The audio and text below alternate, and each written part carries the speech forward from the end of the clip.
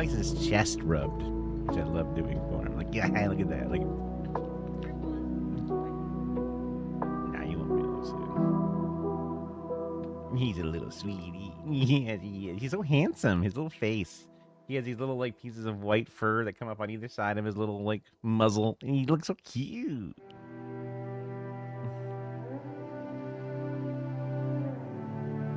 And because he gets, picked up and coddled and hugged, now he gets some treats. Good little boy.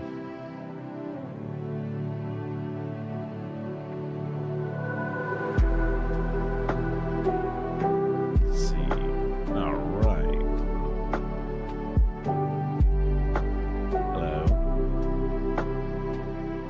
I was tired. What else? No. But so yesterday when I was signing off, I mentioned that I had a little, the general body meeting with the DSA to do, which I did. That was fine. We were up late, Kara and I, and then let me turn this volume down. And I think it's here. Nice.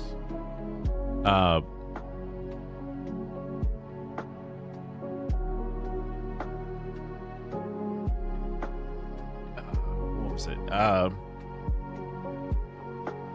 Woke up, good time. I'm a slow waker up now. It's not the best, but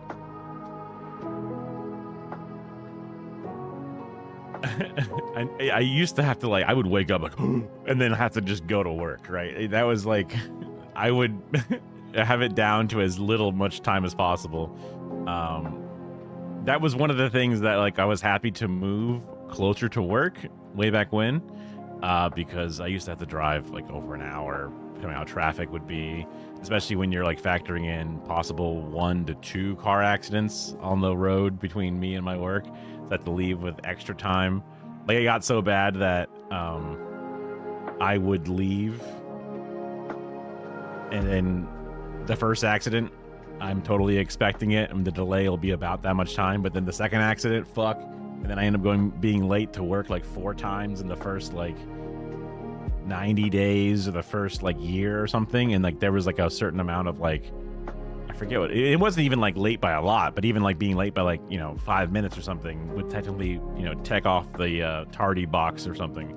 And you only got 5 tardies before it starts going to what is it, certain disciplinary logging actions and stuff. So I had my supervisor come to me and was like, hey, that was your 4th tardy. After this is when they start tracking it. And I'm like, gah! And then I had to, okay, I will just have to leave earlier, no matter what. So even when I would be far away, I would still time it to being just on time, because it was something just really upsetting about showing up at work 30 minutes before your shift, and you're like, oh, I could be doing something else at home right now.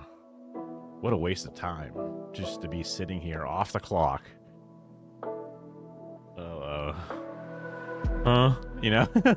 We were allowed to clock in a little early, but only 5 minutes early. Only a certain, depending on which section of the company I was working for at the time. But there was very specific rules, because they wouldn't want people showing up 30 minutes every day, milking the clock, getting all this free overtime or something, right? So I guess there's some amount of reasonableness to it, but it's just when you have a car, structured infrastructure, you can't have it, especially if you live far away. I guess the further away you are, the more normalized the issues are, right?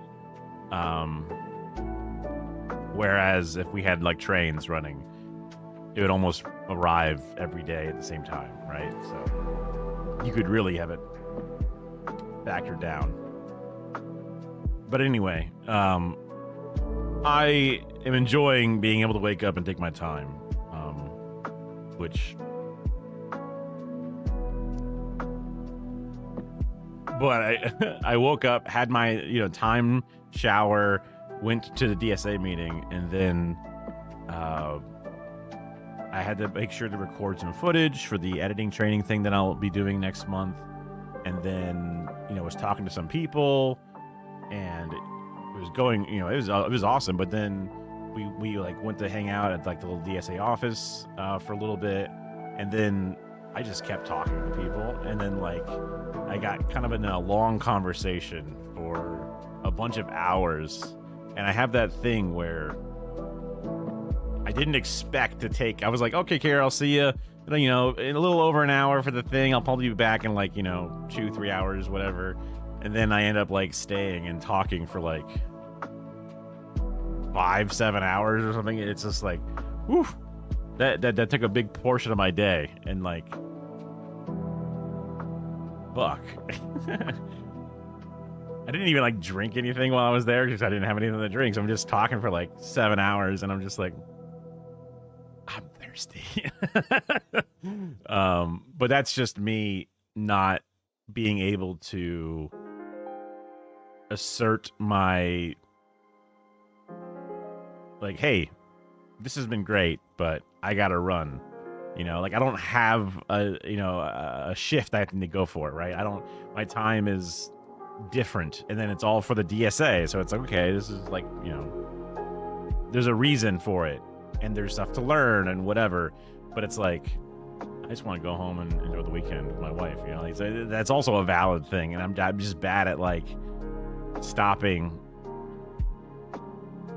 someone else in their tracks to like take time for myself or whatever, or take like executive control of a situation like that, which trying to get better at it. And I guess I relapsed here where it's a lot of like yes and keeping conversations going, and there were times where I could I guess a reasonable person would be like, okay, well, hey, just so I got this XYZ I got to do, so this has been great, but we'll connect more later or something, or like things that you could just let go or whatever whenever someone's talking about it. But like my nerdy brain is like, wait, I want to press this topic some more, or like ask a follow-up to what they're mentioning, because that seems I'm confused or interested in this. So I have my own conversational demons and time management things to constant improvement. I mean, it was enlightening, obviously, if you're having a conversation for that many hours and the topics are meandering around all kinds of different issues and things, and then it gives me perspective and a whole new lived experience to understand, and there's blind spots that I'm now being aware of, and then seeing things in different lights. It's productive in its own way. It's just, and also to some other degree, like, it might be good for me to do this more often. And now I'm playing devil's advocate against myself, but like me coming home and then just vegging out as I watch, a Hassan stream or some YouTube, whatever, right? That's a thing I've done a lot of, and the value is diminished returns compared to having a conversation with a person with a whole different point of view that I have not normally seen, and it helps me build a more robust perspective. Even if it is only seeing one specific anecdotal point of view, it adds to the considerations, because instead of being completely blind to that side of things, now there's like a touch point to remember. And I guess that's a reason why I was willing to just stay and chill and talk.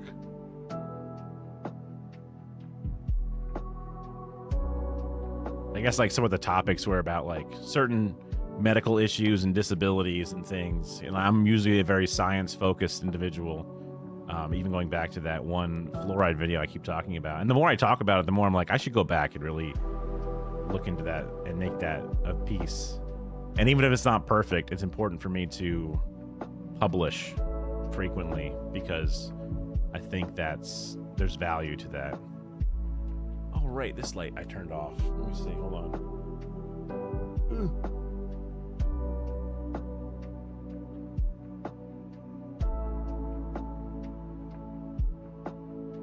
wonder if that is good or bad. It does fill in that shadowy look a bit. It loses some of the true contrast and the, you know, maybe more interesting and striking dynamic, but it might just be better than not having it.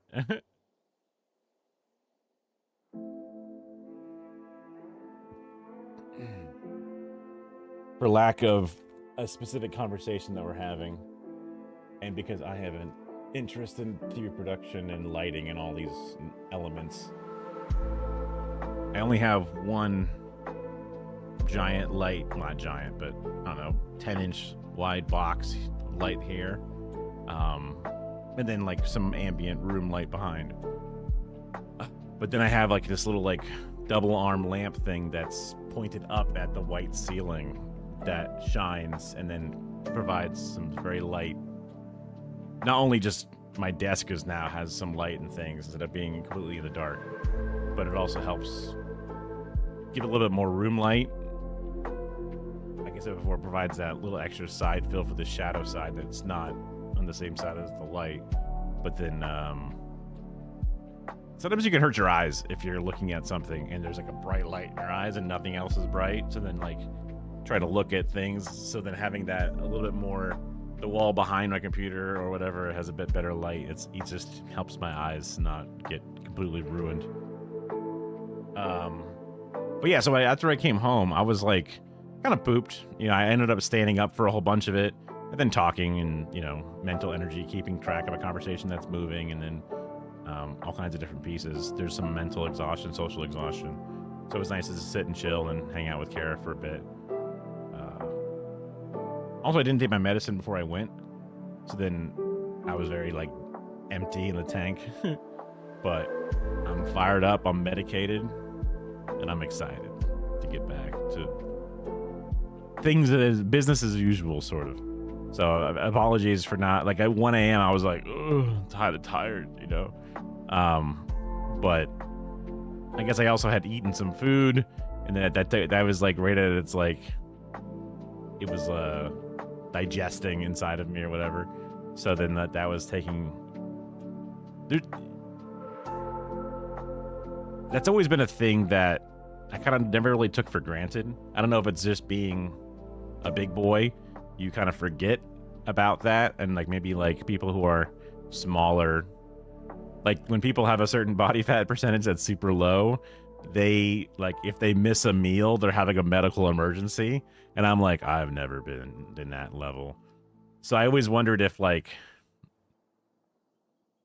my energy, like I've never been like, oh, I don't have enough fuel to do this. I never felt the lack of energy in the tank physically that way, where like, oh, I didn't eat a spaghetti meal, I cannot physically, you know, do a workout right now or something. Like feeling like I need the exact, because like I've had, when my dietitian was a part of my personal training thing, they were like, oh, it's important to eat a certain thing before you work out, however many hours, or you know, if you're eating something that's more, you know, rapid carbohydrates, you can eat it about 30 minutes, 15 minutes before. But if you're eating like a more balanced meal, you might need like an hour and a half, hour at the least to let that be ready for your workout. And I'm like,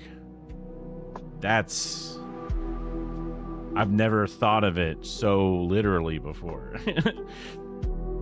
And then like she would ask like, okay, did you try eating these things and do you feel the differences? Or when I was talking to the trainer, and it's like, okay, like, you know, doing these mountain climbers, doing this, that, and the other, like, or these planks, could I hold it a little bit longer, a little bit better? And it's like, today I might be able to do it better than our previous visits, but is it because I ate better in the morning, or is it because I got better sleep, or is it because, like, there's lots of different factors, right? So without having, you know, complete control groups, but, you know, human life is never going to be that formulaic. But I was like, okay, I could, you know, it's interesting to possibly make that connection now and, you know, feel how important it is to do. I don't know. There's probably more to it than my dumb ass can understand. but it also is probably not as literal as I ate pizza. Oh, now I sleep. Exactly 45 minutes after. So, like I'm waking up, not eating anything, and then going, and then coming home and only eating at like 10 p.m. all at once. That's probably a recipe. And then also not being medicated, whatever. Like, the body's like levels are all cranked to the most extreme levels. Also not drinking anything for super while, like being dehydrated. That makes sense that there'd be a crash involved in that process. But and now I'm hydrated, and blood sugar levels have normalized, and medicine has had time to I don't know, dissolve and get into blood, whatever it is it needs to do. So back to normal. Because like, it used to be like, if I woke up at 9 a.m., I'm like, I should be good to go all the way up until at least 9 p.m. Like, if I can't do 12 hours, then like that something's fucked, right? Something's wrong. Because 8 hours is what, like, the day should be broken up normally into 8 hours, like 8 hours of sleep, 8 hours of work, 8 hours of other bullshit, right? Like, there's always like that, like, classic trio of the 8-hour style that we build for ourselves. And it never actually works out like that, because there's travel time and there's bullshit time and then like whatever. And you never really get that full 8 hours to yourself unless you're stealing some, either you're working less because you're doing part-time instead, or you just lose some sleep or something. But so like me being like, okay, I woke up at noon, but then by 10 p.m. I'm like gassed. I'm like, well, that's only 10 hours total. That shouldn't be right, whatever.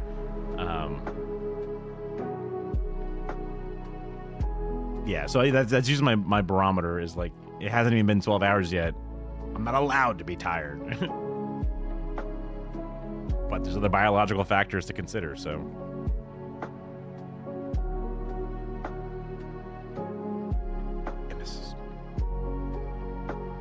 With nutrients for immune health support. Wow. High protein shake. Man reads labels. Ingredients. Water. Interesting. So the last couple of days we had watched Andor season 1, a banger, amazing. And I'm not like, this director, yes, did a great job. Yes.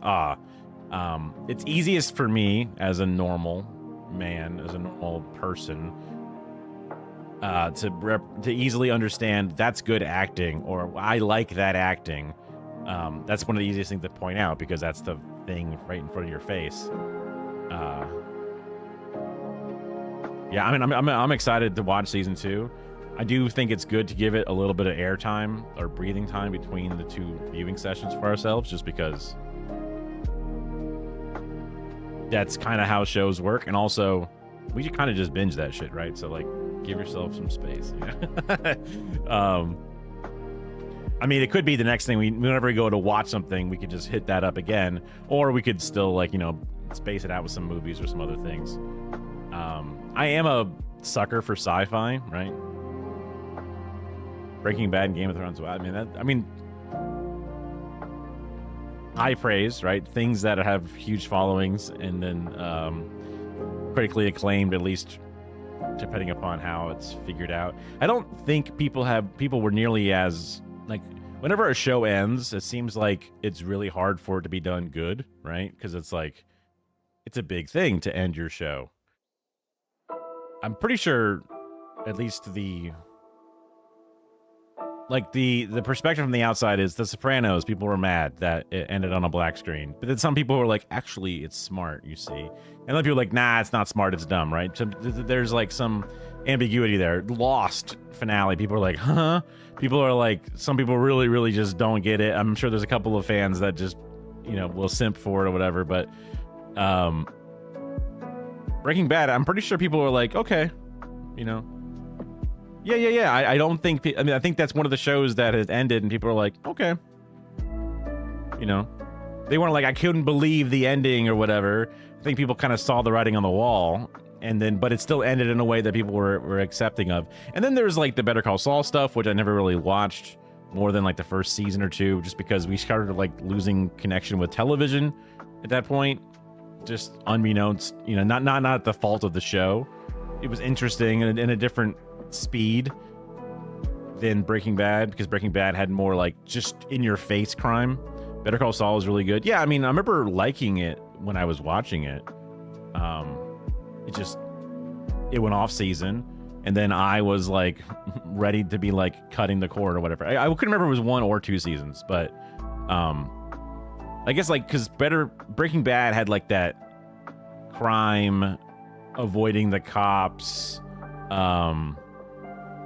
murder, crime lords, but then also double life, alter ego sort of like tug and pull. Whereas Better Call Saul is kind of like, it's about Saul, man. It's about his very down to earth struggle with his brother or his family, and then like the way that it was a much more like, I guess, grounded.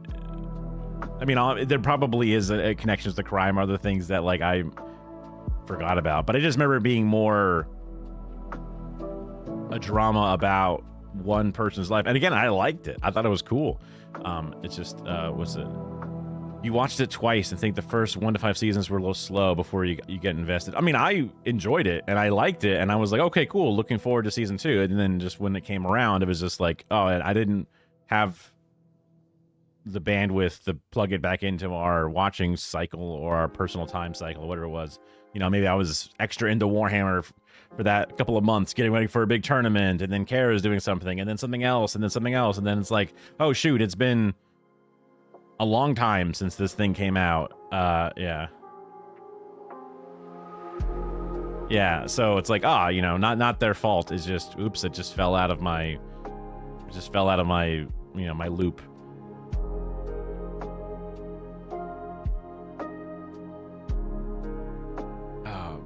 But yeah, Game of Thrones, it did not have the same ending that people were like, yes, a good ending. Because, I mean, I'm not sure how fast you came in, but yeah, because Kara was like, oh, Breaking Bad had a good ending. And I was like, I'm pretty sure, I don't remember people like, oh my God, the ending, amazing. I couldn't believe it. People weren't like, I guess they probably tuned in to watch the finale and it probably had good ratings or whatever, but I don't know that it didn't seem like it had like a huge impact, like the way that Lost or The Sopranos or the ending of Breaking Bad was really, really good. Yeah, I mean, I think there's always going to be like the because I mean, I was that guy. Like when we watched Breaking Bad, I was the like, I hate Skylar, what a bitch, how could she, because I watched things in the most simple tone where it's like, protagonist on screen, that's the person I'm rooting for. It was difficult for me to disconnect that Walter White was a bad dude, that he's a narcissistic individual who, even in the first episode, was given the solution to his actual problem, but instead went with the illegal, immoral version of it because he had his own pride that he wanted to do it himself or whatever. And that's like, oh, I couldn't really see that. And like the mistrust that Walter White did behind Skylar's back by being a drug lord or whatever was not seen as a negative thing for the relationship. But then, Skylar cheating, was now considered a horrible sin, right? Like the most like middle class, not in tune with himself white dude, like, anger, right? I didn't go online and post about how much I think Skylar's a bitch. That was the one thing that kept me different from the other ones, but I'm dumb. Like I was bad at understanding things. It's still fuck Skylar O'Clock. Yeah, that could have been another angle of it, is that a buzzkill, a kind of a little bit of Karen energy, but maybe that's not deserved. I'm trying to think back on it, because like she was good at her job, she was good at being an accountant, she would take charge, and like, is that a bit of the When a woman's a leader, she's a bitch. When a man leader, he's a badass. And like the disconnect, right? Because Walter White, a badass when he takes charge, but Skyler taking charge, ugh, what a bitch. You know, like it's just one of those like. It's been a while. I only watched the show once. Like I watched it through, and then I have just the memories of myself. But I remember like I tuned in the Mafia Jinx or whatever, and I was like, wow, that's crazy. She's watching. You know, I forgot I was gonna say who watches things straight up on live. But anyway, and then like seeing it through a bit of a modern lens, and then people reminiscing about the discourse over these characters or whatever, and it's like, okay, I used to be that, right? But now I see things in a different light. But again, like, and yeah, having empathy for everybody. It's been a while since I watched it.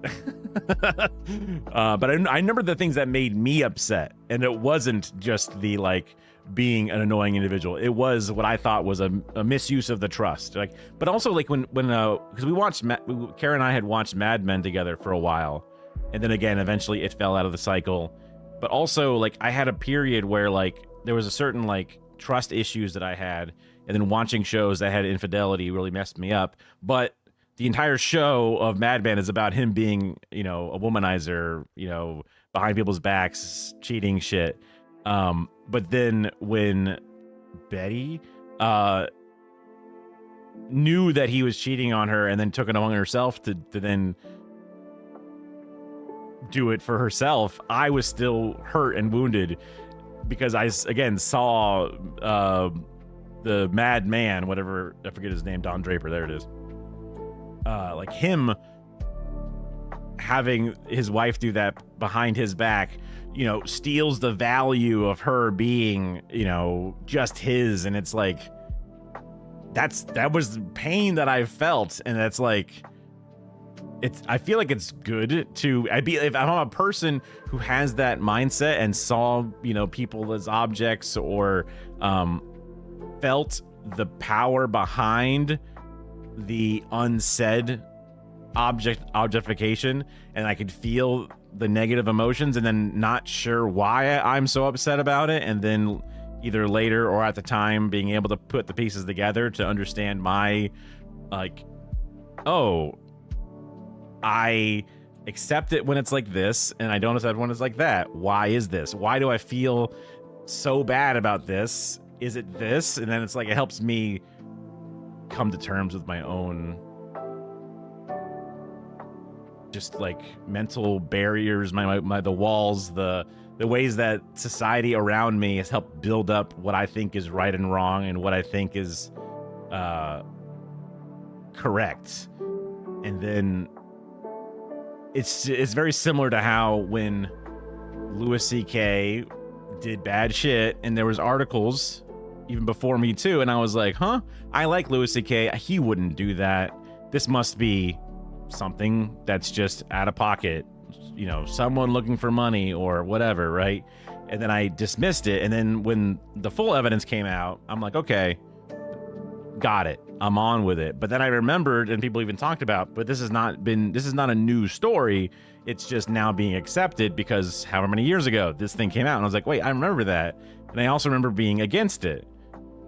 And then there's like, oh, look, you know, drama in the Twitch world where, you know, friend of Kai Cenat does a bad thing. Does Kai kind of come to his defense too hard and not believe the victim? And I'm like, wait, that was me, right? I did that same thing in my own little minor pocket where I'm like, oh, look, a creator I enjoy, or, you know, a celebrity I enjoy, I will believe what I want to believe because it makes me feel good, and believing the bad thing makes me feel bad. So then I'll just, you know, put these walls up in my head.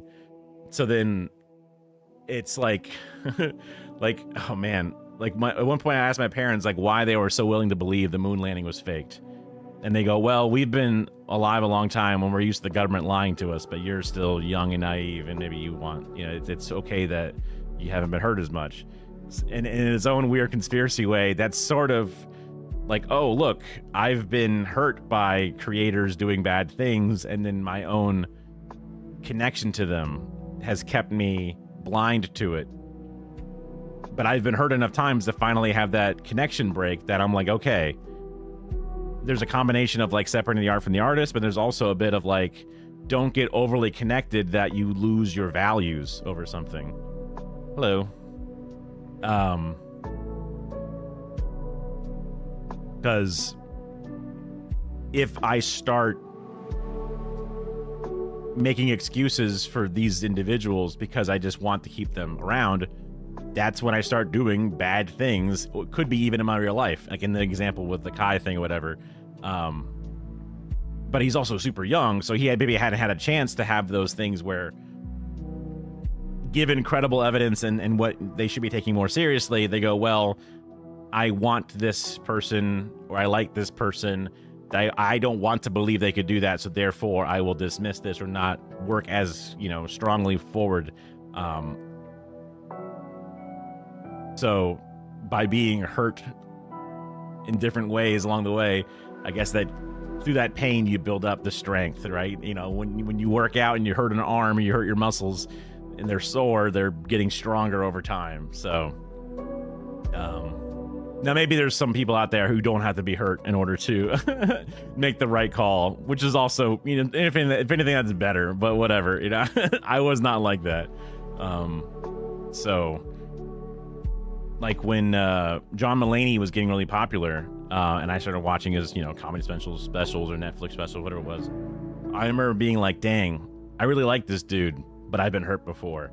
So like, he better not do anything super fucked up because damn it, I don't want to lose another one, right? But I was like, even that was growth because I'm like, okay, I'm ready to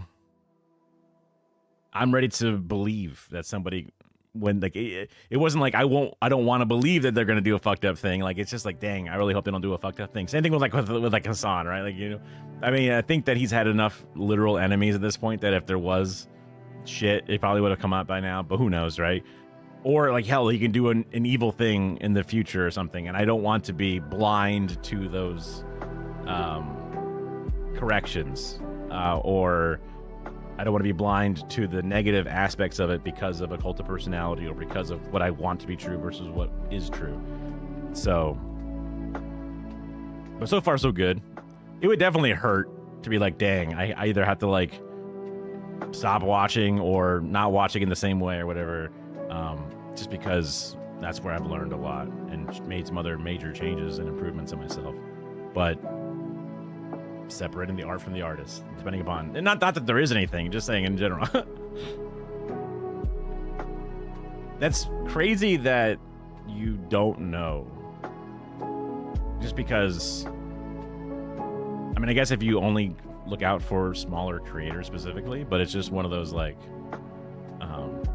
it's hard for me to think that you wouldn't know who they are, just because, I mean, I guess when I was on Twitch first, it was like, I don't know, like when I was active, it was like 2013, 2012, whatever. Yeah. I went to Twitch specifically for one creator, Beagle Rush at the time, now Beegs and Jam. And it was, or I think technically it was Miss Jamball and then Beagle Rush. Well, yeah, Miss Jamball and now Beegs and Jam, because he started, whatever. He's a YouTube creator who made like XCOM Let's Plays, and then his partner, girlfriend, had a Twitch account, and then she was like, hey, you should play on Twitch and get a following there. And then he would just use her account, because back then it was annoying to make an account. I guess it still is annoying, but it was one of those, like, it just made sense, I guess. And then eventually the channels now combined branded for each of them.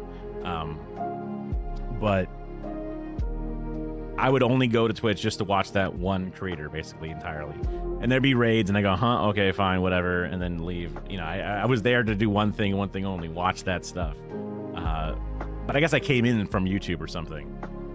So when the sidebar would say, look, watch XQC, I literally wouldn't even see it, because I had a banner thing saved just to go to that one page, which was just their page. That's it. I forget even how I would get notifications. I think there might have been like a YouTube video saying, hey, we're live on Twitch, and they would take the video down. I forget exactly. It's been so long. But that was that was the first thing I did, was watching that stuff on Twitch. And when I used to think back on it, I was like, oh, it kind of makes sense that I really connected with this one streamer and watched shit ton of their content, because my brother would play XCOM, and I would sit there and watch him play. Like, I used to say that sitting next to my brother was the very first version of Twitch for myself. Your sidebar has at most 50. Yeah. Remember when YouTubers would do that, post a sort of video announcement for the streams? Yeah. I guess that might have just fallen out of favor just for one reason or another. Or maybe it's because maybe they're like, oh, look, it's bad for your algorithm to have too many uploads per day, or, you know, without enough views, and then that pushes you down or whatever. I don't know what the reason was, but that used to be, yeah, a way that people would add notifications. And this is also before like Discord servers and stuff too, that now kind of like are a way for people to get those same notifications. Trying to remember what it was. Oh yes. So I used to sit there next to my brother and watch him play games, and I really like watching this guy because my brother showed me the YouTube videos of this dude playing some XCOM shit, and I thought it was really funny at the time, right? Old internet shit, or earlier YouTube stuff. So then when they were playing on Twitch, I was like, okay, this is a decent enough second monitor content while I'm playing something or I'm doing something else. And they had very similar humor to my brother.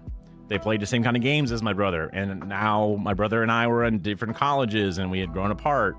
I had less activity with my friend group as much, or, you know, getting less and less of it. So it was like a parasocial connection, a virtual version of my brother that's, you know, obviously different to some degree, whatever. But it was, as I was getting more and more socially isolated, I had this outlet to then be something that I could enjoy and to feel that same feeling I had in its smaller and different form. And that would just kind of continue to grow or whatever it was. So it doesn't feel good to be like, oh, look, I use this as a replacement for my brother because I'm alone. No, but I guess it's still kind of like true. And I still watch Twitch and do these things.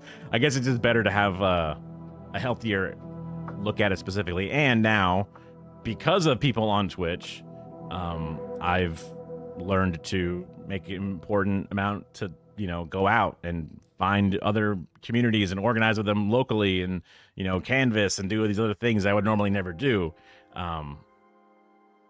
Yeah, and then, oh yeah, so the longer and longer I would watch Beagle play XCOM, I realized that I didn't even care about the game as much. It ended up being just the person talking, the person making these tangents and jokes, or just talking with the community.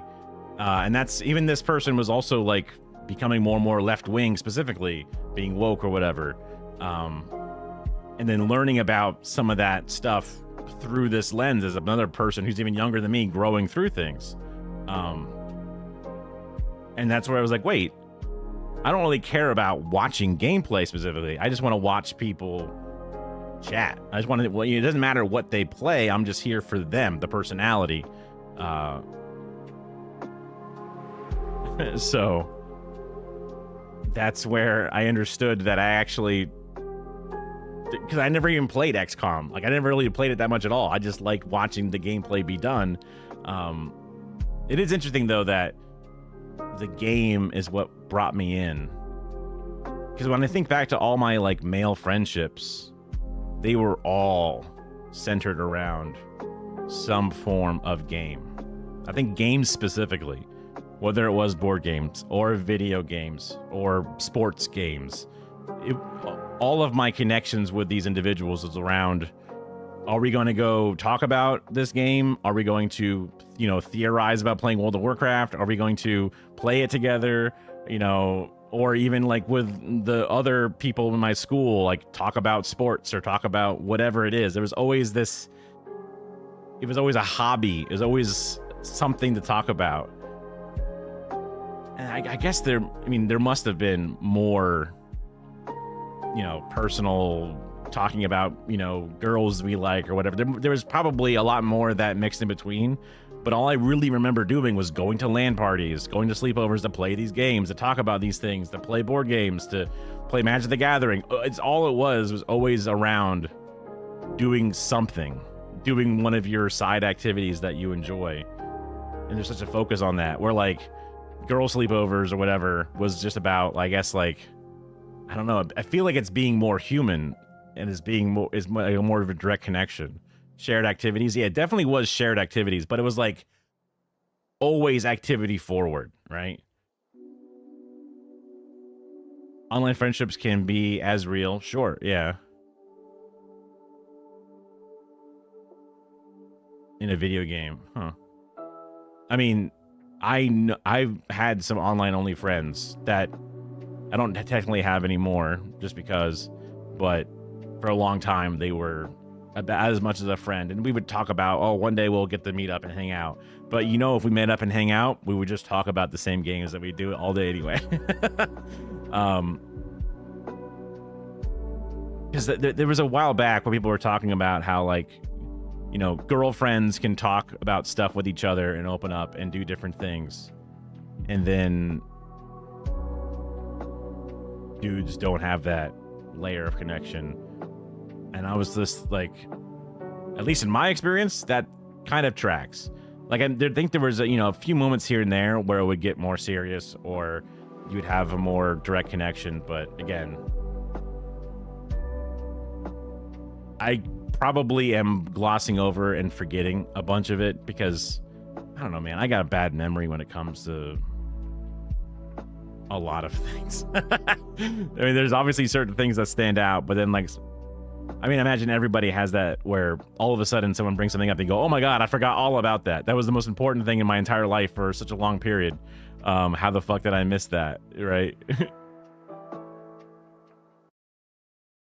would be cool.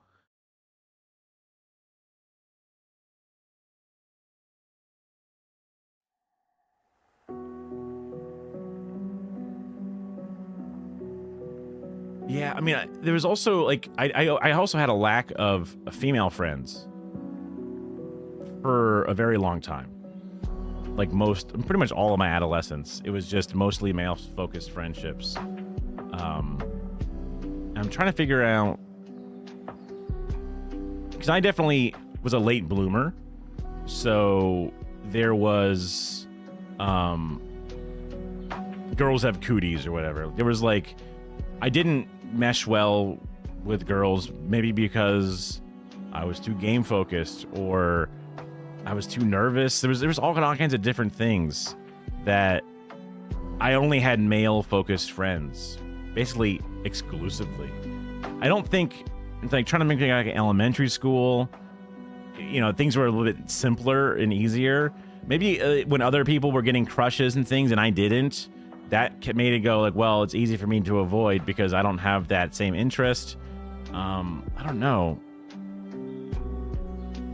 I started getting, like, overweight and stuff even as early as, like, 6th grade. So that also played into me being, like, not,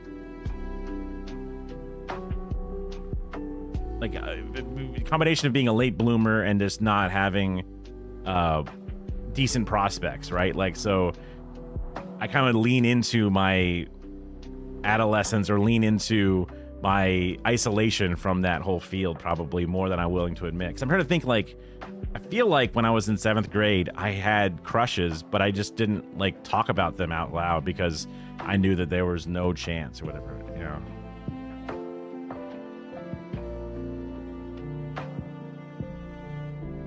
Huh.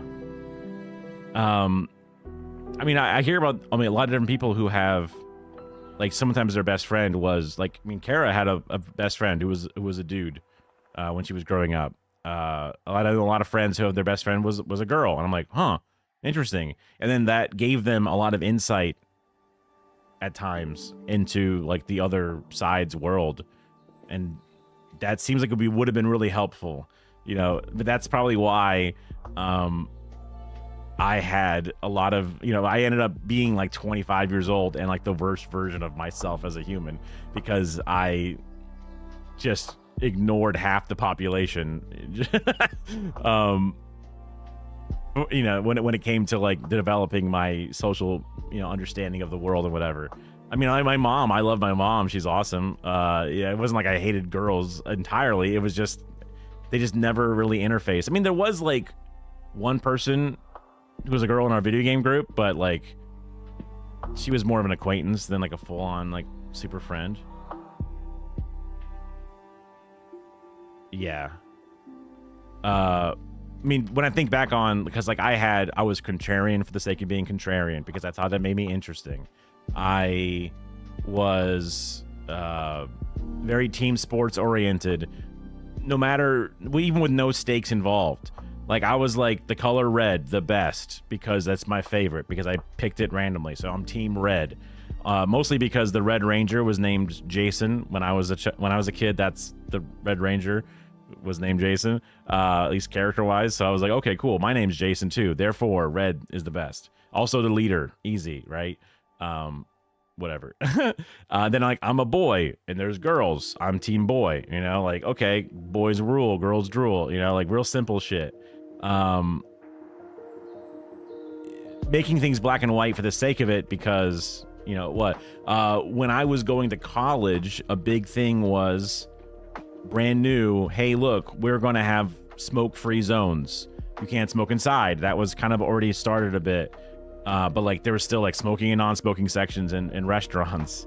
Hotels would ask if, I guess they might still ask that. I don't know. The Pink Ranger was, I forget the person's name. I don't remember any of the names, honestly. Yeah. I mean, I wonder how much it is a shared experience. But yeah, I because my parents were smokers and I wasn't. But when there was like, you can't smoke in the parking lot, you have to walk so many feet away from the building or the entryway, I was like, oh yeah, well, I'm actually team smoking, and I think that they should have a right to smoke out here.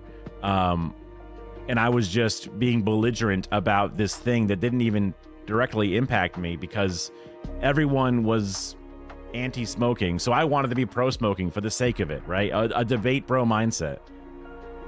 She was, oh god. There was other ladies on the squad, so that's definitely not the reason.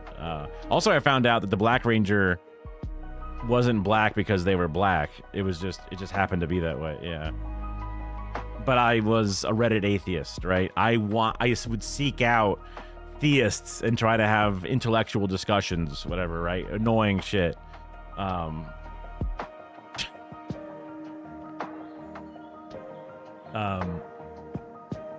I'm trying to remember specifically.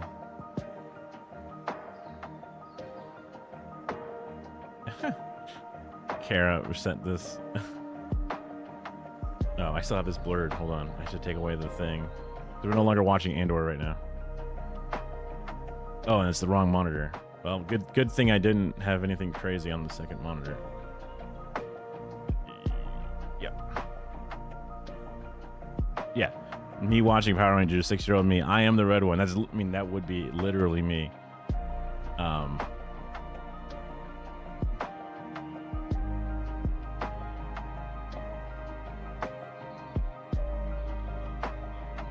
Yeah. I guess I have less of a full-on dynamic reversal or whatever, or change. But trying to remember. Yeah. So, but one of the first times I learned to like tone down some of that bullshit was when I was at college, you know, annoying about the smoking bullshit, whatever, right? But then when I came home to visit, and then like my parent lit a cigarette in like the kitchen or whatever, and I'm sitting in the living room, and I can immediately smell this like specific tar smell, even though it's like 20 feet or whatever the distance is. And I was just like, whoa, huh? You know, and it's like, or I would be outside and someone's smoking like in the parking lot, and then all of a sudden I could notice it, you know, even though I was really far away. And, you know, growing up with it around me for years, I was nose blind to it. And then I started noticing, once I was like free of it for even like a couple of months, the difference and how much nicer it is not to have smoke in your face at all times. So it's just like, oh, wow, I might be wrong on this, right? Like, oh, there's a reason. Like, this is more in my face and noticeable than I know or than I understood before. And of course, if I even went back a few months before and was trying to talk to the debate version of me picking a side for the sake of picking a side, I couldn't have understood that difference until I just had it happen to me, which I guess is an interesting thing to think about, because when you're arguing with somebody and no matter what you say to them, they can't understand it, sometimes that is the case where that person will never budge until they are willing to, they experience something themselves and see it, right?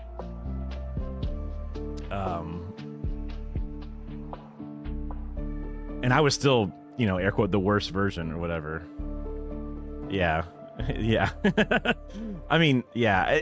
But then I guess that would also then feed into, because there's like the same intellectual contrarian for the sake of it, whatever, also when in doubt will default to the, gigabrain centrist point of view, where like actually it's a little bit of both sides. And that was like the resolution then like almost every South Park episode was, actually they're both wrong, it's a little bit of both is the right answer, right?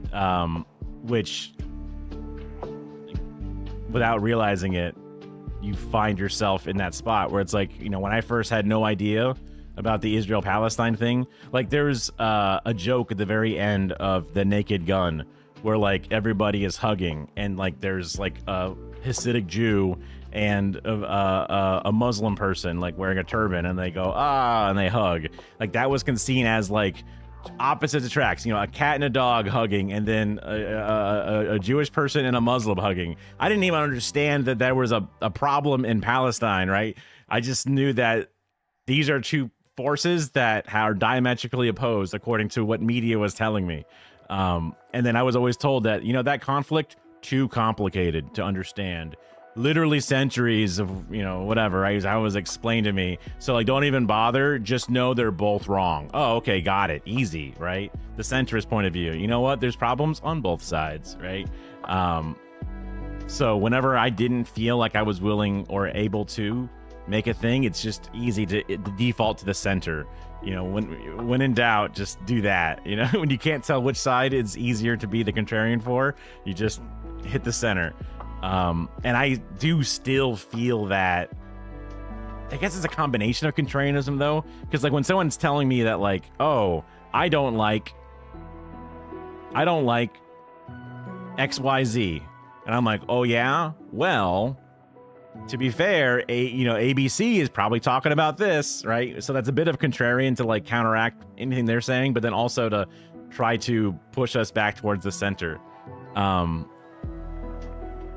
I'm better about thinking about it before I say it, because I don't want the person to think that I'm really coming for them, whatever it is.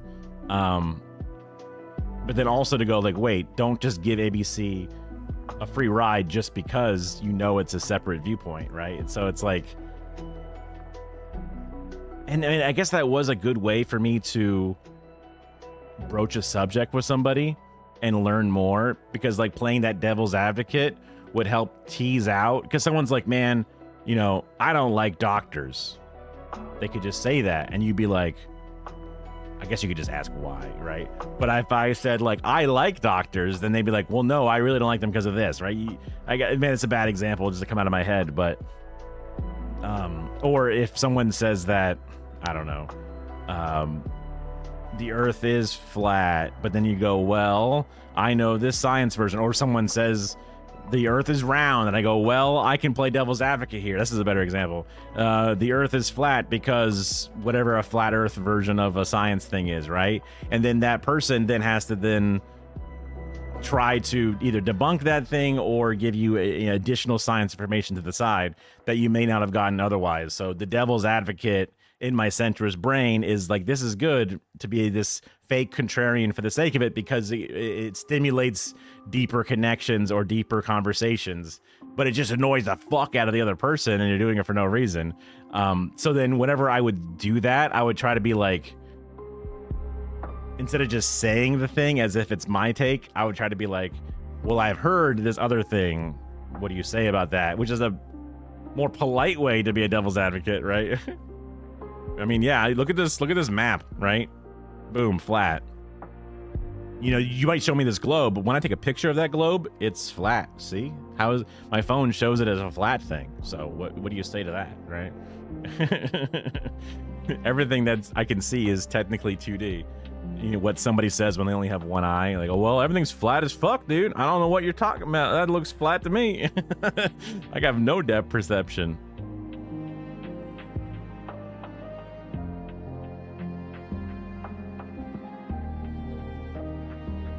I forget even how I got. I mean, I've meandered myself because when we started, I was just kind of like talking about, oh yeah, because I had this really long conversation with a person from the DSA, and I was really bad at like being able to like, oh, I need to take this time for myself, and I want to go home and do something. So, goodbye. I would just kind of yes and everything, or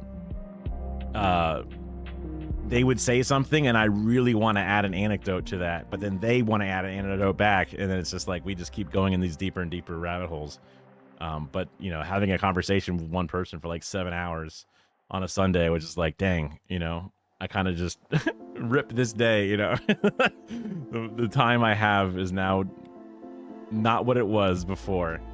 But, you know, like I said, I've learned a lot and have a whole new perspective on certain things. And even if I don't 100% agree or have enough knowledge to understand why they have such like specific takes or whatever it is, there's a lived experience to gain from, even if it helps me just, you know, understand how to be more empathetic. Because, you know, if somebody really doesn't like doctors, but I'm a guy who's a big science enjoyer and like trusting science overall, and I don't normally condone such direct animosity toward an entire field of professionals who do some of the hardest work and the most necessary work. And there's a couple of like devil's advocate things that I felt compelled to say, because it's like, okay, but you know, this doctor doesn't like being corrected, or this doctor doesn't like somebody bringing up their own stats. What's up, bud? And I'm like trying to be like, well, like imagine all the Joe Rogan dickheads that show up and have their facts, right? So whenever a person comes in and goes, excuse me, doctor, I've Googled this, okay? You need to give me these pills right now, or I need to take colloidal silver and you need to give it to me, you know, whatever, right? Like you can imagine the number of times that they have that shit. So even when somebody has done their own research in a way that is reasonable and ethical and is within the science, I do feel like a doctor would be so sick of that shit that they would have a, not even like, it may not be valid to have a knee-jerk negative reaction to that. And then when you get into like extra higher tiered experts, they even feel more of like a god complex, or they're so used to being, you know, respected even among other doctors or whatever. So they would have even more visceral reaction to it. But also I have like the mindset that you as a random individual, even when you do incredible research and you're very smart, I, from the outside, not being inside of their head, almost don't believe them that they can do enough good research to counteract an actual doctor who has a doctorate and gone through residency and done all these different things. But there's a lived experience in front of me that has formed this worldview and is much older than me and has gone through way more hardships than me. And like, even if I want to be able to talk to somebody who has a similar perspective and then maybe convince them that my idea of me giving them the extra consideration, the doctors, whatever, should be a way that they go forward, it's important to have that empathy or the understanding of where they're coming from, because I can be annoyed and frustrated by certain things in my life that can then lead me to be short or misguided or not willing to see something. And if somebody is not able to see that element, I may not be willing to listen to them or whatever. I don't know. I don't know how much I can actually, just by having one long conversation, be able to apply it. But I guess it tones down my rhetoric, especially when dealing with a person in person, to say like, oh, you're stupid for doing your own research, whatever it is, right?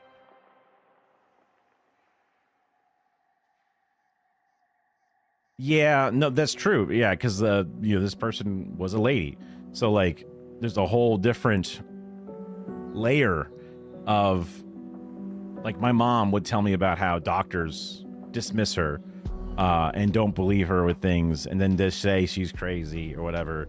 And there's literal history of like hysterectomies being a thing. You're being hysterical. The hyster is an organ or whatever that is related to, I don't know, uterus or femininity specifically, right? It's the female anatomy, the hyster. So the hysterectomy, aka you're being hysterical, is like, oh, you're emotional, you're being a woman, like that's how medical professionals were. And how deeply is that misogyny or patriarchal, structures baked into medical schools? My sister-in-law is a doctor, like a full-on, works at a hospital. You're talking like all the different seasons of Scrubs, residency, internship, to straight up, doing rounds and shit. And the amount of like, when she enters a room, people are like, hello, nurse, when's the doctor getting here, right? And it's like, I am your doctor, you know this, right? Or, hey, toots, or hey, sweetie, can you do, just all the different layers of things that I would not be aware of directly without someone sharing it. Because I even with the worldview that I was raised in, still wouldn't be that dismissive, at least not verbally. Even if I was thinking to myself like, oh, a woman is not a real doctor, or when someone says doctor, I picture a man always 100% of the time in my head, I still wouldn't be so gross about it, or like make it an actual thing that I would think directly on purpose, right?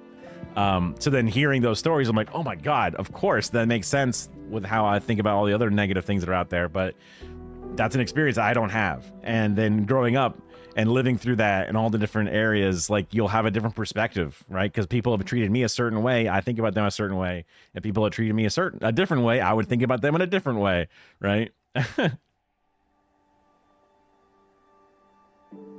Your mother almost passed because your father was saying no, you have to look at this. Yeah. I mean, like, Serena Williams was like, hey guys, I just gave birth, but I feel like I'm like having issues and I'm bleeding or something.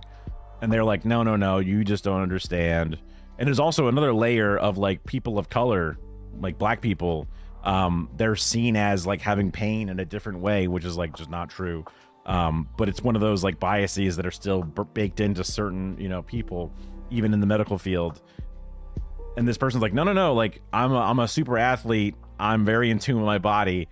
Something is wrong. I don't feel good. And like either went to like a second opinion or went to a different hospital or something.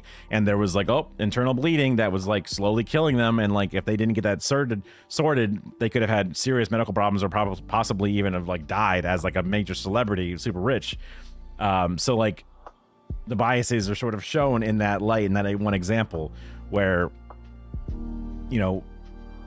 postpartum care in America is really bad. We have one of the worst postpartum death rates of women after giving birth, just as an example of things.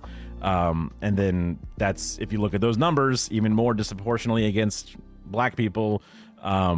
It's just like, whenever people are like, oh, misogyny is fixed, women can vote, racism is fixed, Barack Obama was president. And it's like, bro, there's such a lack of willing to grow, willing to improve yourself, if that's how you see things, which is a bit depressing, but I guess what are you gonna do? I mean, I don't know. It's just hopefully they'll get there one day, or at least enough of them will get there.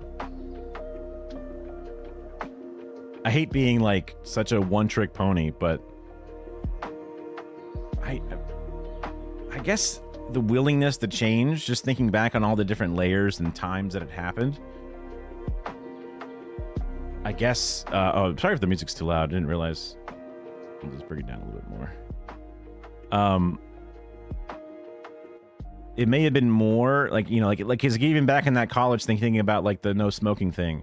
And then even though I had my contrarian opinion, I was willing to stop it after seeing a different thing, instead of just doubling down. And I always like to think I was about 27-ish first started, finishing school and doing whatever, and then working in my actual field before I really started to like try to like work on my anger issues in a more proactive way and change my behavior, because I think I was hurting my loved ones and all the kind of different things. But I guess I was still making improvements and changing ways I did things in my life even beforehand.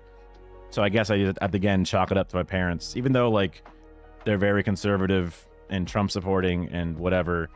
They still helped raise me in a way that, even though like, I don't think that my dad is ever willing to do self-improvement in this way, but I somehow, after growing up in the house, was able to. So I just really feel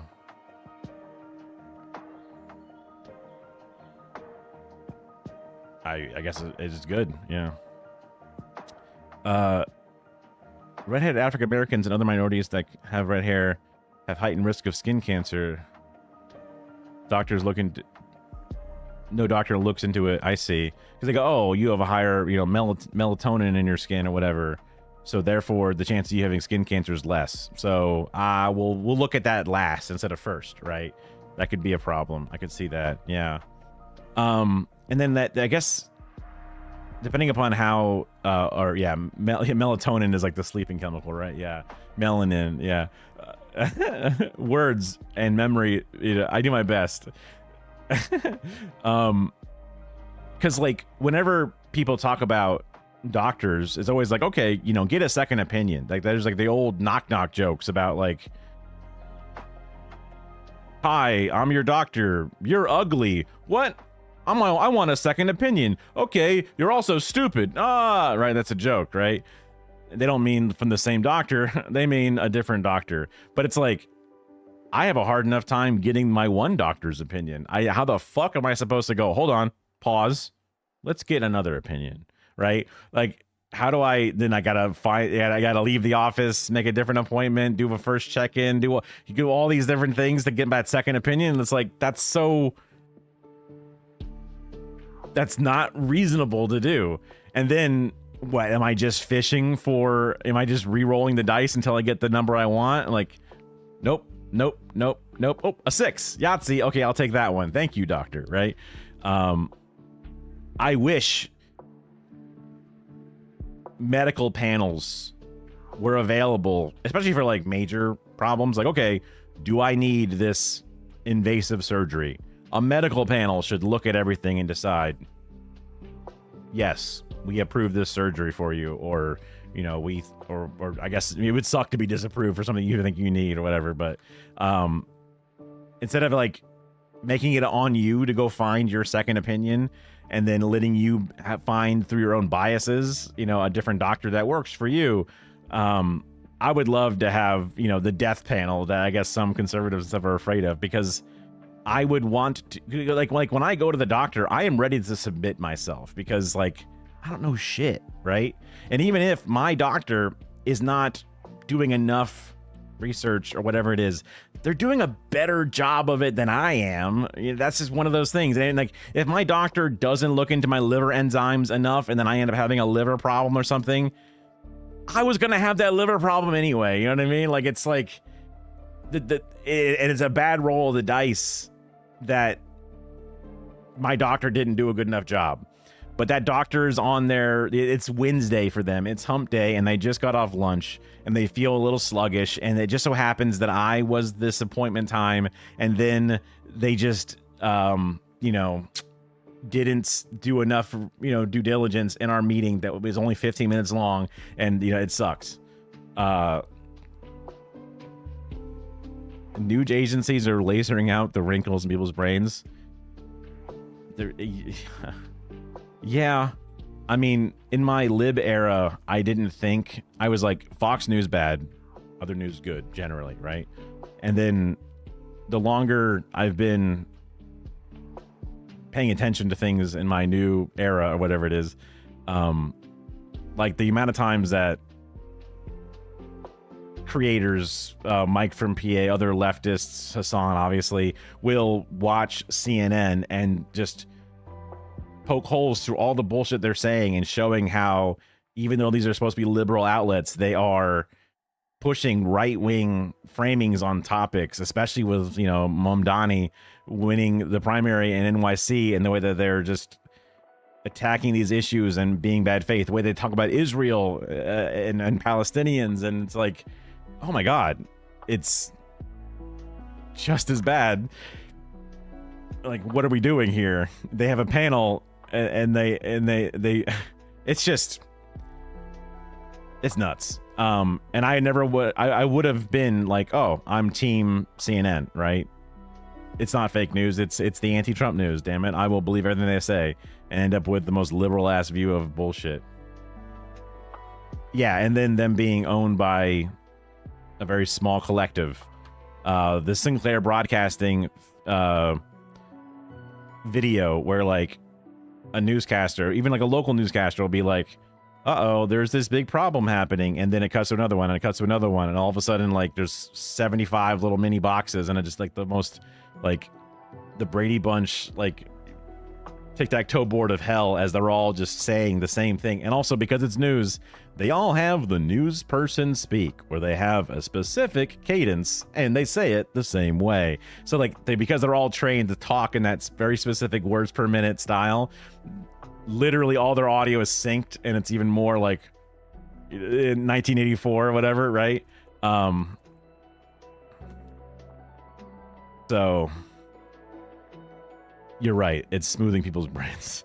Although there's that whole story about it's called Chorus, where like the DNC or a DNC backed fund or whatever it is was paying different like online creators to not specifically push messaging, but they would have daily like trainings on talking points on whatever issues were important, and like they're trying to clarify even this alternate news space, and that's kind of expected but scary to see it's actually happening. And then a thing that I was noticing as people were talking about it, because like, I don't know, I forgot all the different creators' names, but like each one would come out with a statement about, like on Twitter or whatever, about their unhappiness about this article or an unhappiness about whatever. And almost every tweet used the same specific phrases in it. Even though they seem like common phrases, they were all using the exact same like turn. And I was thinking like, people were like, was there like a message saying like, hey, you guys should say something similar to this, or like, just so everybody knows this is happening and we don't think it's good because XYZ, and then people just copy and pasted it or whatever. It seemed like it seems weirdly suspicious that they are all coming across the same way. But if they're having daily meetings where they go over talking points, and then they say like, it would make sense for everybody to refute this thing along these lines, and then people just take those lines and then put them in, and then they all end up like, I wanted to like take all the tweets and put them all together and like clarify it where they all had the same exact wording. And it's like, you say you're not being controlled, but look at all of you, look what you're doing. But I, you know, unfortunately I'm too lazy, and I didn't care enough about, because I never really had smoke for like a David Pakman. Like, these are all names I've heard here and there, or, you know, these other, you know, bigger creators or whatever that are involved in this stuff. But I never really looked into them, never really knew them, that I never had any smoke for them, because I just never watched them. I guess it's good that I didn't, if they are not quite as independent as I've gone, would appreciate. Yeah, Orwellian is a good way to put it. Yeah. And it does make sense that as traditional media sees its grip on society slip, its ratings go down, and then like the influence and the power of these other groups grow, literally being, you know, on the inauguration team or whatever, right? Like getting shouted out. It makes sense. They go, wait, we've lost control of the narrative. So then they start playing that long game where even if they are as hands-off as possible, them being involved is suspicious, because the same way there was this old Noam Chomsky bit where, I guess, I'm not sure if it was manufacturing consent, but it was like he was talking to a journalist and saying like, you know, journalists in the news media are only allowed to say the talking points that matter to the people in charge of the news. And then the newscaster in front of him, the interviewer, is like, do you think I have been told what I can and cannot say? That's not true. And then like Chomsky's like, no. Like, it's not so much that you have been given a direct order, but like you have been put in a position to run this interview. You have been promoted. You have been, pushed along where other people were not pushed along. Other people were not given promotions. They were not paid the same. They were not given the same opportunities.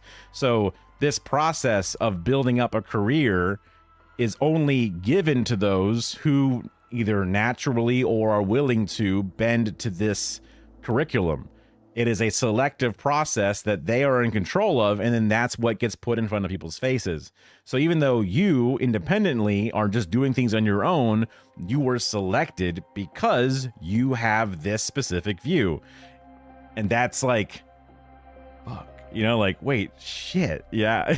This is not like public radio where it's ratings based and that person gets higher, or it's not individual, creator information that's being put out independently that then grows based off of the merits of their ideas. It is still a hand, a secret hand in the market that's in control of the people that make it in the front. And like that, like when you, I mean, at least for me, like when I understood that angle, it's like, well, that means that you really can't trust mainstream media at all. And like, I guess there's like less dramatic ways to look at it, that like when people would look at Al Jazeera because they do really good journalism on a lot of things, but there's definitely things that maybe you shouldn't look at Al Jazeera for, like the way that they cover their own country or something.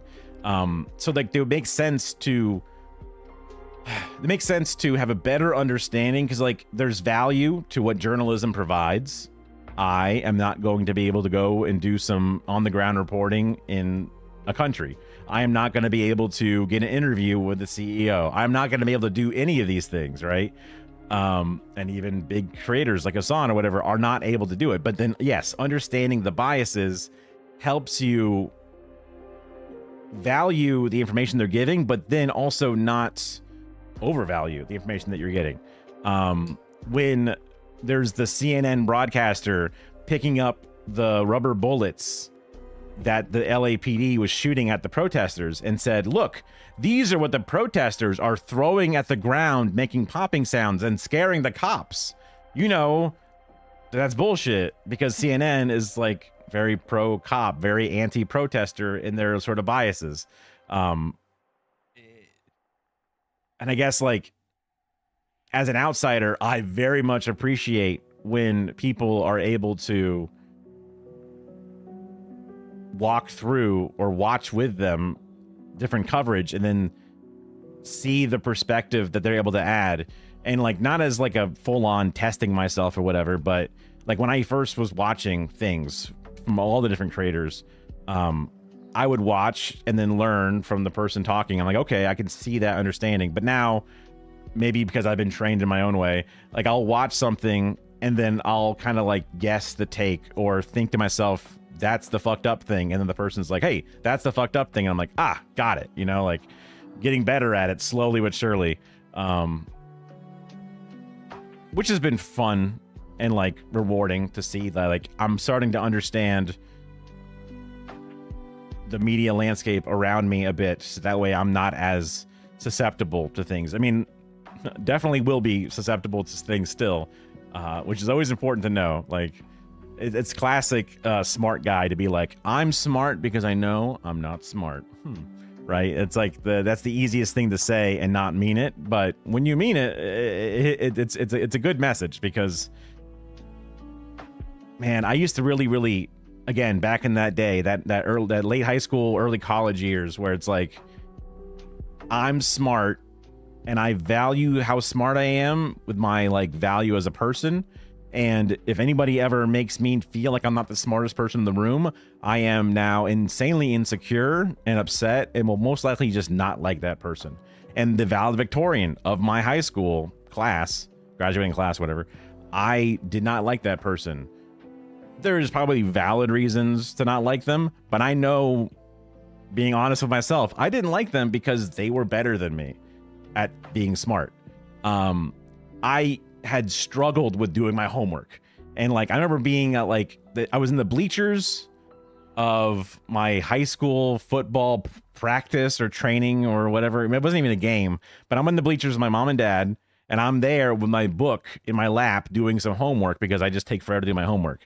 And this is because I have ADHD and like I have problems with time management and attention, and you know, I had my own failings because I'm just a little shithead kid. And then my mom, there's another mom in the stands talking to my mom. It's like, oh, your son's so studious. And she's like, nah, they just give him too much homework. It's bullshit. It's fucked up. And then that other mother's kid turns around and he's one of my classmates. And he's like, oh, I'm in all the same classes. And I'm able to do all the homework just fine. And I do extracurriculars. And I'm like fit and, you know, handsome and have girlfriends or whatever. Like, they didn't go into that much detail, but I'm like, man, fuck you. You know, this wasn't even the valedictorian. This is some other kid who was just smart or smarter and was able to use his time management well. And maybe he was even lying, right? But like, I was like, man, fuck that guy trying to show me up in front of my own family and, you know, making me look stupid. But like, you know, what was high school all about? Yeah, I mean,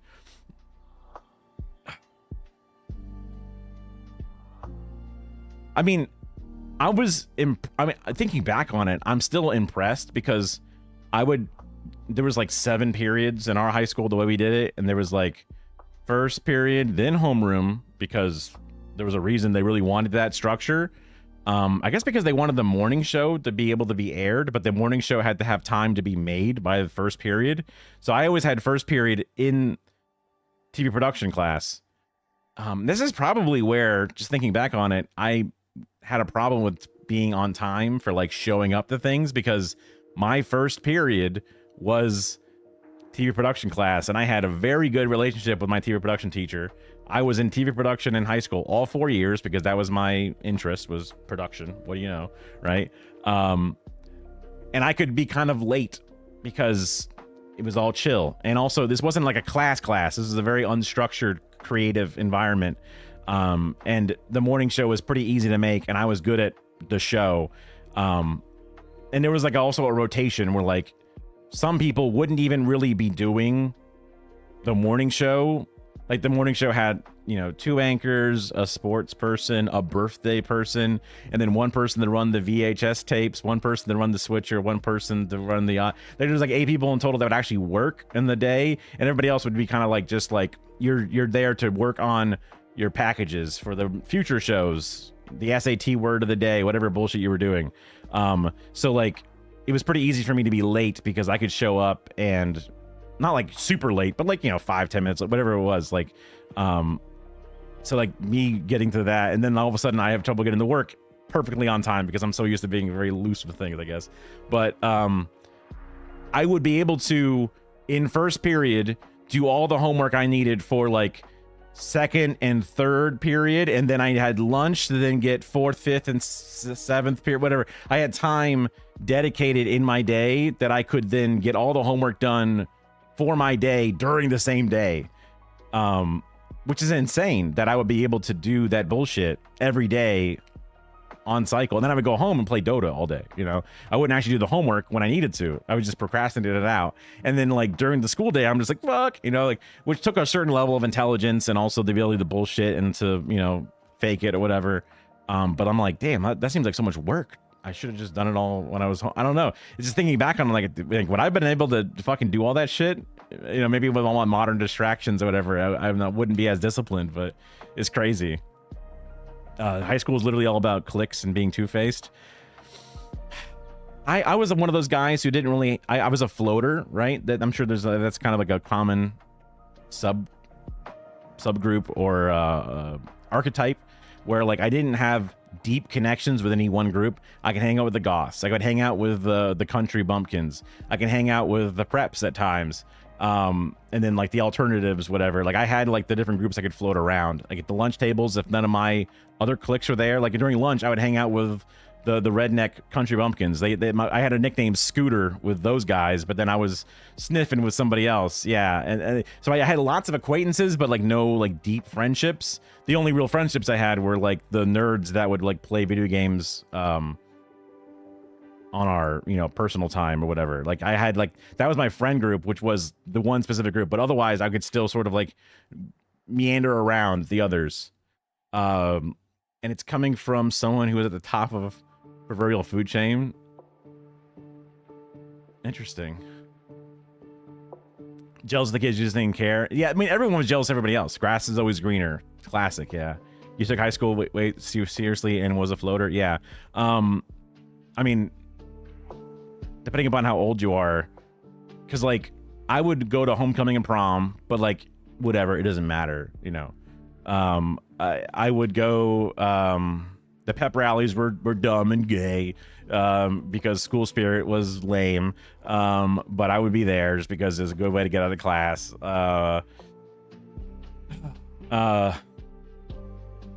Edgy for the sake of being edgy. Oh man, just high school was because it's also like for me it was like the entirety of my puberty was like high school. So like 9th grade I looked like a fucking baby,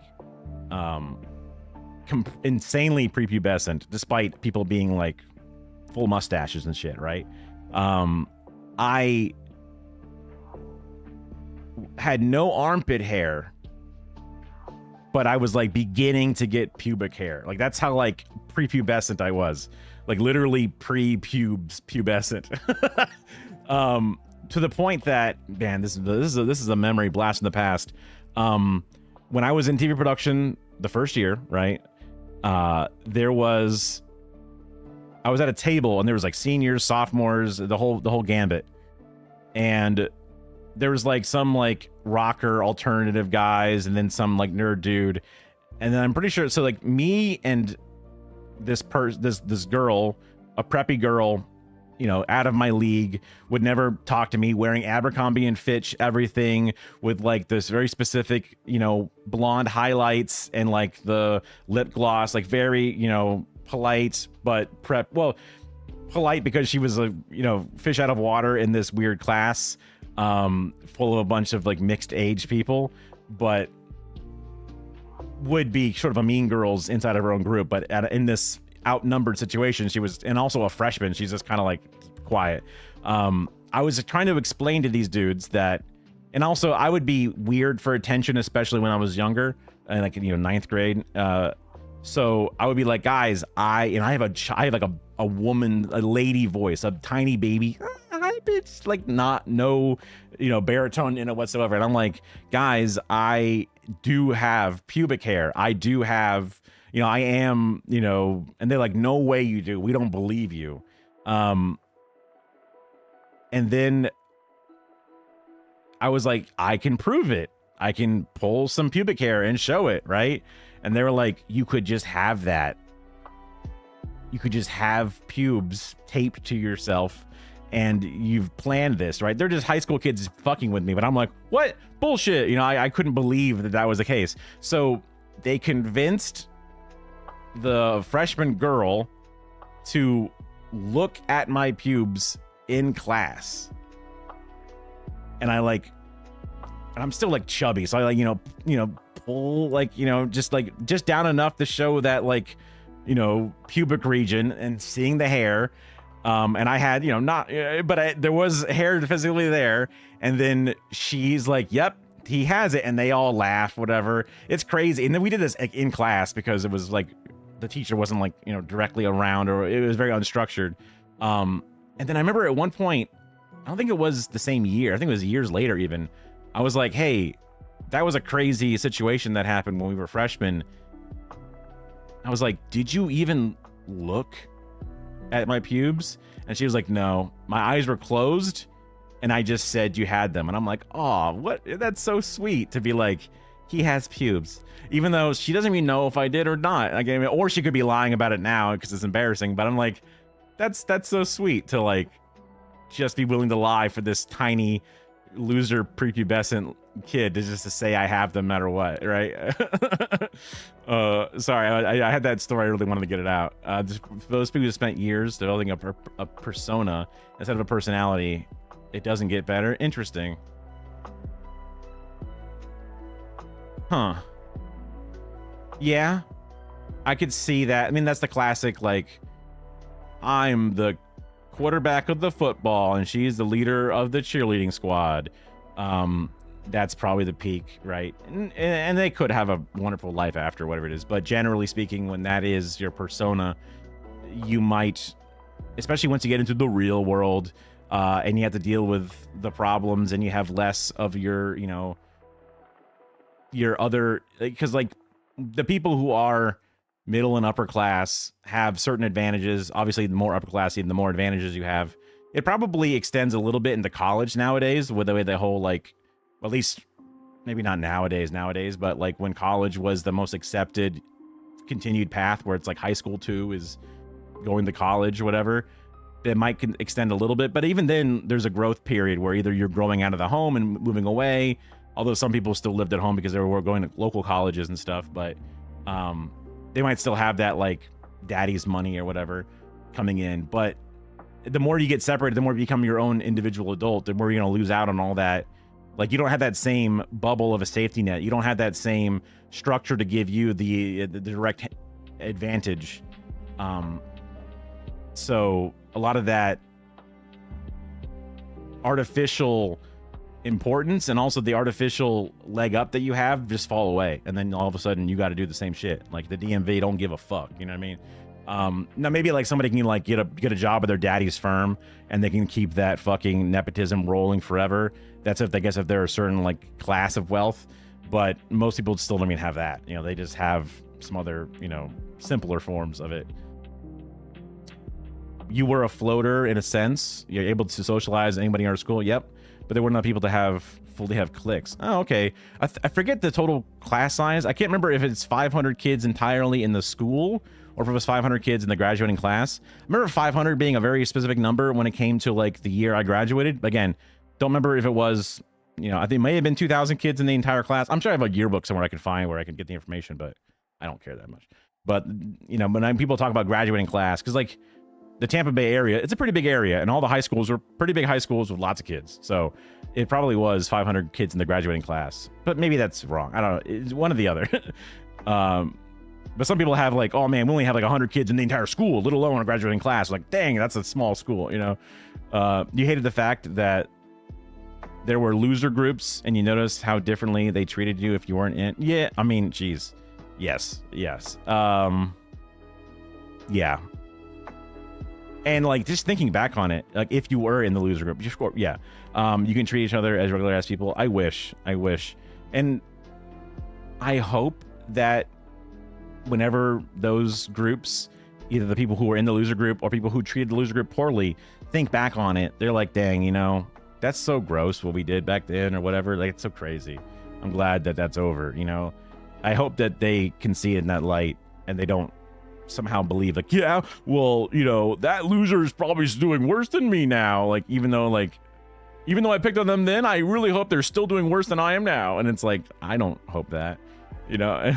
Not that I ever was in the position to pick on other groups, thankfully.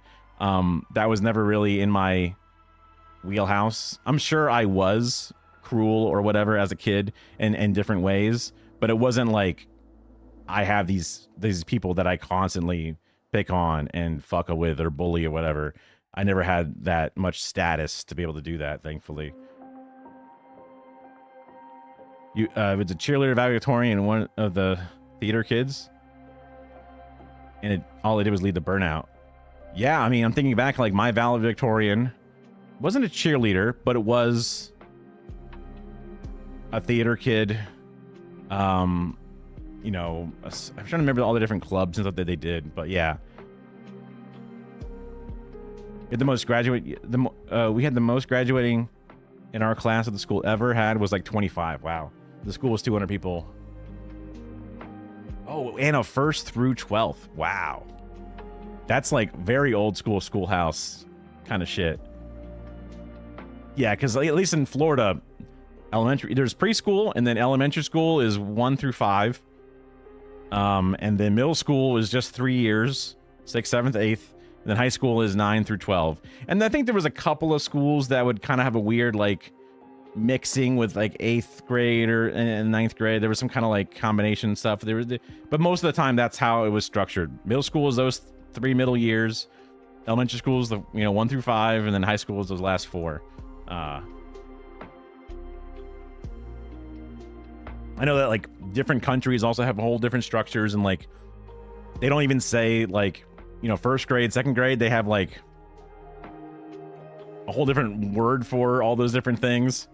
Because there's they have like, they call it primary school versus something else. A whole different thing. Oh, okay. I got a private. Yeah, I mean, I was public school all the way. There was 1 year where I went to a thing called a magnet school, which I don't know why it's called magnet. There's probably a very specific reason. But the magnet program, because there was like this thing called IB, which I forget. I never really knew what it stood for. And I was like, is it IV as in like intravenous, or is it like IB or like IV, like Ivy League? I couldn't really tell what it was supposed to be, but I'm pretty sure it's I as in eyeball and then B as in like bumblebee. So I'm like, I don't know what it was, but that was like a very specific type of like advanced schooling that people were like, it was hard, but it was very good, and they were to learn more. I don't know if that's a private thing or not. That was the thing I heard about. It's like, oh yeah, somebody went to IB, and that's that's why you don't see them anymore. And they're like, I don't know, successful or something. And then there was dual enrollment. That's where you enroll in like college classes while you're actually in high school, and that's structured in a kind of a weird way. Then there was the AP classes, which is the advanced placement classes, which was where you would take a hard high school class, but you earned college credits as long as it was an in-state university or some like certain rules. You need to pass a final exam of a certain, qualifying amount.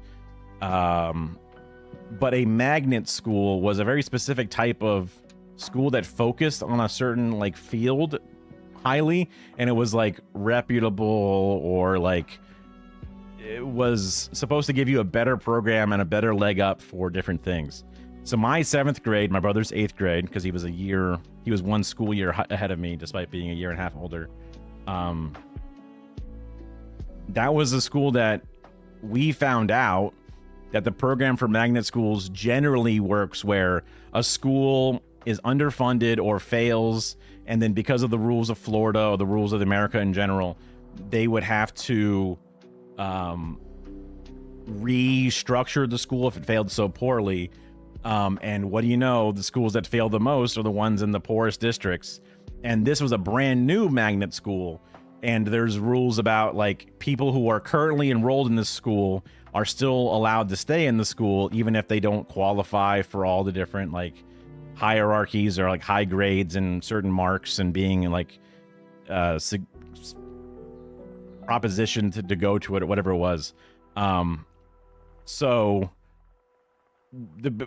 And also there's only so many schools in the area, so we had to take a long bus. Like we went to a bus stop super early in the morning, and then we had to ride that bus to a giant hub where we'd sit around as all the buses collect, and then those buses would take us to the actual magnet school. So it was like an extra like hour and a half of busing in the morning or something crazy. But being in the first year of the magnet program, the school was in the projects. So like the teal and pink projects you can see right out of the window of the school, literally right there. And it was the first time I was ever in school with like specifically impoverished people, and saw the disparities of a lot of things. So a bunch of like middle class and rich white kids were literally just bussed into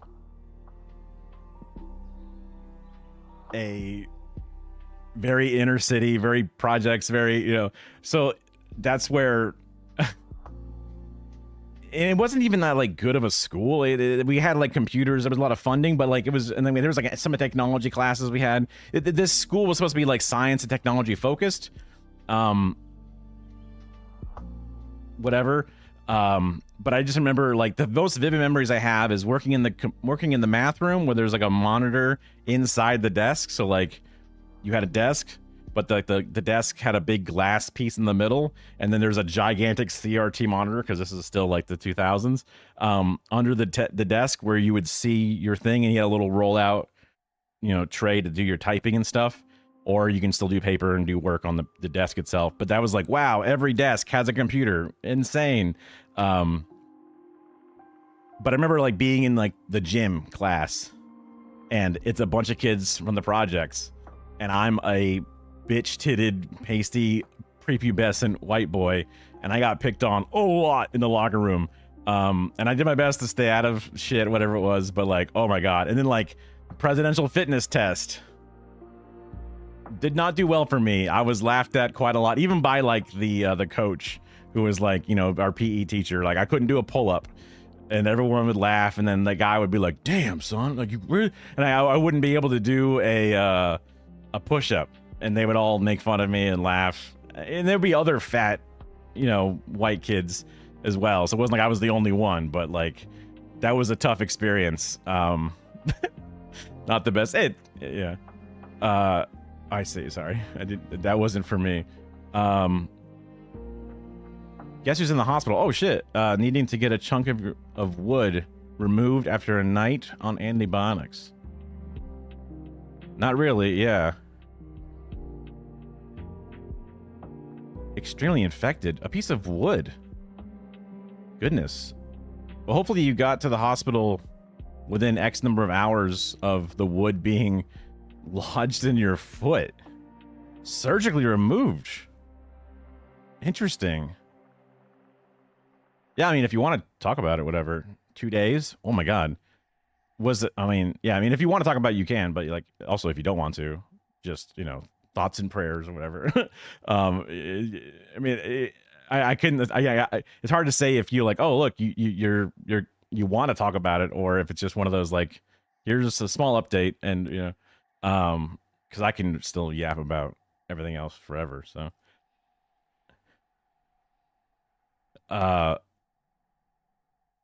Yeah, because you're still in the middle of it, which is reasonable to not to want to like have it be the thing that you think about a lot. Medical science has come a long way. I'm sure that piece of wood won't take you down, but I don't know the specifics. Man, this is reminding me of my whole like my ICU hospital arc or whatever it was. So depending upon how bad it is, hopefully you're not in the ICU, because or if you're in the ICU, it's not for that long, because boy oh boy was that not the best place to be. I have an incredible amount of empathy or whatever it is for those nurses and shit that have to work in that ICU permanently, man. Oh my God, dude. I'm pretty sure if Sir Yogi is, I think you're in America, but maybe you're one of the Australian chatters. I should be better. I don't have that many chatters that exist in my circle, but I should be better at remembering which vague part of the world everyone's from. Aussie. Okay, got it. Okay. Walking in the bush. Well, I guess that would tell me right there, the bush. For hours, no shoes. And then you go to mow a lawn and a hidden stick in the ground. Did you just step on it? Oh, wow. That one of the things I was always so afraid of with lawnmowers, just because of like narrative elements in TV shows and movies, is like a lawnmower. And also my parents would tell me, you gotta be careful with a lawnmower, because if you hit something with a lawnmower, it can shoot out because it gets hit and then like flies out, and it could like impale itself inside of you or whatever, like shoot out the back and like fuck up your feet, or like shoot or like shoot out the side and hit somebody who's walking on the sidewalk and hit them in the neck or something. Like I was always terrified of like rocks or whatever when I was mowing the lawn. But now that I've mowed the lawn a shit ton, the lawn was mowed. Oh, you weren't even mowing.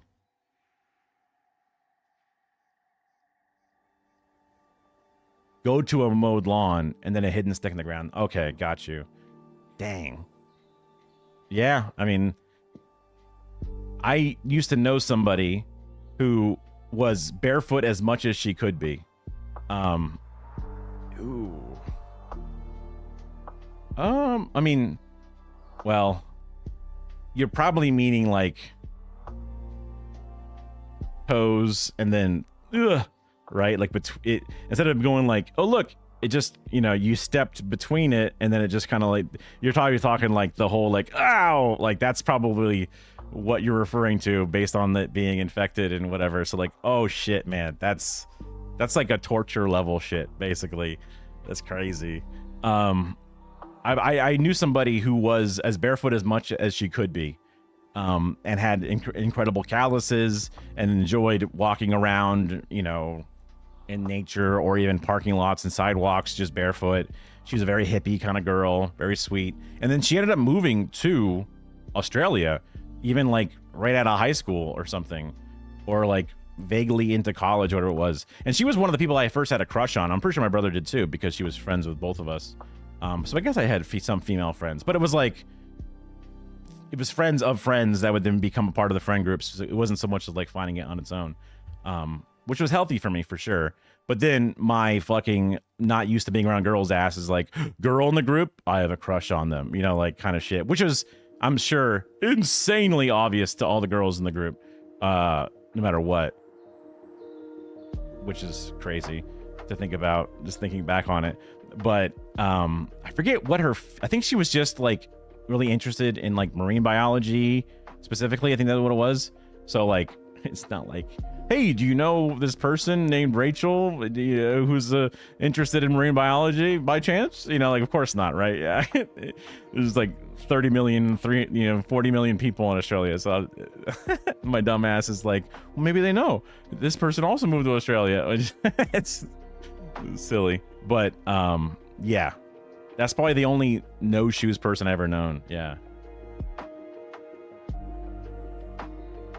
Really? I don't know enough about the bone structure of the feet. I wouldn't normally assume there's a lot of bone between the toes other than the ones that extend out from the toe. But I guess if it went at an angle, it could hit like one of those longer ones that go towards the toes. Because there's not like a sternum in your foot where like once you get past the toes, half an inch in is now just a big block of bone or something.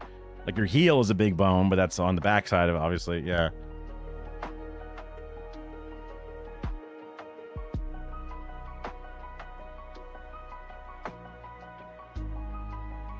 Really? Huh.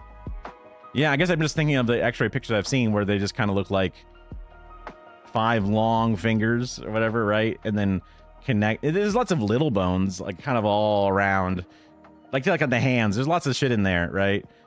But I see it as like just bone and, you know, a bunch of little bones connecting and then like bones.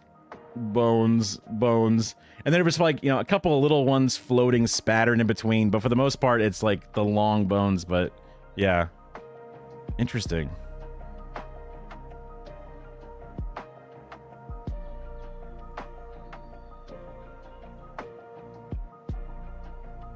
Feeling my foot now. I guess I just look at x-ray of foot.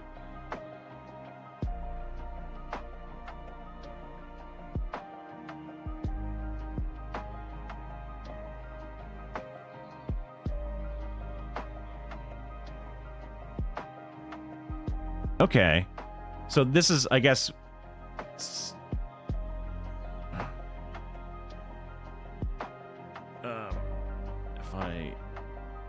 this work? Yeah, so like, obviously talking about the long finger part, but a lot of this I didn't really factor it. Oh, now it's all blurred, duh, because my draw filter does a blur thing. Wait, why is it not clearing it? It's supposed to clear it. Son of a bitch! Wait, let me... Oh, wait, this is the different thing. That's why. That's why it's not clearing it. Silly me. Anyway, the little toe is where it happened. Oh, wow. I've heard people say before that the little toe is vestigial, but that's probably a lie because there's a lot of bone there, right? That's probably one of those old myths that get stuck in my head. I feel like this, like there's a curvature to the foot a little bit, right? So like even though this looks like that's all bones, I feel like that's just like the curves and then getting the side shot, so it looks like there's just like that much bone shoved in there. But it's, to me, it still seems very handy. But yeah, there's a lot of bones in it, and then the amount of flesh is probably less than I'm realizing. Yeah, balance is really good. Your big toe is obviously very important for the balance, at least I've been told. But yeah, so I guess if it went through and then it went into one of these little knuckle bone things, right? Oop, wrong monitor. Yeah, if it went into like one of these spots here, depending on how, you know, the thing came in, then that would be rough. The fact that they couldn't pull it out, man, that's nuts. I'm sure they'll figure it out. They're smart people. They'll figure it out. You'll be all right. And like, you know, okay, this kind of gives you a good picture of it. That's a lot of bones going on, and again, it's overlapping, but still, like, dang, the heel is huge. Dang, look at that thing. Dang. And also, like, yeah, the exact number of like weird these, like, what, 1, 2, 3, 4, 5, 6, 7, like just middle pieces. Like, yeah, I wouldn't have been able to draw those if my life depended upon it.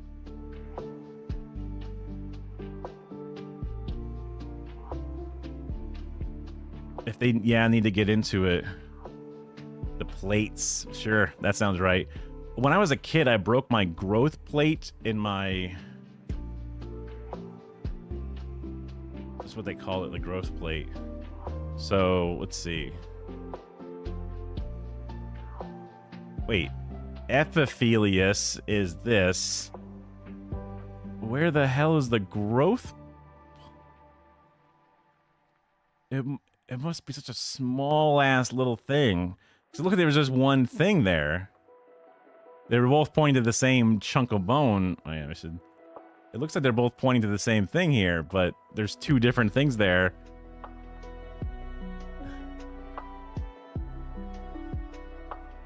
Uh-oh, hope we don't get like, just tiny ass pictures. Oh, wait, it almost looks like it's a piece of cartilage or something. Like when I broke my wrist, this one, they said I broke my growth plate, but I guess it might be like this, where I get fractured along this line or something. Yo, what up, Darius? The pillows they give you suck. That's a shame. I mean, are you in a full-on hospital bed? Yogi stepped on a stick and it's stuck in their bone. You have a disc in your wrist. So I guess there's a bone that's a disc. They just highlight it in blue here or whatever. Or, yeah. Also, look at all these. Look at how many last little tiny ass things. It's crazy. Man, bodies are crazy, dude. What? You don't need all these bones.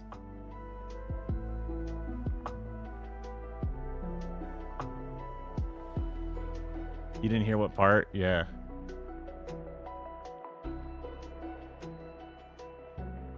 Scratched his legs too much and was in the National Health Service corridor care.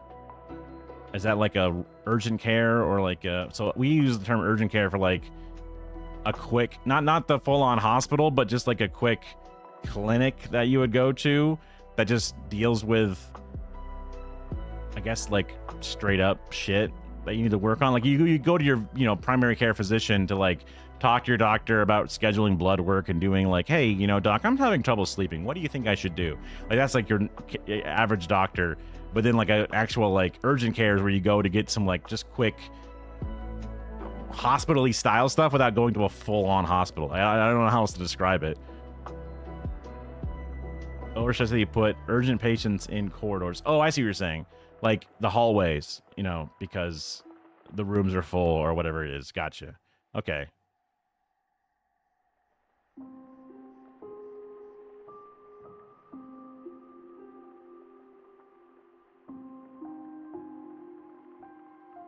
Huh.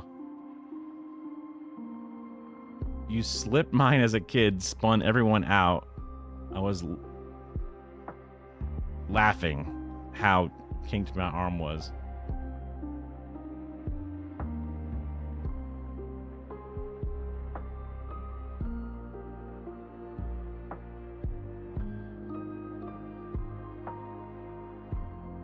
But scratching their leg too much.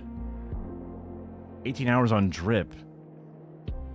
Is that like being on drip as like an IV thing to like wait for full-on care, but the drip is just there to keep them, you know, stable and healthy between until the eventual visit? Oh, it's great, but it doesn't work well for anything but urgent care these days in the hospitals. So many people in cupboards and just in the halls as doctors whiz about. Yeah. It sucks that the NHS is being underfunded because it's one of those things that the more they underfund it, the worse it gets, and the more people go, hey, wait a minute, maybe we should like get away from this service. Maybe we shouldn't have this. Maybe we should have a private version instead. And the insurance company was like, keep talking. Keep talking. I mean, scratching too much is bad. Yeah. I mean, I've been there where I'm like scratching where I know I'm not supposed to, but I just keep doing it because there's that incredibly temporary relief that it provides, which, despite all of your intellectual knowledge and understanding of the problem, goes, fuck it, I just need to scratch right now. I've even been worried that I have, like, when I have bug bites on my legs, they take, especially now that I'm like in my late 30s, they take so long to heal. And then like I will constantly idly, without realizing it, like scratch over an old scab or something, and then, oh look, my leg is bleeding again, god damn it. And like every time I reopen it, it just extends that clock on how long it takes. But I'll scratch those legs or whatever, and I'm like, I have to remember, like, okay, you know, don't do that, go get the hydrocortisol and, you know, do something to go get your mind off of it, or, you know, trim your nails, do something to not like fuck up your skin. Like I'll if I have like an itchy back or something and I am like unconscious sleeping, I will like tear my shit up. So I can see how if somebody really scratches themselves too much, they might have to go make sure that they have it looked at, because yeah. You'd be surprised. At least, I mean, I'm not in the UK, right? But when it comes to the American side looking over, seeing how the conservative parties and even the Labor Party push their austerity measures and, you know, whatever, neoliberalism, that's been the trend that has been imparted onto me. I guess I haven't like looked at the actual policies or whatever, right? I barely look at my own actual policies. It's just the way that people sort of summarize it and break it all down. But that's been the narrative that's been fed to me, even from outside media compared to the more mainstream stuff. But the service would only be better if it was funded better, right? Having more doctors would be more beneficial than less doctors, right? Heat takes away from itch of bites. Hot shower or bath is good. Interesting.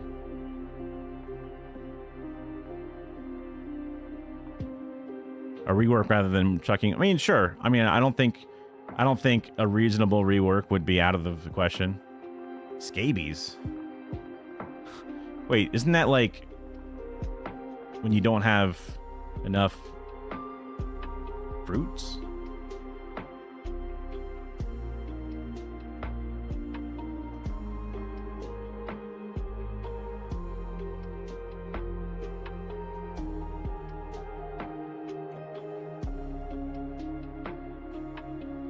I guess I don't know. Scabies is a mite. Oh, okay. What am I thinking of?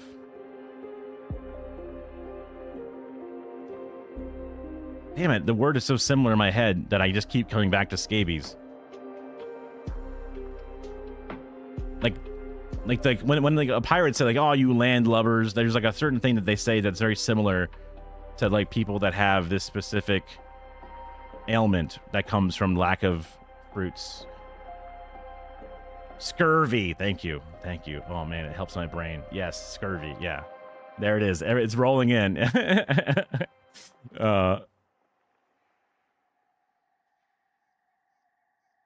It was like mad eczema, and he got annoyed. And I said it was leprosy, so I just said it was scabies. Wait, it was like mad eczema. Yeah, my wife's got eczema, and I know some people have really bad eczema, which is brutal. He got annoyed when you said it was leprosy, so I just said it was scabies. Well, okay, so if it's just eczema, or not just, but I guess that's better than having leprosy or scabies, right? I guess, and when you're making a comparison between different things that are possible. Yeah, I imagine there's eczema is one of those, like, it's been around long enough that there's a million different opinions and cures and home remedies on top of, you know, treatment options. And been shingles. Oh yeah, shingles is a whole, I mean, shingles is almost like you get a bunch of, I think literally like these like scaly things, right? It's one of those, like, whenever I think about it, I go, oh yeah, I should like talk to a doctor about getting the vaccine or whatever. Someone said you have to be 50 years old or something, maybe, I forget, but it's one of those, like, I should like look into that, whatever that looking into it takes, and then I always just immediately just memory hole it and forget. But yeah, I've definitely heard shingles is really bad, and I've heard of a few different people, even people like in my own life and stuff, that have like had that problem or had it pop up, and it's like, that sounds like it fucking sucks, you know? Man. And I imagine there's very little that can be done once it's, you know, popped up, right? Like, it's not just like, oh, don't worry, we got this special cream, rub it on, and you're all set. Like, even with chickenpox when I was a kid, like, once you were in the middle of chickenpox, it's like, well, wait for your body to cure it. There's some like pink ass calamine lotion that you can take a bath in or something, but other than that, it's grin and bear it, buddy, you know?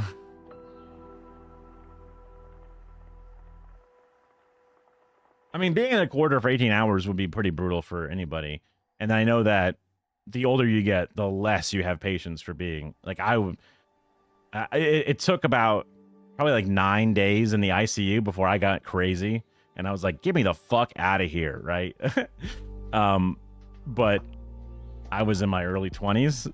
So, like, being a full-ass adult, you're like, get me out of this fucking hallway. I want to go home, right?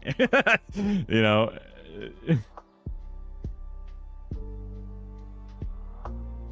Calling plain Listerine makes him not hurt for some reason. Huh. Like the mouthwash? What's plain? Like, you mean like not minty or something? I guess, you know, it's a good little trick to keep in mind if I ever have to use that knowledge, either for a friend or for myself. Yeah, I think Keir Starmer's like one of the most like hated people or whatever, isn't he? Even though he won technically the election, it was like, wow, people didn't expect it, but then whoops. Even when like he was talking a big game when he first got in, doing some of the dumbest shit, right? Which is why Corbyn is like, fuck you, new party, fuck you guys. You guys are so fucking bad at this shit.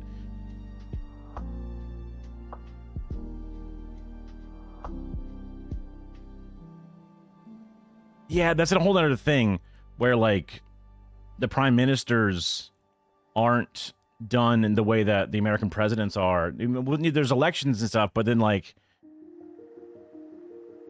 there was however many prime ministers within a certain number of years where it's like, that's crazy to me as an American. Like, we have people that do some of the most fucked up shit, biggest scandals, and then they just stay in office for 6 years. As a senator or something, you go, okay, whatever, we're fucking powerless, fuck us, right? You know, even though like the figurehead thing of like switching the different PMs doesn't really fix the underlying issues because of the way laws work, whatever. I guess there's some catharsis to like fucking canning somebody and saying fuck you, get them, make them kick their asses out of there, right? which, you know, maybe is more of a band-aid than a solution, but still, you vote for local representative in parliament, your MP, then MPs elect a leader, then they're invited for a government by the king. Oh, if they win the general election. Yeah, because that's where, like, they talk about coalition governments, where, like, oh, look, there wasn't enough of a majority to take full control, so now, in order to earn the control, two different, like, sub-parties have to then coordinate together to have a coalition government. That's, like, and that's, like, rarer sometimes or more common, depending upon the country and whatever. I mean, we technically are representative democracy in the sense that we elect representatives and senators for each state, and then those are the ones in the each different, you know, sections of the legislature that vote on and propose laws, where we don't do that, but we still just directly vote for the presidents still.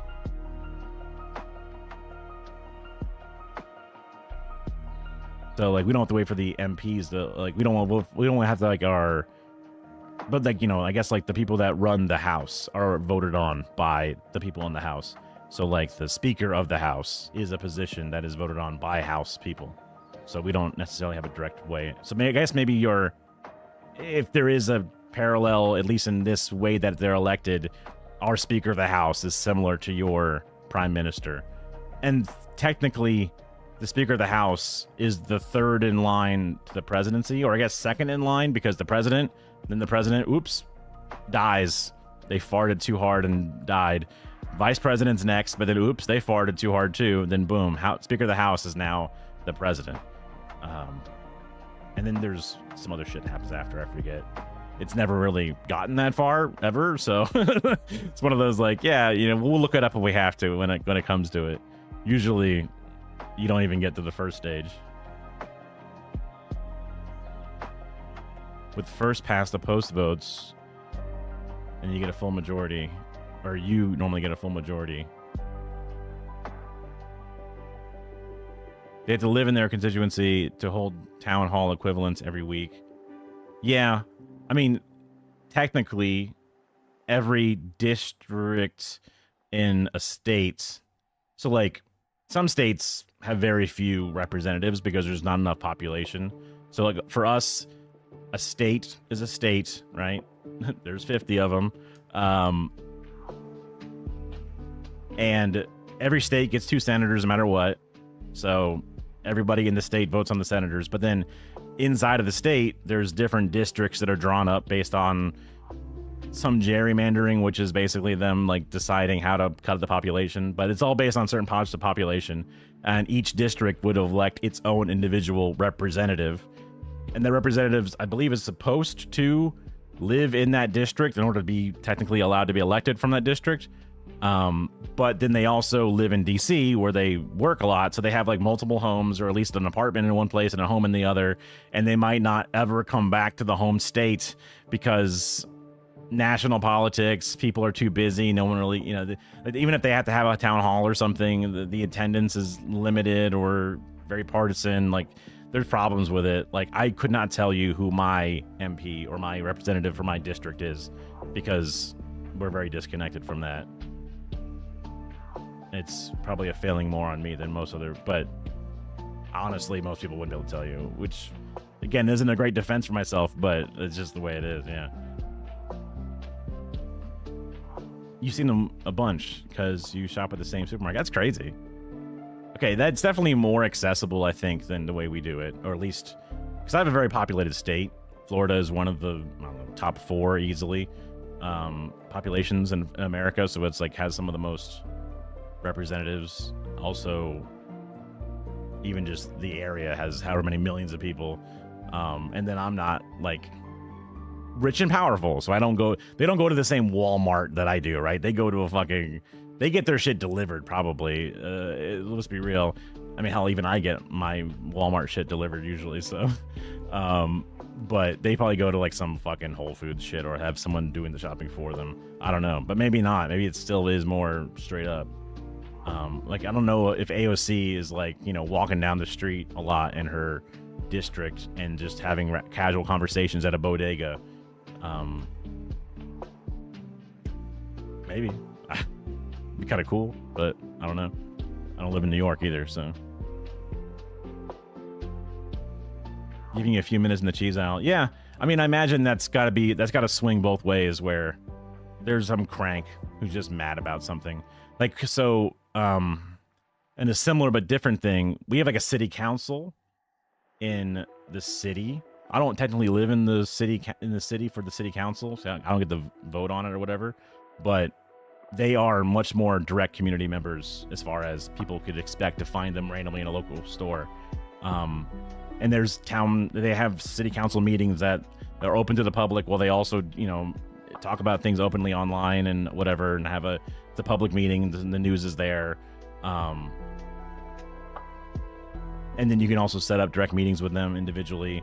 But so like one of the things that we're doing, so we want to like ask them to look into the feasibility study of having municipal run power, because we have a power company in our specific municipalities, and just the whole county as a whole is all generally run by one for-profit company from a different state, and we have the highest rates of power compared to anyone else in the entire state of Florida. And they've been bad actors because they're annoying and very, like, they're supposed to give audit information, but they never actually file it, and they're they're possibly not even paying the state the right amount of things that they're supposed to be giving back or whatever. There's a lot of issues. People have a lot of trouble with them, and also a lot of other municipalities have their own, because it's like a monopoly anyway, so it's not even like a free market thing. It's just some company that's allowed to make 11% profits guaranteed on top of whatever else they can fuck with. And they're not accountable to the people because I don't elect the CEO. So we're trying to get them to at least be open to the idea of looking into, re-controlling our power again.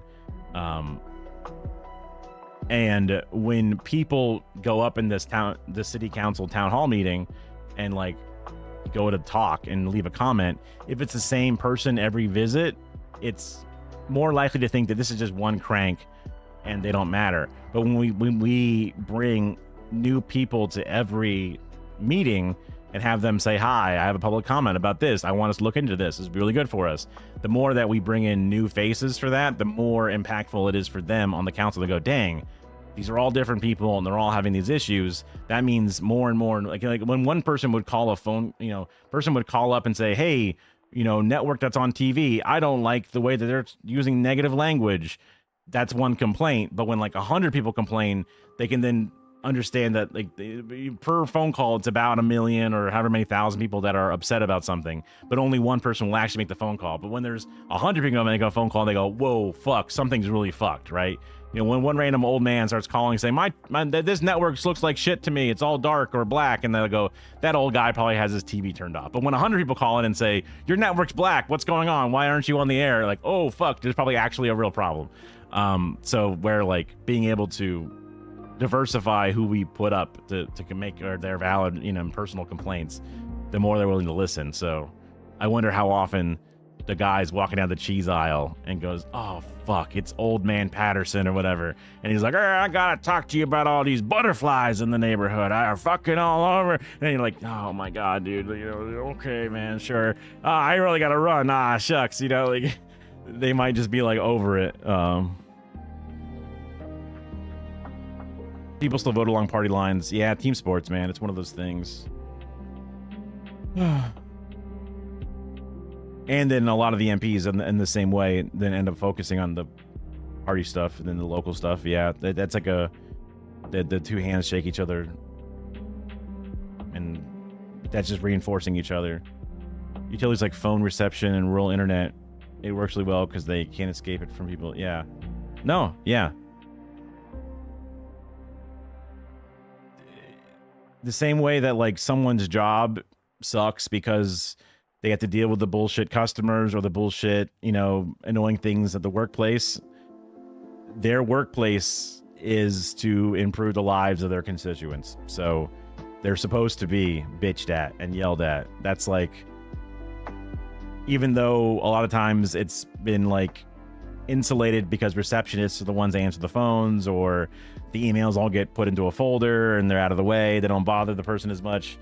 the more that we, the people, in any democracy, can annoy the shit out of the representatives and make them do their goddamn job, and like being miffed and annoyed and bothering the shit out of those in power, it's just one of those, like, it's always right to do, you know. And I'm sure like there could be some bad faith ways of it, but like the more you push them, the better they're going to do, you know. Career politicians just end up in the Whitehall. Actually, might be like a more of like a bigger part of it, trying to sit in committees instead of sorting out the potholes and things. Yeah.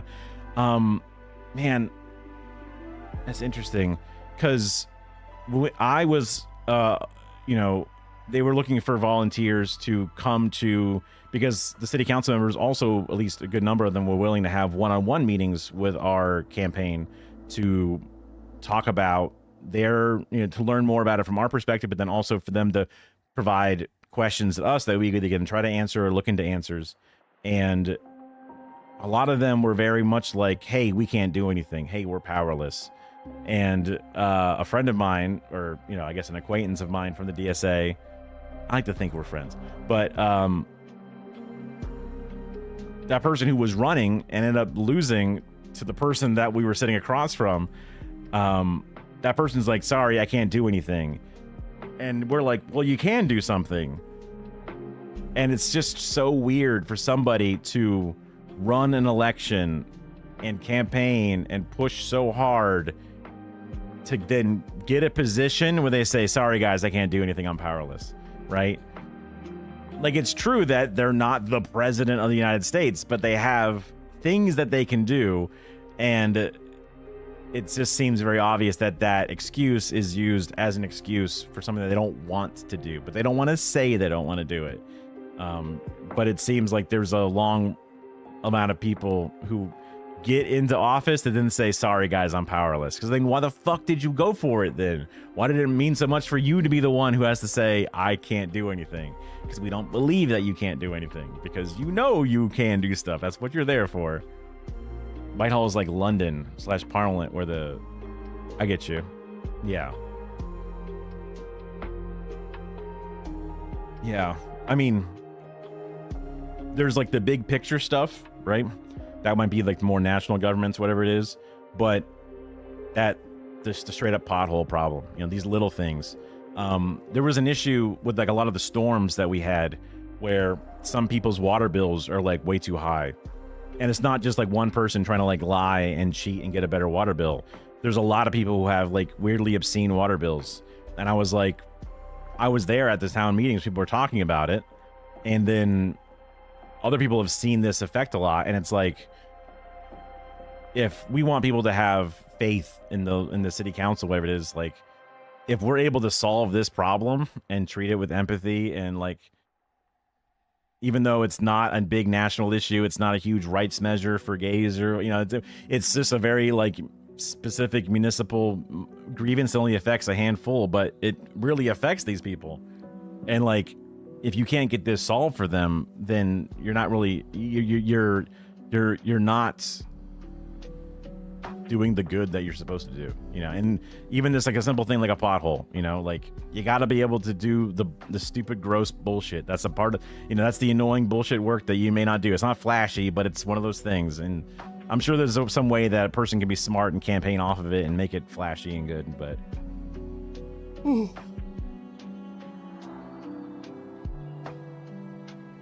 man, yeah, there's some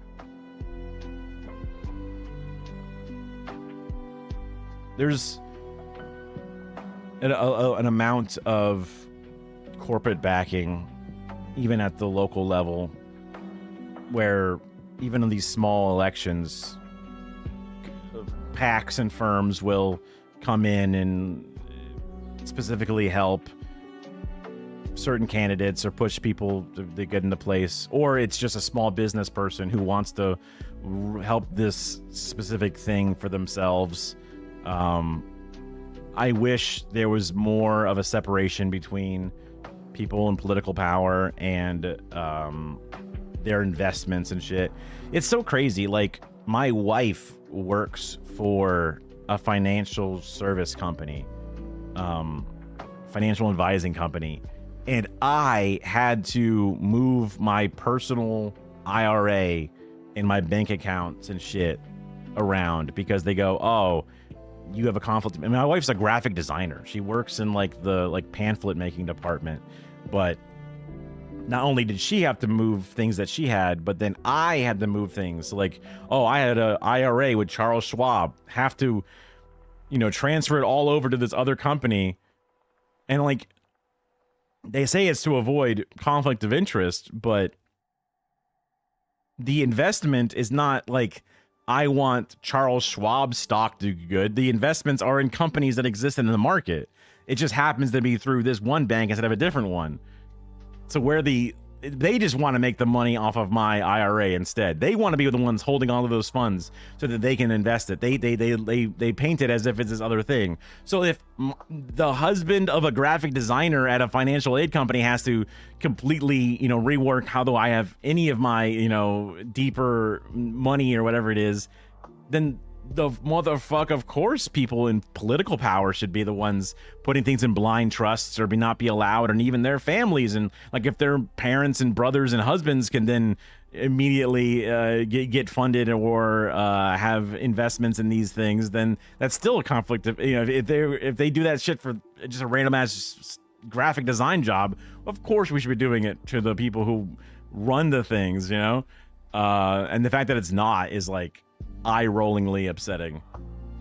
And then there's, even with the few measures we have, then you have like Donald Trump like personally enriching himself with like scheduling things and meetings with officials at his golf courses or at his hotels. You know, that alone should be not allowed.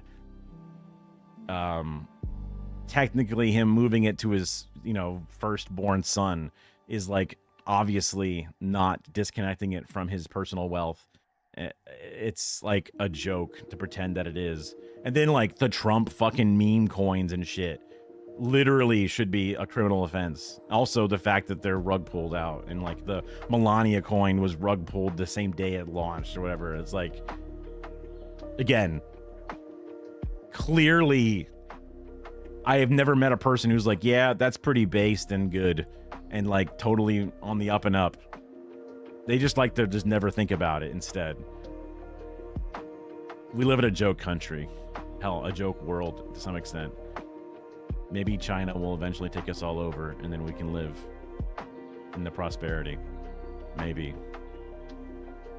Even though I was just driving to the DSA meeting today and I look at the stoplight that I'm at a big intersection and I'm like, dude, there's like all kinds of crazy ass cameras on this thing. I watched that video from, I forget the guy's name, but it was about how we have all this tracking data that tracks you through your license plates, and the Panopticon that we have, the way that the grocery stores track how long you're taking down the cereal aisle to then sell that data to shit. Trump drained the liquidity out of crypto. Huh. It's well annoying as crypto when it's not just monkey pictures and meme coins. I have never been much of a crypto guy. I guess to some extent I have my flag that I've planted a long time ago. And I had my biases from the different places I was getting my information from. But crypto has always been one of those, like, it's a scam things from the word go. The idea of having a deregulated currency sounds good and all, but it's just because they want to be in charge of the deregulation.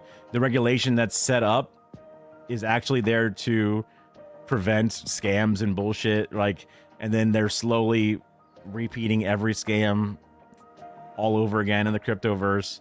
We're watching, you know, crypto markets doing rollbacks and saying, actually, because we lost money here, we're going to roll it back, and all, you know, and then people start off like networks like the Ethereum network, then the Ethereum, I forget the name of the one, where it's like, this is actually an official rollback to the one before this big event happened. And like, it's all, and also blockchain is not useful for financial ledgers. It's the most inefficient way to do it possible. People saying that the technology is going to change the world way back when, and it's been around for however long, and despite the free market and all of the capital inside of the crypto space, where's the blockchain that's changing the way medical records are done? Where's the blockchain that's done? None of these things have materialized. Where's the NFT game that's supposed to be fucking lit and where you can have all the bullshit put together? You know, none of it, man. It's all just smoke and mirrors. But then everything is a fucking gamble. Everything is their only ticket to get out of it. So then it's a speculative market where there's money to be made. Oh, ETH Classic, which then failed. What the fuck? What happens when your shit fails? You know, what the fuck? That's crazy. The Trump meme coin is one of the largest wealth transfers in history. Yeah, that's the kind of shit you hear about and you go, what the fuck? No one cares? This is just fine? Like...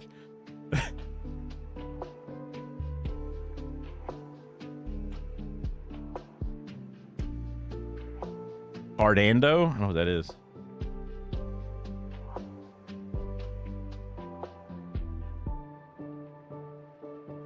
There's... so there was like the Folding Ideas video that was out a long time ago about the science behind crypto. Because I had friends that'd be like, look, it's really important, you see, this guy invented this thing. No one really knows, but they think it's this guy, and it's this, that, and the other. Then other experts in the field, even other creators of things, are like, this is not what we wanted it to be for. In order to create a block in the blockchain and then to have to encrypt it with these computers that crunch numbers, like when I'm buying a fucking, you know, milk at the convenience store and doing a transaction, why is this added to the blockchain, and why does it cost so much energy to do this thing? The proof of work versus proof of stake that Ethereum has and finally launched, the limited amount, the eventual extinguishment of the last Bitcoin ever to be mined is supposed to be a good thing, despite it being like a deflationary mechanism. And then, like, the technology of using blockchain for certain things makes sense in their individual uses, but not like a global reevaluating of the way that banking works. And then my friends are like, well, yeah, but like there's problems with the current banking system, right? So therefore we should throw it all out and make a new thing that I hopefully will be on the ground floor of and may be rich myself, which is like, they don't put it that way, but that's what they're looking for. You can, to be fair, still probably will accept decent returns on Bitcoin. What do you mean? Is that about the buying milk transaction or whatever and keeping that on the blockchain specifically?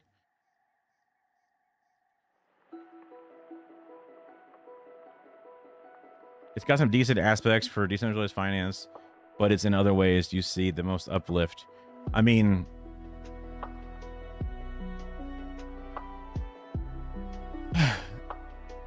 there's like the average restaurant has a X% chance of being successful in the first few years, right?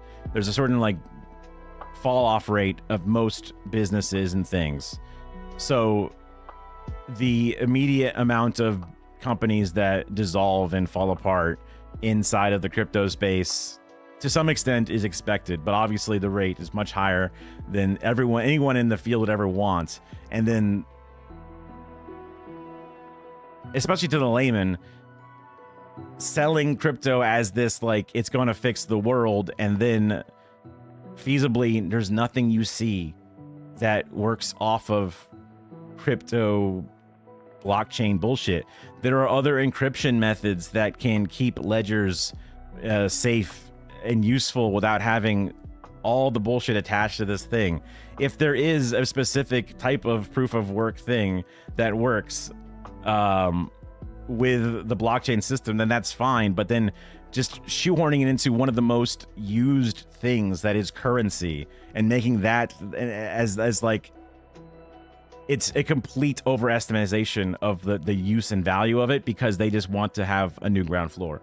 You know, they want to have the no regulations. The decentralized is not decentralized. It is as centralized as you can imagine right now, right? It's all through these specific exchanges, and then when an exchange falls apart, like FTX or whatever, you know, it's just. And then, not that it's necessarily a fault of the individual science of blockchain, but the amount of scams and things that are just literally ruining. I have a coworker, or had a coworker, who was telling me about how he's getting in on this blockchain thing and he's doing this, and I'm like, there's no way you're getting these returns on your investments. And like, I tried to show him that it was all fake. And I was like, look, I'll set up an account and, like, you know, let's prove it, you know? And I'm like, bro, we have the same exact Bitcoin address. Like, we have the same exact wallet number in this system. This is obviously fake. They just take your money and they show you that you're making money in your account. But if you're not moving that money into your personal bank account, this money is not real, you know? Like, and that's just one type of scam on top of 100 different scam, you know? And again, the technology exists, it has its uses in very specific fields that are not the scope of the entire planet's monetary system. But it's really hard to ignore the damage that the Bitcoin and crypto shit has done to even the average Joe, you know? It's a for every one Bitcoin millionaire out there, there's literally, it's a zero-sum game. Those guys got the money because other people bought in hoping to then also be rich, and then they weren't. I got buddies who have talked about it. I had friends that bought into the meme stocks, lost a bunch of money. You know, the same. I've also had friends that try to get into weed stocks and lost a bunch of that money, even though they had a high time. So it's not like, you know, every speculative investment works this way to some degree, but there's just a certain velocity of the crypto markets that made me incredibly resistant to them, to the point where, like, I saw them as an evil. So whatever good they had was immediately thrown out because I see them more as a plague than a benefit. You know what I mean? If you dump some money into Bitcoin within 2 or 3 years, outperform using savings or checkings. Only because people believe in this speculative asset that provides no value. Bitcoin provides no tangible benefit to society, whereas at least a company is literally a thing, right? You can argue certain companies are mostly just vapor as well, but there's technically, like, you know, Tesla is all based on its, you know, importance as a tech company and what they're promising, but there's still employees, workers, and factories that exist that are at least tangibly related to that thing. Big gains are long over, right? Yeah, you're never going to gain 1,000%, right? It's not going to go from $90,000 to $900,000 per Bitcoin. It's just not going to happen. Whereas you can buy it when it was worth fractions of a penny, and now it's worth a bunch, right? So getting in on it, like, you fear of missing out, brother. You missed out when, you know, a decade ago, right? And you won't see that kind of performance again. 15% over 2 years, sure. Yeah, that's my friend thought too. The exchanges are centralized, yes. The other stuff isn't, and it's widely useful in less developed countries to offset. Yeah, it's a Ponzi. Everyone knows that's the meme coin field.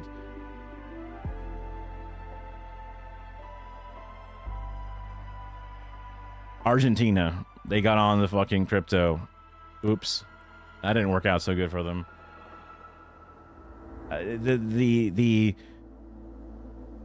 The idea that it's going to be beneficial for the third world or for, you know, different developing countries is infantilizing them and making them like, oh, look, because their system's so different and small, it's actually going to be good for them and help them, when there's so many other things that could be done to improve their systems. From like the different forms of colonial, like the way that the French control the currencies of a bunch of countries in Africa specifically, the way that a bunch of corporations run the natural resources of these places, while their figurehead governments are put into place by those same leaders of the company, of the countries that have those companies in them. allowing them to nationalize their resources and stuff, to then work in a global economy that works with whatever, you know, fiat currency that, you know, that people want to use. There's so many better ways to improve their position than all of a sudden putting them into a fucking Bitcoin bullshit. You know what I mean? Like if fucking the blockchain doesn't help out Silicon Valley startup companies or you know, deeply entrenched government facilities or things, it's not going to help, you know, some developing nation form its fucking banking system. That's not where it's going to help them. Trusting the, you know, Bitcoin miners stuck inside of a Russian you know, farm in Siberia is somehow going to like benefit the developing nation form a stableness in their currency. It's one of those, like, there's so much more faith and hope and what I feel is disconnection from reality to make that a possibility. I'm not up to speed. It's been a while since I've had to like really talk somebody off the ledge when it comes to crypto stuff, but it's just one of those things that I feel like there's people who really believe in it and they want to believe it, and the more that they try to convince me, I'm like, are you trying to convince me, or are you trying to convince yourself that this is good and important? Because the way that they push it and they support it and they fight for it, it's like I haven't seen these people fight for fucking rights of humans this hard. You know what I mean? I don't see people fighting for fucking, you know, the same person won't fight for the rights of Palestinians, but they fight for the right of Bitcoin to exist. And it's just like, god damn, dude, why do you want this so bad? Despite everything, you know, I feel that's a completely valid criticism. They just wave it off as like, nah, man, it's the future. You don't understand, you know? And maybe that's a mischaracterization of how you're approaching the situation, and I apologize if that's coming across that way. But I've just been in this situation before a bunch of times. And whenever I get, not talking points, but just these sort of like examples and thoughts, and they're you know, it's 75% the same thing every time with some minor differences. And I don't mean to completely write you off as just like some, you know, bad actor or something. I guess it's a bad way for me to be considerate when talking about it. I guess it's one of those issues that's difficult for me to properly explain my disdain. And I guess that's a bias that's built in, right? Just because the more and more it was pushed, the more and more I'm like, this is gross. And then it's hard to not see it as a gross thing, right? Which is why I appreciated the Folding Ideas video that really went into the specific complaints that not only other scientists, but just the majority of the field, when it comes to types of systems and even developers that made these things originally, see them as a perverse version of what they created, and the use cases are not being done in good faith. So that's where a lot of the foundations of my distrust were sort of reinforced, because I don't have the deep inner knowledge of how these certain computer systems and how these certain financial systems and how these certain elements are all at play at once, right? So just like with most things, I look to the majority of the scientific community. One community seems to be full of the crypto bro, Twitter guy, you know, companies that are all looking to get theirs, whereas the nerds that run these things and use these systems for the good reasons, air quotes, they don't have the same rose-tinted glasses for them. So then the more that those guys wheel and deal, and even though I'm sure not everybody is a scammer and all that kind of stuff, and again, the number of companies that fail and other businesses is expected, and this new one has a higher rate because there's a certain number of scammers mixing in, and maybe they just happen to have, because it's new and unknown, there's a higher percentage failing, so maybe only 1% will actually make it through. But you know, if it's supposed to be so good, maybe the 1% is worth it. But even the field that formed and built these systems doesn't believe in it. So it's just like, yeah, at this point, blockchain is so old, we should have a better thing than blockchain for the same purpose of blockchain. You know what I mean? You live in South America. going to Argentina for a football tournament, everyone's having to hoard their change because there wasn't enough pennies for everyone to use public transport. Most people think crypto is about making fast buck. They're not going to do anything but lose money for those people that go that way. But a trustless system that allows privacy is where a lot of the utility is when you look at Google, Facebook, etc. I remember there was a thing that described, because like I always heard about how, oh look, it's great because it's used for anonymity and drug deals and shit. But then like also it's on a blockchain where the ledger is completely forever permanently ingrained. And then thinking about it being permanently forever unchangeable, but also anonymous. One of those, like, how do those two things work together? I guess because you have an anonymous wallet, but like if you want that wallet to ever go to a bank where the money is fiat again, right? I guess you have to go through some subsidiary overseas bank or something that would then take the money and then move it out. It's like, you look at CoffeeZilla, you know, how anonymous are these blockchains when he can do a full video looking at every wallet that like is scamming and like Hawk2a coining itself, right? How anonymous is it supposed to be? Because it's using a lot of energy to be as anonymous as possible, and it's actually not that anonymous, right? I remember there was more of a look at how that works and how that balances. And I apologize for not retaining enough of that, but yeah, I guess that's sort of the basis. The hospital uses an environmentally friendly paper cup for coffee. It's got a unique water-based barrier coating, so it can be composted. I don't remember how that came into things, but I guess, is it one of those, like, it's a paper straw where it just kind of sucks? And like, it's nice that it's trying to be better for the environment, but damn, this cup sucks. And you have to use 2 or 3 as it like slowly soggies apart. Or is it like, oh no, this is sick. It works just as good as a wax pack paper cup, and it's actually just better. Yeah, I live in a coastal state in Florida, so just as good as normal. Hell yeah! I remember seeing some like little like, now this, a new company that's making a spoon that's edible and compostable. So instead of getting a plastic spoon in your takeaway shit, it's made out of like some kind of compressed, I don't know, starch or something. So it holds up even under temperatures and works, but you could eat it, but it's kind of gross. But at least when you throw it out, it turns into, you know, fertilizer or something, right? Yeah, I am a Florida man.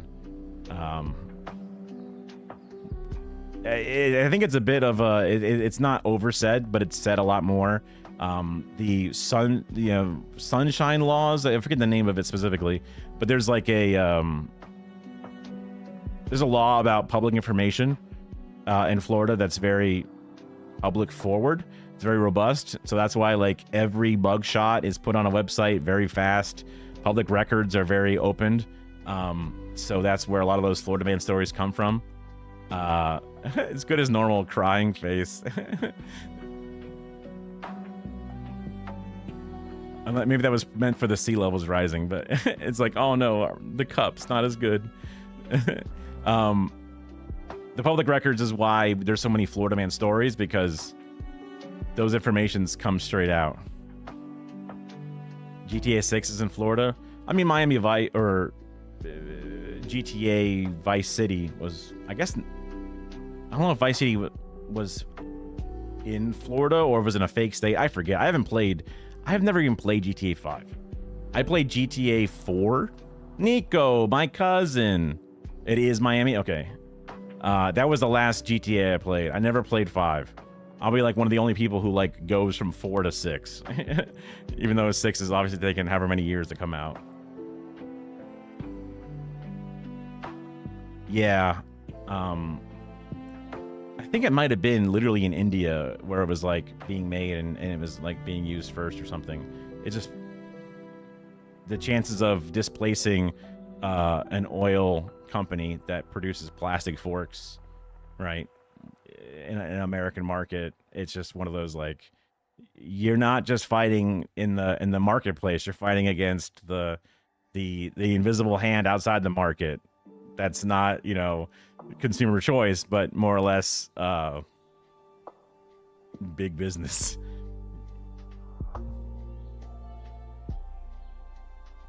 You're a winter guy, so you're automatically on the left regarding climate change. What does that mean? I mean, being on the left when it comes to climate change, I guess, is good. I just don't know what the winter part of it is. I guess, like, you want it to be cold and you don't like the idea of the seasons getting hotter, but I'm pretty sure the whole climate change thing just makes blizzards more blizzardous. You know, the colds get more cold, and then the summers get hotter. It's more extremes back and forth. So I guess you just don't like the cold. Maybe. Yeah, I mean, but that I guess that's definitely a historical element to the left or whatever. And I guess there's also a global element to it. But like China is making, who know, I could not tell you how many nuclear plants China is currently developing and working on. I've heard good and bad things about those tiny reactor style, which are faster to spin up and modular and easier to expand. There's some interesting, you know, I used to be like, oh, nuclear energy. I watched The Simpsons. I know the big, you know, glowing barrels, right? But I've learned since that was, it may not have been, it might have just been from an environmental, like, we should not have nuclear. It's dangerous and gross. Oh my God, Three Mile Island and Chernobyl, it's dangerous. We're scared, you know, fear mongering outside of corporate power and stuff. But, I feel like that's gone away to some degree, you know what I mean? Because people want some usable power. You know, as other first world conveniences fall away and people are, you know, having cost of living crises, I feel like, you know, as people look back to natural gas and coal and say, just give me some power, goddammit, it would be much better for them to go and just make some nuclear at least, right? Like, please don't go to the climate change increasing ones. The Nord Stream pipeline, yeah. No, it makes complete sense, especially on that lines. I think I've heard that nuclear really wants water source, and it really wants low tectonic activity. I assume that Europe is, I guess, pretty good for both being around a lot of water, especially the UK, obviously.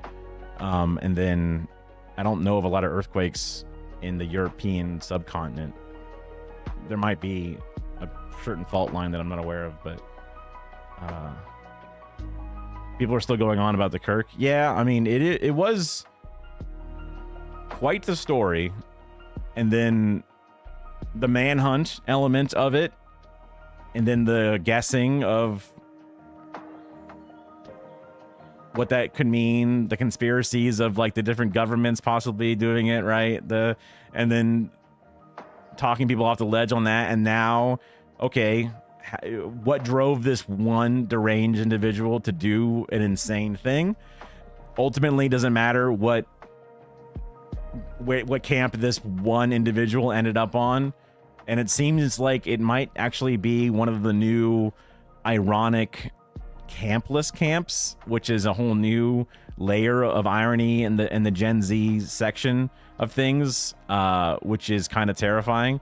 But again, it doesn't necessarily, you know, the idea of what the reason it matters so much is because Trump was like going like, oh my God, we're going to destroy all organized left-wing things and deport them and kill them and do all kinds of crazy. And it's like, oh fuck, you know, like he's ramping up.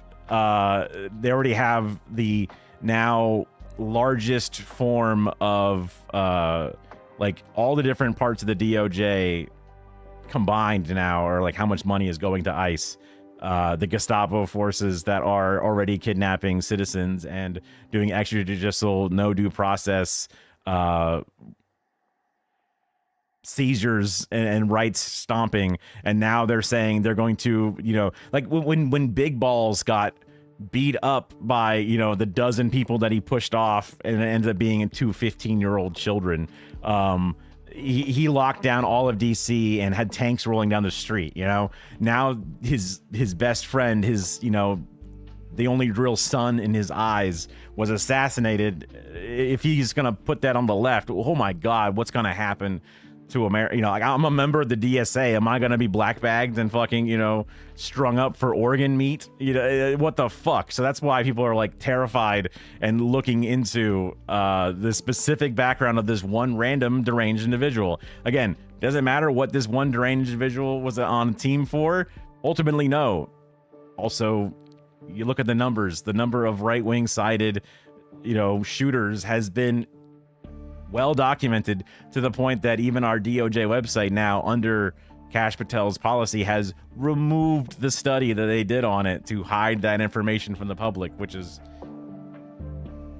obvious, but you just say it out loud and you just go, yep, and no one's going to impeach him or get rid of him, and it doesn't matter, and people are going to forget about it because the next thing's going to happen, whatever, you know, like, fuck. We live in a joke country.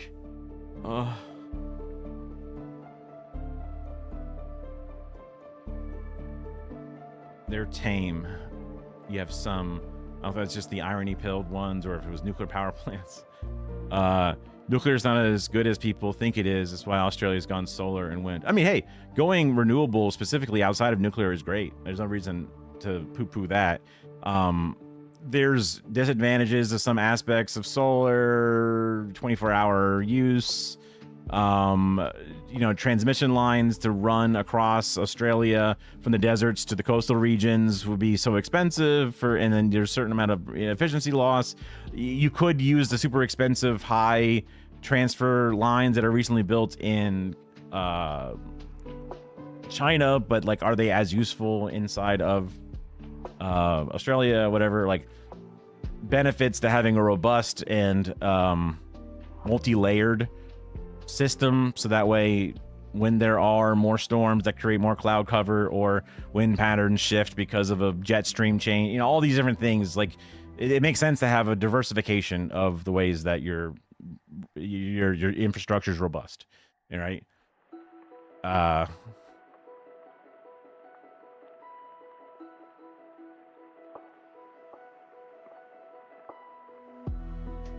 Most part, not all of Europe have earthquakes past Italy, Turkey.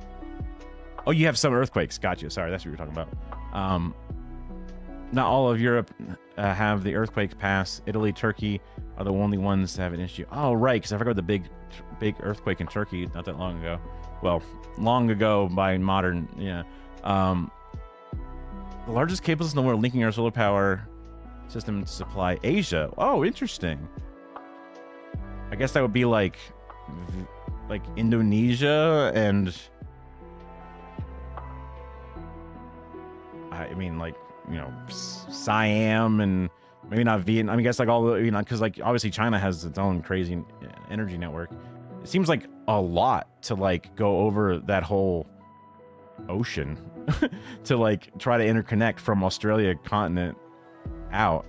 I mean, I guess you have the whole outback as a desert to get a lot of sun, but that's a lot of energy export specifically.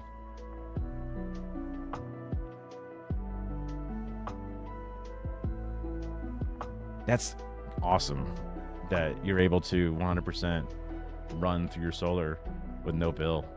Like, I've got a tier 2 system at my house that's rated for however many kilowatt hours, and I still don't produce enough to outweigh my use. How many kilowatts, megawatts, whatever it is, do you use in a month in your household, if you know? I happened to be looking at my stuff not that long ago, because I use about 1.5 to 2, somewhere in that range, megawatts per month. I mean, obviously different months of the year have different cooling needs and whatever. Like in the early parts of the year, we use way less energy. because the AC runs way less because it's actually not as obscenely hot, right? 4 adults, okay. Yeah, I mean, I live in a house with 2 adults. Like, I actually turned my computer off for the first time in a long time. Like, just turned it off and then left the house and then just left it off. Because I've been kind of one of those computer on permanently kind of guys. You don't have AC? Oh, okay. Well, that would save you a lot of energy. The biggest energy users are air conditioner, water heater, refrigerator, and then from there, less and less. At least that's how it's been explained to me. And then when I was looking at the numbers, because I have like a consumption meter and all this different stuff to look at my, solar production and stuff. The GPU, if you're gaming, for sure. Insulation, absolutely. Well, I guess if they don't have AC, they would definitely need insulation. But I mean, like, a human being is a space heater, right? Like, we offload heat. Our body is a warm-blooded animal that will always run as a machine at 98.6 or whatever, right? And then that heat is then irradiated into the air around you. So that's why the more humans you have in a room, the more heat that's being built in that room naturally, which is where HVAC specialists come in. And then, like, then when you have like full-on corporate centers, the amount of heat that's involved in pumping, and like it gets more and more complex the bigger it gets. But not that I am an HVAC business guy, but like in Florida, everyone's a bit of an HVAC expert because, god damn it, this is a there's some places in Europe have no air conditioners anywhere within, like, 10 miles. And in Florida, you can't go 10 seconds without finding air conditioning, right? Because, oh my God.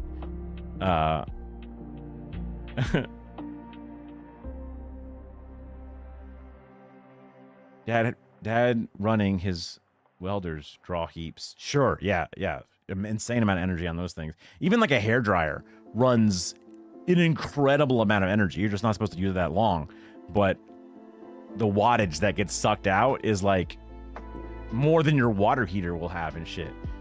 Just because how much straight up, well, maybe not exactly as much, but it's a lot of fucking energy. Like when we used to sell certain like battery backup things, like a big like lunch box with a bunch of batteries built into it, right? A big lithium ion thing.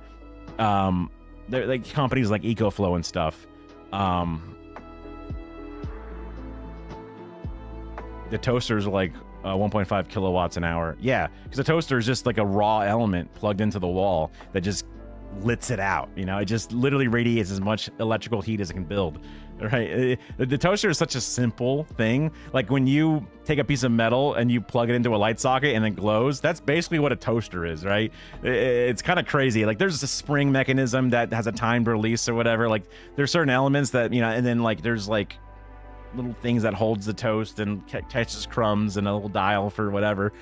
There's some interesting, mechanical technology to it, but ultimately it is just electricity hot running through thin pieces of metal to then make it happen, right? It's kind of like the stupidest, smartest thing.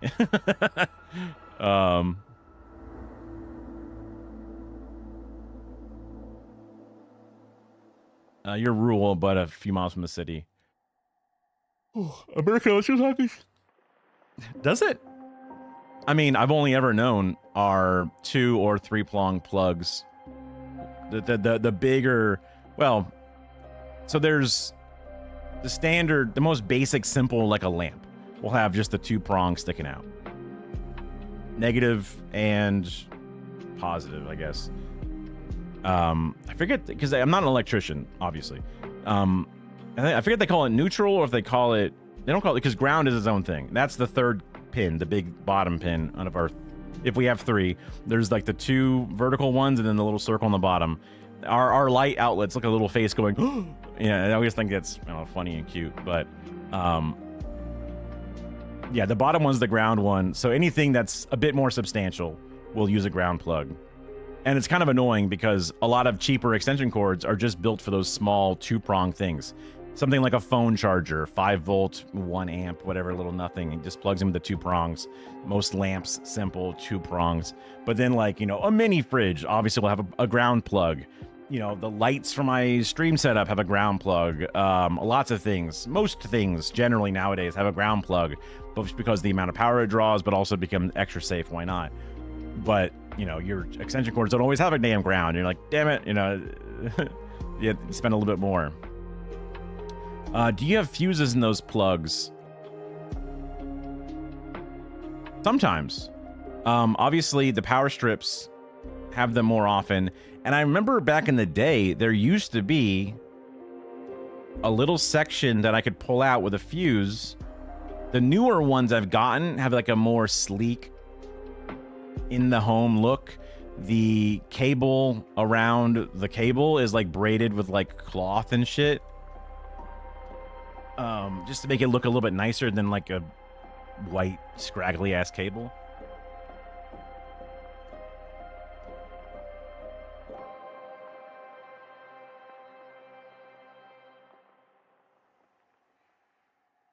So I think some of the newer ones don't have a fuse in them to pull out. Because I remember there was this little window, and when you would get them, oh, I'm sorry, when you would get them, they would come with like one extra fuse in a little bag. But we just have breakers in the garage or something, or sometimes inside of your house if you're like in an apartment or in a very cheap house, or again, a house that was built a long time ago. The breaker panel might just be like in the hallway or something. But that fuse is meant to shut off in deadly circumstances. It makes more sense to have them downline where you need them. More and more, we're getting like GFCI, I think is the correct term. So whenever there's around moisture and water or whatever, like a lot of times bathrooms, plugs for hair dryers have little reset plugs on them, or like I guess which is kind of like a little safety switch. If it notices a short or an overdraw, it'll trip that.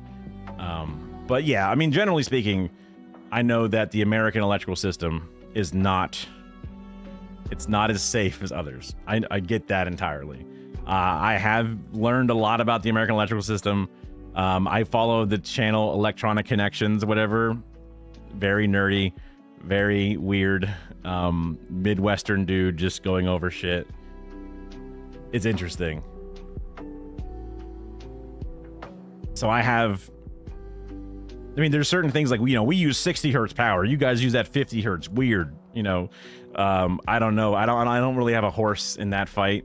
I just know that on certain electrical settings inside of certain pieces of equipment, I have to set it to 60 hertz instead of 50 hertz because, and also like that's to me that's kind of like the power version of NTSC and PAL when it comes to like broadcast shit, right?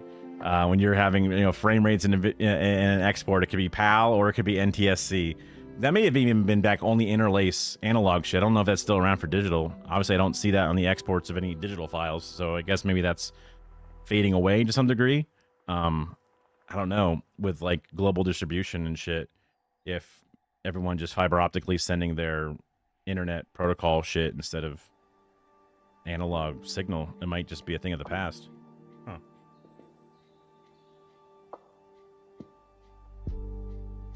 My time of looking into those specific topics is sort of like there's a gap in my knowledge when it comes to the internet side of things.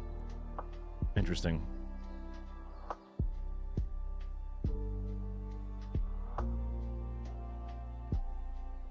Uh, 6 p.m. after 6 p.m. after neighbors, our electricity grid was maxed out because of kettles. Huh.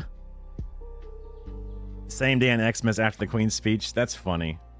Also, very non-American to have electric kettles. A thing I learned through that same channel is that we Americans are dumb and just boil water on the stove. We don't use an electric kettle. Also because we don't make tea.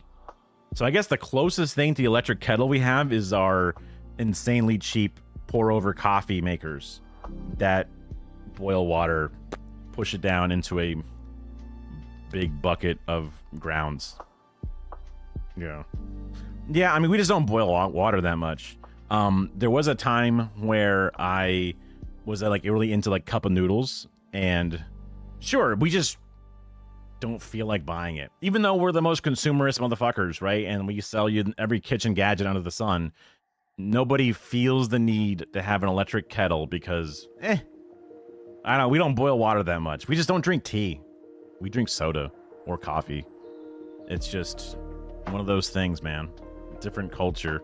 For whatever reason, You know, if there was more ads in the 50s about having an electric kettle to boil your water for your instant noodles or something, maybe we'd be, you know, lousy with electric kettles. It seems like a much more efficient system, because instead of having a whole oven stovetop heating up, having its inefficiencies just to boil a specific amount of water, whereas like the specific, I don't know, induction or whatever the hell that little thing in there that's designed to rapidly boil water in a very specific way, it's the way to do it, you know? It's the way to keep it as simple as possible. I mean, like, do you even have to clean out your kettles all that much? Like, it's because it's just water, right? You're just boiling water. It's like, it steams itself, you know what I mean? Like, shouldn't it just be like, you just open it up, fill up with water, close it, and then let it rip, you know what I mean? We microwave soup. So like if we get soup, it's going to be in a can. Either it's condensed and you have to add some water, or you it comes pre-watered down or whatever, and you just slop the can into a bowl and you just microwave it. You get buildup. Okay, I guess with like hard water and different sediments that get left behind, you might have to. That almost seems like it'd be harder to clean out if there's like, you know, minerals deposits. If Tesla was more focused on self-making tea tech, what a world.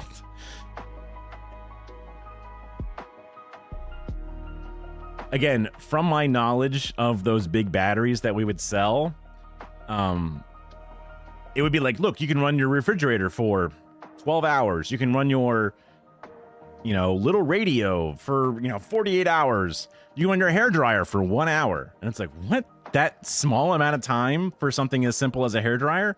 But because the draw of those things is huge. So I imagine a tea kettle, like you were saying, that when everyone used a tea kettle at the same time, that's where there's a spike in the grid, boom, you know, brownouts or whatever it is, because there's just too much of a spike, because those things yank a shit ton of power to get that element to go, whatever it is, in that moment. Even though it's only for a short period of time overall, it's still a lot of, like, if you break it down to a per hour, you know, kilowatt breakdown, it's like, oh shit, you don't get so any battery thing would be like one charge, you know, runs that sucker. And you know what batteries love? High temperatures. They sure don't, you know, have a real nasty problem with super temperatures.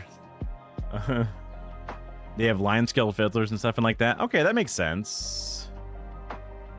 Would that be like a filter prior to the water pouring in? But that would be difficult to pull out, I think, from the water being poured in, unless it's like, is it like a tablet or something you put in, or like people have dedicated filters for certain strains of tea? A whole new world. I mean, the South in America, sweet tea is our tea, and I don't even like that. There's some like specific types of like weird like diet Lipton, you know, green tea thing that I tried. Like, oh, this is nice. I don't mind this. You know, it has, there's some, you know, a little bit of lemon in it or something. That's not so bad, but I've just never been a tea dude. For better, I would say, at least when it comes to sweet tea, because that's like diabetes in a jar. Right? The amount of sugar we put in our sweet tea is very sweet. In a tea shop, they'll have different containers of filtered water for different teas. That mean it makes sense having the different jugs for the different like pre-mixed teas.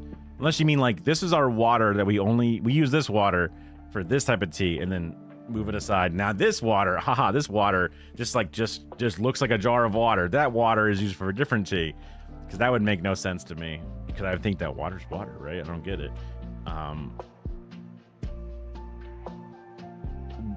So like, oh, we use distilled water for this one, but we use purified for that, and we use spring water for this.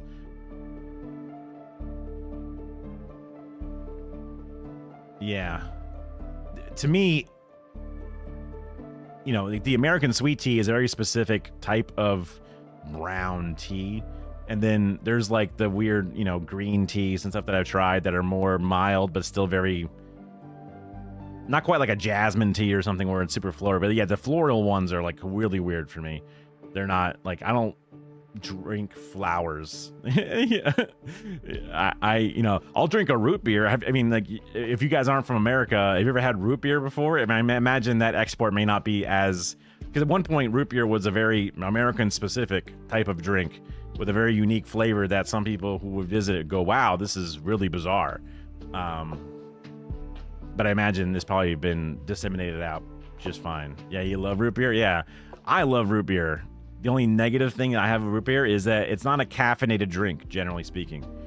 Maybe the ones with sugar will be caffeinated, but like all the diet versions generally just aren't caffeinated. This is what, for whatever reason, it was never mixed in, and that's annoying because, I'm not like a huge caffeine junkie, but I just, whatever amount of caffeine I get is just through the soda I drink. Yeah, it's just one of those, like, we just went to the World Market and we got a bunch of random, treats of all kinds of different stuff. And that's where we bought a jar of Vegemite and some other stuff before, oh wow, aha, you've heard about this before. I heard we saw a thing of mushy peas in the British section. There was also a jar of pickle. It wasn't pickles, it was just called pickle. And I looked at it and it's got like onions and a bunch of like carrots and a bunch of just things that are vinegared, but it was just a jar of like just pickle. Then there was like salad, not salad dressing, but it was like salad mayonnaise or salad something.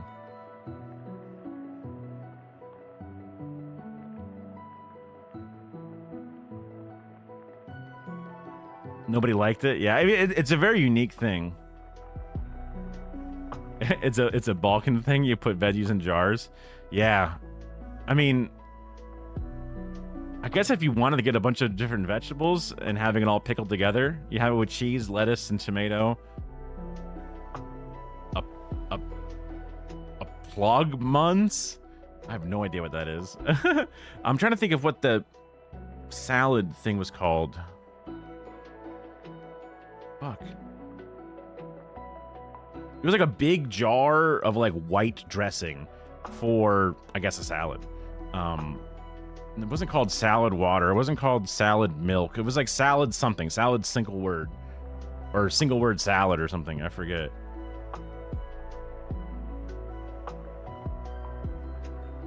Oh, if you put it in vinegar, you can pickle it. Yeah, I mean, it was called pickle, whatever. Yeah, and eat it in a sandwich with cheese. Sandwich pickle, huh?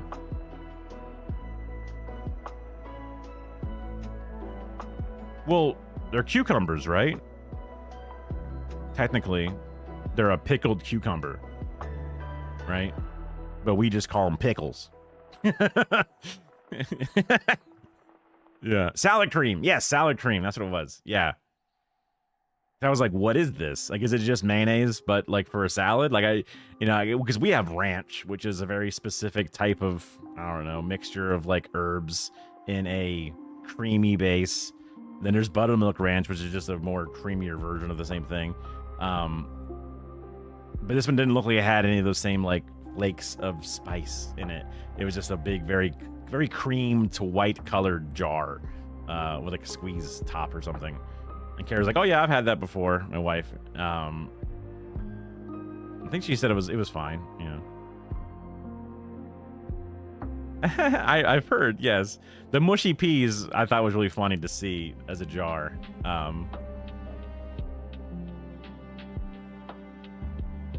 Pickles is a blend of things. Relish is a pickle. But isn't relish? Oh shit, you're right. Relish is like, well, to me, relish is relish. If someone said like, look, your hot dog has pickle on it, and it's a bunch of relish, I go, no, that's relish. What the fuck?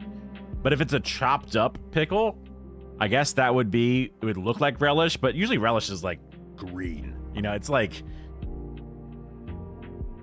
a cartoon green. Like it's one of those like intense, it's almost like a bunch of jelly. It's so green. Like it's, I'm generally not a fan of relish, but if there's on it, I'm not going to be like, I'll eat it. But it's not like a thing I ever think about getting. Like I don't have relish in my house because, whatever.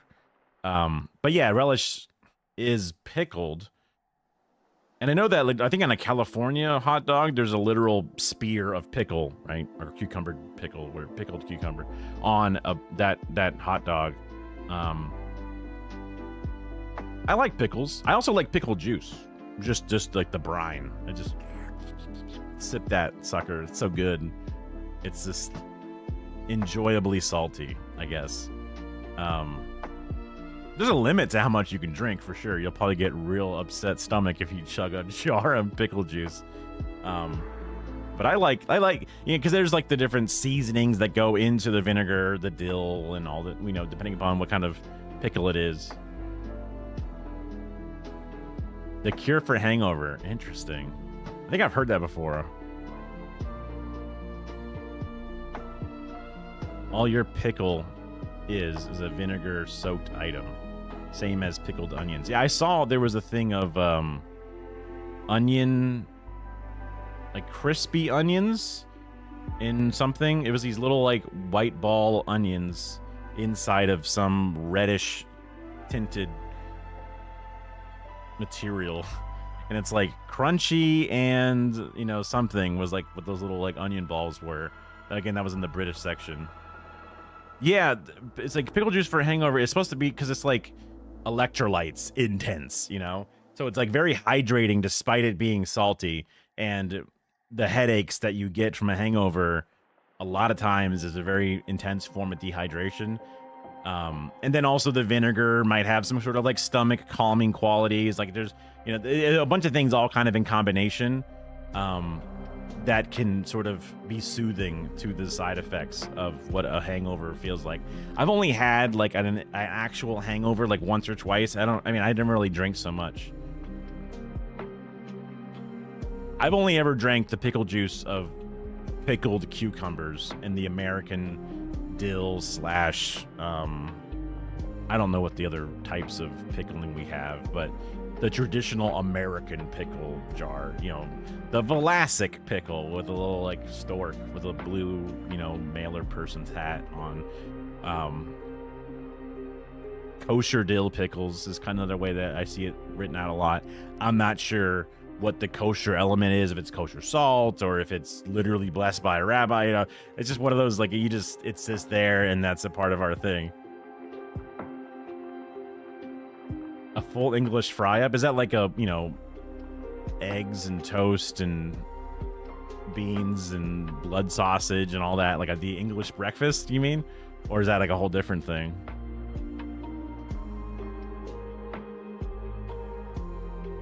I've never really eggs, bacon, sausage, beans. Yeah, interesting. Oh, there was also a bunch of cans of beans, and I was like, oh, look, is that like the official British beans on toast beans? Like, I was like, isn't it just baked beans? Like, I don't know if there's like a beans the British way, like maybe it's like, oh, we only use lima beans, not, kidney beans or whatever. I'm not sure.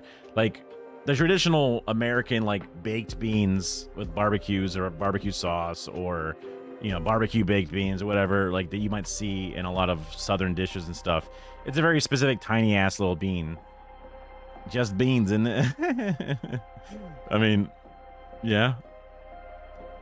I guess just like how we have pickles defined as pickles, even though it's just a process known as pickling of an individual vegetable, a lot of times our beans are, we just call them beans, and it's like, well, what kind of bean? The botanist is like, hold on, there's all kinds of legumes, right? Which ones are these? I don't even know, Baked beans? Yeah, I should like... What beans are in baked beans? Yeah, tablet typing is annoying. Baked beans, well, that's the AI thing. What type of beans are in baked? Baked beans are traditionally made with navy beans, also called haricot beans. But other white beans like Great Northern beans and cannellini beans are also common. There you go, I guess. Sure, I'll take it. I don't know. I never heard of a navy bean or a cannellini beans. I've never heard of this shit before. What's the AI overview? But it, like, you know, it's used in the baked bean. Like that's beans to me. That's a bean. That's beans. Yeah. This is a much more barbecue-y bean, and this is just more of a traditional brown bean color. Yeah, Heinz beans. We definitely have Heinz beans. If I type in baked beans, this is the most basic baked bean to me, in both like the texture, how cooked they look, the color of the sauce. And then there's more barbecue baked beans, which are more of a darker, I don't know, brown sugary hickory style bean, right? But traditional baked beans is that. Yeah, those are some classic baked beans, yeah. Pale beans. I make a lot of bean dishes using all kinds of bean. Well, there's also like the beans that have those little like white eyes in the middle of the little like, you know, the little bended section. I think those are... I don't think they're black-eyed peas, but yeah. There's a whole bunch, you know, lima beans and Hadusky. That does sound like a... I've never seen it written out, at least not in this font, but that I feel like I've definitely heard that word before through something. Nouveau riche. I mean, depending upon where you're at in the South, barbecue is an element that's added to a lot of things. It's also another way for Americans to put sugar and shit, right? I'm not sure everyone's tasted barbecue to some degree. There's a certain, I don't know, smokiness, whatever, to the flavor. I'm not an expert in like doing the food describing. I don't really know what umami is, because there's savory and then there's also umami, and that's different than salty. Is umami like I think it's supposed to be like a meaty aspect, right? Well, Worcestershire. Yeah, I always like saying Worcestershire. Is this one of those, like, I know I'm always saying it wrong in a different way? Yeah. Then I like to ham it up and be like, oh yes, this is the Worcestershire sauce. You know, just add a bunch of extras in the middle for no reason, just because it's difficult to pronounce. I don't mind Worcestershire, Worcestershire,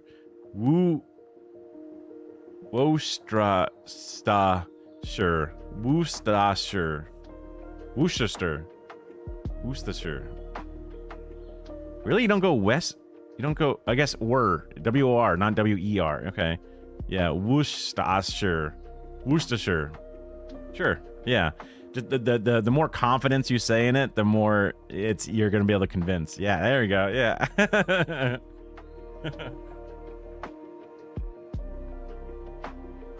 Now, as long as I never have to say it again, I can, you know, we're perfect. We're all set. Yeah. It's a very unique flavor, whatever the combination of elements. But hey, you know what? People say that there's no flavor in British food, but that's a flavor. That's a very intense flavor. You got to be careful how much you put on that, how much you utilize that. But it's probably some crazy spice that was brought in on some ship back in the 1300s or something. I don't know. Yeah. It was probably taken from something at some point. I don't know. Yeah. Really? It's a fish-based sauce? Or you just mean in general, like anchovies is just one of those, another intense flavor? Because I've had anchovies a couple of times. Not my cup of tea. Mostly because I really don't like fish flavor. Like, the fish I like is like fried white fish with tartar sauce. That's awesome because it's very agnostic. You just get to enjoy the texture and the breadiness and the fry element, as well as whatever sauce you add with it. It's anchovies, vinegar, garlic mainly. Wow, interesting. Huh. I guess that's where the intensity comes from, but neat that. Another thing, HP.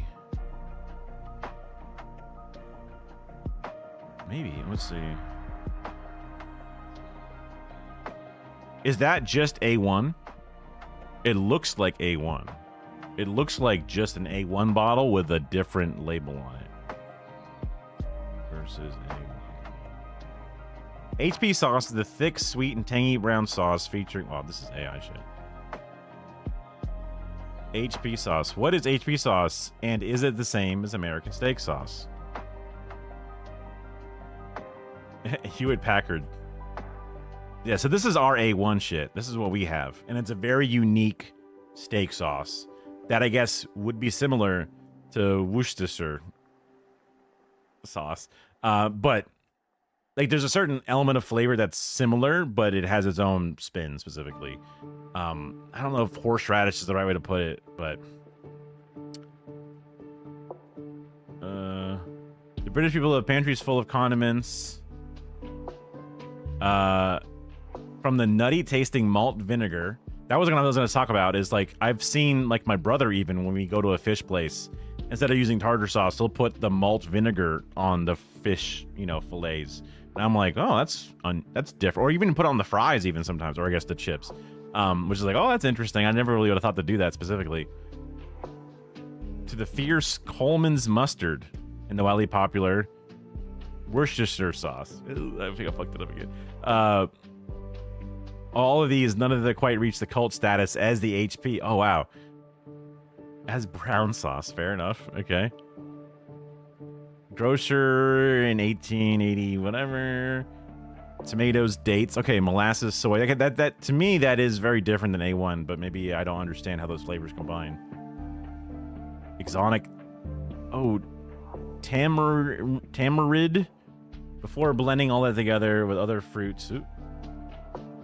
Spices, malt vinegars. Okay, vinegar. Okay, the banquet sauce. Huh.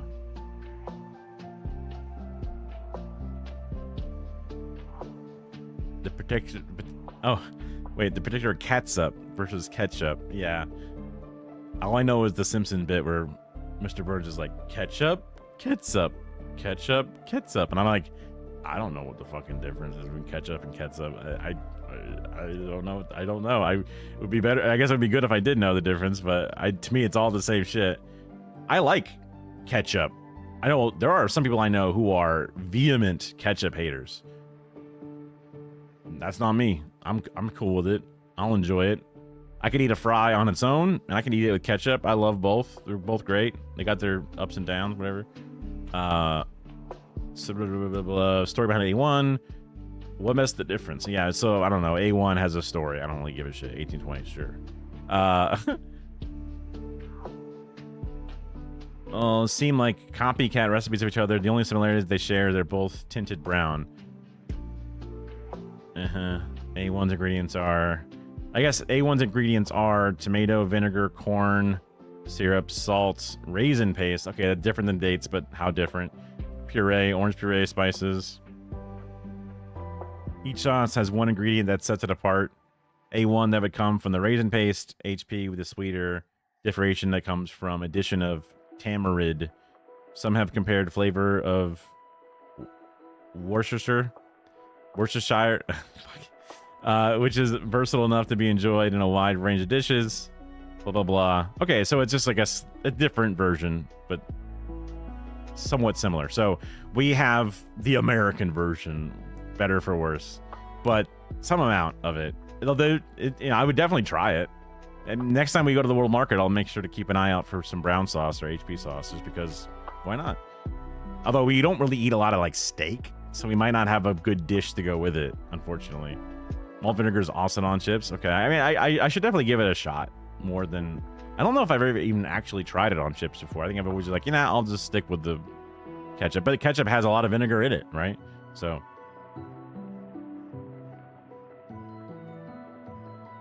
I mean, that's everything in America has shady ingredients for sweetness.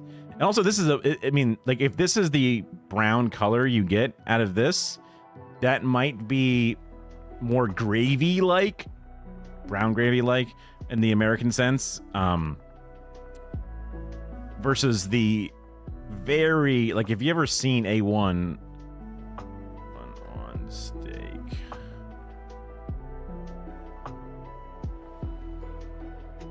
it's a very rich dark color, and there's even like what a weird little bottle. It's a dark brown. It's not gravy like anyone. Okay, I guess I'll pull up a similar example. This would be a very watered down version. I don't know. I mean, this must be like some kind of like specific. I don't know. That doesn't look.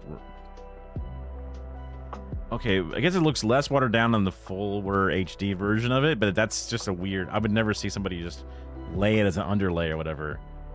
Yeah. It's definitely not barbecue sauce, at least in America. There's a lot of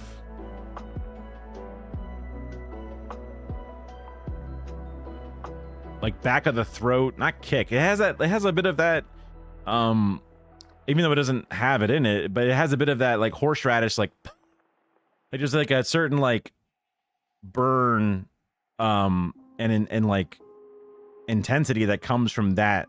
Like even you put like a tiniest bit in your mouth, you're gonna get the same amount of intensity as you get a whole mouthful of it. There's just a certain like, I mean, some people don't like it because it's just sort of like overpowering. Like if you put A1 on a steak, the chef would be offended. Trump famously loves A1 on his steaks, right? Because he's a cheap fucking, you know, jackass, right? That's like, you know, a low class element of who he is as a person. People see. So we'll see what HP looks like on steak, just to see a picture of it. Similar.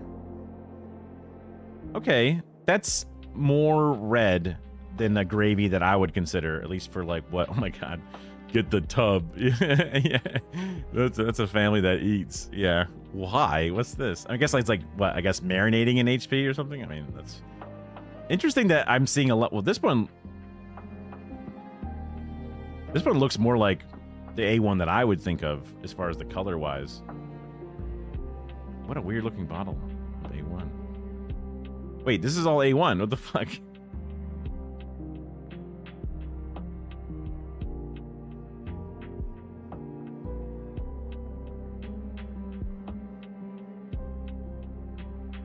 Huh.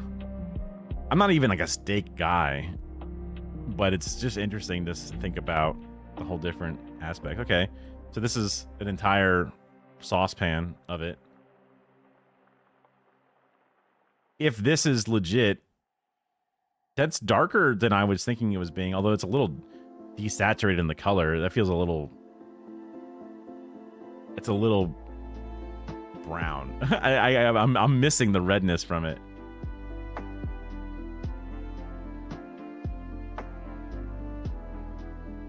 Yeah, and then just like some of the other pictures, like if this is like too runny or weird because it's like a food photo or something, then that may not be a good representation. I mean, like I said, we'll give it a try. You know, even if we just taste it, you know, just a la carte or whatever. Ew, that bacon looks so gross. It's just too fatty for me. To me, I don't mind like if there has to be a little bit of that like whitiness to the bacon, but I want as much of the crispy red, dark red sections of bacon. That's what they call brown sauce. Yeah, I mean, there you go. I imagine though it would be more viscous than a traditional. Well, I guess some gravies are kind of runny. I was just thinking about how some gravies are super thick, but I guess it depends. And also, like, I'm a bit of a low class individual. I have eaten the most gravy I've ever eaten is like out of a jar. I never like, my family didn't like make our own gravies. You know what I mean? Like we just bought a jar of gravy and we would put it on our potatoes or whatever. Which I have learned is not the way you're supposed to do it.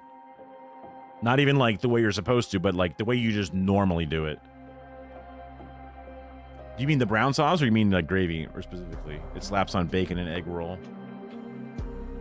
And also, to me, as an American, egg roll is like that, like Asian egg roll. Like these are the egg rolls that we think of. But is there like a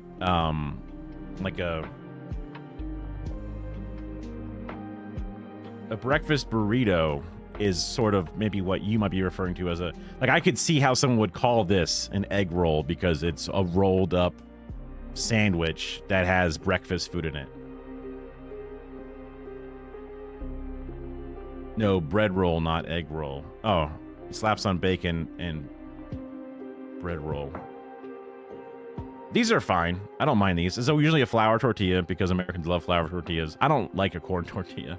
I think traditional Mexican is supposed to be a corn tortilla.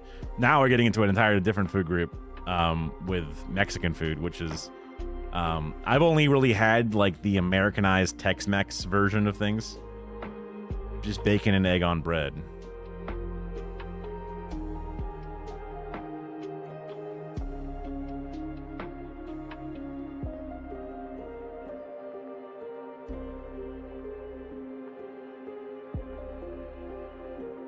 Like a little egg sandwich?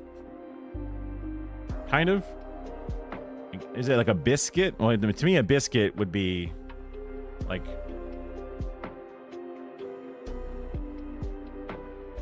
To me, a breakfast sandwich is either like an English muffin we would refer to as something like one of these, or where's like a actual biscuit one? These are all muffins. What we would call a muffin. I know that there's a very different version. These are like burger buns, which is kind of weird to see. Where the hell is all the biscuits? Hold on.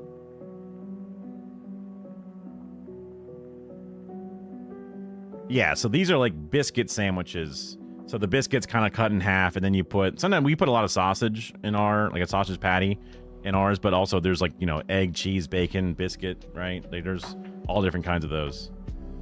Yeah, these are good. Yeah, they're good. Yeah. Who doesn't like this stuff?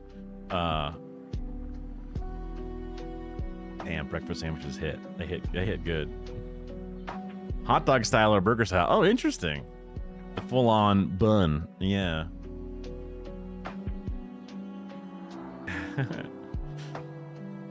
Man, just thinking back on like the pickle thing, and then thinking about like what we call a roll or a sandwich and all that. There's like just so many words that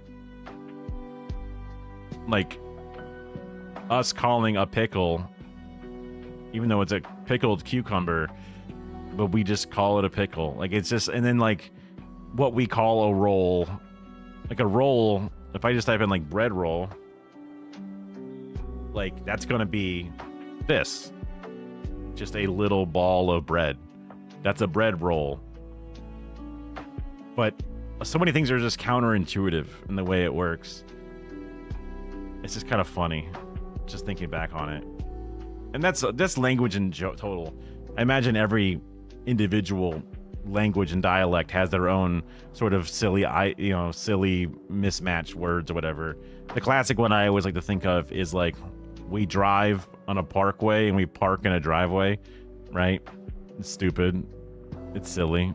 But it's just a funny, like, ironic twist of words. There's a bunch more. I don't have them all memorized, but yeah, because like what we call a cookie is different than, you know, a biscuit.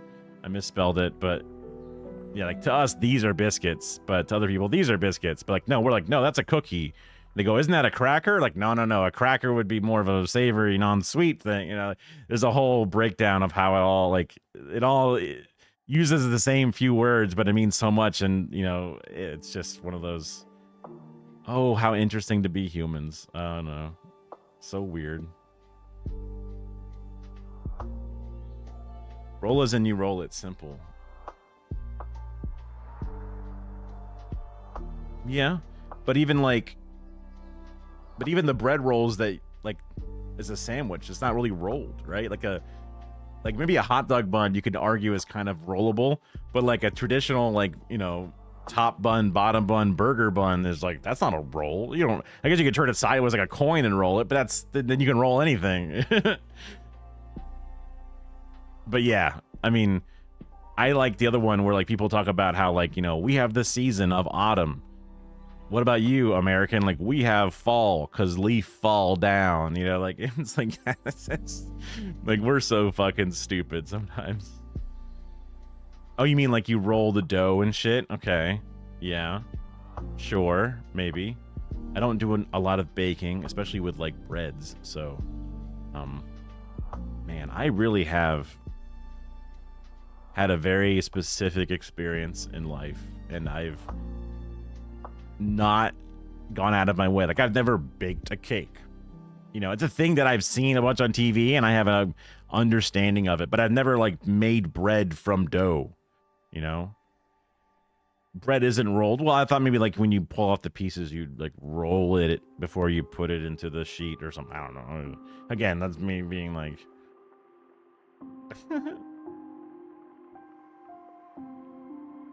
You're giving me mixed signals. You're like, you roll all of them to bake. Bread isn't rolled, and I'm like, I'm sorry.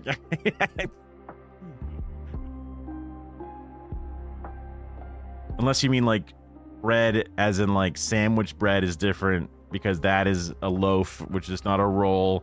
You know what I mean? Like it's all, yeah.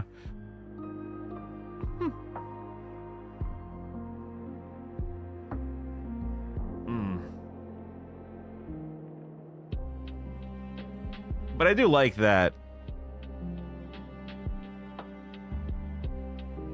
even with the colloquial differences, it's not too hard to break it down and to go, wait, hold on.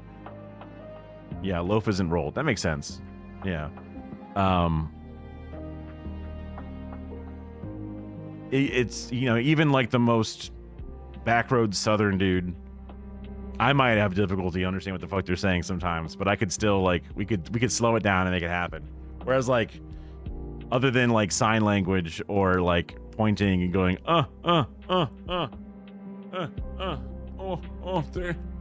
you know, like, you know, doing a bathroom dance or something, like other than doing some of the most simple actions, it would be difficult in places like, I don't know, Spanish speaking or, you know, any Asian country. Like I would be fucked. I wouldn't be able to get the message across. So being able to go to like some like crazy deep Scottish town, even though half our words in the jargon have no mismatch, like we could eventually get to something that would make sense to pass along human communication. Maybe not. Maybe I am overestimating the ability to overlap, but technically a biscuit is the cutting shape being round, hence why you lot call scones a biscuit. Whoa, hold on. A biscuit is the cutting shape. Like a circle, you mean? Or like a little like cylinder. So why we, as a circle cutting method, call this a biscuit, and then you have cut these biscuits out, or even these circles out. So we, you know, if you call this a biscuit, we wouldn't, even though it's the same shape as the element. But this is biscuit shaped, but you might call it a scone, but we would call this a cookie. What do you mean? That's just a cookie. That's a sweet, crispy ass little cookie, you know? And these are square, crumbly little cookies. And this is like a chocolatey cookie, you know?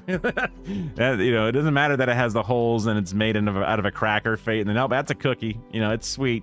There you go. Real simple.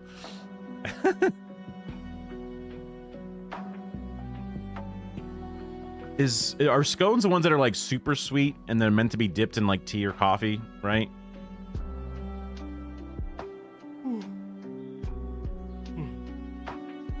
Oh yeah, there was another thing. We ate tea cakes before we watched Andor, and that was like a little, I don't know, like not a wafer, but like a little tiny cookie that was circle, and it was like a gigantic dollop of this marshmallow on top, all coated in chocolate. That was a tea cake. It was good. It was cool. I liked it. I don't know if that's a British thing or not. I forget which section of the World Food Market we bought it from, but it was somewhere. But it was like very English sounding thing.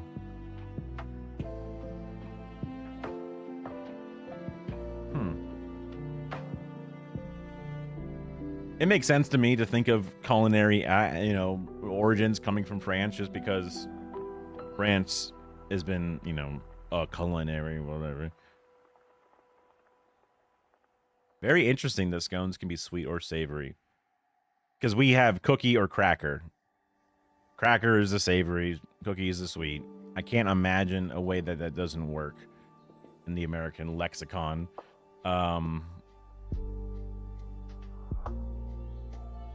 So, like, a long, crunchy bread thing, if it's like a bread stick, that would be almost like a giant pretzel stick, but without the pretzel, like, specific type of bacterial yeast or whatever it is to make it brown and, its style. But if there's like a long bread thing, that would just be called bread. You have crackers, of course. Yeah. I mean, yeah. I definitely did not think you didn't have crackers, but that adds another layer of complexity that you also have crackers as well as savory scones. And because I think of scones as the sweet things that are made almost too sweet. Not that American palate, because I just eat that shit raw, dude. It's good. But it's meant to be dipped in a bitter thing to help balance both of their aspects together or whatever.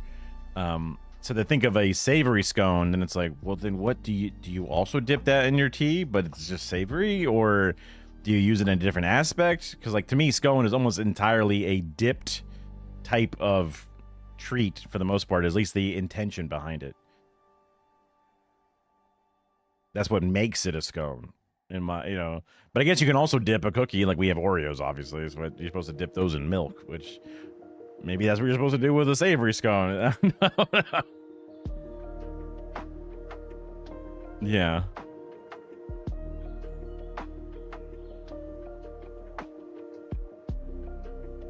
Tea and scones is usually cream and jam, no dipping. Oh.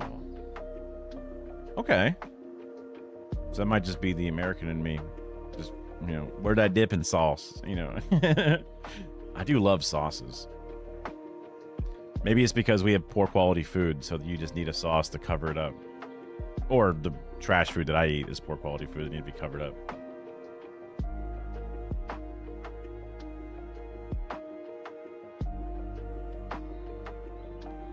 Devonshire. Devon. Makes me think of, like, Creole stuff.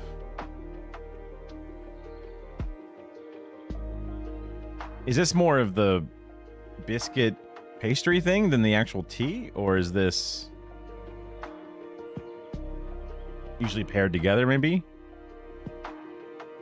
A 300-year journey. It's a type of scone. Okay. Because the word scone ain't even in this. You know what I mean? That's crazy to me. But then scone is pictured right with it, so. Huh. To me, that looks like a savory biscuit with jam and... that's not butter, I guess, because that'd be a fuckload of butter. So it must be like a cream, like a whipped cream. On a savory biscuit, whipped cream, but with jam. Unless it's a sweet biscuit, but that would be... That doesn't look sweet. That makes sense, right? That looks like a very buttermilk biscuit, maybe, or just a biscuit, Putting jam on a biscuit, fire. Awesome. Sick. I love it. But then whipped cream on top of that. Never thought to do that. But I'm sure it's good. I mean, these look amazing, either way. I'm a sucker for breads, crackers, cookies. That's my arch nemesis. It will be my downfall. My death will be caused by... Like, there's specific aisles in the grocery stores, even the World Market grocery store, that are just, like, dedicated to that whole section. And I could just live in that section. If we were down the zombie apocalypse and we had to barricade ourselves in one aisle, I would do that. it wouldn't be good, but I'm already in a bad situation, whatever, you know what I mean? Okay. My wife really likes pumpkins. Um, she's done a lot with buying very unique types of pumpkins, baking them, pureeing the meat, then using them to make her own pumpkin pies and pumpkin, you know, special kind of pumpkin cookies and all kinds of pumpkin. She's a big pumpkin spice enjoyer, which is also a whole nother layer of consumerism on top of the actual like enjoying of the squash and or, you know, pumpkin plant, is then also enjoying the like Oreo themed pumpkin spice flavor bullshit, which is this whole like, it's not even the pumpkin, it's just the pumpkin spice, but she still likes that as well. Like there's a whole like season of pumpkin spice that comes around, and then she's got to like get a little bit of everything that's seasonal with it as just a nice little pick me up for that time of year. I'm probably more of a humbug Grinch about it than I should be, and I should let her enjoy things, and I give her a hard time. But I'll still, like, you know, when I go to the Walgreens and pick up my meds, I'll go inside and say go to the drive-thru and I'll buy whatever special Hershey's pumpkin spice thing or whatever it is she's looking for, just because it makes her happy, you know. I'm sure I have plenty of dumb things that make me happy. I just can't think of them right now because I don't think they're dumb, because they're important to me.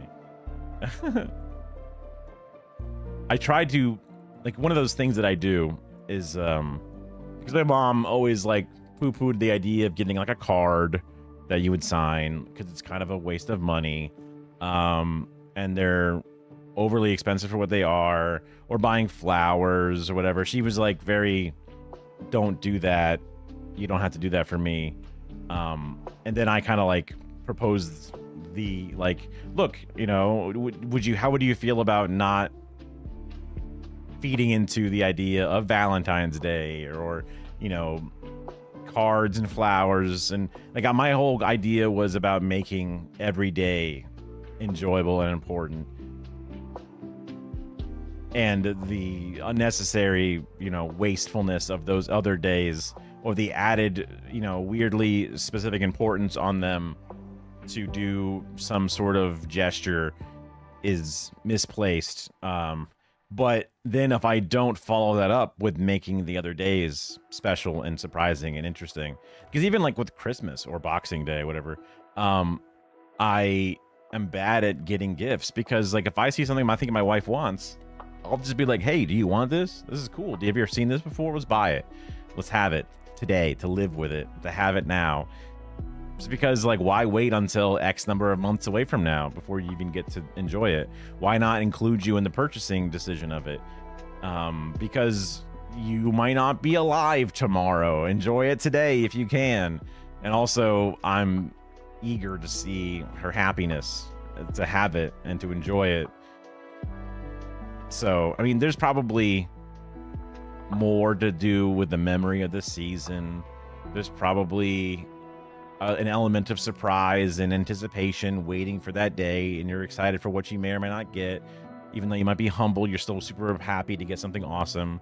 And maybe I'm sort of like stealing that away by being, again, a Grinch or whatever about it.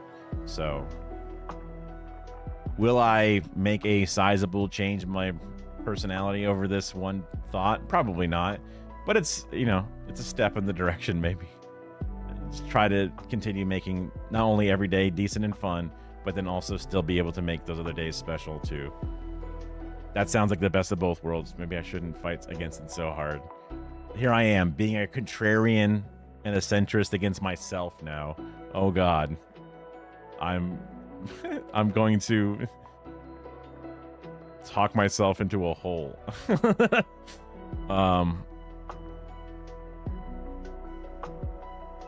Yeah, I guess, you know, it's like a shower thought, but it's just introspection, and just, you can be your own worst enemy in a good way while also doing it in a bad way a bunch. Yeah. Let's see. I definitely still have a bunch of videos that I was like interested to watch. I guess today just started out with me just randomly talking about shit. Because I also love just literally doing the just chatting where like, why, if you don't need a video to then have a talking point or whatever to start a conversation, that's great. I mean, this is the most invigorating thing for me specifically, generally, is just talking. But I'll give my vocal cords a break. We can watch some stuff. I mean, I'll probably still be talking plenty, but here, let's start with something simple, something fun. Like that. Grab this. Don't forget my normal flow. Let's see that. Ta-da! All right, manually unpin.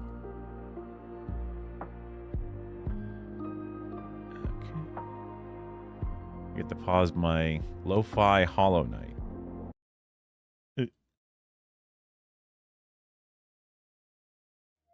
When it comes to the ways that a snake can move, it's the Oh, silly me. Okay. See, this is too loud. When it comes to the ways that a snake can move, it's the strike that perhaps gets the most attention. And I get it. It's striking. Sorry. Strike. Whether it's on the hunt or in defense, it happens incredibly quickly. A snake has between 10 and 15,000 muscles, and it uses them to essentially hurl its head forward, sometimes reaching its target in less than 70 milliseconds. You know what's crazy is that cats are faster. I've almost never seen a cat not beat a snake. Whether the cat just goes up and just jumps away from the attacks, or just pop, pop, pop, pop, pop, pop, pop, and then the snake's like, fuck, okay, I give. Cats are crazy. That's 1/3 of the time it takes to blink. For snakes, right? It's too early. And it's not just the venomous snakes like the vipers either. The humble rat snake has a defensive strike that's just as fast, with acceleration on that noggin that would make a human pass out. If you happen to be prey and you get caught in an ambush, the strike generally happens faster than your nervous system can react, which scientifically speaking means you're f***ed. However, there are some animals that do have the reflexes to match. The kangaroo rat, for example, is a legitimate badass. Rattlesnake strikes are just part of the commute. All they need's a split-second edge, and maybe to guess right like a goalie, because once a rattlesnake starts its strike, it's fully committed to that line. There's no changing direction midway, and you can see they miss quite often. Boom, right in the noggin. It's like an insult. But of all the ways that snakes move, this might be the easiest to understand. It's like punching someone with your face. What's more incredible is that they can move about without limbs, so efficiently that they can live and hunt up in trees, sprint across sand dunes, hunt for friggin' fish, and some of them even fly, sort of. The lizard-like ancestors of snakes benefited from getting longer for some reason. That's a mole, or is that a root? That looks like an animal, but maybe that's just two legs tied together, or like in the same perspective. That's crazy. One idea is that they started to hunt down holes, but whatever that reason was, they held on to their limbs for quite some time. I would say enjoy, but it should just be whatever, right? It should just be a part of the process, I guess. It shouldn't have too much. And I guess sometimes antibiotics can be a little upsetting or a little unsettling, but usually it's pretty unnoticeable as long as it's not like, you know what I mean, taking it orally, right? So it's a drip. So yeah, it should be all right. As long as the germs in you aren't antibiotic resistant. That would be bad. You know, this one took a long pause in that song, Head, Shoulders, Knees, and Toes. Now, eventually those limbs disappeared altogether. But if there was some disadvantage to that, no one told the snakes, because they'd already figured out how to get around. So this right here might be the most straightforward way a snake can move. Kill me. Come on, it's very cute. It I've never almost seen looks that like before. it has arms, but they're inside of a sleeping bag. It's called rectilinear locomotion, and let me tell you, they put the rectal in... Nope. Now, you might expect that all those ribs inside the snake move like a slinky, but in fact, the ribs and vertebrae are sort of pulled along by muscles attached to the skin. Here, you can see the skin closer to the belly sort of stretch out and reach forward. Then a section of the belly makes contact with the ground and tightens up a bit. And only after that are the ribs and vertebrae pulled forward. Here's a view from the bottom for all you pervs. It's sort of like if you were lying on your belly, and then you flexed your neck muscles in a way that brought your nipples closer to your chin. And then you used your pecs to kind of drag yourself forward by your nipples. Should put that in your textbooks. But the snake lacks firm, erect nipples to gain purchase on the surface. But these belly scales here, the long ones, have some tricks. First off, the way they overlap means that when they interact with the surface, they can have some teeth to them. And those scales might seem smooth, but if you look real close, they look like a cheese grater. The shape and direction of these ridges means moving forward is smooth going. But if you push back or off to the side, there's some friction. And this becomes very important in the most recognizable way that snakes move. Lateral undulation. And let me tell you, snakes put the rectal and lateral... Jerry, you can't reuse that joke with different words. Anyways, it's the one where they go curvy. Lateral undulation can almost look like magic. The snake's body moves continuously along a fixed path, almost like it's on one of those model train tracks you had as a kid, which your dad played with more than you did. To try and understand what's happening, let's take a closer look. Now, this is a snake in the wild that's quite malnourished, but its movements are exemplary. First, pay attention to how the front of the snake interacts with those pebbles it comes across. Essentially, what it's doing is setting anchor points, and these anchor points help define the shape of the curved path. The curves are formed by contracting muscles on one side of the snake and relaxing them on the other, then switching sides when the curve changes direction. You can see these waves pass backwards through the snake's body if you put it on a frictionless surface. As the snake pushes against things, it generates all sorts of forces. Some cancel each other out. Take that, snake. Frictionless, smooth surface. Fuck you, snake. Leaving the ones in the direction of the movement. The fact that those belly scales have less friction moving forward than when they press backwards is crucial here. If you put a snake in a onesie, adorable, it can still create friction with the surface, but now it's equal in all directions, and you can see it can't move forward. On a fabric surface, a snake can still use lateral undulation to move, but with nothing sticking up to push against, it has to rely on the friction from its belly, and you can see it slips around a bit. So what some snakes seem to do is lift up parts of their bodies, redistributing their weight so they can have more thrust at the points of contact. And this lifting idea is the basis for a way that snakes can move on sand. If you use straightforward lateral undulation like this one's doing, it's a pain in the ass. It's like climbing a sand dune. You go back half a step for every one you take. But if you just change it up a bit, I mean, look at this f***er go. Those S-shaped waves in sidewinding look very similar to what we've seen before, but how it creates movement is actually quite different. In lateral undulation, every part of the snake is in motion relative to the ground. So even the parts that are pushing against things are moving. It's sort of like ice skating. In sidewinding, the snake creates a wave of stationary contact points that it pushes off from, while lifting the rest of its body off the surface. So at any moment, there are usually 2 points on the snake that are motionless relative to the ground. And because of this, sidewinding often leaves very clear tread marks, where you can even see individual scales. This movement is quite versatile. You can reverse that wave and move the other way, or even go around in a circle, and you leave your footprints to boot. Now, because their movement isn't in the direction of that head-to-tail line of their bodies, their belly scales have quite different microstructures. Instead of those toothed ridges, they have a smooth, porous surface, which minimizes belly friction as they push off with the side of their bodies. So by this point, you probably have an appreciation for the incredible amount of control that snakes have over their muscles, but also the intimate relationship they have with how their bodies can create friction. And this means that snakes can change up their strategies depending on what they're up against. These corn snakes here are moving up a significant incline, but you'll notice how differently they move depending on how far apart the walls are in little hallways that they're moving through. In these top ones here, you can see a sort of stop-and-go technique, which is called concertina movement. And let me tell you, if you're a snake that likes to live in trees, it's good to have a whole bag of tricks up your sleeve. Singular. They only need one sleeve. And if they're wearing one, quite frankly, everything's up it. But before that, learning about snakes is one thing, but protecting them and their habitats is even better. Stick around to the end of this episode to see how you can make a real impact by joining Planet Wild.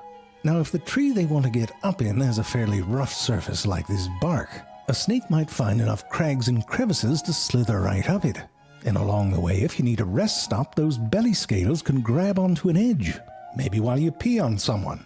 Those scales themselves seem to be under active control. If it starts to slide backwards, a corn snake will change its body posture and potentially flex individual scales to create a kind of emergency brake.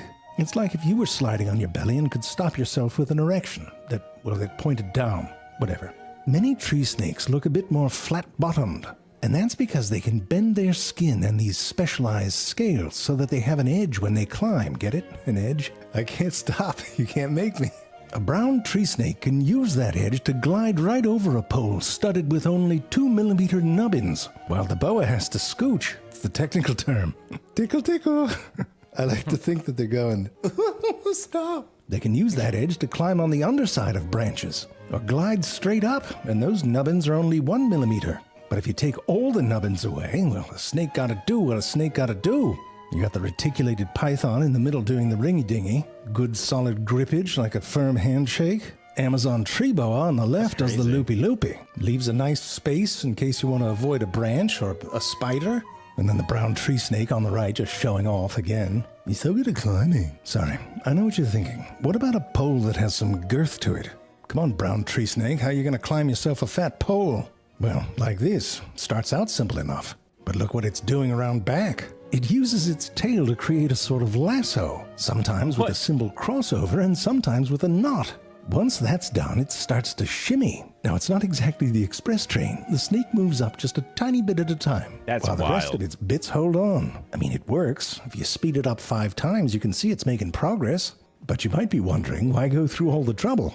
Well, here's a wild snake climbing a stovepipe, which was intended to protect a starling nest.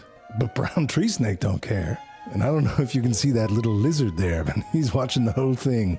He's like, oh, shit. Oh, shit. Oh, hey, there's eggs in there. But not all your food's going to be in a little box on top of pole. Sometimes you got to reach for it. If this scrub python here wants to go straight up, it can bridge a distance that's over 70% of its snout to vent length. Vent in this case meaning butthole, which is pretty far back, as you can see. Guess who can do it even farther? Yeah, that's right, the brown tree snake. Brags about it. Can look at me, I'm a full body erection. All right, it's impressive. Look at that guy. It starts to get a bit more challenging as that gap becomes more horizontal. Because the farther it goes out sideways, the more torque that body experiences. It looks like, and at some That's like the world's hardest plank right there. Just point, it's too much, and you just got to go for it. Takes it right on the wow. chin. Now, snakes can go across completely horizontal gaps, but not nearly the same distance as the vertical ones. This is more like the Iron Cross in the rings competition. Okay, I guess that's more of a plank technically, but still. But like always, there's some snakes that take this to another level. The brown tree snake, just kidding. Snakes in the genus Chrysopelia. Wow, do that. And you know, once you figure out you can do something like this, you're going to have fun with it. These snakes are sometimes called flying snakes, because falling snakes doesn't sound as good. Actually, gliding might be the best way to describe it. The initial jump gives them some horizontal speed. Now, as they fall, they actively flatten their bodies by spreading out their ribs. Now, the cross-section of their bodies starts to look a little like the cross-section of a wing. After a brief dive, their body takes on an S shape, and it starts to undulate. The movements help stabilize the snake in the air as it becomes a kind of floppy wing. Air passes over the body crossways, which is kept at an angle that generates lift and shallows out its angle of descent.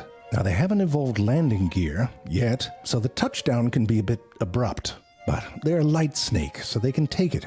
I know what you're going to say. You didn't cover how they move in water. Well, those badasses get their own episode. But listen, there's nothing I like more than showing you what a snake, or quite frankly any animal, is capable of. But I do need animals to exist in order to do that. That's why I joined Planet Wild and why I think you should join too. It's a community-financed rewilding organization.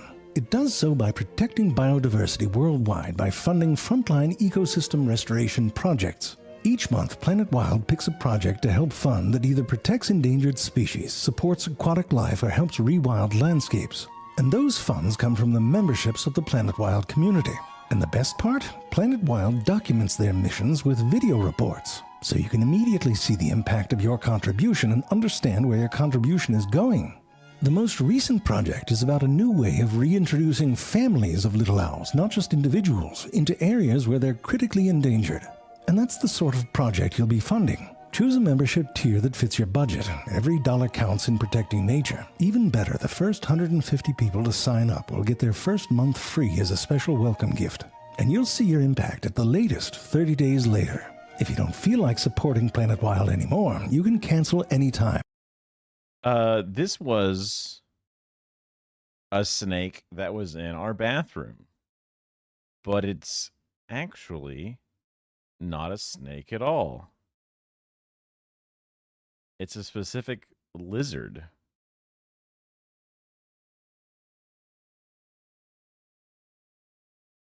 A glass lizard, as it's referred to. Yeah, I mean, water moccasins is one of the thing that we were always talking about, being taught to look at. But I just woke up one day and I was like, I need to take a piss, and I looked over and I'm like, snake. And I just text or Discorded Kara, my wife. I was just like, snake. And I just typed the word snake to her, and she's like, snake? And then I just set a picture of a snake in our bathroom, and and then had the emoji snake afterward, and she's like, what? We're pretty sure that our cats brought it in, but the door to the backyard, the cat door, was closed off. So we're like, how the fuck did this? How long was this like chilling in our house, hiding or something?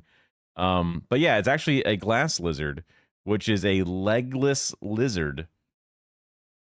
I forget the difference of what makes them different than a normal snake. I guess because they have eyelids and some other thing.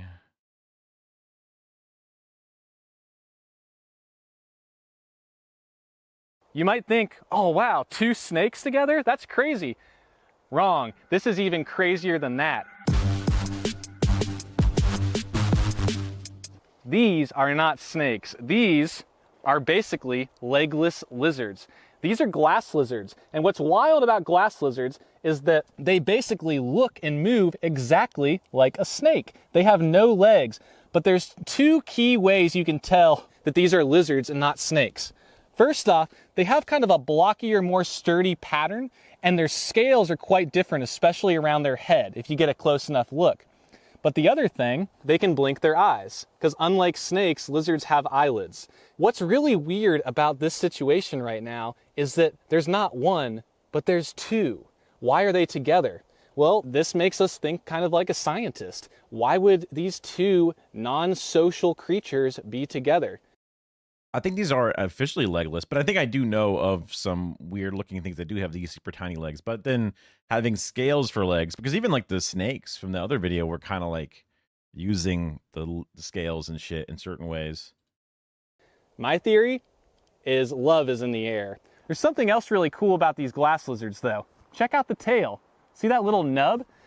Glass lizards have the ability to drop their tails when predators threaten them. What happens is a predator will try to bite, and this all basically looks like a tail, but they'll drop the end, and the end of the tail will wiggle around while the rest of the glass lizard runs free. It's a great form of defense. The road we're on kind of cuts right through prime habitat, and that brings up a conservation point. One of the leading threats to a lot of reptile populations are roads, because think about it, the sun is beating down on these roads.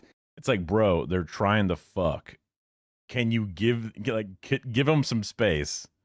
These are ectothermic or cold-blooded creatures that need heat to basically move and survive. They lay out on roads, they don't know it's a road. Car comes by, hits them. You see dead on road reptiles all the time. So it's something important to consider. Where we put our roads and how we design our roads really impacts reptile populations.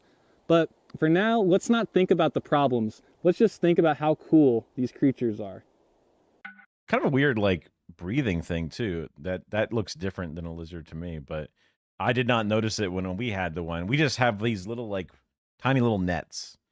Some are on long poles, some are on little extendable long poles, and I was just like, okay. You know, just kind of, like, wedged it underneath it, and then kind of just let it fall into the net. And then we just, okay, walked out of the front door, put it in some bushes, and it just went away. It's like, goodbye. But the one we had in our house, had that it's kind of hard to see, but there's weird brownness to the tail where I guess at one point it dropped it if it was longer, and then it's slowly beginning to heal or build up a new tail again. So I was like, what is this? Like some kind of like not yet formed rattle of like an adolescent rattlesnake or some shit. Like, what, it looks so weird and brown, and the texture was very different. It was just kind of an odd thing, but yeah. Either way, there's something large and alive in our house that we were not expecting, especially just in the bathroom. Like if that fucker came out behind the toilet when I was like taking a shit, I would have shit myself. Which I guess maybe that's a good strategy if you're having trouble. We have not had many large reptiles. Like we've had lots of those little Florida lizards. Let's see.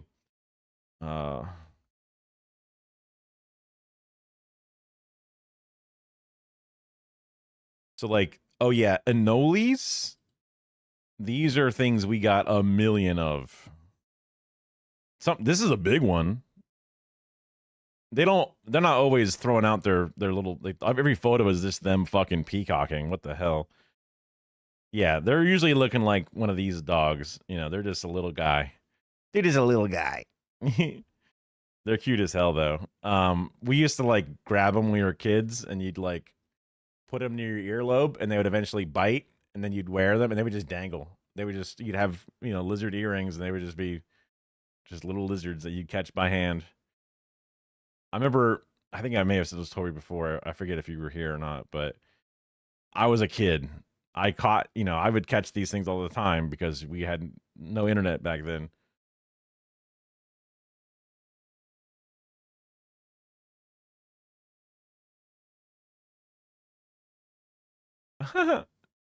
Yeah, I mean, well, there was that one prehistoric one that had those like two legs in the back in the other video, but yeah, crazy. Yeah, nature be wild. But I remember capturing one and thinking to myself, "Oh, poor guy. I'll let him go. I've been playing with him long enough or whatever. He's probably hungry. I'll let him eat some ants. I'll help him eat some ants." So I just take him and I just drop him on an anthill. And then immediately the ants swarm him and kill it. And I'm just like, huh, I thought you would have been like Godzilla and you would have been able to just destroy everything and be awesome.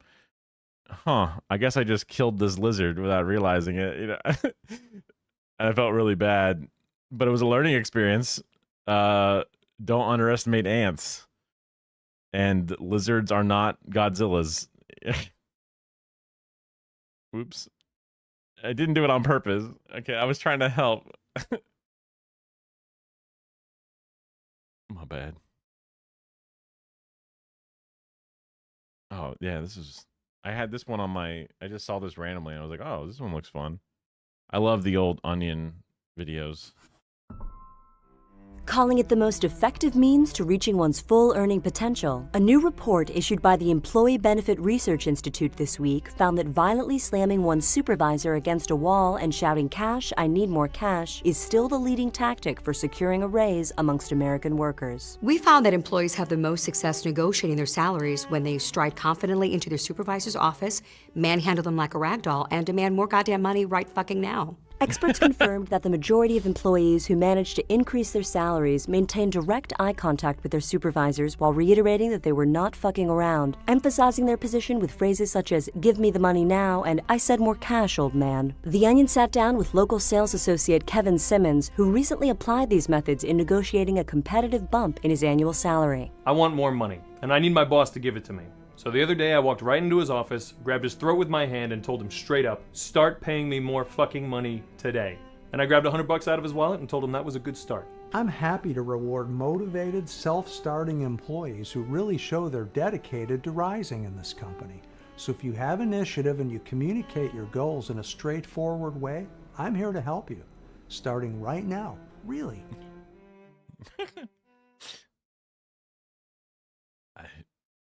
It's simple, but good. I haven't watched...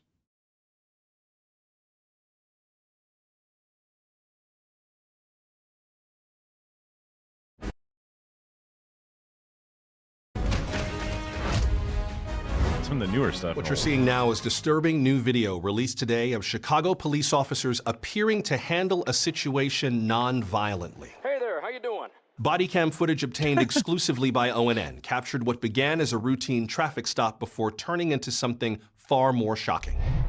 You can put your hands down, sir. Real quick, can I get your license and your registration, my friend? Officers can be seen approaching the vehicle before issuing the driver a warning for a broken taillight, letting him go without even so much as drawing their firearms. So just do me a favor and get that fixed up as soon as possible, all right?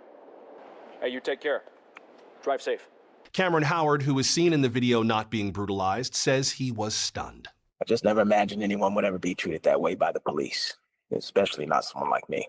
While these types of incidents make up less than half of 1% of police interactions, law enforcement officials are assuring the public they do not expect anything like this to ever happen again. When you wear that badge, put on that uniform, there are certain standards and expectations that come with it. This is not who we are. According to police, the officers in question have been suspended indefinitely and will now be required to attend extensive combat escalation training before they are put back on patrol.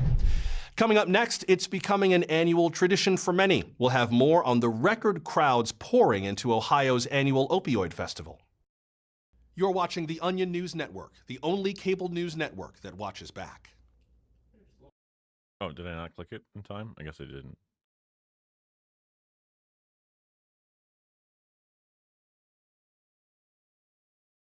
I wanted to see the Trump one because I'm a lib. A developing situation in Washington where just moments ago the White House was evacuated. Sources confirming that President Trump, as well as many key members of his administration, were rushed out of the building after the White House's trans alarm went off. Footage here showing the moment that infrared estrogen sensors detected a large spike in gender fluidity within dangerous proximity to the West Wing. Trans. ONN's Jason Copeland joining us now from Washington with the latest. Jason, what can you tell us? Yeah, Dwight, Secret Service has confirmed that this was in fact not a test, but rather the trans defense system being initiated by a trans person detected within the White House's cisgender-only radius. Now, per protocol, President Trump, as well as other members of his cabinet, have all been urgently outfitted with hormone-proof vests and ushered deep below ground into their traditional values bunker for their ultimate safety. A frightening scene. We're hearing reports of White House staff barricading themselves in their offices, texting loved ones, just waiting for Secret Service to tell them their pronouns were safe. Jason, just how close did this nonconformist get to enter? It's probably worth, okay. Sweet dreams, good night. Trans alarm just went off. Hiding under desks, can't call, have to stay quiet so it can't hear us. I love you. Oh my God, baby, I love you. This can't be real. To tell them their pronouns were safe. Jason, just how close did this nonconformist get to entering the Oval Office? Yeah, well, you know, I've spoken with some sources here that are still working to determine the severity of the threat. What we do know is that this trans alarm system is, of course, known to be hypersensitive. Vice President J.D. Vance has set it off on multiple occasions with his eyeliner, for instance. So false alarm still a possibility. But, you know, with the president's love of gender norms at stake, Secret Service isn't taking any chances here, Dwight. Can never be too careful. Thank you, Jason. We'll have more from you later in the hour. But coming up next, living with climate change. Hear why some scientists believe the key to surviving rising temperatures could be shorter shorts. You've seen the news. Now touch it with your fingers. Oh yeah, I was at my friend's house when I was playing board games like a few weeks ago, whatever, and he's like, he had a paper copy of The Onion. I think it's like a once a month thing, but it's kind of cool to have like the full paper. It's a very, like, you know, a good Christmas gift for a dad if your dad's not a dad like mine. You know, he's more of a Babylon Bee enjoyer. Okay, true comedy. All right. Yeah, it's upsettingly how close to reality that is.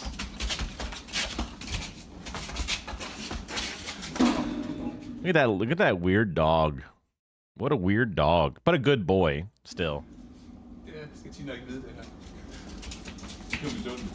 Oh yeah, there's some classic bangers from the original The original run they did, and there was a few years where like they either just didn't do it or whatever, but there's some really good old ones.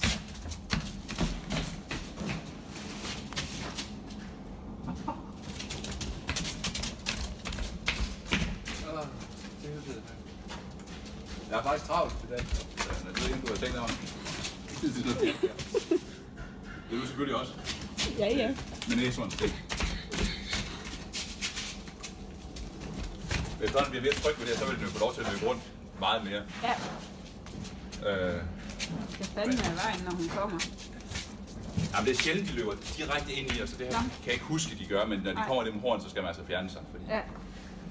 Det kan jo godt gøre ondt. Måske bare, hvis de træder ind over tæerne. Those big old feet. Der er vi jo sikkerhedssko på. Det er mere det der, når hun Got big old feet. Altså, prøv ind på, hun mærker ikke en shit. Nej. He just got the zoomies. Oh, he's coming. Impressive. Du griner.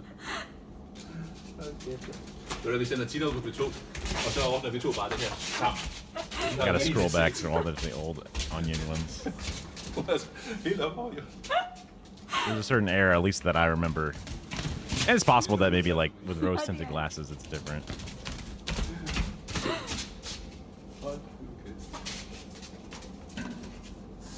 Ja. Hun snød mig jo i går. Nå? Da jeg havde lukket ind, så var hun nået at gå ud igen. Ja.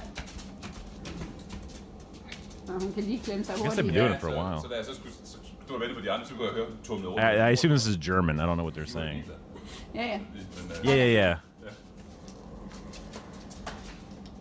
It was definitely like one of the smaller angles of their business or whatever. I just gotta like get to the era that I recognize. Because there was like some like talk show ones themed, which is they feel extra good just because I've watched a lot of American talk shows for a few different reasons.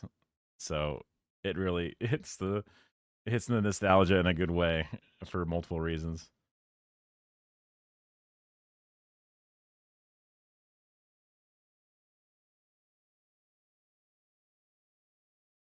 This was one that I saw pinned off as supposed to be a good one. So this is definitely from the same era, which I guess was 2012. Yeah, a while back. A new report finds that over 60% of employers are now checking online amateur pornography of potential job candidates. Is it fair to base hiring decisions on an applicant's online porn? No, this is not fair at all. For instance, if there's a RedTube video of my girlfriend slapping me and choking me and riding me, that shouldn't be an indication that I'm going to lack leadership in a work situation. Yeah, but Duncan, it's going to be hard to convince an employer who's masturbating to that video otherwise. Exactly. My potential employer might see all those videos of my husband tying me up and having his way with me. And then they're going to think that I'm not going to be assertive enough for the job. I mean, these days, everyone has an Xtube account. It's your own fault if you lose out on a job because you've got tons of videos on the web where you're slowly inserting various household objects into your anus. Yeah, but what if you're shoving those things in your anus on your own time? But let's be smart about it. You know, if you know an employer might see this, post a video of yourself getting double teamed by two brawny Latinos to show your support of diversity in the workplace. Oh, and multitasking.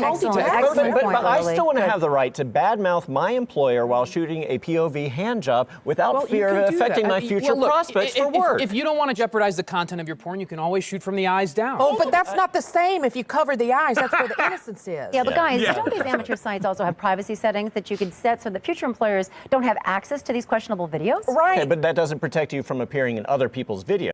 That's where the innocence is. That's Now, I found on YouPorn a video of me participating in some piss play at a party a few years ago. Oh, I hate that. Well, no, it was a really good time for everybody. But the thing is, we didn't know who uploaded it to the web. So am I supposed to leave an orgy just because someone shows up with a camera? No one's saying you should leave an orgy. Right. So it's more complicated. So now, if I go to a party, I wear something like this in case that situation comes up again. I like that. I actually shoot my porn in sepia tone and make it look old-timey, so if people see it, they'll think it's my grandfather and not Okay.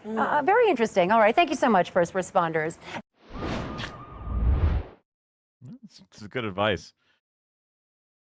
I think this might be. I might recognize this one. Let's see.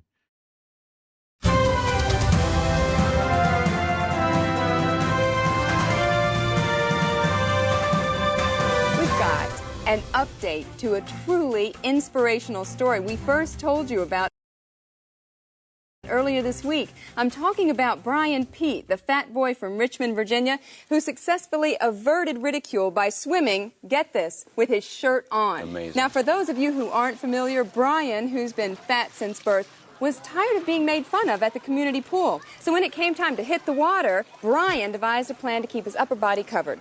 Now today, the Onion News Network has more on that fat little boy's big fat discovery. A supersized welcome to you, my friend Brian. Thanks for being here. You bet. So, Brian, for our viewers who may not be familiar with our story, tell us what happened. Well, I kept my shirt on when I was swimming. Yes, you did, but it was a lot more than that because that shirt shielded you from the ridicule of others. It made them completely unaware of your oversized stomach and a pair of floppy breasts. Isn't that right? Yeah, no one laughed. Wonderful. So, Brian, at the pool without the shirt on, the children made fun of you? Yes, I'd usually get made fun of because, well, before the shirt. What kind of names were these kids calling you at the pool? Meathead, Fatso, Lard Butt, Wally the Whale. Porky, hog, fat ass, double wide, butterball, those sorts of things, right? Yeah. Brian, how did you come up with the idea? Well, I went into the bathroom stall like I normally would, and I just decided when I was about to take off my shirt, I'm just going to keep it on. Can you tell us a little bit about the shirt itself? Well, it was one of my white T-shirts. I usually wear them as undershirts because I sweat through my button-downs. Just a normal white T-shirt. Wow. But when it got wet, it was like a protective shield against the laughter of the other kids at the pool. Yes. You were able to disguise being a porker and avert that sort of treatment from your peers. I'm just glad no one tripped me when I was at the pool, and no one tried to throw my towel into the water or anything like that. It's just truly an inspirational story, Brian. We're so glad to have you into our studios in person. And guess what? We're sending Brian down on the street with our weatherman, Steve Merck, who's got one of those big fire hoses. He's going to wet him down right there on the street in a white T-shirt, Brian. It's going to be a lot of fun. Oh, man. I'm trying to remember some of the other, either the little panel show ones. It's been forever since I've seen these.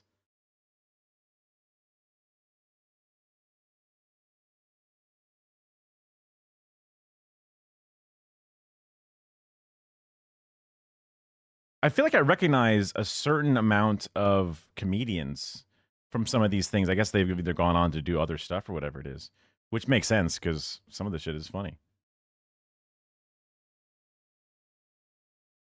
Just the title alone, I assume this one's gonna be decent.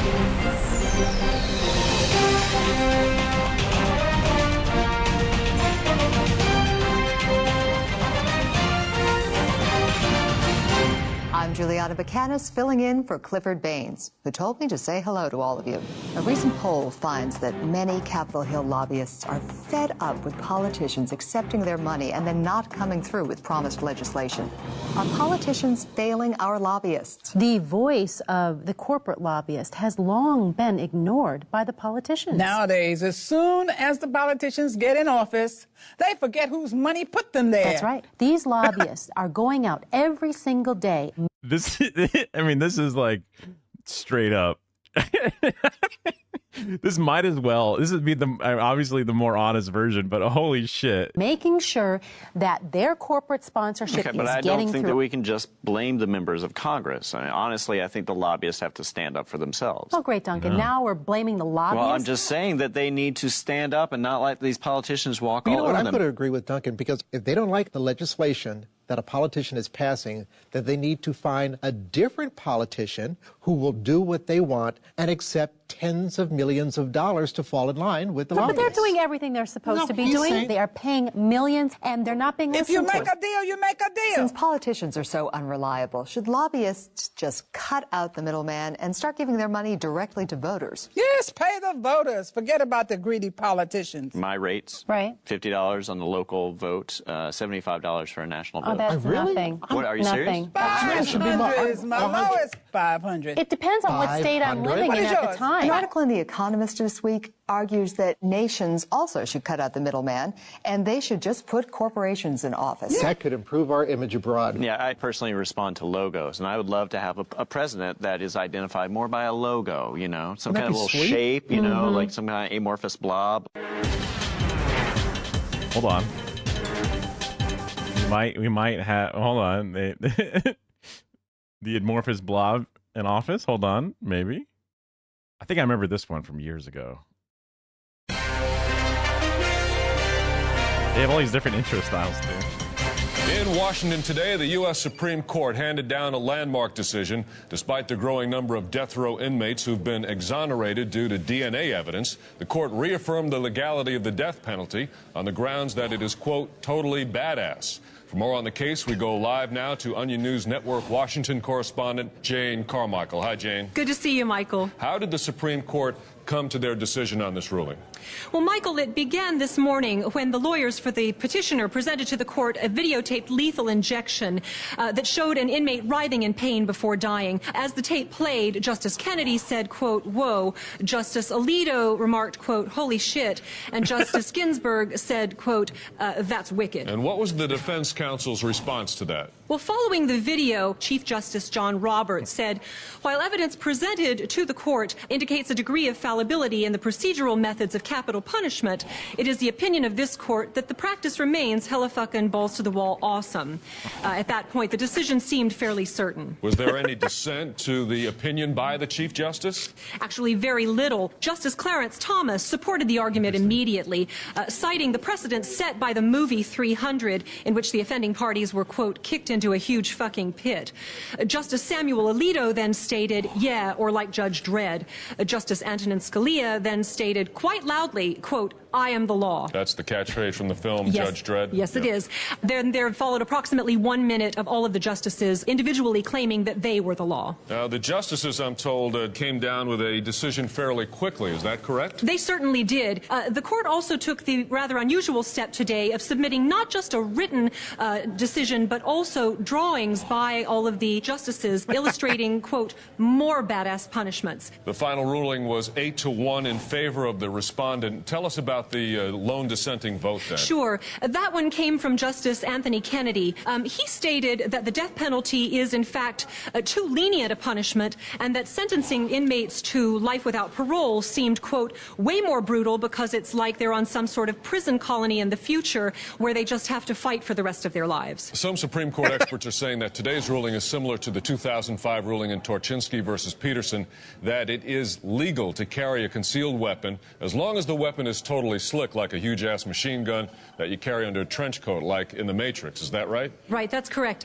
Legal experts are already talking about how this clearly marks a trend towards the Roberts Court being less strictly constitutional and more strictly awesome. Jane Carmichael reporting from the Supreme Court for us again. Thank you, Jane. Thank you, Michael. Roomba has introduced a fully sentient vacuuming cyborg. A time when the Supreme Court was somehow less conservative and insane than our current one. Literally crazy to think of. Only a couple more. Oh, I have them here. That's right.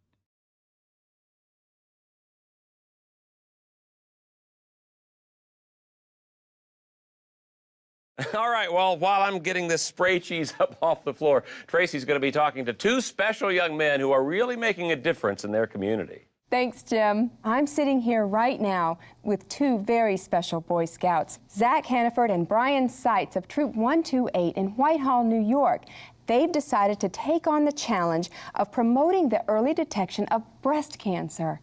Wow, guys. Thanks so much for joining us. Tell me everything about your project. Well, in order to get our Eagle Scout badge, we needed to do a community service project, and we talked it over, and we thought that we'd do help women do their breast exams. Wow. Now, you must have done a lot of research. Definitely. Yeah. We looked all over the internet to find great websites. I think we're seeing some of them now. Oh, yeah, these ones are Terms of service. good. Yeah, the information can be pretty confusing, though, so women should always ask us for help. Definitely. You've even put together your own website, is that right? Yeah, my older brother Ted's our advisor, and he knows how to put together websites, so he helped us put our own. It lists your phone number, so that's a good way for people to get in contact with you, right? They can call us, and we'll go to their house anytime. Well, so how's your program going to work? I mean, where do you plan to do these exams? Well, I think we're probably going to do them in my basement. Well, it's not, his basement's not really like a basement. It has a carpet, and it's so like it's a family finished. room. Well, now I've been told that the key to a good self-breast examination is making them a regular part of your normal routine, right? And that way you get to know your breasts and can recognize any changes. Now, I like to do mine when I'm in the shower. Yeah, okay. But I understand you can also lie on your bed? Yeah, definitely, I am kind of worried about my own technique, though. Can you show us how to do a good breast exam?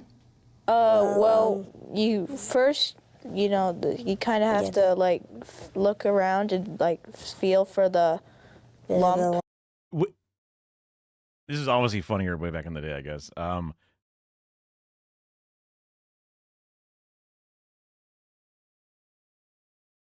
Just think about the foot thing. I'm just like, I would probably be annoyed, but I guess I'm a human being who's now on the internet. So the chances of a person gooning to me is significantly increased, which is weird to think about specifically. And I guess it doesn't hurt me. Just thinking like, oh, you know, she's probably not. But I was like, well, I guess even if she is,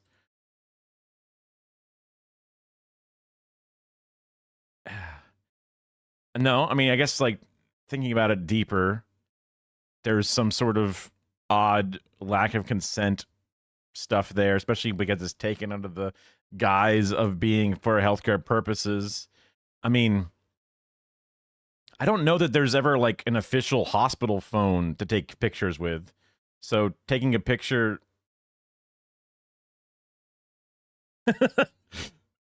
I mean, taking a picture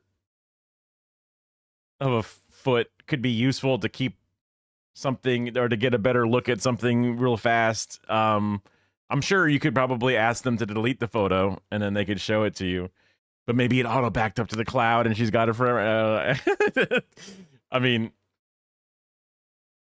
I would also assume that like, because like the even like this video's idea, right? Like, hey man, I'm gonna be a gynecologist. Whoa, bro, I get to see bushy all day, you know. But they probably like, you know what? I don't care about seeing vaginas anymore. I've seen them too much. So like a podiatrist, a foot doctor is like, you know what? Foots don't do it for me. Even if they did before, I've seen feet too much. So I start off with the basis, you know, I'm sure you're just being silly or whatever, but it's like, yeah, probably not. Yeah, probably not.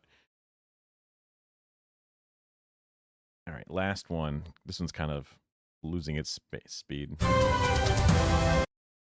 Well, I thought you were, because like one of my favorite old-fashioned terms for a vagina, because you're like, oh, it's a box, you know, it's a beaver. But like I used to like axe wound. So I was thinking like, I guess you could say a puncture between two toes might be a pussy cut. I guess that works, you know, right? but if it's pussy, that's fucked. That's fucked. You know, I'm sure there's something out there for everybody, and there might be there's a person out there for everything. There could be a community that does that. I really hope those people, because they're so on the outside of what we all consider air quote normal, I hope they get some help. I don't know. I feel like that comes from a place that, you know, a brain under what I would consider typical neurochemistry perhaps would not go after, and I just making sure that this person is healthy and is going to live a happy life. And I worry that somebody who's interested in that specifically might have other issues. As you know, there's a presidential election coming up just around the corner, in fact. which can be a very difficult day for the millions of us who just couldn't care less. Well, joining us to help us make it through election 2008 is Today Now political correspondent Dan Carlisle. Dan, good to see you again, See buddy. you as How you well. doing? We're doing well, thank you. You Good, got to good. help us out here, my friend, because liberal all era. those informed people with their judgmental looks come election day. I mean, I just don't think I can spend another year dealing with that. Can you help? Absolutely. Luckily, it's actually pretty simple to pretend you care about the electoral process. Really? Try something like this. Invite some friends over for dinner, have the news on when they show up, then apologize as you turn off the TV and say, I promise I won't talk about politics tonight. I like that. Very direct yet very simple. But what if they ask you, are you a Democrat? Democrat or the other one? Right. Don't panic. Just use one of these political non-opinions I brought. Oh, I see. All right. I like that. At this point, there's barely a difference. Politics today has too many labels. Oh, I think I've heard that one before. We take voting for granted. A lot of the world doesn't even get to pick. It's easy enough. Yeah. It's very I'm an independent as the last one. easy. Here's another simple thing to do. Talk about how sad it is that some people refuse to get involved in politics. Right. Blaming others for being uninformed is always a great way of seeming informed yourself. Yeah, no, I like that. But what if they corner you on one of these like political issues, like health care? Oh, hold on, my phone's vibrating. Oh, okay. Well, I apologize. We'll wait. Okay, and I've got you. See what happened there? That's a phone fake out. Ah, it wasn't you were really I see. vibrating. You Use made that to that get up. out of a political question that's just too difficult to answer. Well, now that's great for these coming weeks, but Dan, what about Election Day? First step, go to our website. All right, we have a great tool there which allows you to print out an I voted sticker.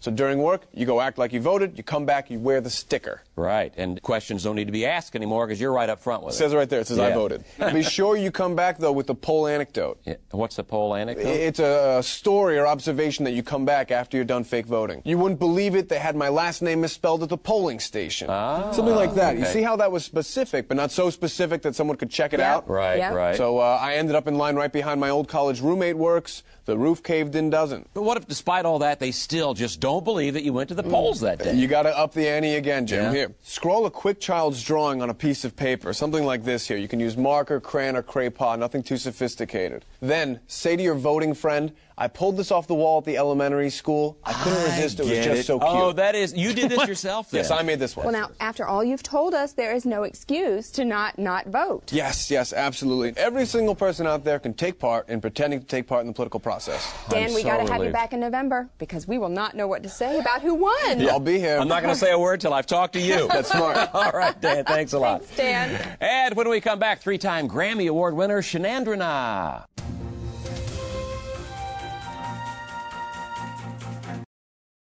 I have the opposite problem of this last little like tip thing because my parents were like fit and attractive to the point that I had friends go like, "Hey, what happened to you?" And I'm like, "Hey, shut up." All right, hey, okay. They didn't have video games, okay? All right, come on.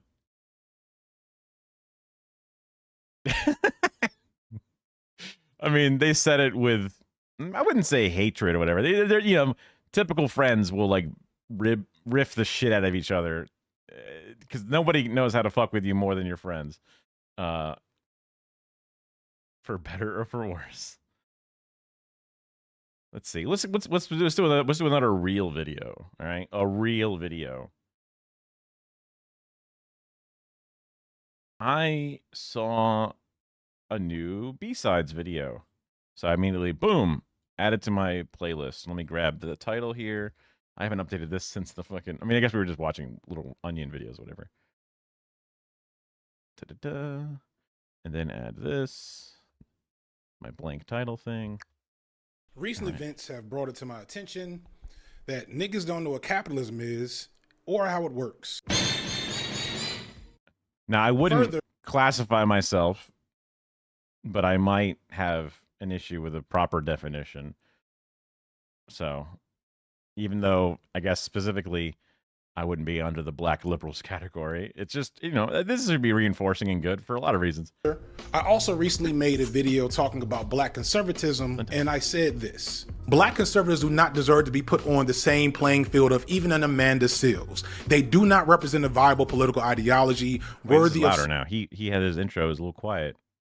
You didn't mix your audio. Serious attention, and they never will. Both of these things are things I've talked about before in videos, namely the 2 black conservatism videos I made on my main channel, which is FD Signifier, for those who might be new here for this video for unknown reasons. But even though those are collectively around like 3 hours long, they still don't cover everything about capitalism or black conservatism. In reality, they're just arguing for rejection as what I see as black conservatism and capitalism, but they don't spend a lot of time explaining why those 2 ideologies persist among black people. I have my headphones in. I'm gonna go. What the fuck? You got the Walter Whitebeard comparison. I was gonna go rinse out this thing and then maybe grab another thing real fast. But I'll be listening, obviously. And why they must be contended with and ultimately rejected by black people in pursuit of liberation. Before we go any further, I want to point out that those are main channel videos, and this is the B-sides. And on the B-sides, this is a lot of hot takes. This is not a lot of research. I probably spent more time working on this than I would a typical B-sides video because I wanted to make sure certain things were clear. None of my videos are the end-all be-alls on any topic. This is mostly done through my own previous readings and education and research on this topic over the course of the last few years or maybe even decades. So I stand on my right to change my mind. I stand corrected when that's necessary. Feel free to let me know what I missed or what I got wrong in the comment section. Cool? Cool. Let's do the easy part first. It is an extremely low-level argument to say that capitalism equals having money or pursuing money. Capitalism is not financial currency. It's not the same thing. I am so disappointed in some of y'all. You are not a capitalist for having a job or even a well-paying job. You're not necessarily a capitalist for running a business or even being rich off your work and labor. Now, there are levels of wealth that are only possible with capitalism, and there are many ethical issues one might encounter when pursuing wealth or running a business. And there are so many complicated elements of egalitarianism and left-leaning ways that you might run a business and workers' cooperatives and all kinds of stuff that I'm not going to get into. Maybe I'll leave a video or 2 that gets into that stuff specifically. But it needs to be understood that the state of having a lot of currency that you were paid due to your job does not make you a capitalist. Pursuing that currency because we live in a society where it's required to have currency to pay for life does not make you a capitalist. It makes you a prisoner of the capitalist system, and you're just playing your role in it because you have to. Again, a lot of gobbledygook that I'm skipping, but I'm keeping things simple for a reason. I want to be clear that anyone that tries to defend capital, I mean, socialist but has money. Okay, what? Okay, did you know Bernie Sanders has some money? Did you know? Excuse me. Did you know that I saw somebody spending money? Okay. Sorry, did you have a job to afford, housing and food? What are you, some kind of social? No way you're a social. You're making money, excuse me? Or critique socialism or communism or Marxism or any other leftist theory by pointing out that you need money and have a job is themselves repeating CIA talking points. So no, I'm not turning monetization off on this video or my channel. This is my job. I do not work for free. Join my Patreon. It does have a $10 level if you want to support. I want to start there because these are some of the arguments that I hear from my own people sometimes when I say I'm an anti-capitalist, and broadly, they work because this country has done an amazing job of distorting what capitalism is and what it means to be anti-capitalist. I don't even have to say that I'm a socialist or a communist or anarchist or anything else. All I have to do is dare to criticize capitalism, and some niggas will start talking about capitalism the same way they talk about Derrick Rose before he hurt his knee. And the question I want to answer with this video is why? Why is being critical of black capitalism so radical, especially consider that pretty much every major black political figure that we like to hang up posters of and have celebrated as luminaries up until the 80s and 90s, hint, hint, this will come up later, was incessantly critical of capitalism and understood that it needed to be destroyed in order for black people to be free. I'm not saying they were all communists. I'm not saying they were all Marxist Leninists, though some of them were, but they were at least anti-capitalists, almost all of them. And we repeat their words, and they got movies made after them. We dress our kids up like them every February, but we don't engage with their actual philosophies. How did that happen? And here's where I circle back to the concept of black conservatives. And also I'm going to do some, again, grounded theory, meaning like this is me extrapolating stuff based on my own reading. This is not explicitly something I got from elsewhere. Let's make sure we first understand the historical difference between white and black conservatism, or maybe it's just best to say conservatism and black conservatism. And yes, that distinction is important. To put it simply, white conservatism, or conservatism in the West in its current reality and history, is based in capitalism, white supremacy, imperialism, among other things. White conservatism in America is literal in its name. It is seeking to conserve or go back to a way of life in which white people were not just clearly at the top of the social hierarchy, as they obviously still are today, but that same hierarchical structure was explicitly endorsed by law. Landmark legal cases and laws like the Civil Rights Movement, anti-lynching laws, Loving versus Virginia, Brown versus the Board of Education, and so many others eroded some of this state-endorsed white supremacy. And when you hear white conservatives over time and even today say stuff like activist judges, states' rights, liberalism and wokeism is going too far, etc., what they're really getting at is, how do we get back to that pure, uncut white supremacy we had up until the 1950s, where most systemic forms of racism were explicitly endorsed by law? Black Republicans and conservatives like Candace Owens, Jesse Lee Peterson, etc., mostly just act as useful idiots and puppets for this white supremacist political project, believing that they will somehow be exempt from the end results of what white conservatives are seeking. Or I really think like Candace and Jesse Lee in particular, and a couple of these other folks, kind of just want to see us die. They have like this weird apocalyptic thing I think they're doing. When these folks step out of line, they get put down. My favorite new example of this is what's happened to Glenn Loury in the last year or so. Glenn Loury is maybe the most decent, good example of this group, and he was fired from the Manhattan Institute, a conservative think tank, for daring to be critical of Israel as they perform a genocide in Gaza. Now, Glenn, I've heard, is at least heading back to a more traditional form of black conservatism these days after being shown the door, so good for him, I guess. But any black person to the right of Glenn Loury is not to be taken seriously. And as I stated before, these types of conservatives who are black are a statistically insignificant political population, but I went over that in the last video. Moving on. What I want to theorize for this video is that black political thought in America right now, especially in mainstream media, is dominated by black capitalist / conservative thought. And that looks really different from what I just finished mentioning, to the point where calling them conservatives is often met with confusion. And I get it, because the implication is that these folks are Uncle Toms like the Hodge twins or Officer Tatum or Candace Owens. But no, these folks are different, and I don't think they're Uncle Toms. Let me be clear here, because I've been around long enough to know that some of you watching will also be washing the dishes or doing something else and not fully paying attention. What I am theorizing is that we have two different groups: conservatives and real black conservatives who are coming from a tradition within black history and black political thought that, while I don't agree with and is fundamentally wrong and has been proven wrong through history, does at least need to be seriously engaged with. But because of the nature of that word conservative, they probably would reject being called that. And where I want to start with is that regardless of how these black conservatives that I'm speaking of here, the ones that are real and worthy of discussion, regardless of how I feel about the ideas, I believe that this other group of black conservatives is fundamentally pro-black and desire black liberation, even if it's a flawed and, let's be honest, ineffective and unreal version of it that will never happen through the means and strategies that they're presenting. But in fact, historically, this group has been willing to pursue black liberation through radical and aggressive means at times. One example of this that I gotta thank Lil Bill for, by way of the book We Will Shoot Back, is T.R.M. Howard. T.R.M. Howard was a pro-black, pro-capitalist figure that was also pro-blicky. And unlike most of his contemporaries, staunchly anti-left and anti-communist. He was great. I think I do with the word that he's muting, but I'm not 100%. I mean, I'm pretty sure. But I'm like, whoa. Like even the Tom stuff is like, that's not for me to use, generally speaking, Greatly about black business and community organizing, and he was a mentor to the likes of Medgar Evers and Fannie Lou Hamer. I live in the South. I definitely know what he's going for. I mean,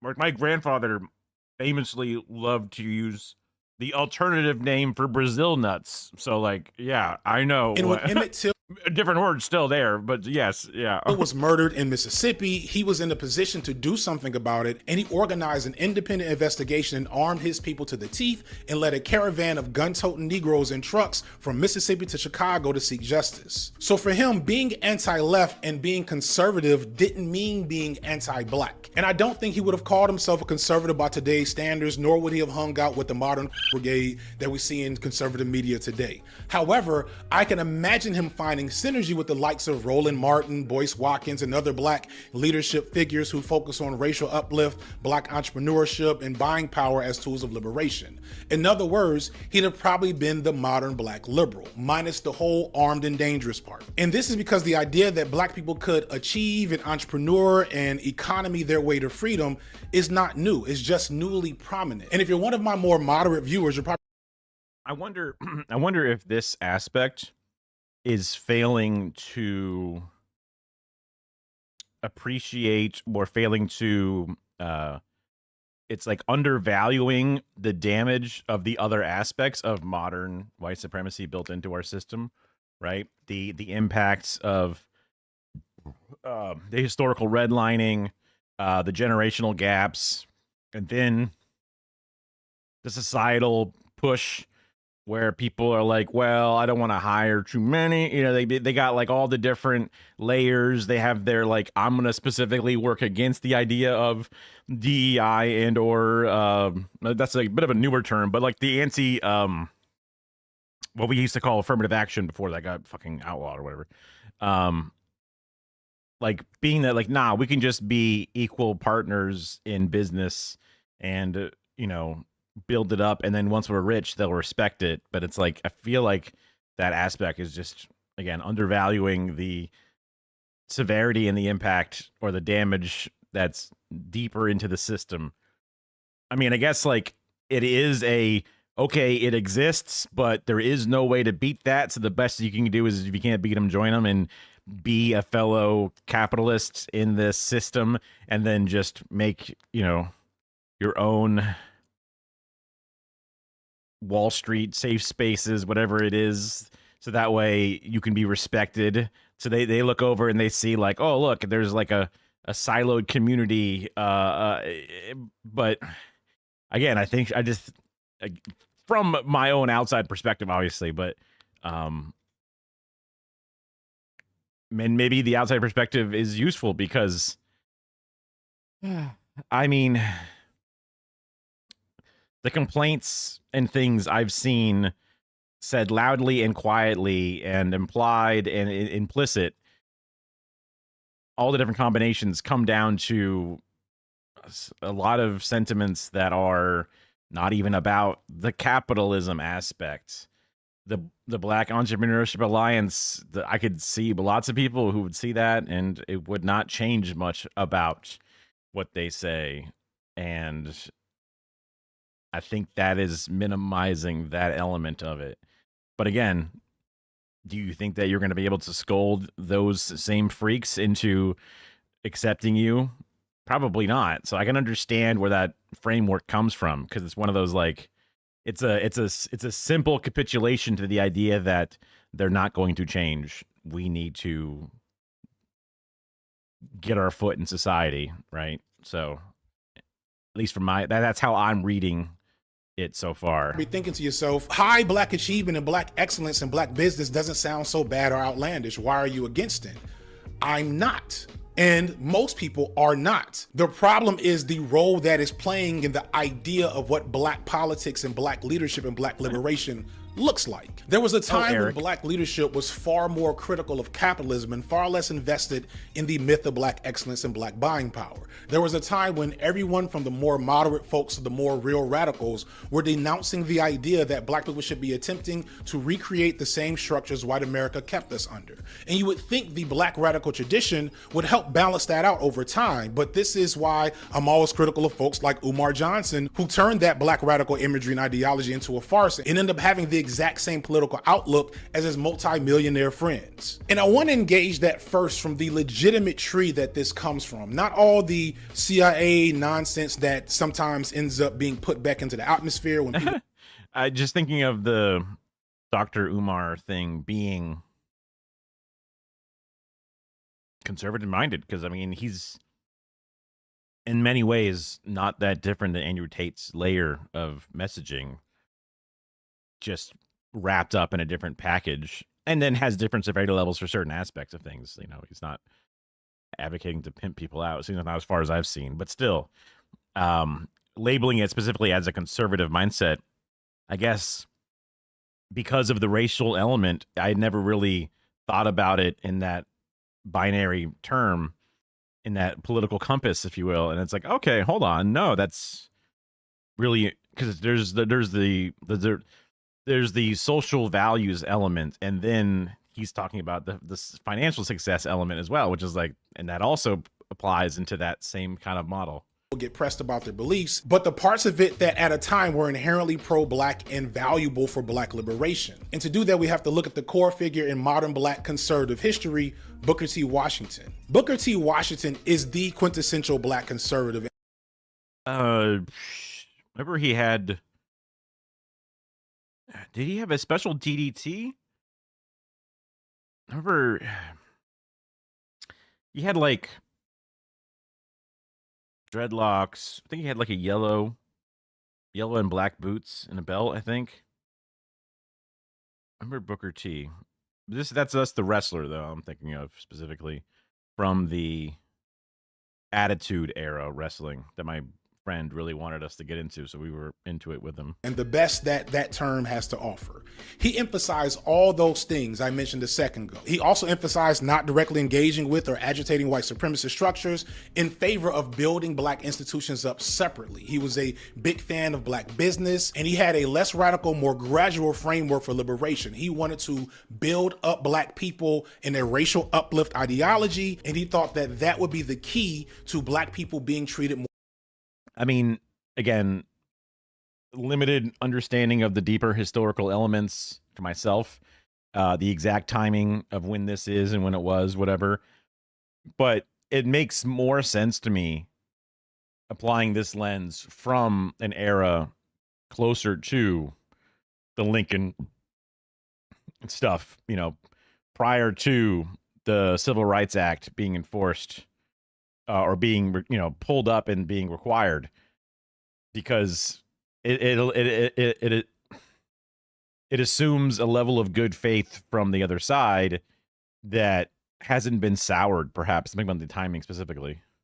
More equally in this country, because we would have enough economic power, like other races in this country, to not be messed with. Casting down your bucket among my people, helping and encouraging them as you are doing on these grounds, and to education of the head, hand, and heart, you will find that they will buy your surplus land, make blossom the waste places in your fields, and run your factories. While doing this, you can be sure in the future, as in the past, that you and your families will be surrounded by the most patient, faithful, law-abiding, and unresentful people the world has seen. Booker T. Washington is often presented as the counter to a young W.E.B. Du Bois, as they were two of the most prominent black leaders of the late 19th century.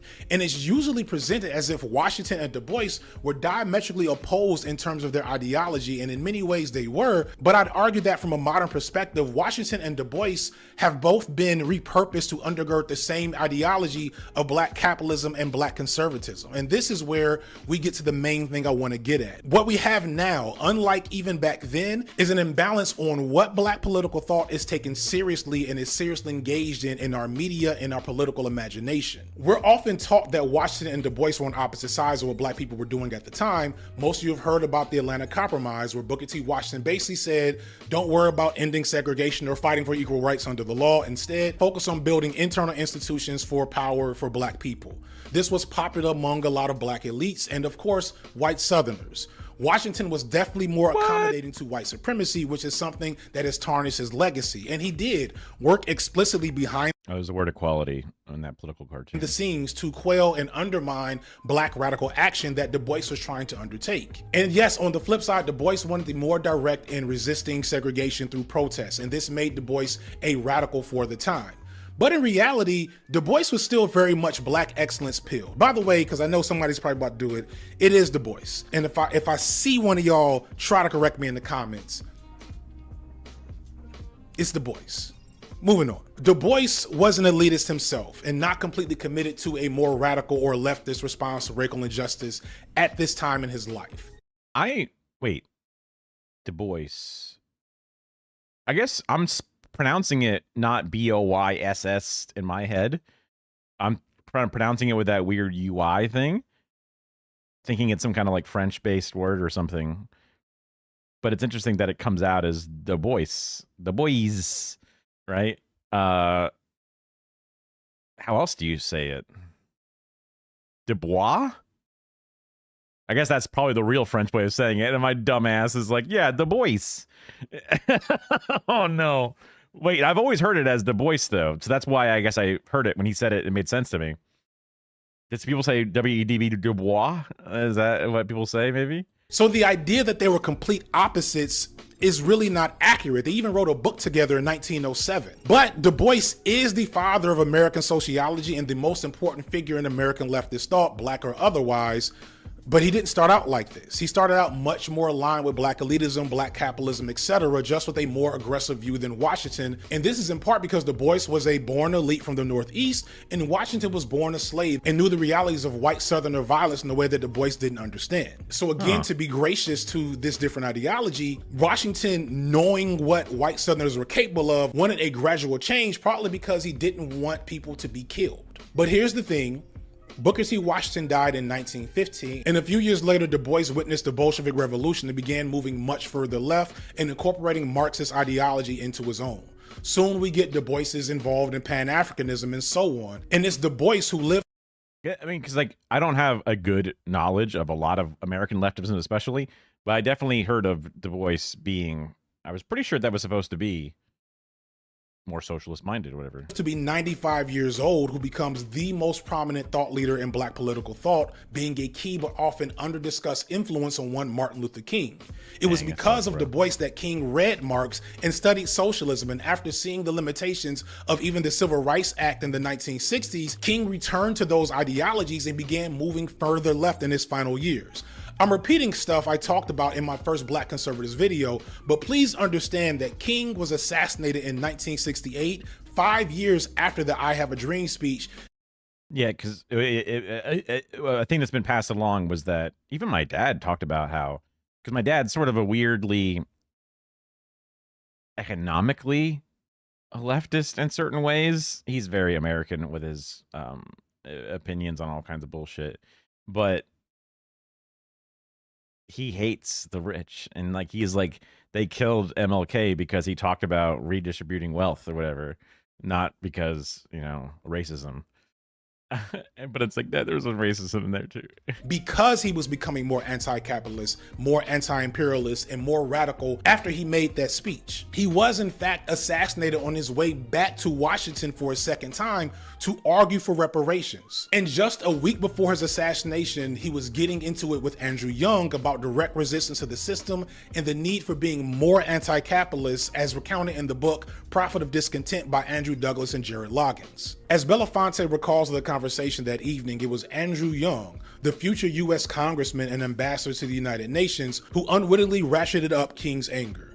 "I don't know, Martin," Young said. "It's not the entire system, it's only part of it, and I think we can fix that." King was having none of it. "I don't need to hear from you, Andy," he clapped back. "You're a capitalist and I'm not. The trouble is that we live in a failed system. Capitalism does not permit an even flow of economic resources. Within this system, a small privileged few are rich beyond conscience, and almost all others are doomed to be poor at some level. That's the way the system works. And since we know that the system will not change the rules, we are going to have to change the system." And yeah, as you read there, that's Andrew Young, who went on to carry King's legacy in some ways, but in no way that represents this anti-capitalist message. And he's not alone in that distortion. The leftist ideology of King and everyone involved with that movement before and after him has been systematically erased from popular history. If you don't have a Black Studies master's degree or watch a bunch of videos that I watch, you probably haven't encountered a lot of this at all.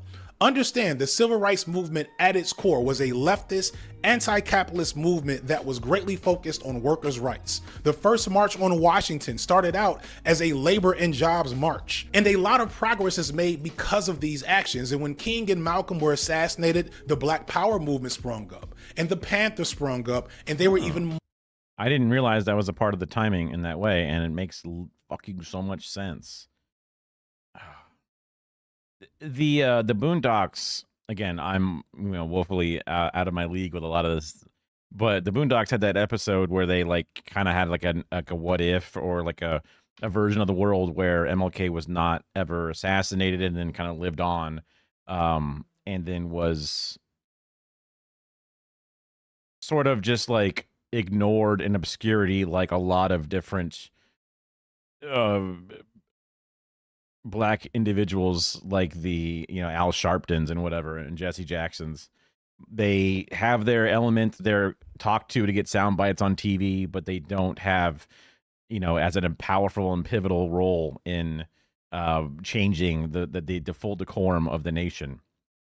And because they're alive currently, they are constantly besmirched and discredited and hand waved away. It's only when they're martyred do they ever get this like fake, pandering, watering down that they end up doing with like rewriting history. And it's interesting to think about that angle, because it's sort of sad to think that if these people who were so powerful at the time in memory or in history were able to thrive and live on, they would be somehow less effective. Because of the resistance of the system at hand, or their ability to malign the individuals around to not believe in it or whatever. And then theoretically on top of that, even though the parallels are nowhere really around, but just the idea of a political message getting stronger in the eyes of liberal media, sometimes being whitewashed and stripped down, but like with Kirk, right? Like, is that martyrdom going to somehow push and convince individuals that would normally say, ew, he's gross, I don't like him?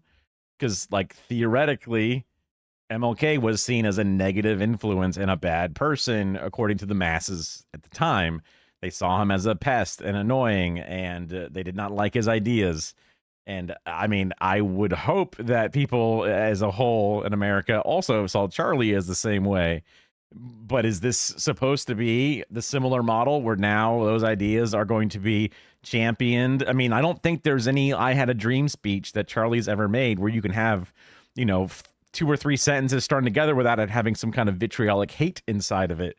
Or obscene, misogyny or, religious fundamentalism just literally shoved down your throat. I don't think there's any kind of whitewashing available. So is it going to be, venerating specifically and becoming a whole new elements of our ongoing politics? Or is it going to be one of those, like, their importance wanes immediately as soon as they are gone and forgotten because the next news cycle immediately replaces it?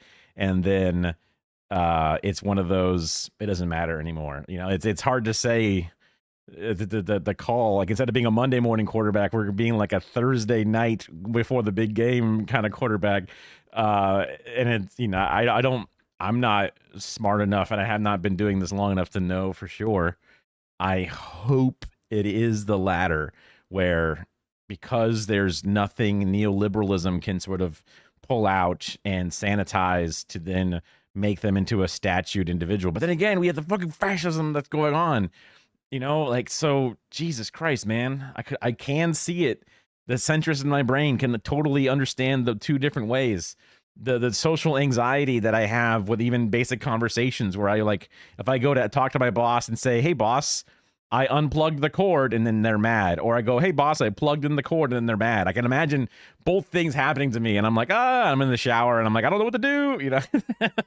Just those thoughts that just linger. And it's the same thing, man. I don't know.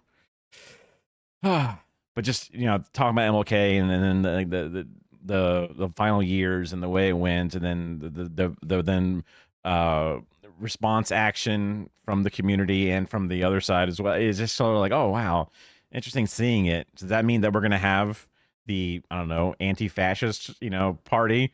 Like if these, the Black Power, the Black Panthers, came up, they're gonna be like the Antifa Panthers all of a sudden coming to power. Although I guess that would technically be the Nazis coming to power because they're the ones that are aligned. So I guess I somehow got that all twisted up. More radical, even more dangerous, and even further left. And because of that, the government didn't even bother to engage with them the way they did with King and Malcolm and all the rest of them. They were just jailed, murdered, or exiled. And that's like a part of, at least from my historical view, what was mostly hidden from me. Because like when I was taught about Black Power, they were taught to me as terrorists. They were taught to me as basically they have a cause in mind, but they don't do it the right way, and they're violent and they're illegal, and they got what they deserved. Or it was like, I don't even think that they said that they killed them. They were just bad people that did bad things. We're happy that they're not around anymore is kind of the discussion. And maybe it was my ignorance as a child, but I never quite put two and two together with what that meant. Or they are considered a fringe group that doesn't matter and you shouldn't take them seriously. And it doesn't talk about the crimes, and then also where, why, and when they formed, and all these other elements of things. They're just said, oh, they're terrorists, they're bad, they are racists, they hate white people, bad. It's like, oh man. But in the aftermath, the American apparatus recognized that they needed to change up their strategy, that fighting a radicalized Black population was going to be a constantly losing battle. And what they needed to do was buy a lot of us out. And a lot of folks didn't sell out per se, they just bought in. Richard Nixon, good old tricky dick, one of the most evil men to ever be president, which is saying a lot. He explicitly saw value in— and even he had shame and stepped down, right? What does that mean, man? What does that mean by today's standards? And letting Black people in on the action, getting us away from radical action and moving us toward Black capitalism. A quote from a Time magazine article in 1969 says the following: as Nixon put it, the government should act decisively to help Negroes gain their fair piece of the action. The rather general idea that Negroes should lift themselves up through business ownership, as many other ethnic groups had done in the US, inspired hope and some votes among people of all races. And there's an element of that about, that's such a funny way to think about things. It's like, oh yeah, we were all racist and annoying to the Irish, but then they made pizza companies and then we accept them into whiteness. And it's like, bro, we know you. I mean, I guess it depends upon, again, the timing of different historical events and things, but it's like, there's a layer, just like how whiteness is a construct, but one of the things that is ultimately so antithesis of the one thing that they can't allow is blackness. Like, that's just the thing, man. So like this premise is a insidious lie because it's leaving out their own inability to actually follow through on their end of the deal. And also, why is it that they need to get some form of, small businesses running in order to then have like the dignity of rights? Like, even that alone is an insane, proposition. But even then, even with that, they still say, actually, no. To the extent that programs of Black capitalism are successful, said Nixon, the ghettos will gradually disappear. This sounds familiar. You saw a lot about it here and there. Lots of propaganda from the U.S., but truth was told by local media. Being born 70 in you were born in 73? Wow, I didn't realize you were so much older. That would be like a lot older. You saw at a lot or to a lot? You saw a lot about it. Which it are we talking about specifically? I remember a lot. Yeah. Just about black capitalism specifically, or the black power. Got you. Huh. Familiar, doesn't it? It sounds a little bit like Booker T. Washington, and it sounds a lot like popular black leaders of. I mean, it's crazy that like your local media was telling more and fighting against the propaganda of my country than I had today. Now, Booker T. Washington, he came first. He was in the 19th century, and for the time, he might have been on to something. Understand, capitalism wasn't the monster it is today at that time. It had not grown to be the engine of inequality that we understand it to be in the 21st century. But by the time we get to Nixon, niggas knew the deal. Hence the resistance to Nixon. And if we knew the deal in 1969 with Nixon, and we had a whole example of the opposite of anti-capitalist strategy being more effective, how the hell is this black capitalism thing being something that's promoted so ardently by so many folks in 2025?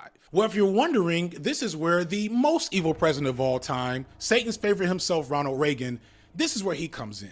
See, even under Nixon, the whole black capitalism thing wasn't working. Black folks overall still knew the deal, and not a lot had changed to even make the whole concept viable. But this was also at the tail end of all the efforts and work that the civil rights movement and the Black Power era accomplished. None of those things had fully come into effect yet under Nixon. Affirmative action, set-aside programs, voting rights, anti-discrimination laws, etc. These things didn't hit immediately, but when they did, when they started having true cultural impact, we see an explosion of black everything from the 70s going into the 80s. Things are looking up, and black people aren't selling out, they're buying in. They're keeping their black sensibilities, they're keeping their pro-blackness, and they're getting ahead with it, some of them. There were still tons of racism, tons of barriers, microaggressions. Please never forget that even the black president in 2008 was subjected to chicken and watermelon and monkey jokes. But to at least this cadre of black folks that had made it to a certain point, they felt like they had done something, and the next generation of kids. Did a number of times people were like, what? You guys did the monkey jokes with Bush? Because he's got big ears. It's just a big ears joke. And it's like, bro, if you dad, if you can't see the difference in what you're doing, you're blind. If you don't have a historical understanding of the difference, you're being disingenuous. And it's upsetting.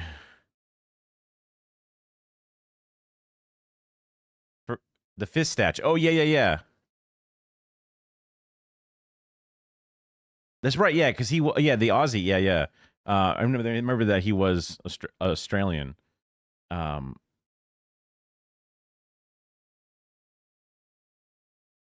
that's awesome. I mean, imagine a lot of Western-style countries, whatever, just all have their different, struggles with things, but I don't know the black population in Africa. I know that Aborigines have a dark complexion, but then they also have like blonde hair or whatever. So they have like a whole different thing. But maybe it's just based off of that. But then again, I assume just like a lot of Western places that the Aborigines were sort of like colonized against and sort of like pushed to the side for the expansion or whatever and the ownership. But I don't know the full history of all that. So. Or you guys just had your own civil rights stuff and you figured things out just faster. That's common where, we're like one of the last nations to give gay rights. And even then now we've fucking, it's on the block to be removed. So. Namely, Gen Xers and old millennials like myself, we had to stop playing the victim and take things to the next level. And a lot of us did. And suddenly we had a new class of black elites doing what black elites always have done. Understand that black excellence, black elitism at its core has always been purposefully exclusionary to other black people. It's why the boule exists. It's why Jack and Jill's exists. It's why the brown paper bag test existed. Again, looking at you, Steph Curry, and your whole... I had... that all of that is like kind of news to me. The brown paper bag test to see how white you are, like entire extended family of light-skinned people. That is not an accident. That is a choice. But what really brings us to where we are right now? Wait, what? Extended family white? I mean, might be out of my league on some of these elements. Is again Ronald Reagan. Reagan recognized the need to erase the history of what had gotten black people to these advances in the first place, to take things even further in terms of counterintelligence than Nixon did. And what he did was really slick and effective. First, people don't know that the only reason why we have Martin Luther King's birthday as a federal holiday is because of Ronald Reagan, much to the chagrin of his white peers at the time who didn't see the long game. They didn't see the vision, but boy, Reagan. Oh, yeah. Because I was thinking, like, is Trump going to give us Charlie Kirk Day where we get his birthday off? And Americans need more holidays. They need more labor holidays. And if anything, I think it would be kind of funny to constantly bring him back up and then shit on him over and over and over again. And bring up his words, because his words are the easiest way to shit on him because of his insane views on literally almost everything. Just one of those weird shower thoughts in the situation, especially as more and more people begin to bring up the parallels or the possible parallels, or the inaccuracies of the parallels. Was cooking when he did this shit. And then to double down, a year later, he became the first president to officially recognize Black History Month. And there's an explosion of recognition for it nationwide and a lot of influence on what becomes the official Black History Month curriculum. So instead of being a complete telling of Black history in all its forms in America, we see a renewed focus on figures like Booker T. Washington and Madam C.J. Walker, George Washington Carver, important legendary Black first figures who also just happen to easily undergird the narrative of Black liberation through capitalism.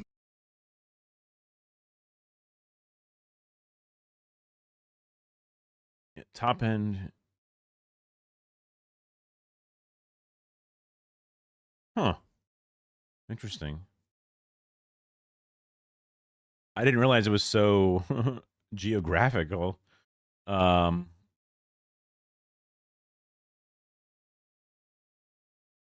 kind of worrying that it's so specifically segregated. Because like there's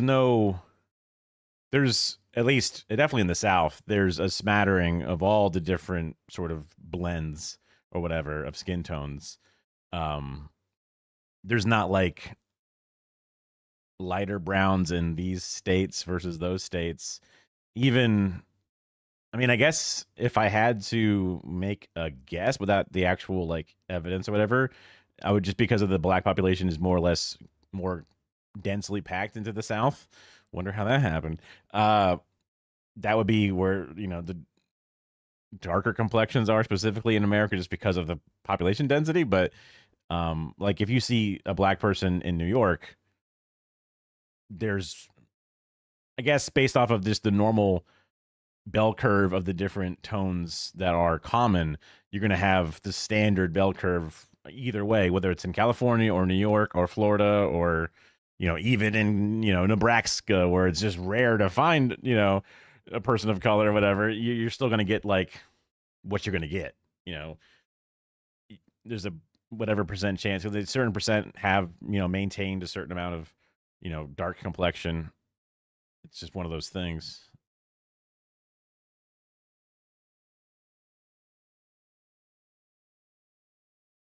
I guess the idea that they don't move, they're not integrated, they don't want to go to the other coast. They don't, is that mean the Aborigine population, like where they like still have their original lands or something? Or you mean like just Black people in your country? Because I would like, there's plenty of people who like, decide to move to California and they just go. There's no like staying. I guess there is still a lot of staying because of the South, and that's why the population is so dense. And then also, resistance to moving and making it harder to move overall, and during a certain number of eras, even to this day, in certain ways, in some ways less overt than it was before, but yeah, just haven't really considered that element of it, just because I'm used to things, again, blending, moving. It's like a water droplet with oil in it where it just slowly, pushes out.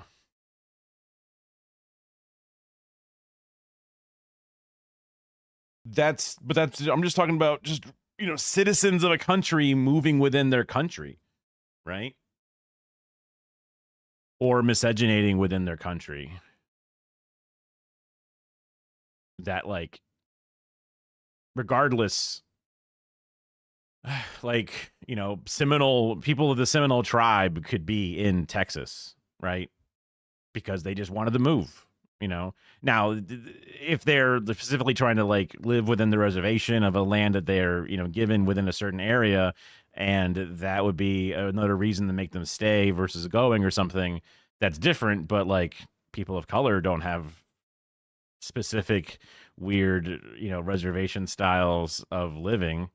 It's just you're living in a country, you know what I mean? Like, it's like I'm born in Florida, but I can go wherever I want, You're thinking modern.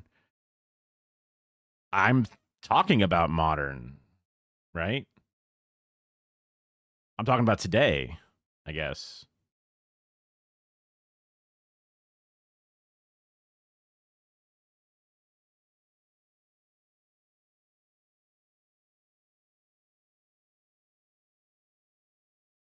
I'm assuming today it's just like America, where it's blended and it's whatever. I was saying, are you talking about Aboriginal or are you talking about black people, right? Because I'm talking about black people.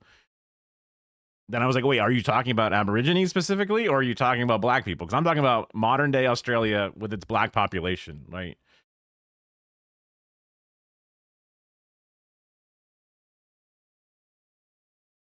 So, like, the way that America's natives is all the butchering and the shittiness that we've done with the treaties and going back on them and all those different things. But there's reasons that people have their land specifically. So that could be very similar if there's Aborigine populations that want to maintain their land areas or whatever, and that keeps them within a certain culture or in a certain zone, where then stuff like the skin tones stay more consistent or whatever. That makes more sense than a modern society with people of color completely being free to roam amongst the population and go anywhere they want.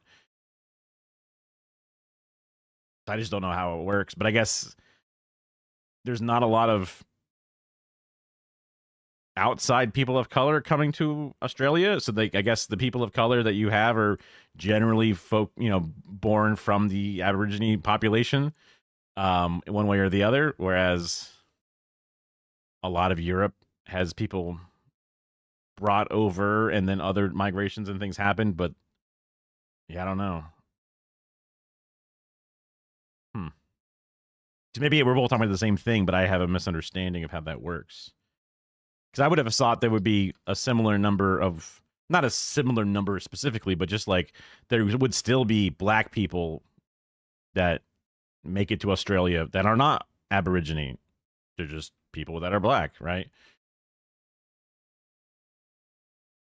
I mean, I imagine because America was one of the last, I'm sure if there was a term of slavery in Australia, it could be a free state after a point, and then people from America maybe even fled to Australia, right? Or other nations, or decided to have, economic opportunities in a new land and move there for other reasons. Like, I imagine there would be. Because I know, like, in Japan, they like very against foreigners, and then black people were very foreign, and they were very Japan, especially for a long time, was very fucked up. So they, have done things to keep themselves separate. I didn't think Australia was the same way. Meanwhile, someone like Nat Turner, Fred Hampton, they didn't make it to my middle school curriculum much, if at all. Ask any Gen X. Oh yeah, I was saying that, like, none of these people, other than Peanut Butter Guy, That's who made it in my books. This barely Booker T was made it in. Booker T was more of a wrestler name than anything else for us. I didn't even know who the lady's name was. In all its forms in America, we see a renewed focus on figures like Booker T. Washington and Madam C.J. Walker, George Washington. Madam C.J. Walker. Yeah, I don't think I've heard of that. Yeah. And Carver, important legendary black first figures who also just happen to easily undergird the And sorry, yeah, you're in the hospital and shit. So like, I don't mean to like, miscommunication. How could that possibly happen? No, that's fine. Yeah. Narrative of black liberation through capitalism. Meanwhile, someone like Nat Turner. You need to look at heritage. The closer to the equator, the darker people are. It's natural. But are they taught? Do they have like a reason to keep themselves in their one specific area? I understand how melanin and human skin tones work, but modernly, people move, right? So I'm just like, I forget even where the question came up specifically.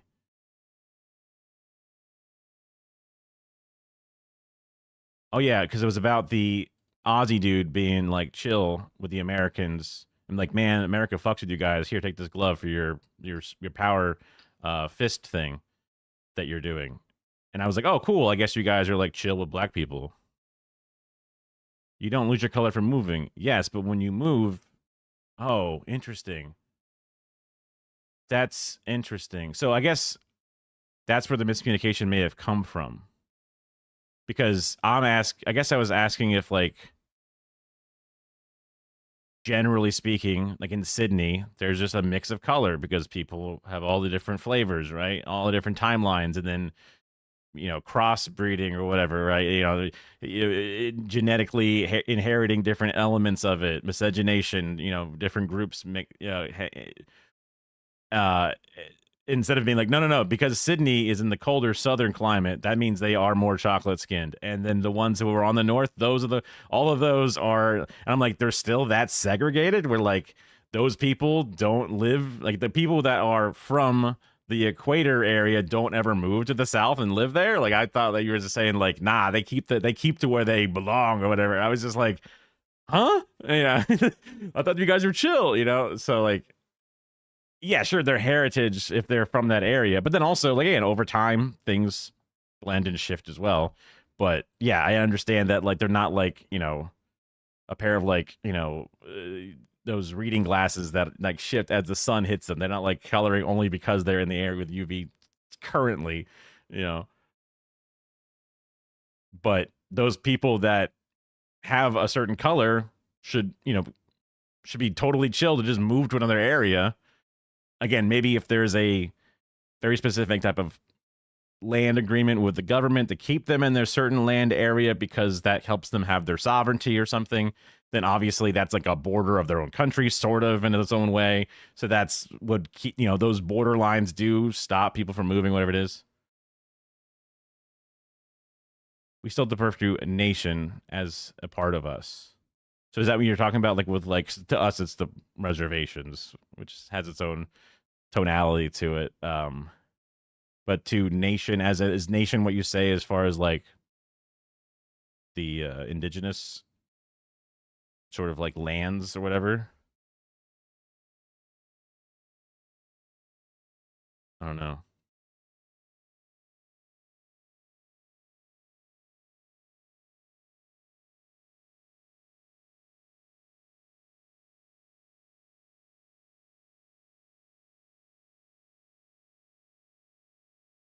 Gumbe. Something nation.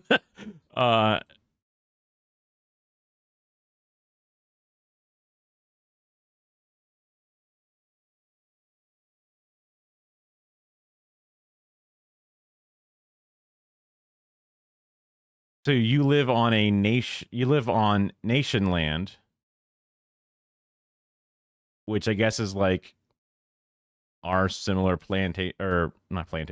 reservations or indigenous lands. So that's where you live or are. I don't know if that means that you are from the Gumbaynggirr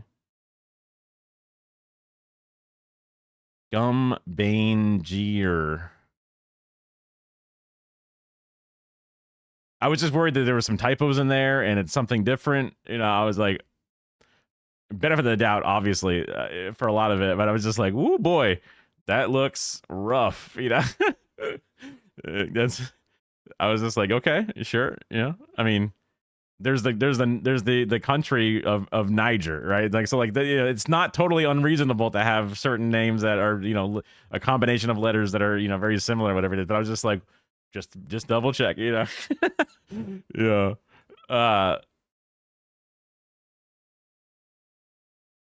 And especially with my history, with my ability to pronounce, yeah. Oh, not specifically your, you know, heritage, whatever it is, but just the country you were raised. Huh. So I guess it's not. I mean, I don't know if plantations are like, you can't come here, white boy. Yeah, you can't live here. Probably. And also, it just seems really fucked up for me to go try to live there specifically, right? Like, so, but then, like, the idea that you could live on their land or whatever, or in their nation, is interesting, just because of how the way that we've done our system, which is not a great system, and we also, it's weird because the way that they are considered separate keeps them away from a lot of federal funds and things, and it kind of like literally makes them like a landlocked sort of like nations. There's hundreds of nations. Oh, very interesting. Okay. I guess I can definitely see how that could be a healthy way to do it, where you could have like the normal Western style. These are all the different districts and whatever, and cities and things, but then also lay over a different, you know, map thing that's then also shows where each lands are.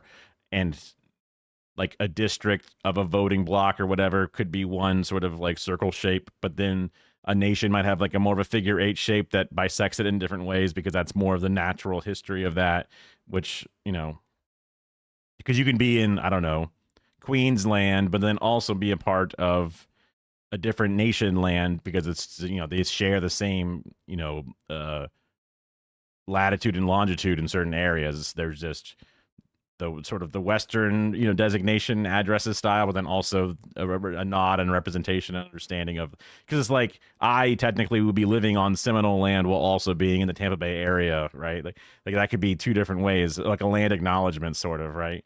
But maybe there's more heft to it, actual municipalities or governing bodies and stuff. Most books reference about 250 odd countries. Oh, like in the area. Interesting.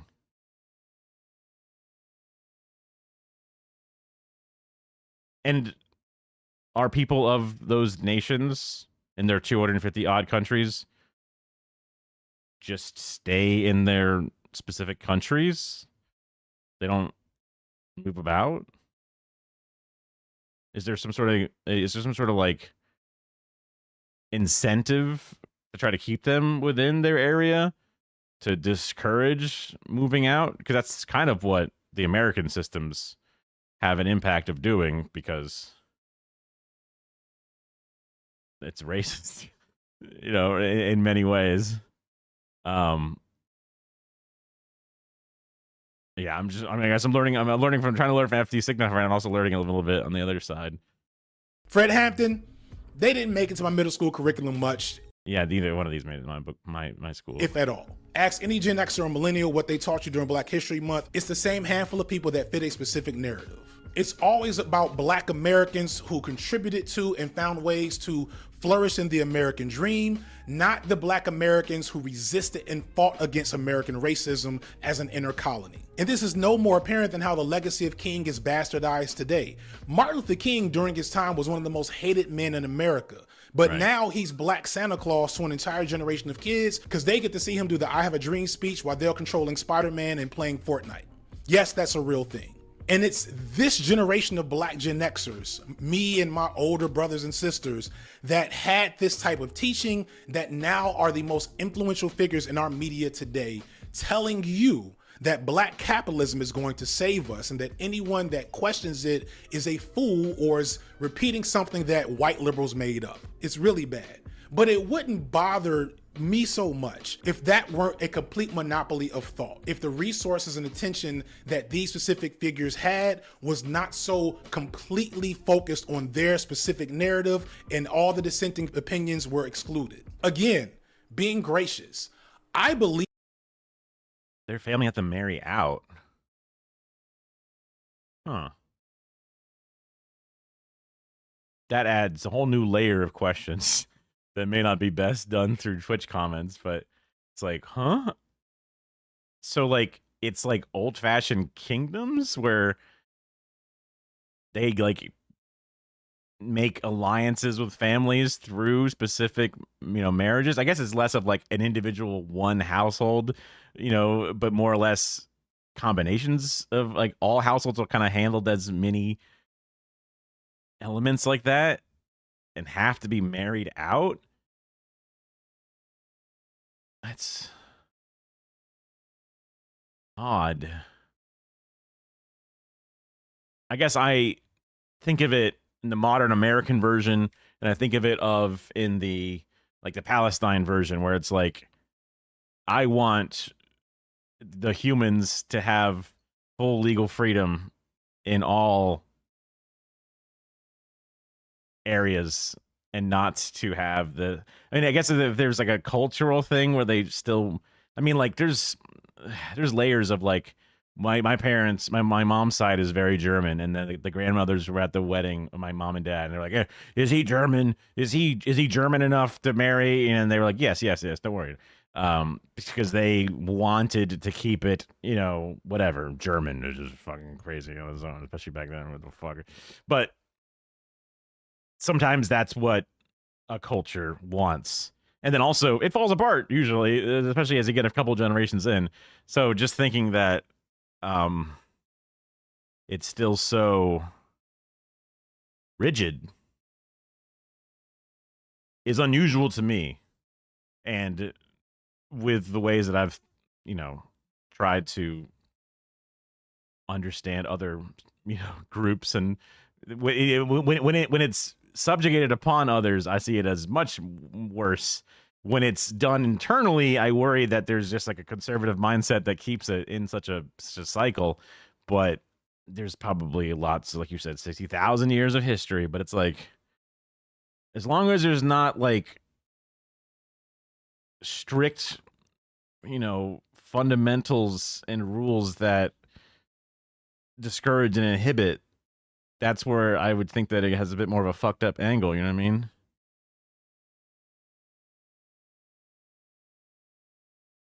Multiple mobs? Maybe mobs is a different Australian term, because mobs is a very negative connotation in America specifically.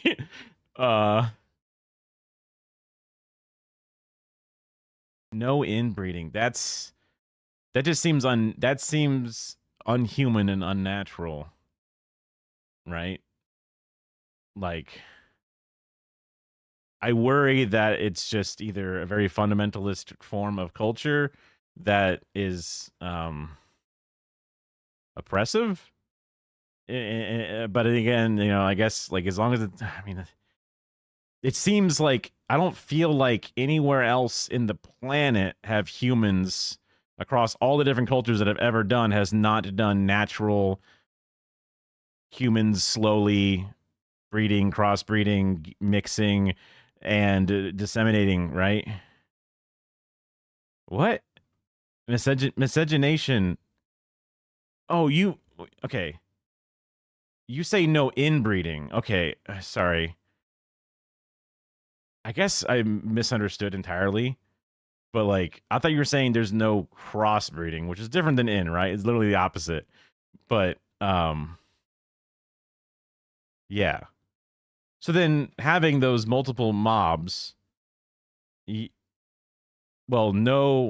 yeah. Multiple groups of individuals in different parts of the same country, related in different ways. but they're related in different ways, not like a straight bloodline thing or something. So that way, but like, I don't want only inbreeding in the sense of like their own nation. You know what I mean? Like if they can only breed within their, like, you're German, you can only date Germans and only marry Germans, right? Like that kind of inbreeding. Not like your mother or your sister inbreeding, but like only within our group of people are you breeding. Because in every other form of human existence, people would not just breed within their group. They would slowly meander, mix, continue along, doing all those different things, right? I guess that's where I was thinking of the in group as in like just the entire, not the individual family, but the entire, like, it's lore controlled. I understand you don't want to have, you know, siblings and cousins fucking. I get that. But I'm saying is these different pods, these different families, these different nations, usually in every other form of society I've ever seen, are able and over time naturally just become mixed and miscegenated on their own. It's happened all over Asia, all over Eurasia, all over Africa, all over South America. The groups, you know, blend and move and shift and collect in different ways, but it never stays specifically individually nationified, especially not for 60,000 years straight. But that's why I'm saying it seems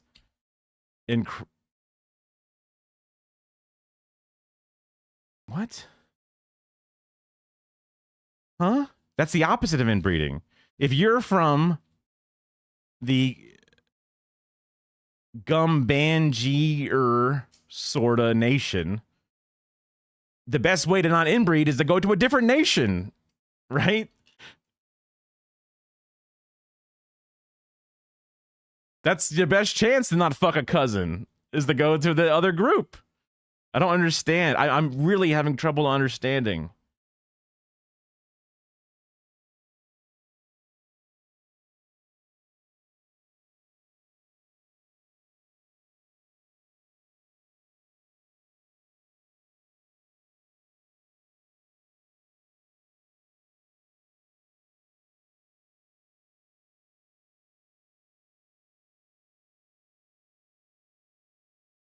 Just rereading messages, make sure I'm not like doing a word misplace or something.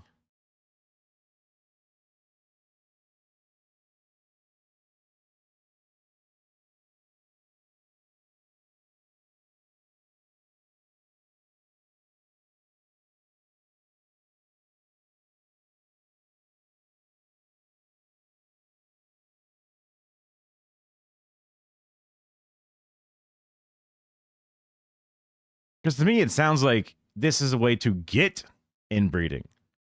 Like this specifically, the idea of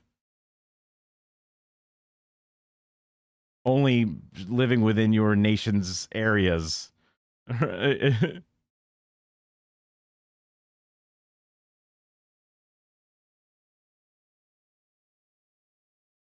Yes, but you didn't say that. I'm not sure. Unfortunately, that's the difficulty of a streamer versus a chatter, is like, I'm sure you're talking about something that makes sense, but to me it doesn't make sense, and that's annoying for both. You said this was backwards. I never said specifically it was backwards, but I understand how you can get that impression.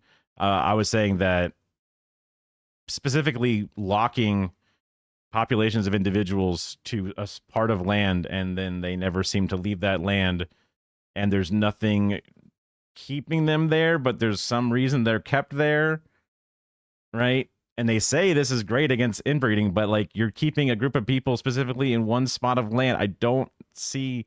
And then they only do arranged marriages with other groups, so they go around, and that's the only way that's the only way they ever fuck. I mean, come on, what? I mean, I don't know, like, and it just seems so artificial compared to the rest of humanity from all the different ancient and modern times.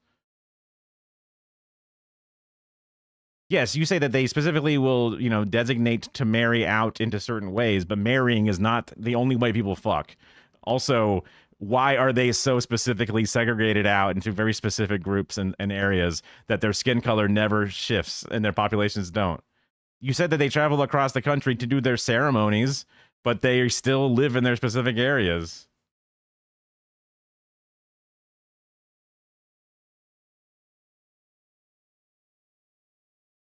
You had a system like that locked down in the Balkans some 50 to 100 years ago. Do you mean like the inbreeding system locked down as in you got rid of it? Or you mean locked down as in like people stayed within certain zones only?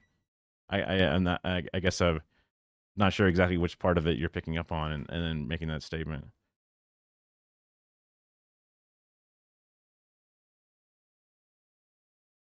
Probably a long time.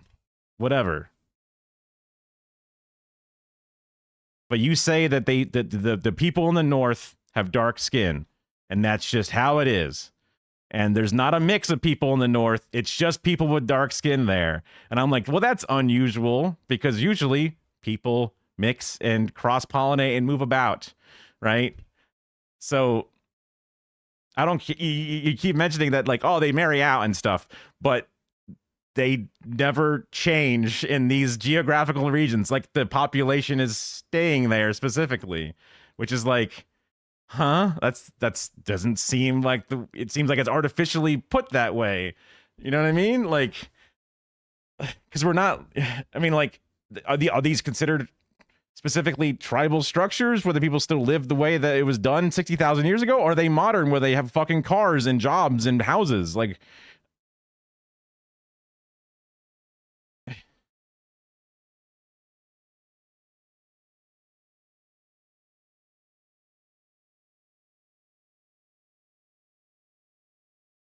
you forgot, Rude. You don't know what I've forgotten, right? But I understand. I don't want to. I have a problem with getting heated, especially with miscommunications. It's difficult for me to parse. So I'm talking myself down to make sure that that I'm not over emphasizing words to myself. What I said about country being a part of the people. So you're saying the culture is important.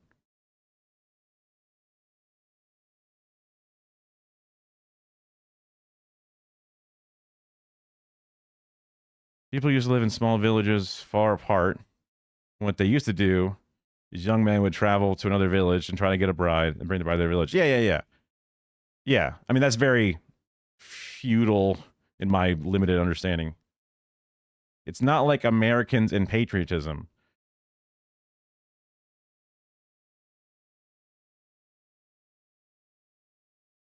Now I'm very curious. I don't have rose-tinted glasses towards American patriotism specifically. But you'd be surprised.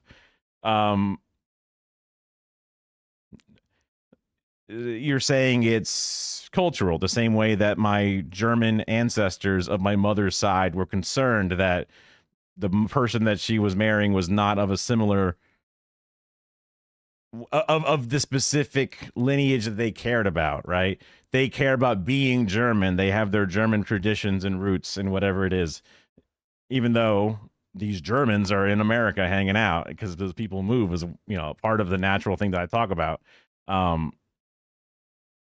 They care about, that is not the same.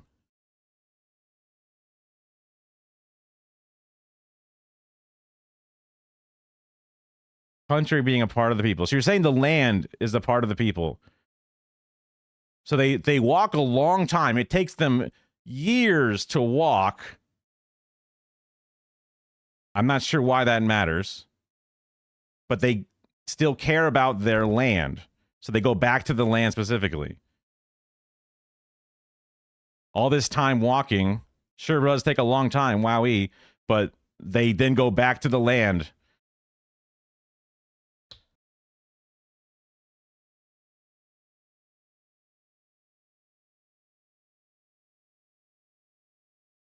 Do the Aboriginal people in Australia live like regular Australians? Do they have the rights and freedoms as regular Australians? Do they drive cars, wear clothes, have jobs, act as otherwise regular individuals in the society?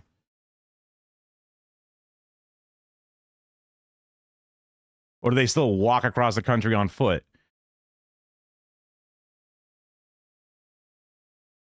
Depends where they are. Sure. Okay. Yeah. The same way that the hillbillies of Appalachia in America don't really go to an office job or whatever it is, but like the people of whatever nation, the people of the nation in Sydney are all very city dwelling individuals going about their business.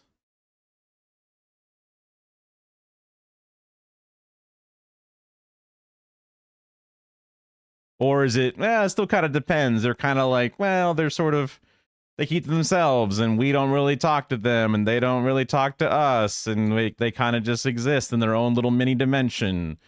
You know, they're not really allowed to marry white people or whatever. Like, because like humans fall in love with other humans, you know what I mean? Like it's one of those, like it feels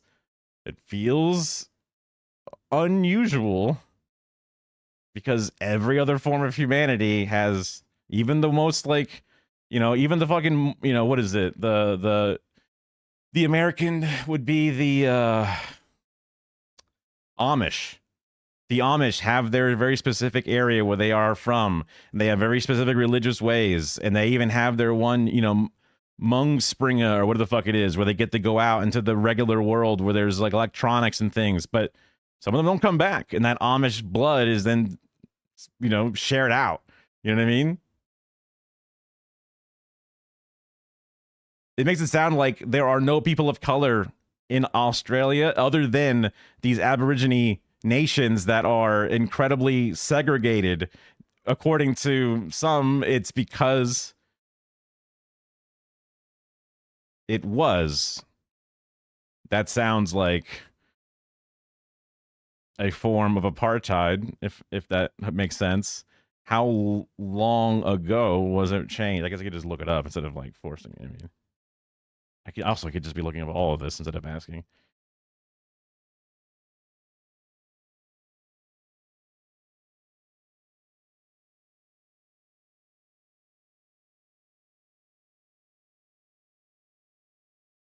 I misspelled stuff.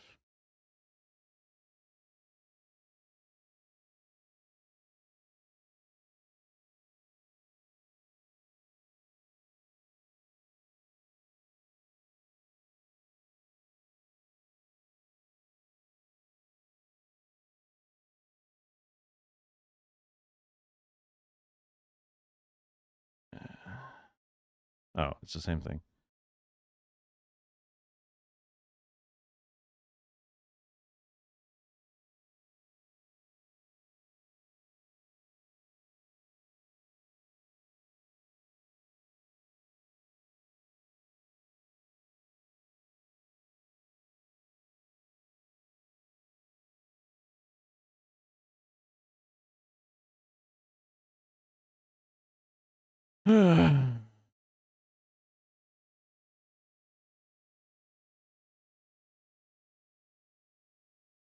Wow, even women don't fight the right to marry. It's crazy.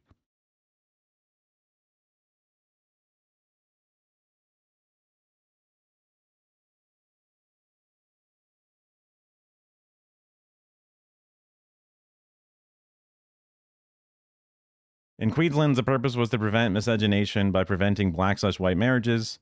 In Western Australia, it was to absorb blacks into the white population by preventing black-black unions. Wow, that's crazy to have two different versions of the same thing. That's insane.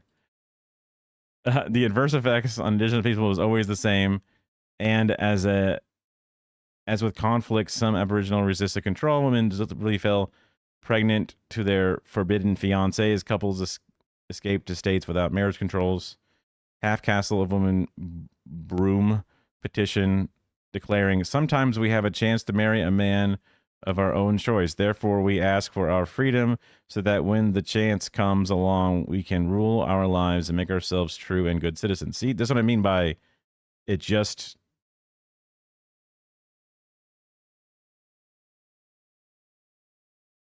they naturally humans break out of their own cultural chains and move amongst each other and blend, because I'm a humanist, and it just seems weirdly unnatural to have these completely pocketed non-blending groups of humans. In Sydney were slower to pick up on the issue, but when they did, as a way to prick the consciousness of an Australian increasingly concerned about Hitlerism, the right to marry the partner of one's choice shot to the top of Aboriginal Australia's list of demands, above land rights and equal pay, the second only to the right to vote. This sounds less like keeping it within the family or whatever, but I mean, I am reading just one article, and you're a person who's lived and done a bunch of research on things, so I'll I'm not trying to like think I know more all of a sudden. When the case of Gladdy and Mick hit headlines across the world, thanks to the UN Secretary General, entire rotten system of Aboriginal protection laws and propelled nation towards overwhelming endorsement of citizenship in 1967. So they have citizenship. While many white Australians have forgotten how important freedom is to marry, but not so Indigenous people like lawyer Tammy Williams. When the issue of same-sex marriage came up, yeah, I guess this might be the end of where they talk about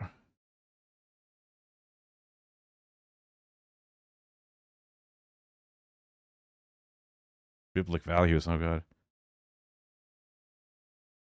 Today's freedom of marry movement, like I said before, reaffirmation of equality, impartiality, humanity.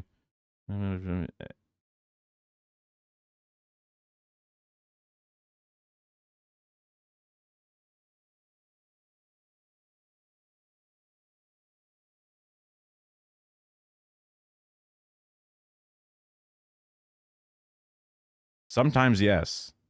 Absolutely. Because that's what humans do. Literally right here. They even say it's kind of rare, but they want to have the freedom to do so. Sometimes we have a chance to marry a man of our own choice.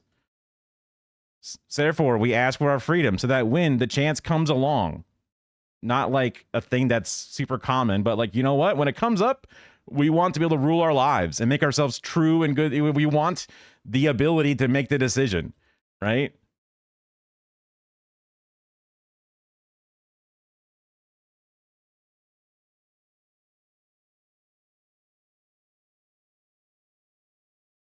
That'd be like saying people in America don't ever have black and white families and shit because white people had enslaved them before.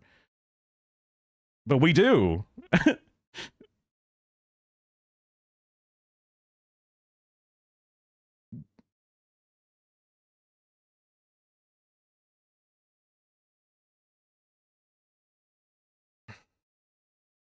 I cannot. Are you saying they wanted the ability to marry, but actually wouldn't do it?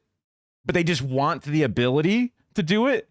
A person advocating and fighting for the political right to marry, but then goes, actually, I won't. But thanks you for giving me the right. That's crazy. People fight for the right to get it because they want it, these individuals. You think no one's going to marry like that? I mean, that's...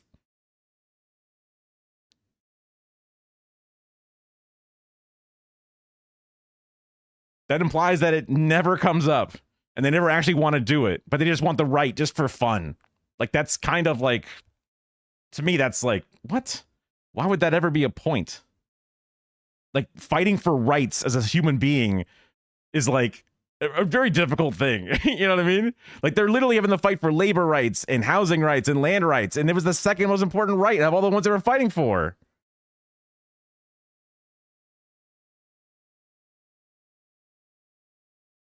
Yes, there was that point where they weren't allowed to marry black to black, right? That was that one. I forget if it was Queensland or Western Australia, but there was points where that was a part of the oppression that was put upon them.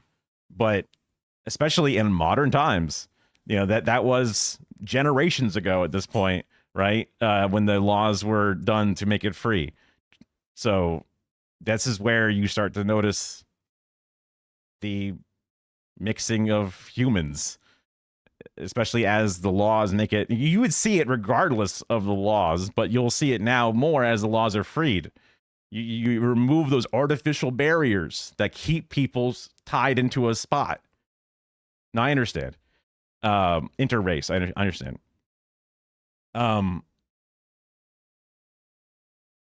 Yeah.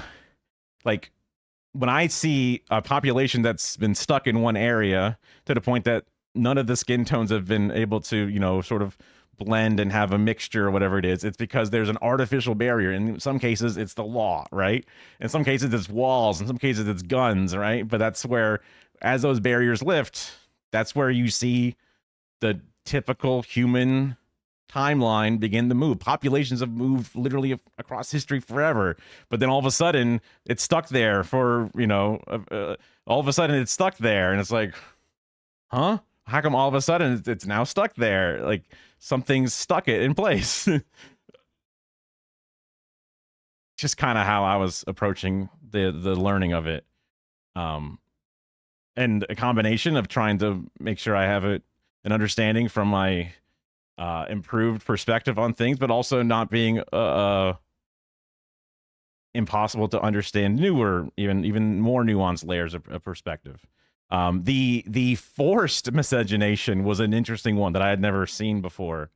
By preventing black and black unions, it's so weird that, I mean, I'm not sure how far apart Queensland and Western Australia, right? I don't know the geography of my own country that well, honestly. It's so weird for them to keep, you know, black and white separate, but then over here they were like, nah, we're gonna get rid of blacks by just straight up making them like an iced coffee. We're gonna latte this sucker and just force. It's such a weird thing.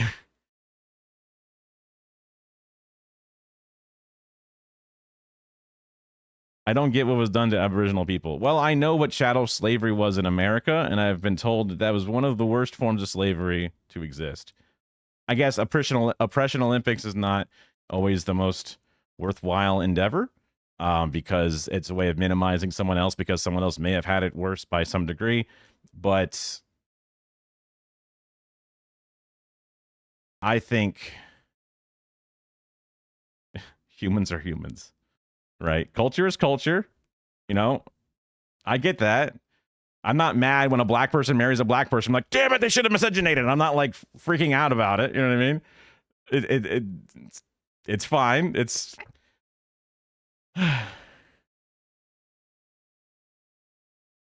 sure.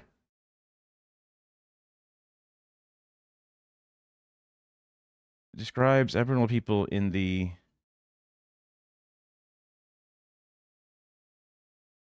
first use. Yeah, but, you know, whatever. We know that the UN has its own blind spots and all kinds of things. I totally have a complete understanding that there is a genocide against people. Yes, yeah.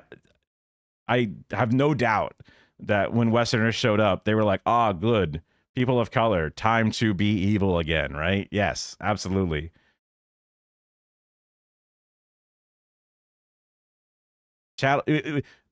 It's never been considered a genocide what America did to the Native Americans in my country, right? The UN should also describe that. I don't know, maybe they have since, but they should. Would you marry someone who did that?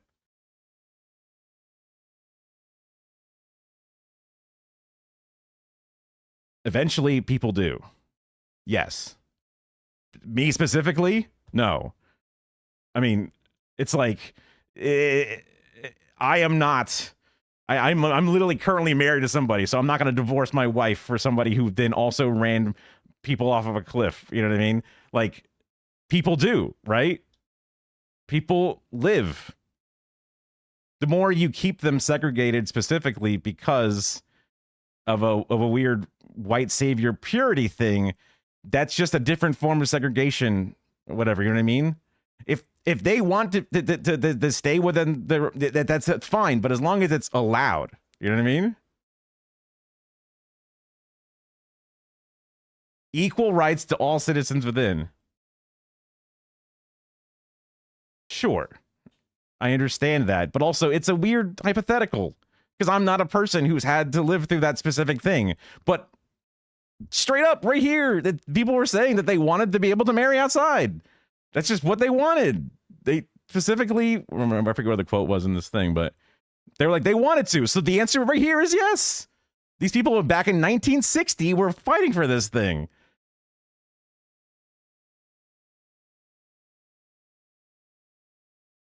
It's human. It's human to want to love somebody, especially as you've moved beyond that and you're no longer doing the genocide.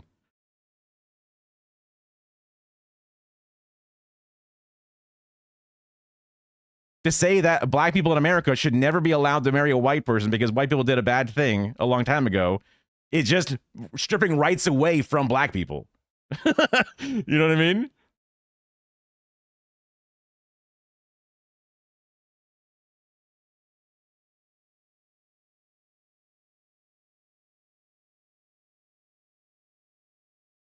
Not segregation. Segregation does imply a governmental restriction, right? And then you're saying that now that they have the right, they still don't do it. Or at least they don't do it on a large scale to make a noticeable impact on the community. Yeah. Because segregation is definitely a strict structure of laws and things set up. I guess you could argue there could be a form of segregation through pressures of societies, right? So like there's, I don't know, like for example, in America, men very commonly retain their last name in marriages because of the patriarchy, right? There's not a law saying that women can't keep their own last name, or even a man can take a woman's name, right? It's just a very common practice that is just sort of like created this societal or cultural wall around that specific sort of like practice. But that's not necessarily a hard law, so maybe that wouldn't count as the same thing. And that could be where some of my miscommunication, either what I was not properly sharing, or also, because I think, because thinking back on what you were saying there, you were saying not segregation, and I think I was like thinking that you were still voting for it, or not voting, but vying for it, I guess is the right word.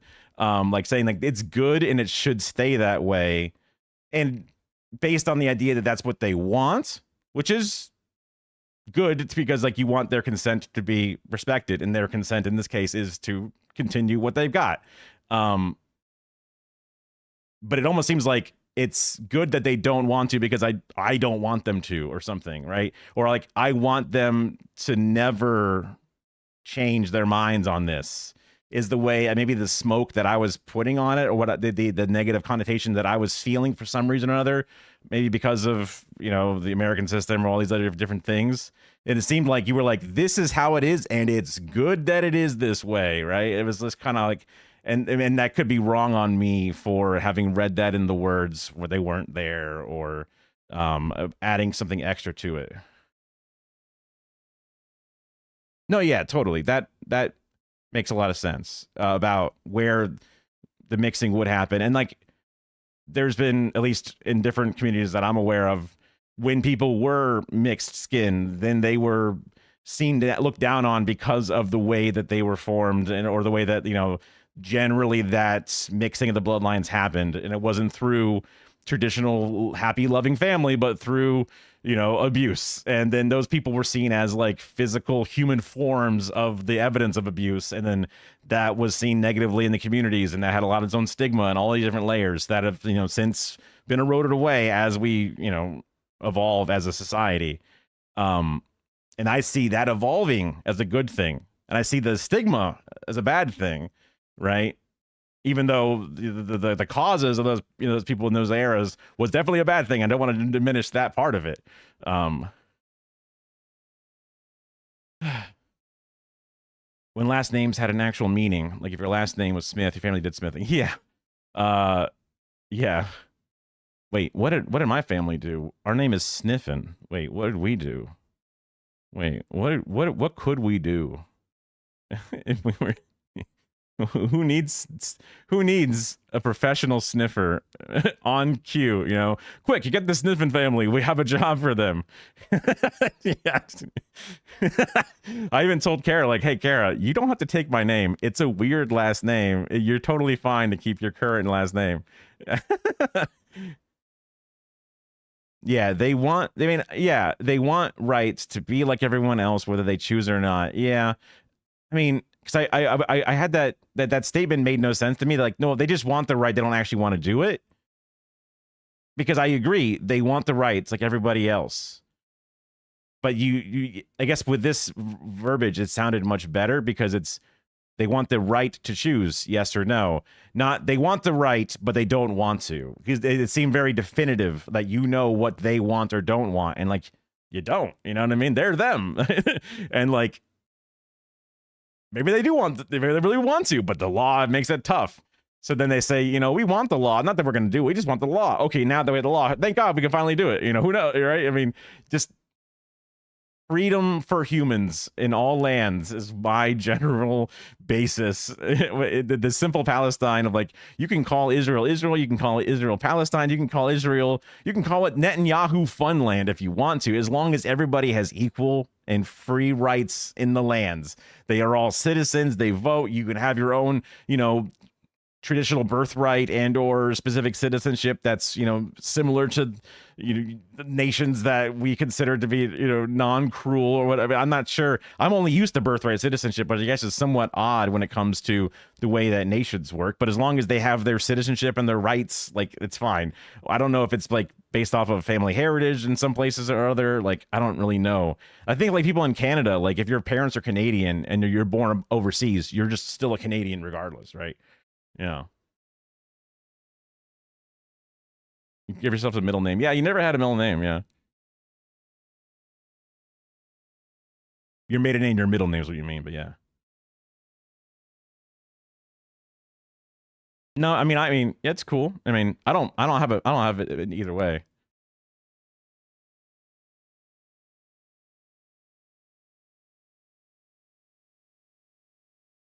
It's so weird to you. The only way Aboriginal people could marry a white person was if they were mixed blood.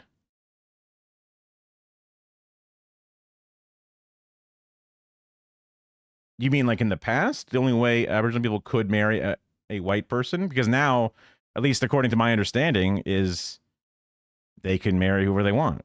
Aboriginal, black, white, whatever, right? Until the change. Yeah. Once the change happens, humans are free, you know?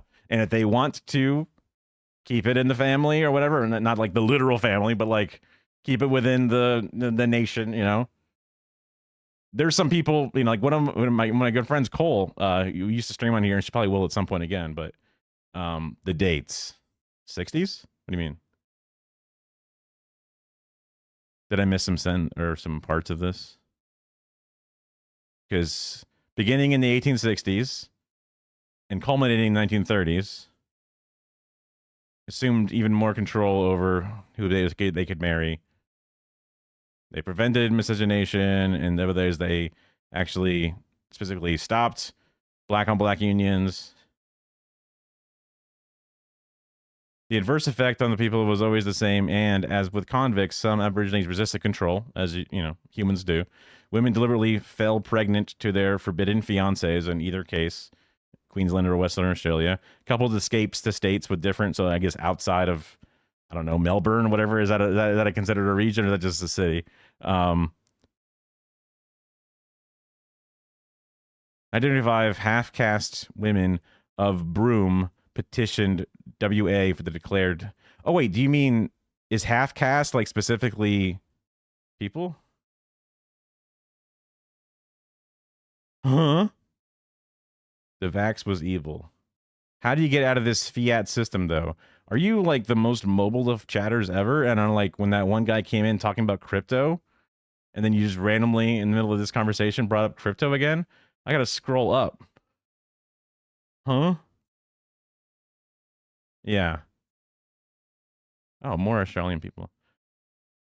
Unless unrelated. Yeah, no, yeah. Yeah, I mean, we had all different types of words. So these women were the ones asking for the rights. I mean, like, depending upon how you view the rights currently, before this, right? A woman of half caste might literally be allowed to marry nobody. Like, sorry, you're still kind of white, so you can't marry a black person. And actually, as a black person, you can't marry that. Like, no matter whoever your partner might be, they go, well, you have this color in you, therefore you can't. You know what I mean? So they'd be like limited to never marry anybody, depending on how they decided it. How do you get out of this fiat system, though? It just seems like an ongoing question from like a statement that's like, sure, I understand what you're saying about this, but then how do you do this though? Like, it seemed like it was like maybe like, oh, is this a wrong chat message? Like, are you in a different chat? Like, we were not talking about currencies at all or money at all. You know what I mean?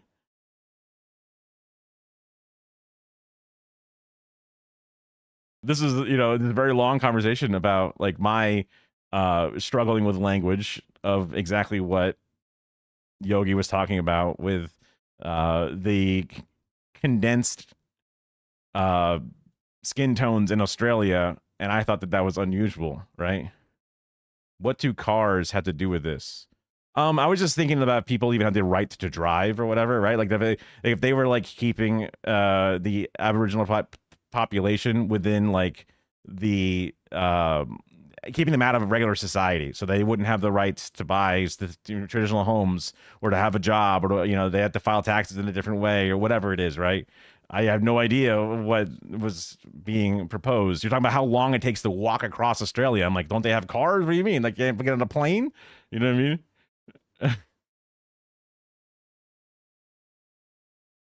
Oh, sorry. Yeah, I was watching the. I got you. No, that makes sense, right? That makes sense. Oh shoot, this is a whole different thing. It was a FD signifier video. That's a whole different thing. We can watch it. It's just fun. It's just different. Well, it was this video. Maybe I already finished it and closed it out when I got distracted with the other stuff. It was just like, oh, we haven't finished it.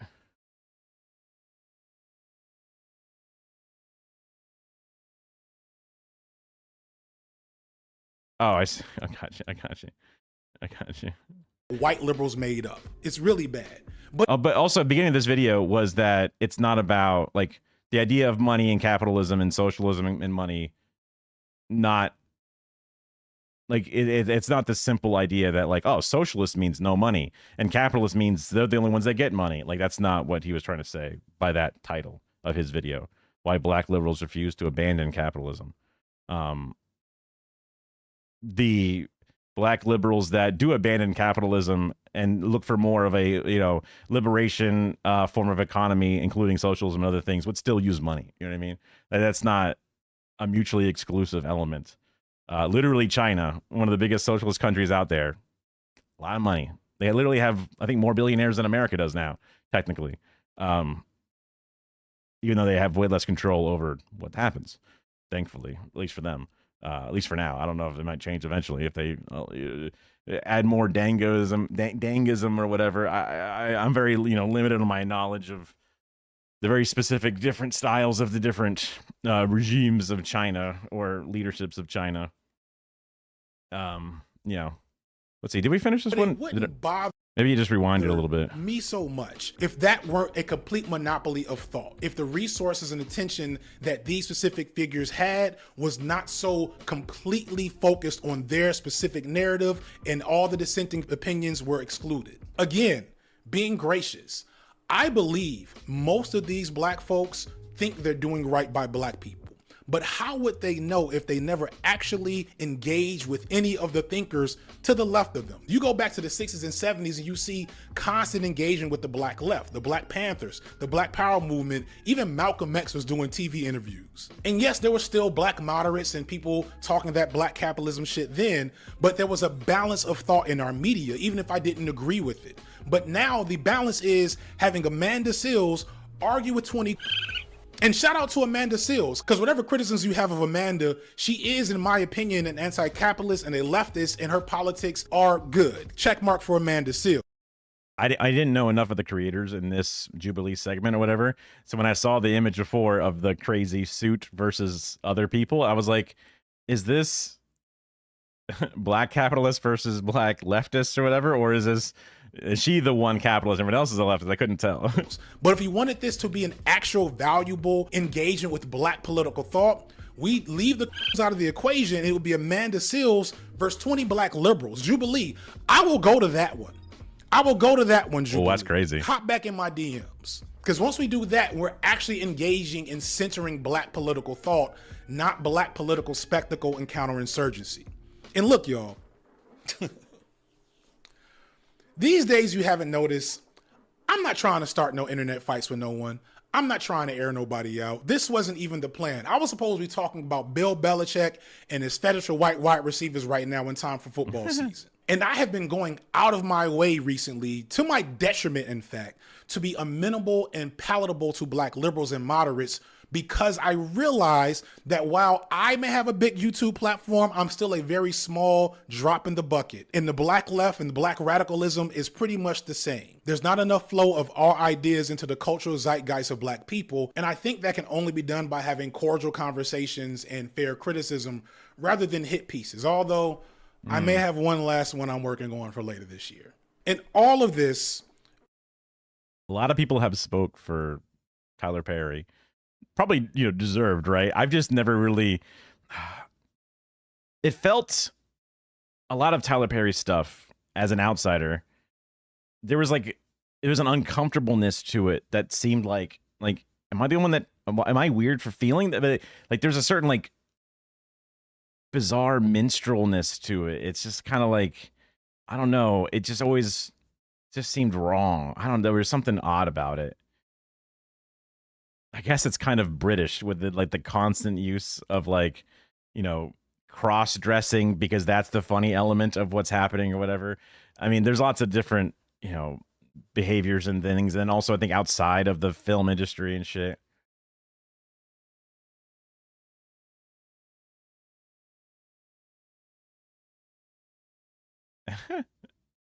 I mean, don't rub it in, man. Okay. Not even that. I mean, that's interesting that they just oh, you want a patch real fast? Not even a Zyn or whatever or a gum. It's like a patch. I mean, I guess a patch. Interesting. Because a patch would just miss out on a lot of the other aspects of the mouth feel and the other, stimming physical elements of smoking. But I guess it would just give you the drug that you need in your body or whatever. Interesting.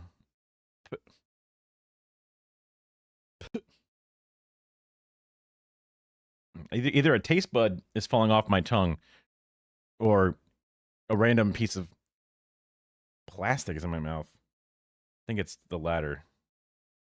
Odd. Very odd. Or that it was a weird seed from the pizza or something. Yeah, patch is definitely for the drug specifically. And with no other option, better than nothing, I guess.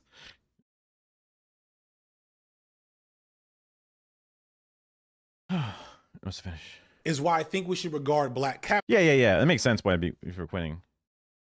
You never watch any of the Medea movies? Yeah, I mean, it was definitely I would see it come across, because I never would go to the theaters. I barely went to the theaters at all in the first place, but that was never a thing I was going to go buy a movie ticket for, just because it wasn't my speed. But they would be on TBS and shit, and then you'd see it on the TV and you're just huh, that's, huh, and they keep making these things, I get also back when I used to have television, you would see ads, for the new ones and whatever a lot. And they'd also be repeated a lot, which could maybe add into the level of cringe or annoyance I would have with them, is because ads are annoying. When you play the same things over and over, you get really annoyed with it. So that could be another layer of it. And maybe, I mean, I was also bad at media literacy even back then and stuff. It seems to me Tyler Perry fell off because also I was disconnected. I mean, he had TV shows, right? Wasn't he working on, maybe not Blackish, but I thought there was a show with Ice-T. Wasn't that written by Tyler Perry? I forget, honestly. And also network television, LOL, you know, whatever. I haven't watched any of that shit in forever. Speaking of not watching that shit, oh yeah, let's make sure we finish this. Capitalists and black liberals, no matter how pro-black they are, as conservative, if those are the ideologies that they are holding on to. We should stop acting like the Candace Owenses of the world exist. Stop allowing them to be controlled opposition and present themselves as ideologies worthy of our engagement. I mean, no more than ever is it relevant to talk about Candace Owens dealing with the groypers. Because they're not. Instead, we need discourse and debate with actual black conservatives so that they can illustrate how this whole black capitalism thing is actually going to work this time around. And once we get past that fallacy, maybe then we can have a real renaissance of black political movement in this country, as we are well past due for it. I'm just a nigga that watches too many cartoons and looks like he works at GameStop. What do I know? That's I'm fucked up. And this has been light work. That's crazy. All right. I think I've been waiting. I've been actually excited to get back to, which is Stavi Gets Ripped, season 3. Let's go.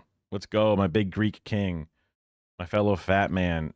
He started doing, you know, diet and exercise. One of his friends is a bit of a nutritionist, kind of like doing some pro bono stuff for him.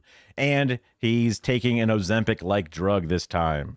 That might have a huge change. Last time he got on a scale, it said that he was even fatter than when he first started, and he's like, I gotta get rid of this cheap ass scale.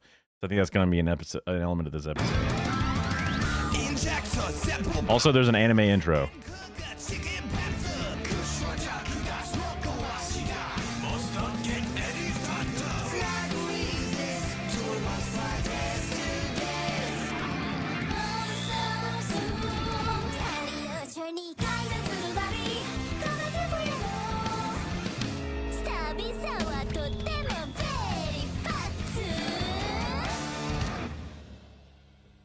Oh boy.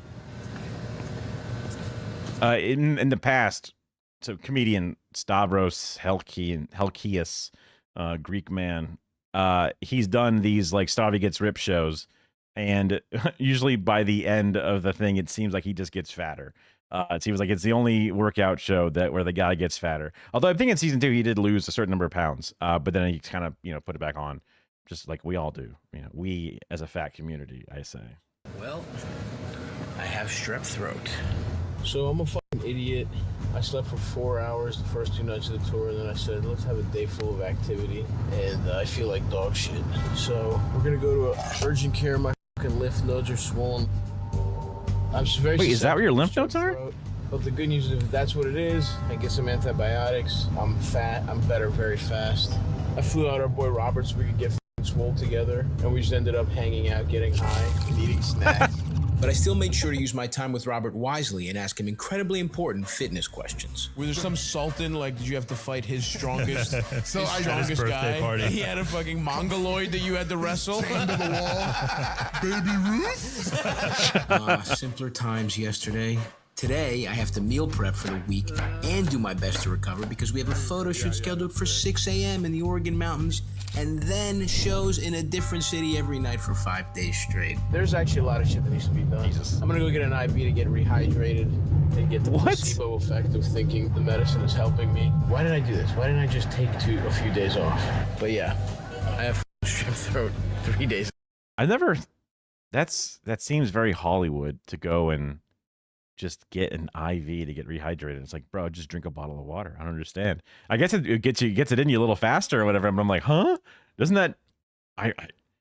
That's crazy. Into the tour. Sucks dick.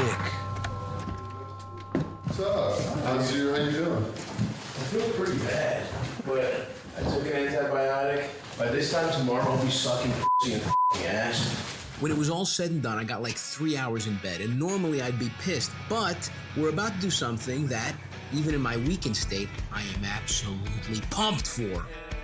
Look what we got here. That's kind of crazy that like, oh yeah, the med students, they all have to do this, right? It's like, yeah, they're all so disheveled and strung out and working insane hours that they need to just get hyper hydrated as fast as possible to get back to crunching. It's like, whoa, well, maybe we should rethink the structure of these things.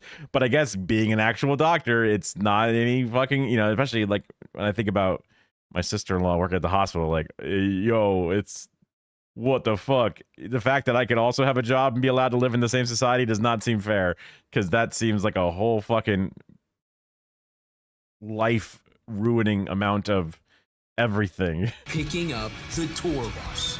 The tour bus is not simply a means toward transportation. It is my key to getting ripped. Oh, okay. That's probably a wise way to take care of that problem with the time management that they have. Okay. Well then, all right. The fact that they're getting hammered and hungover, I guess they do have some time to themselves. And I guess it maybe would be better for them not to get omega drunk and to feel healthier for their stuff. But hey, I can't judge. So my secret weapon. On other tours, the never-ending planes, cars, and hotels made settling into a routine impossible, and succumbing to temptation inevitable. Oh, Chili's to go. Oh. But now I'll simply fall asleep on the bus and wake up in the next city, giving me way more time to focus on my health. The bus era has begun. What the fuck? What do you want to be? Bus boys.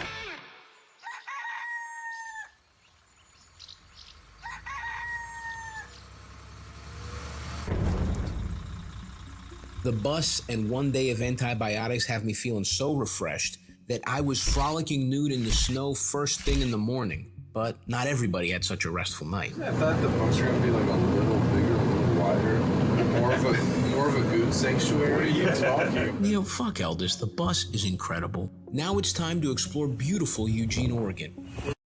Yeah, I was thinking that as long as you are one of those easy sleepers, the bus probably is the way to go, just so that way you can travel and sleep at the same time instead of having to constantly sleep and then travel, and then you're just kind of like, you're not 2 for 1-ing, right? Back, baby. We're home. I guess it also requires that you are always 8-ish hours away from any other location you need to be at. Let's get all the non-refrigerated shit first. Ooh, wait a minute. 23 for. Hell yeah, that's the tech. I used to do that same exact thing when I would go to. I didn't go to Sam's. I was going to, or Kirkland, I guess is Sam's. Yeah. When I would go to Walmart, I would always hit the cold section last. That way, when you get to the fucking register, and then your hot ass car in Florida, like I am, that your chicken breast is not literally like getting salmonella by the second or whatever. I guess technically everybody has it in it, but you know what I mean? Like, it's not just immediately your milk or your cream is not curdling in the car, just by being in your cart for an hour as you shop, and then a long line, and then traffic going home, and then it's been sitting above the danger zone for like 2.5 hours, and you go, oh fuck. Yeah, trains for that reason are sick. I only was on a train, I think, once in my entire life, and that was on Karen and I's honeymoon when we were going from New Jersey to New York. And it was like, oh wow, you just walk on. You have all your bag space and you just kind of chill, and you can get up with your legs, and it's so much better than a plane. Although because we landed in New Jersey, Pennsylvania, I forget, I think maybe we landed in Pennsylvania, and then her family picked us up and drove us to New Jersey, where they actually live, because I guess Pennsylvania and New Jersey are kind of close. And we got to hang out with them for a day before we then took the train from that nearby area to New York to do our honeymoon or whatever. 4-pack. I'm gonna go with these. Okay, Diet Shasta grapefruit. Okay. These are good. The Yucateros. Damn, those are looking mighty fine, mighty fine. These are good. Oh shit, they have DVDs here too? This is awesome. Fuller House. Poltergeist. Ray and Donovan season 3. Todos Quieren a Raymond. Ocean's 13. Darkest Hour. 3 Chuck Norris films. Final Destination. Family Guy, The Freaking Sweet Collection. Oh yeah, we're just we're on tour and we're just going through and yeah. We're not casing the joint, we promise. It's not the camera, it's how autistic we're being about this. Dude, I'm so pumped. We got a great haul. What did they think they think they're gonna steal? Yeah, I shoot 15,000 of these a day. He jerked yourself off on my hand. Well, no, you're jerking me off. No, you are. You jerked yourself off on my hand. One day is enough time. They're such like they're kind of permanently they're a part of them are permanently stuck in that like high schooler mentality. Fully recover from strep throat, right? I am horny. Let's get our mother freaking pump on. Speaking of, where's that fucking piece of shit, George? Just running errands for me? In the meantime, I'll make a protein-packed breakfast. I'm making a peanut butter and jelly yogurt with PB Fit and some oikos. I think mixing peanut butter with yogurt is a bad idea. Afraid of innovation. Oh my God, O'Brien, you're a fucking idiot. The peanut butter and jelly yogurt. Patent pending, Stavros Halkias. There was one tip I had from my nutritionist that I actually been forgetting to add to my diet. Was there's a certain type of I'm trying to remember what the name of it. It's like a flaky yeast. I forget the name of it. It's like maybe it's shakeable yeast or something. Kara, if you're in the chat, what was that yeast thing called? But it's basically just what's it called, Kara? Oh, she's gonna get it. Basically, it's just yeast flakes that are very mildly or almost non-flavored. Nutritional yeast. Yeah, it's like a shaker bottle thing. And it has some calories, but mostly it's a little bit of fiber and 5 grams of protein if you put a full 2 tablespoons, which is kind of a lot. But it's a way of just adding extra protein to things that are generally savory. I think it has a little bit of a savory salt. So like in this example with the yogurt, probably not the best to add to it, but anything that's generally a savory dish, like I should be like, oh, my pizza. I'll just sprinkle a little of this on there to make sure there's extra protein involved and it's not just carbohydrates and fats, right? Just to kind of add that little bit of extra, value to it. I might ask Kara if she doesn't mind to maybe leave it out on the counter or something, just so it's easier for me to see, so that way I add it. Yeah. I combined 2 other. Because I am a bit of a moron. Monkey see, monkey do. Monkey don't see, monkey don't do. You know what I mean? So like, I kind of forgot it existed until I saw him add that brown powder to his stuff, and I was like, wait, he's protein packing his thing. Don't I do? Wait a minute. And I'm calling a patent on it. Okay, so we're here at the Downtown Athletic Club in Eugene. It actually fucking rocks. What I have to do today is I have to get back with the pump. This workout looks a little tough. Let's fucking get to it. I am in such bad shape. This is good inspiration for me to get back on my workout regime. I think I have like some old notes saved with like the exact breakdown of it. Where did I put? Where are they? Didn't I put it in here? Let's see. Yeah, there it is.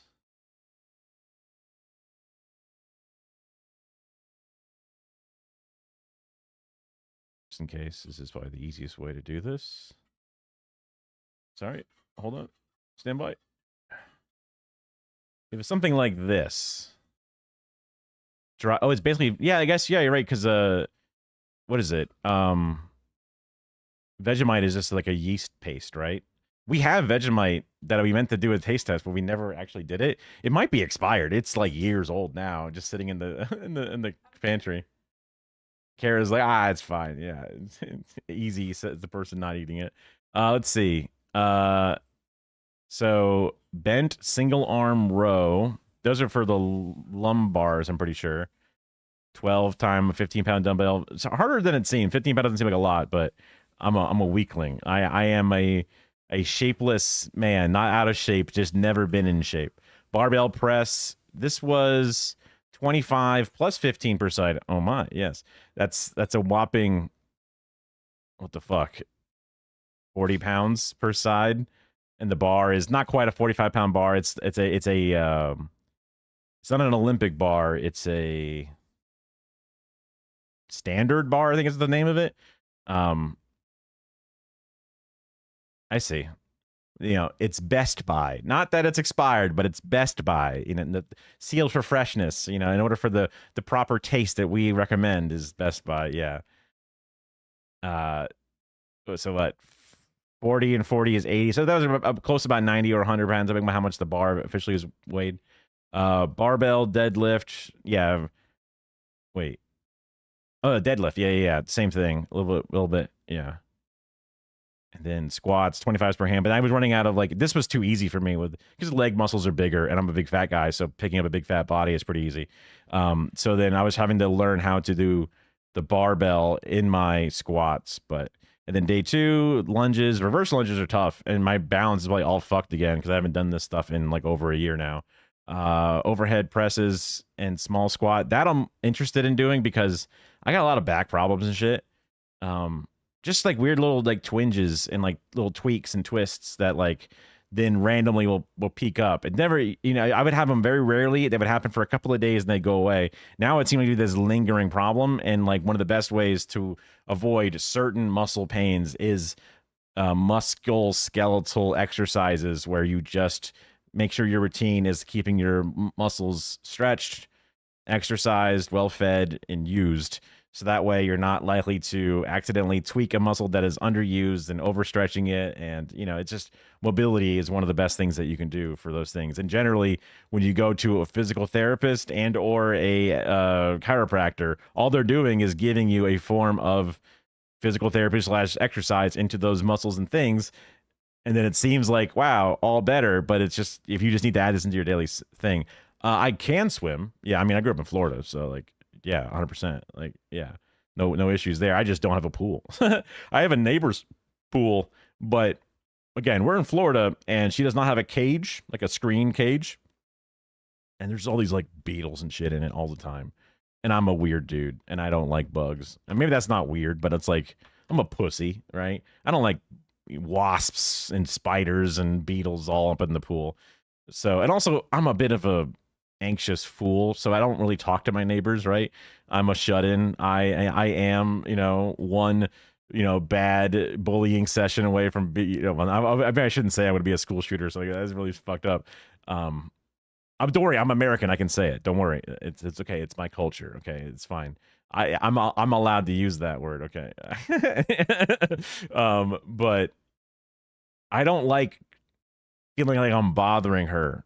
I would be annoyed, oh, that fucking fat idiot next door is over there using the pool again, She's use the pool whenever you want. Don't knock and ask permission. Just get in there and use it. And I go, sure. And then we've done it once, and I'm oh.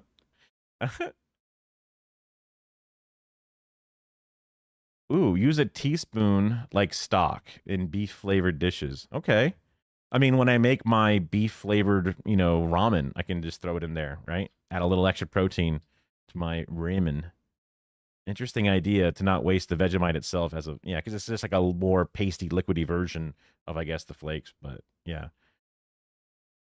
Kara's into it. Kara loves adding what I see as odd, because to me, ramen is the 28-cent bag of noodles that you get, and you just have a bowl with noodles and broth, and that's all there is to it. And now there is this world where there's eggs and pieces of ham and all these different shit in a bowl of ramen. I'm this is supposed to be cheap food. Why is it gourmet with a look, a quail egg and I don't know, a fucking salmon fart or something. Yeah. It's what the fuck is this is supposed to why is there sushi in here? What the fuck? It's all kinds of bougie now. Yeah. Yeah, and then let's see here. The overhead press for the back, yeah. Bicep curl simple. Tricep kickbacks. That was for the tricep muscles. Because I only have a barbell and some dumbbells, which are little handheld ones. So there's limited number of weights. It'd be kind of cool to be able to use a machine to do lumbar exercises, because I have again, a dumb brain, so it's hard for me to even activate these muscles sometimes. I got better at it once I learned, with a trainer, but still. I need to do a warm-up before I do the warm-up that the app suggests. This will loosen up all of my injuries. I have shoulder problems, I have back problems, I have forearm problems. This is how bad a shape I am. This is what it takes me to lift, but I can't get injured. I keep getting injured, so this is precautionary stuff. Starting with opening up the shoulder so I can do overhead lifts, that kind of thing. I mean, like, stretching is always like the most important thing, and also easiest for me to go, fuck this. I don't got time. Make the stretching quick, right? But it's like, just do the stretches the way you're supposed to. Like how the stretches can almost be a workout in a sense, because the warm-up can be, moving and get you sweating and shit and your heart rate. And like, there's a whole layer of how yoga is a form of exercise that can improve your muscles and shit. Because a lot of it is kind of like mini planking or mini isometrically holding things or whatever. But it's a way of keeping yourself as safe as possible. But again, I say it and I'm going to half-ass the stretching element of things like a moron. Because like the previous episode, he was like, yeah, I just did like 1 round of each. They're supposed to do like 3. Fuck that. I'm on to it. And now he's like, I get injured all the time. And it's like, well, probably. You did as a soup camping. Okay. Interesting. My back is really messed up, so before I body weight squat to warm up my legs, I do assisted body weight squats where I bounce on it like it's a little thang-a-lang. Here we have a little forearm exercise. Sometimes when I do certain curls, I have hurt my forearm, so that little exercise helps a lot. I wonder if this is similar to the injury that, well, I guess mine was more in the elbow than the forearm. But sometimes it would kind of shoot through the forearm a little bit, but yeah. This is just to get the hammies going. That's because of my body weight good mornings, they're called. Loosens up the whole leg, the whole back of the chain. This is more forearm stuff here. These balls. Just seeing my king out there, the most Greek-looking human being I think imaginable. Like if you somehow, like down to the gold chain and the style of lenses, you know what I mean? And the male pattern baldness specifically. Someone said before, it looks like Carl from Aqua Teen, just needs more like arm hair, right? You're set. Just kind of open up your forearms. I would really mess up my elbows, my forearms, all this kind of stuff, and this just helps. This is for my lower back. I don't even know what the fuck this is, to be honest. My brother told me to squeeze a ball and shift around. This is general stuff. We're opening up your chest, your shoulders. I'm laughing like I'm an expert, but I'm like, that's kind of funny. Yeah, that's where having the trainer with you is really helpful, because I was, what do you know? I was very communicative when it came to what I'm doing. And I'd be like, okay, I'm feeling this in this muscle or in this part of my leg. That's where I learned that I was really bad at doing lumbar exercises, because I would do these things. And, and she's like, is that okay? I'm like, yeah, it's fine. I'm just feeling it in my bicep or my tricep or this other area. She's like, you don't feel it here. And I'm like, no. And then it's like, okay, let's try to, find where those muscles are and really try to activate it and all these different elements. Back a little bit. Any kind of light band will do. Again, I'm just getting mobility going here before I even lift weights. And we got our old friend, the glute bridge. Activates the ass cheeks. I'm staying active. Gets the lower back going as well. And then, show the agility. Look at the spin, dude. George is cheating. So now what Arnold's got me doing is a full slate. We start with the wall sits here. It's so funny to do the Arnold Schwarzenegger workout also specifically, because it's like, that's just old, right? That's just an old workout. You probably shouldn't do that workout. He did horse steroids and had to get his heart replaced because he did, and also you're not pumping like he's doing. It just seems like one of those, like, what the fuck, 3 of these, not so bad. I mean, look, I'm in pain. It is tough, but, the quads are looking nice. Then I hit that right back with the squat. 15, 3 times. He's like me, man. He's got that real good foot stance where they just stand. I don't know. Is that not pigeon toed, but like duck footed or whatever, where it's like pronated out, and like that just fucks up your knees because then your knees are like halfway rotated as you're putting pressure in a forward way. But like it gives you a better form of balance because you're so big gutted. It's like, yeah, man, he's just like me for real. But it gets me thinking like, yeah, I should get up and do some exercising. Yeah. Times 15 of these, that's gonna F your A. Then he's got me with the lunges. There's 4 fucking sets of these. Now, yeah, it's 4 is a bitch, but I was doing reverse lunges where you do the same thing, but you would step back instead, and I would be like losing my balance all the time. But I got better at it, which meant those little tiny muscles that do the stabilizing. It's a lot of body weight and some small free weight stuff. Nothing too crazy. I mean, the machines and shit are very helpful for all kinds of different exercises and getting certain muscle groups working, but there is definitely something sort of practical about free weights, practical about body weight, because you use your body, you move your body. When I want to be able to look for the cat under the sofa and I don't want it to be painful to get down and back up off the floor, these lunges and things is me moving my body in a certain way. When I want to be able to tie my shoes, when I want to be able to reach up and grab something or hold something heavy, and that even though the specific machine can do a great job of isolating that muscle and giving it specific work, there's also value in just giving yourself the full body functional fitness. I'm not gonna lie to you guys. That's ludicrous. It kills me by the end. And then right after that, we gotta do the plank 4 times. And I want to get the core going. It's interesting. I used to do the plank as an in-betweener.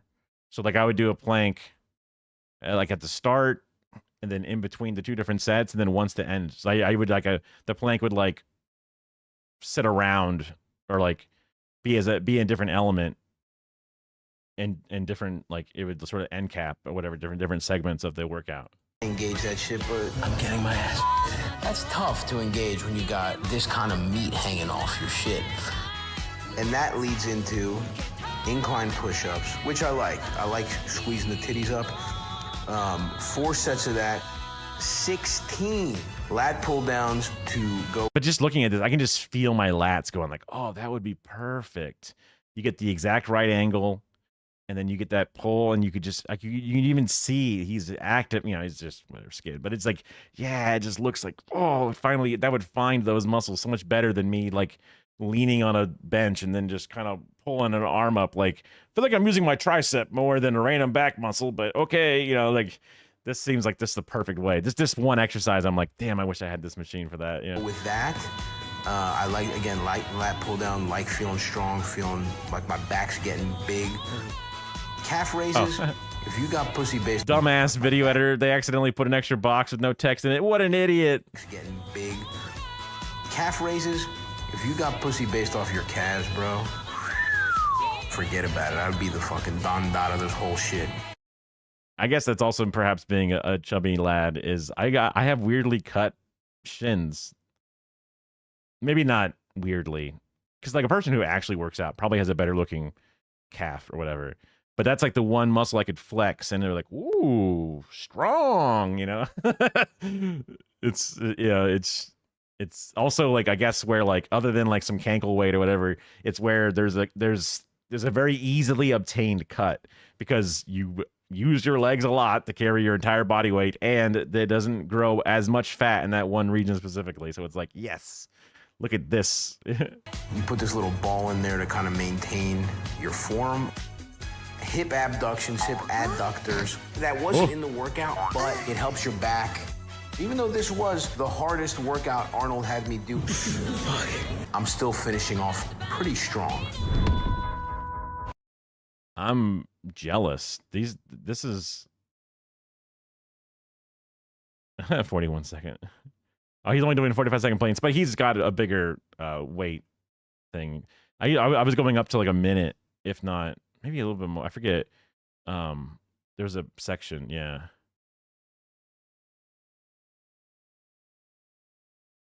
But yeah, I would be like just drenched after doing this shit.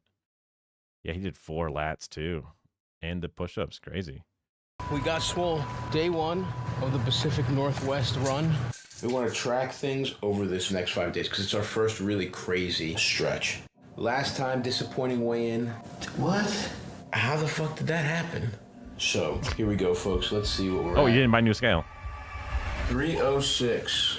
Not bad.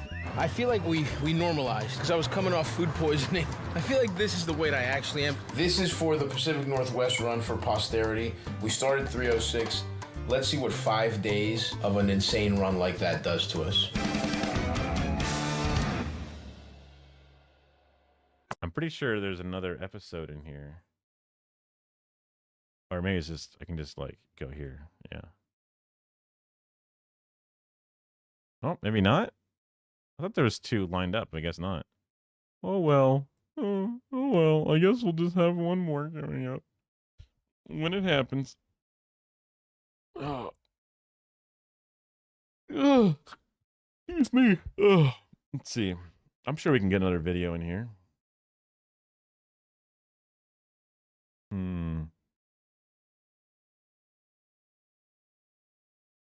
I think this is an older video, but randomly interested in watching it.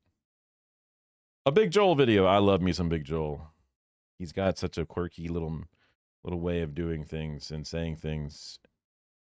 Here. Click.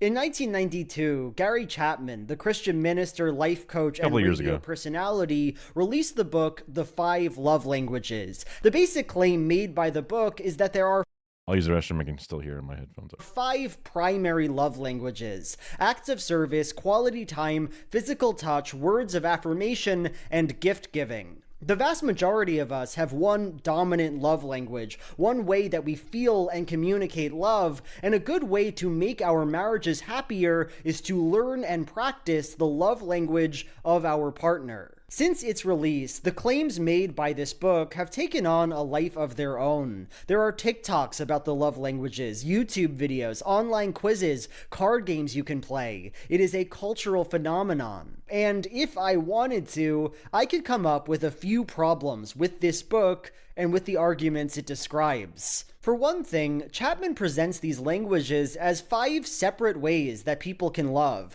They're independent from one another. You being receptive to any one language doesn't make you receptive to any other. My love language is acts of service, but not gift giving. My love language is physical touch, but not words of affirmation. But this model seems to ignore that for the vast majority of people, these love languages build on each other. For example, the amount of physical touch you get from your partner is going to be highly correlated with the amount of quality time you spend with them. The same is true of words of affirmation, right? Sure, there are ways to get that without quality time, but it doesn't hurt your chances. If a couple has an intimate date night twice a week, they are a lot more likely to say nice stuff to each other. In fact, for most people, I'd say that quality time is not just one expression of love, it is its essential foundation.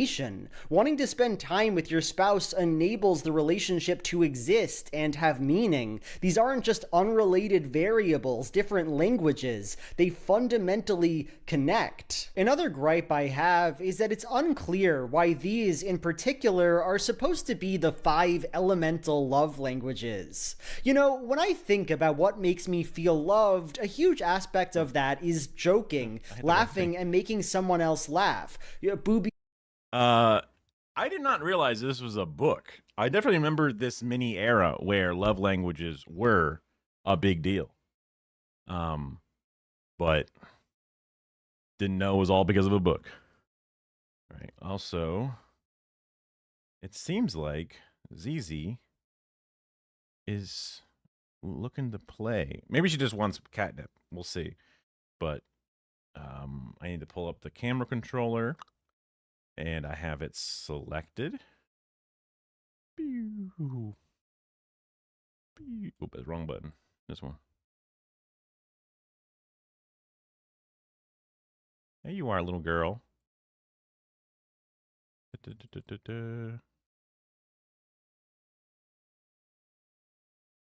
Booby booby booby. If I was writing a list of my love languages, that would certainly be on it. And of course, you could think that of lots of things. Maybe your love language has to do with getting along with your friends. Maybe your love language is trust and freedom, a partner who is fine with you having your own life, doing what you want to do. And what makes any of these less legitimate a love language than giving gifts is? I mean, I give and receive presents maybe twice a year, and that seems true for most people I know. My point here is simply that love takes a lot of forms, and Chapman seems to just choose some love-associated words and call it a day. It doesn't really seem like the 5 categories of love to me. It isn't just Chapman's use of the love languages that I find worthy of interrogation, though. It's also the concept itself, the idea of a love language. Obviously, Chapman does not literally believe that quality time is a language. You know, it's a metaphor,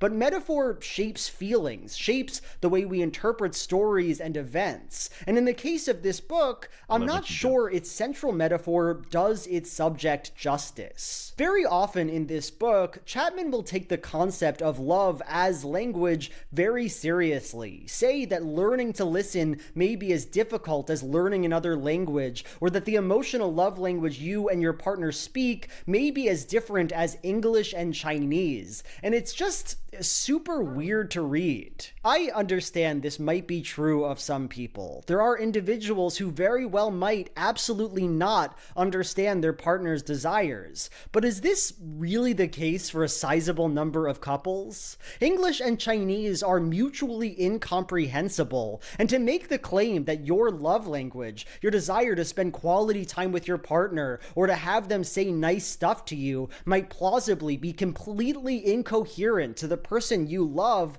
both seems unrealistic and frankly depressing. To me, this feels like Chapman overstating his own case, making the love languages out to be this impossibly huge concept so that people will take his work to be more insightful and important. And really, that's a problem with the book as a whole, a problem with— I think that fucking nails it right there. Because he needed it to be, they needed to be exclusive, right? They needed to be incoherent to each other. Because otherwise, it's just kind of like you're just redefining some nice things that people like. Most self-help books, if I'm being honest. These kinds of books often trade in the idea of the big secret. Chapman is bringing us this new, formerly unknown information about love and marriage, and as he says, the reader acquiring this information will save their marriage. But, you know, it can't do that. It could never do that. Let me tell you about one passage of this book. Chapman is talking to a guy about his unhappy marriage, and he suggests that his wife's love language is quality time and that she isn't getting enough of it. The guy responds, "Dr. Chapman, that is what she's always complained about. I didn't do things with her. I didn't spend any time with her. That's her love language, all right, no question about it. But Dr. Chapman, what am I gonna do? My job is so demanding." And Chapman basically just responds, do it. Spend time with her. Quote, "Where will you find the time? You will make it. You're a wise man." You can see the issue here, right? Chapman has added nothing to this man's life. It's true that communicating with your partner about their desires is good, and saying that can be helpful, but it's just not some kind of relationship panacea. This guy knows what his wife wants. The problem in this relationship, the one that is orders of magnitude more difficult to solve, is actually giving it to her when he's sleepy. And that's the problem that Chapman just dismisses out of hand. Finally, I just want to say that I don't like the vibes of this book. I don't trust Michael Chapman. I think he's a weirdo. I can't convey this. I can't find you a quote and convey to you why I don't like the vibe. It's vibes, man. Yeah, that's it.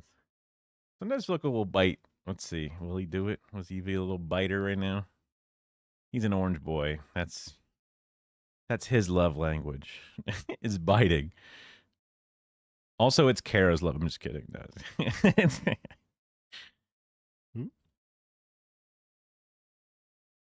Also, you notice all the brown paper back there? Philco just loves brown paper. He just loves it. He'll lay in it. He'll like burrow in it. Kara has one strip of brown paper in her office where she does her work from home. And he will just lay on that specifically. It's such a fun little thing that he does. He's a cutie. Of the book, but they are all off. They are all off.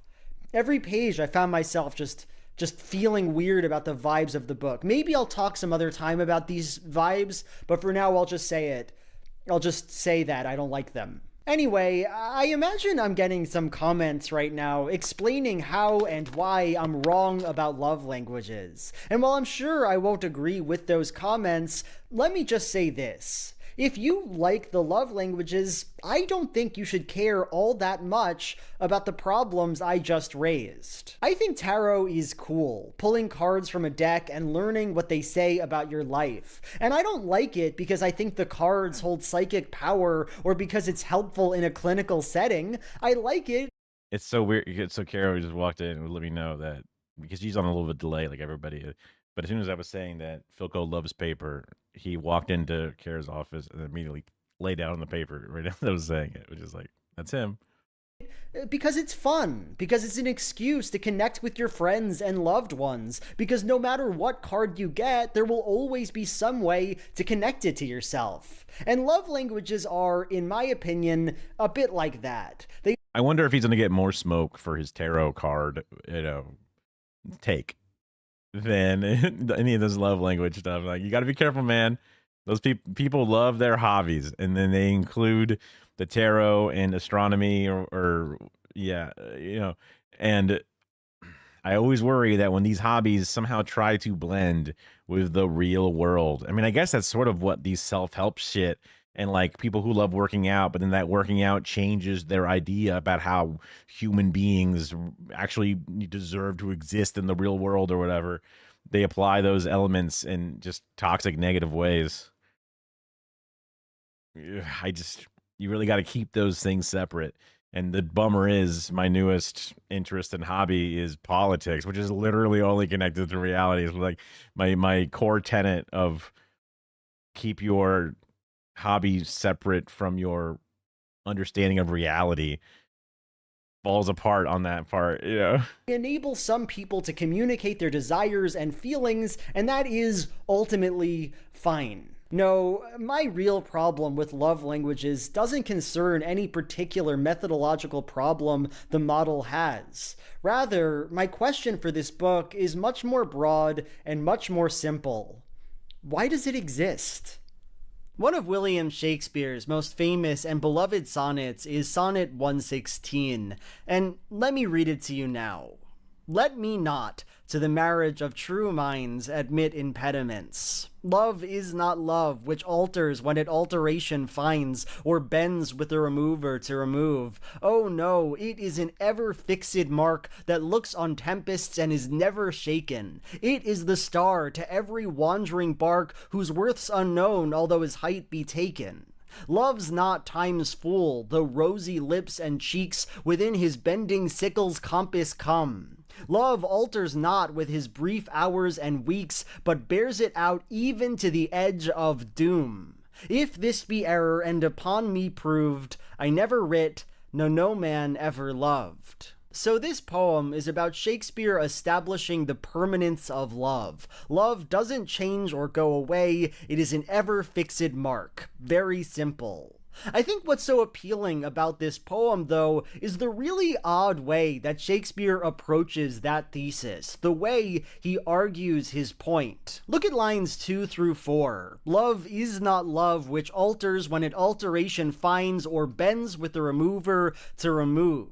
These are my favorite in the whole poem because they give the impression that Shakespeare is fundamentally uninterested in fucking around, that he's playing here a very important and precise kind of game. What is it that might alter love, that might remove it? Well, Shakespeare could have given examples here. Death or cheating or simmering resentment. He could have written a lot of things. He was a smart guy. But to do that would be to allow into the sonnet ambiguity, double meaning, slippage, difficult interpretation, alterations. These are the things we associate so strongly with poetry, with Shakespeare, and yet he gives them no voice. What tries to alter things? Well, here's definitely a correct answer to that question. Alteration does. What tries to remove stuff? I don't know.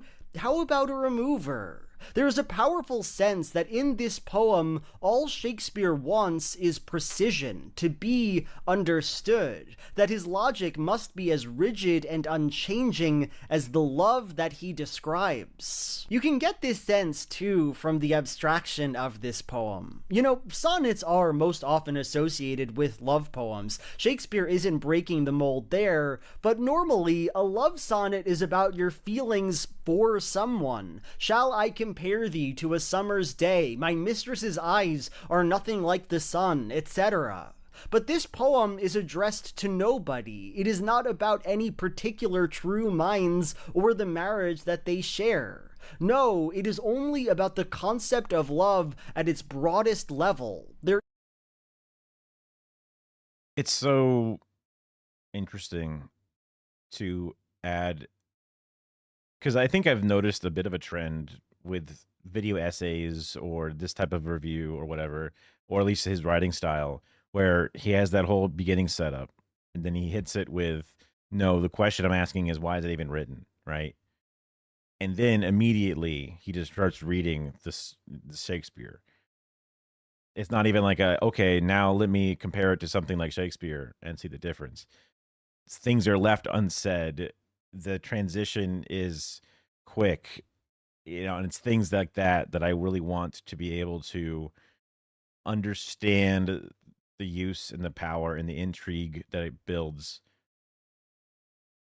if I ever actually am able to write shit for myself. There is nothing romantic or flowery about what Shakespeare's doing here. It is a work of philosophy, an essay. Finally, we have the last lines, the icing on the cake of this odd sonnet. If this be error and upon me proved, I never writ, nor no man ever loved. We might expect the end of a poem to give us something, well, poetic, but instead, Shakespeare uses this time simply to reaffirm his own correctness, and do so with a dry if-then statement. If I'm wrong, then nobody's loved. Shakespeare is making an argument, presenting you with a case, and he needs you to understand in the most direct way possible that this argument has concrete stakes.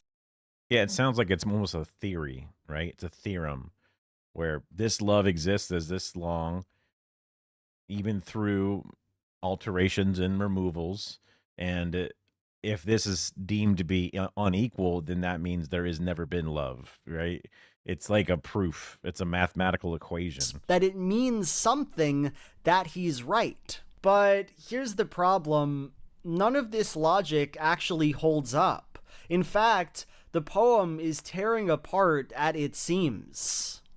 Let me tell you about two passages in this love language book. The first is in the Giving Gifts chapter, where Chapman shares an anecdote about one of his clients. This guy, we'll call him Turnip, lost his mother, and his wife's frankly evil boss told her that while she could take off a few hours for the funeral, she needed to be back at work for the afternoon shift. But his wife said, no, even if you do fire me, my husband needs me today. And this is how Chapman describes it. That wife had spoken the love language of her husband, and he never forgot it. The idea being that she gave him the gift of her presence, which is, I guess, his love language. Isn't that just like super weird? Like, no, this woman did not speak her husband's love language. That's such a needless way to describe it. This funeral was presumably one of the most important and saddest days in Turnip's life, and by turning down her boss, his wife showed him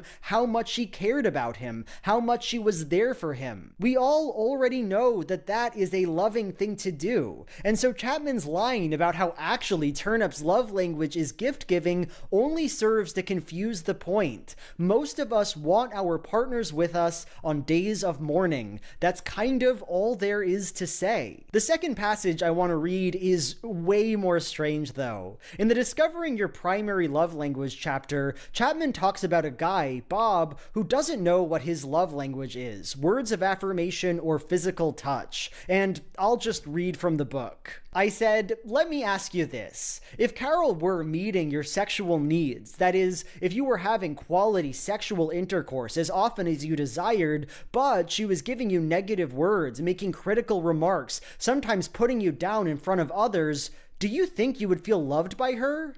I don't think so, he replied. I think I would feel betrayed and deeply hurt. I think I would be depressed. Bob, I said, I think we have just discovered that your primary love language is words of affirmation. What on earth are you talking about? You have not established Bob's love language. Okay, Bob. If she says, Bob, you are so nice. Bob, you are a good Bob, right? Wow. Words, smile. Right? But then her physical touch repelled you. She was literally slapping you all the time. Could you love her then if she's beating you? I don't think I could, Bob. I think we found your love language. Right? You can literally apply that knowledge in this exact opposite scenario. All you've made clear is that while Bob cares about sex, he wouldn't be happy with a partner who demeaned, insulted, and ridiculed him regularly. Based on this conversation, the only thing we know about Bob is that he is a normal person who doesn't like it when people are mean to him. So, looking at just these two examples, and to be clear, I could give more, you can start to see my major issue with this book. That more often than not, the love languages don't serve to clarify and explain human emotion. Rather, they just add more words. You were not happy because your partner came through on your mother's funeral. You were happy because your love language is gift-giving and she gave you the gift of her presence. You wouldn't be sad because your hypothetical partner insulted you a lot. You'd be sad because your love language is words of affirmation and she wouldn't be giving you any. It is a language that works to mystify love, to make it seem foreign and inhuman. And I guess I have to ask, why? What is the difference between saying you're mad at your partner for not giving you a birthday gift and saying you're mad at them because your love language is gift giving and they didn't give you a birthday gift? What is Michael Chapman talking about when he talks? Also, gift giving is such a weird, specific love language to think of as one of your core tenets out of all of the different languages. Like, material possession gain is such an odd way to, like, center human connection. Like, that's a sugar daddy. You know what I mean? Like, what the fuck? That's a sugar mama. What the fuck? Oh, I love the way she gives me gifts. It's like, bro, your mom gives you gifts. You think about, marrying your mom? Like, what the fuck? It's just, it's just such an odd and like materialistic and it's just such a non-love element. You know what I mean? It just seems so counterintuitive, even evolutionary biology, right? About love languages. I want you to imagine that you're getting married. The priest recites the oaths, does whatever priests do, and then says his famous line, "If anyone objects to this marriage, speak now or forever hold your peace." The room is silent for a second, but then Shakespeare, you invited Shakespeare to your wedding, stands up and says, "Let me not to the marriage of true minds admit impediments." We are already off to a super weird start here, right? For one, who asked? Like, if William doesn't have anything to say about your marriage, then why did he stand up? The lack of impediments is usually not a reason to say something. What's more, that word there, admit, is extremely suspect. What do you mean, William? Do you have something on your mind that you're not telling us us about? Are there impediments that you could admit? But okay, Shakespeare says he's not going to say anything. He's emphatically not objecting to your marriage, so let's get on with it. But then he just kind of keeps going. Just to be clear, William says, bad things can happen. For example, there's alterations that could alter you, there are removers that could remove, but love, he says, doesn't work that way. Okay, now you're getting worried. Shakespeare is correct, after all, about alterations and removers, and it's not entirely clear to you why he thinks they couldn't affect your love. And you begin to wonder if you can even trust this guy. I mean, he told you that he wasn't going to admit impediments, but it looks like he's doing just that. It's really odd, but okay. He says your love will last, so great. Mazel tov. But he keeps going. Here's the thing, he says. You're both gonna die. Like, don't get me wrong, you will bend with time's bending sickle. You will be removed, but thankfully, love will not. Now you're starting to wonder, what is this man even talking about? You're getting married right now. This is your love he's supposed to be talking about, but suddenly you feel so distant from what he's saying. You won't last, but your love will? Doesn't seem like that great of a deal. Just one more thing, he says. Shakespeare is very much like Columbo. If I'm proven wrong about any of this, nobody's ever loved anybody. That is my parting thought as William Shakespeare. Okay, you think. Now this guy is just starting to speak gibberish. Like, he says, if I'm proven wrong, but what does that mean? How could you possibly prove him wrong about this? To be clear, he's provided zero evidence for any of his beliefs. He seems to just take it as given that love does not admit impediments, but now he's like, if you can show me with rigorous logic that the thing I just made up is wrong, well, that would be pretty interesting. And even if you could magically generate this proof for Shakespeare, it wouldn't change his beliefs at all. He says, if I'm wrong, no man's ever loved, but see, that's not how being proven wrong works. His entire point was that love doesn't alter where alteration finds. And if that's not true, it would mean that lots of people have loved, and loved with alterations. This is just Shakespeare saying, if I'm wrong, I'm right, using fancy language to make his argument look invincible. This poem does not resolve in some beautiful, meaningful message. It does not affirm anything. No, it is in crisis. Shakespeare wants to produce this argument, this unimpeachable logic, but he can't.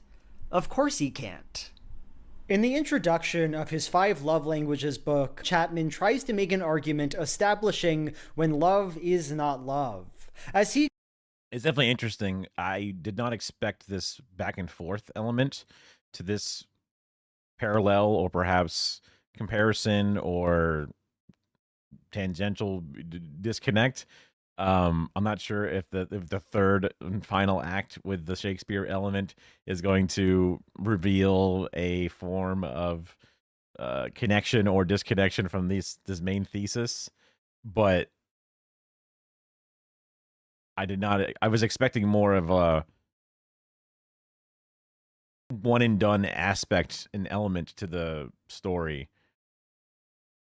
So again, another interesting element to script writing, at least in, ways and elements. And even if I don't end up using this method, it still, showed me some cool parts or just things to add to my little Swiss Army knife that I've never actually pulled out of my pocket because I live in suburbia and I have no reason to ever use it. Yeah. Claims, with the help of some psychologists, the beginning of your relationship, when you are entirely enamored with your partner, what he calls the in-love experience, is not the real thing. And that's for 3 reasons. Unlike true love, the in-love experience is not a choice we make, an act of our will. Rather, it just happens. We can't control it. Second, the in-love experience is effortless. It's easy, pure instinct. It doesn't demand anything from us. Third, the in-love experience isn't always good for us and doesn't revolve around improving ourselves or our newfound partners. So, how do we feel about the case Chapman's making? Well, I for one think it's very silly.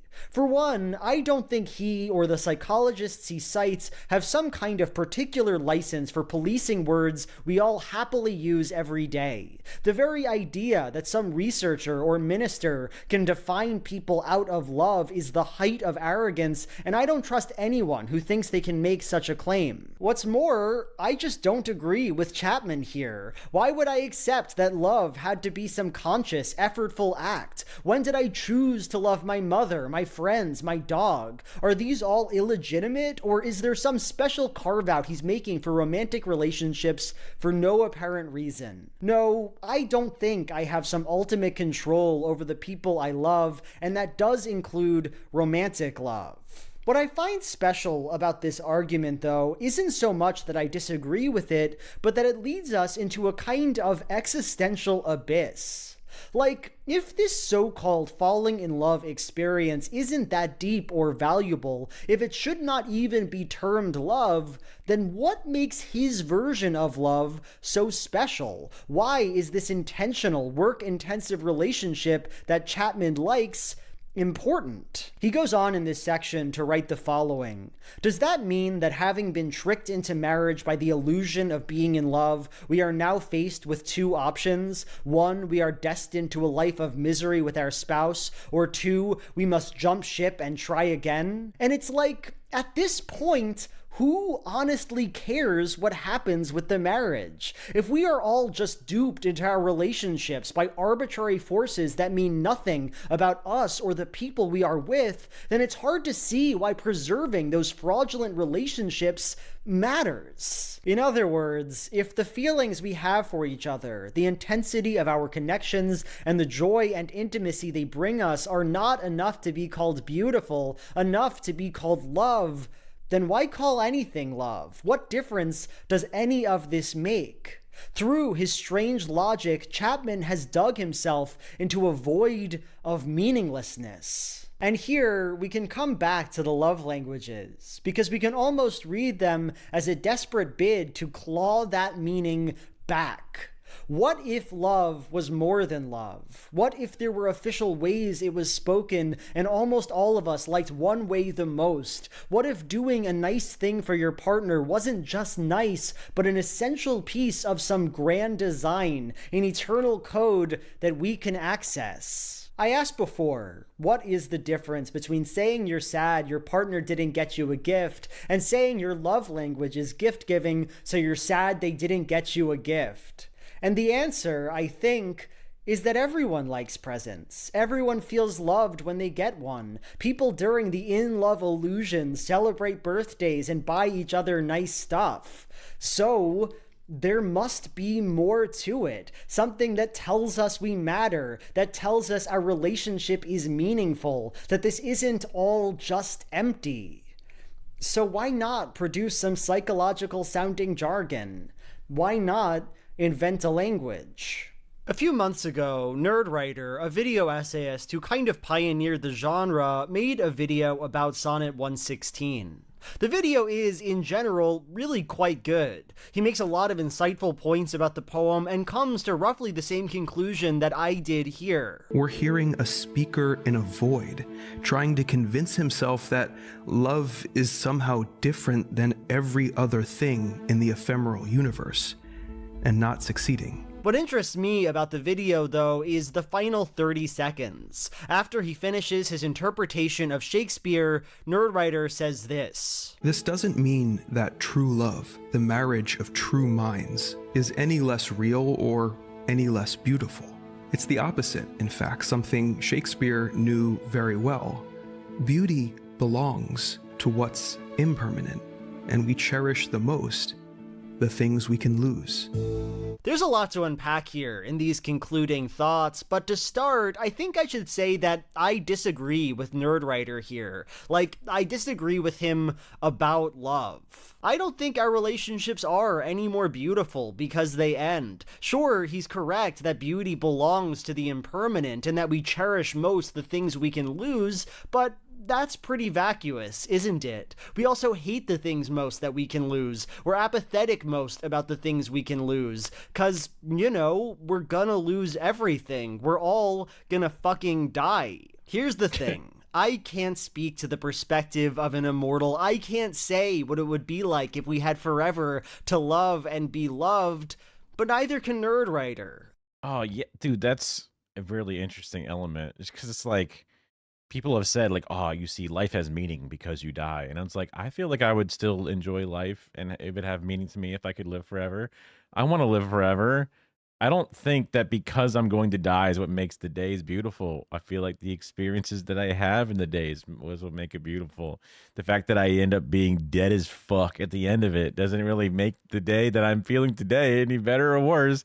But I think it kind of sucks and it makes you feel pointless. You know what I mean? It's one of those like, sure, I get what you're saying, but also, come on. What do you mean? Like, come on. I would still really, I would really enjoy watching that movie if I could continue to live forever. I think that'd be pretty cool. You know what I mean? Like, what the fuck? And in the meantime, when I think about the people I love, it is not the ending that makes me happy, that gives me value. No, I think the love itself is enough, that it is meaningful in and of itself. And that it is true that everything good must end is a sad thing to me, a tragedy. That might sound cynical, like I'm being a downer, but I disagree. To believe truly that life is beautiful and worthwhile is to accept that it will be sad when the jig is up. It's not perfect, but that's the deal we get. But Nerdwriter isn't just saying something I disagree with, he is putting it in the mouth of Shakespeare, and to be honest, I just don't buy it. Shakespeare understood very well that love is more beautiful because we lose it. Okay, maybe you're right from some general perspective, but looking at this poem, it doesn't seem like that's the case at all. Because everything we, myself and Nerdwriter, have said thus far really makes it look like Shakespeare is freaking out. That he wants to make this argument, construct this proof for the permanence of love, but just can't quite do it. It is a deeply unsettling poem, and it's hard to imagine not seeing it that way. In the final lines of Shakespeare's sonnet, he writes that if he's wrong, he's never written a word. And through these lines, we come to understand something. There is a monster behind this poem, and if it can remove the most special thing that has ever happened, if it can remove love, then why can't it remove everything else, the people we know, the ground on which we walk? To admit this monster into the work is so unthinkable, so cosmically horrifying, that his presence cannot be named. If we were to name it, Shakespeare couldn't write a word, and the poem would cease to exist. If we were to name it, the world itself would be as good as over. Hello. I don't want to say speak of the devil, but I was just talking about, like, hey, Cole, yo, a person that I knew, and we, friends, and you're a streamer, and I got the old subscription printer up and running. We're at the end of the day here, so sorry for being a little greasy. Happy 20 months. Lurking bathtub. Okay, gotcha. Yeah. I'm a big Joel enjoyer. He's a little goofy dude who, maybe goofy's a little, he's very sedimentary. He usually sits in an odd position somewhere and just speaks into his microphone that he holds. But he's a bit of one of those, guys that talks. But I just really enjoy his shit. Oh, hell yeah.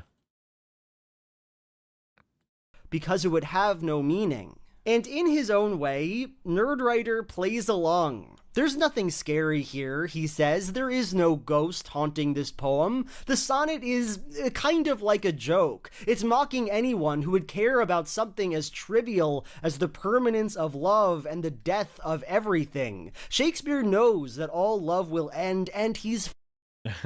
I was thinking, just as a second, because I was like, I didn't notice which random, alert thing that you got.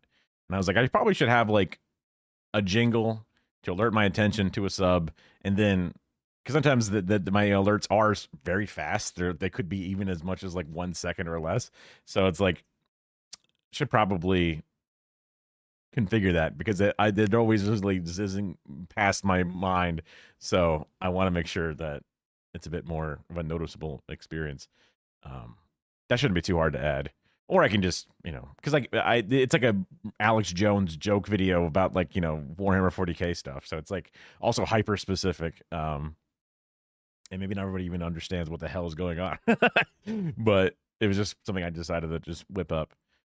Kara is actually working on a new emote that'll be useful for. Forget where I put the. I think maybe the emotes are just for donations or whatever. But yeah. I try to also have like little emotes pop up instead sometimes of little videos just because it's fun. Fine with that. To say anything else would be to imply that Shakespeare might have something he was worried about, that maybe we too have something to be worried about. I hope shit's going all cool up there in Pennsylvania. A few different people, I forgot to put the captions on. I'm a fool. People have been talking about a bit more about HSN a little bit here and there. I'm not sure if you remember DeWitt, the guy that wore all the crazy suits and shit. He showed up at the DSA yesterday. I'm just there in the general body meeting, and he just walks in, and I'm like, "Hey, I know that guy," and he's like, "Huh?"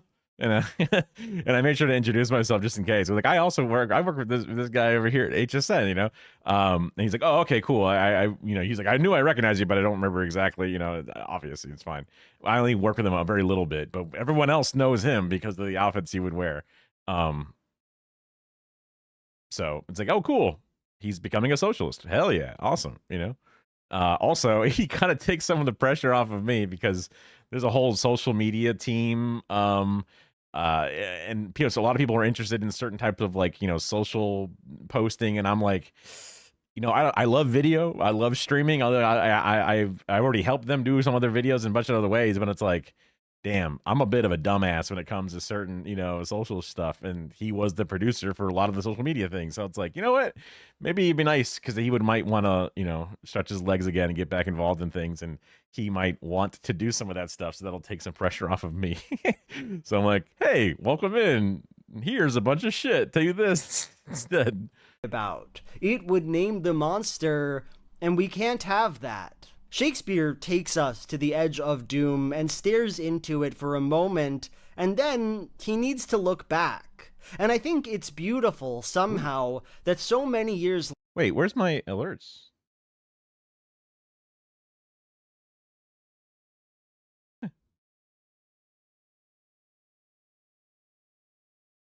Huh?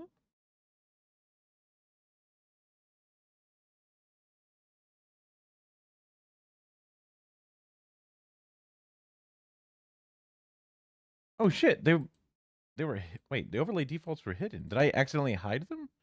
Oh, what the fuck? Well, hey, thank you for the follow. You missed the guy saying thank you. Hold on. I know how to fix this.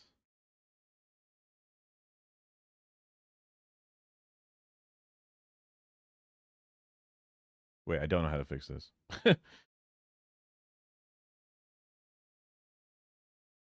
I do know how to fix this. Thank you. Thank you. Thank you. Thank you. Thank you. Thank you. Thank you. Thank you. Thank you. Thank you. Thank you. It's so stupid. Okay, perfect. Where were we? Later, watching some video on YouTube or reading some book about love, that we need to look back to. So alright, that's the end of the video. I hope you enjoyed it. This Stories at the End of the World series it's weird, man. I'm craving He's got so many normal patrons. Videos again. I hope you too want to watch some normal videos, because that's an awful lot of business patrons. Hope. I think I saw someone's name was Fart there for a second, which is pretty impressive. I don't know if this is a good joke or not. I saw this thumbnail and I was like, oh, I'm very interested. Let's see what this is. Clown detective, Gonzo is gone. What in the hell could this mean? And you know what? It's a 5-6 minute video. I'll give it its react source. Why not? It's only fair. Oh, wow. Jeez. This never gets easy. Whoa.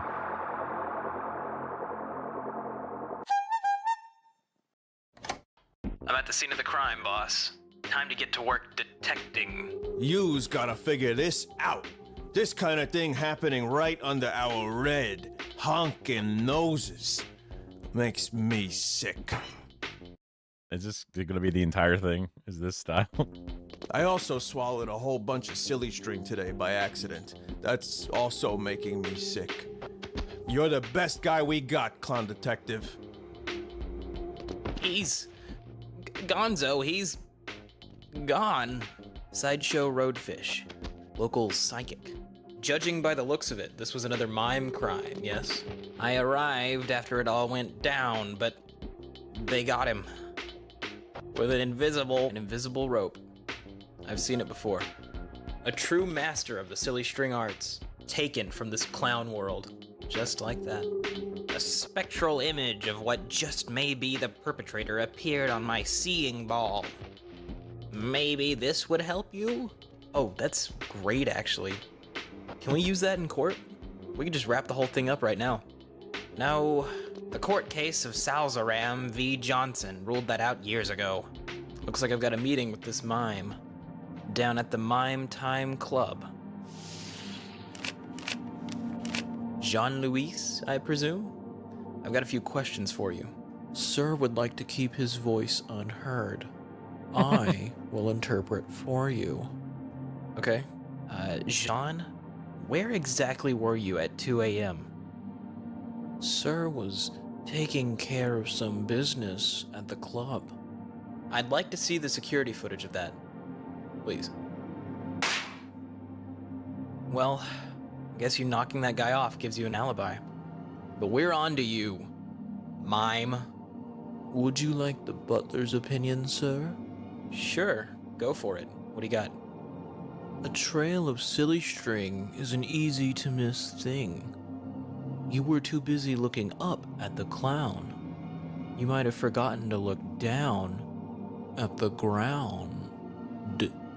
Oh my god, of course. Gonzo was known for his innovative use of silly string. He could have tagged his killer and left a trail. Wait, how did you know?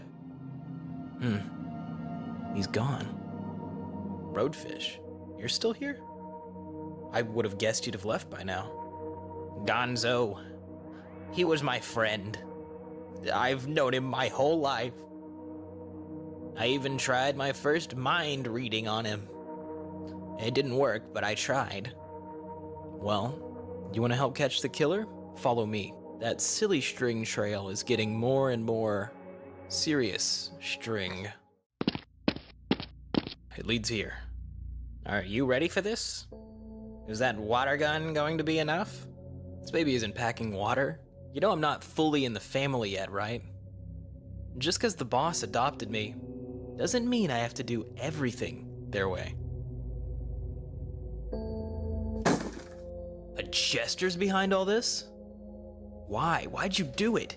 You have no idea what it's like for someone to make a fool of you. To laugh at you. Sadly, I don't. I'm not very good at clowning right now. But I'm training. Wait, Jester, is being a fool not your entire thing? That's kind of what you do. No, Gonzo went too far. He said my jingly hat bells were small. So I stole an invisible rope from Jean. Made it look like just another mime crime.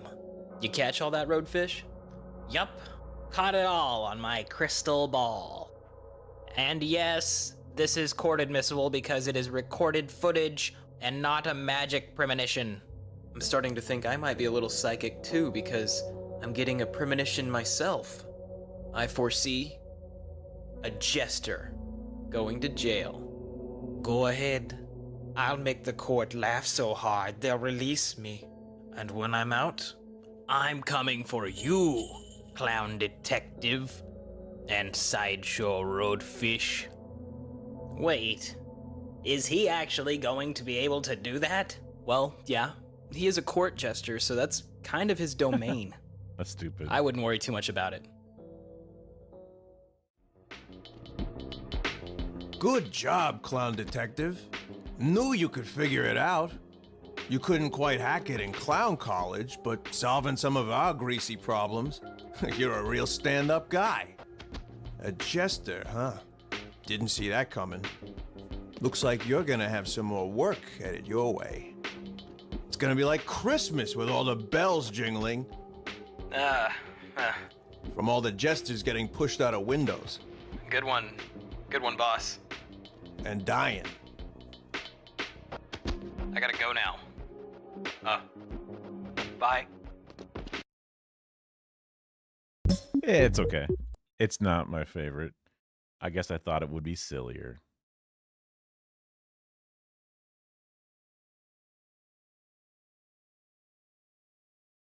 Ooh, a new ice cream sandwich. Here we go. Ooh. Uh-oh. Is this an advertisement? Hold on. Wait a second. They got me with that one.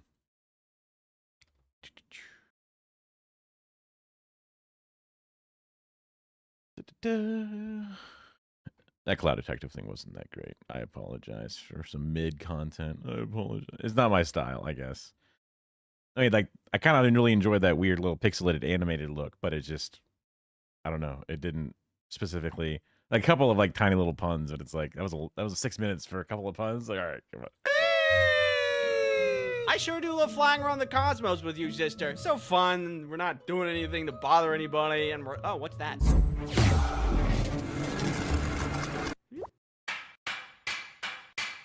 What's this dork up to? Hey, why don't you pick on someone your own size? Get cubed, idiot. What's that supposed to mean? Then I woke up here on Teyvat, fished you out of the water one day, don't have my powers anymore, have no idea where my sister is, and then I've been stuck here ever since. Any questions? Yes, Paimon? I can help you find your sister. Oh? Yeah, there's a town over there. It's called Mondstadt. It's probably somebody that knows something over there. Let's go. Okay. This is how I begin my adventure in the wonderful grand game of Genshin Impact. Sponsored. Any questions? I knew Yes, it. you there. Why? How do they sponsor you? Great question. It kind of went down like this. We request a trade. You be funny and play video game. We give you cartoon sack of money. Does this suffice? I don't wanna. 2 cartoon sacks. All right, now we're talking. And now we're here. None of that sounded real. So anyway, back to the story. Paimon and I make our way to Mondstadt. Hopefully somebody there can help us find my sister. Paimon points out some kind of magical...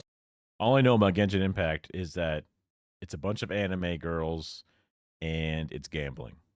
statue that gives me magical powers, and it tells me that wasn't normal. The gods must like me because I'm so awesome and cool. Let's just keep going to Mondstadt. Oh, okay. On our way, we come across a giant dragon and some boy talking to it.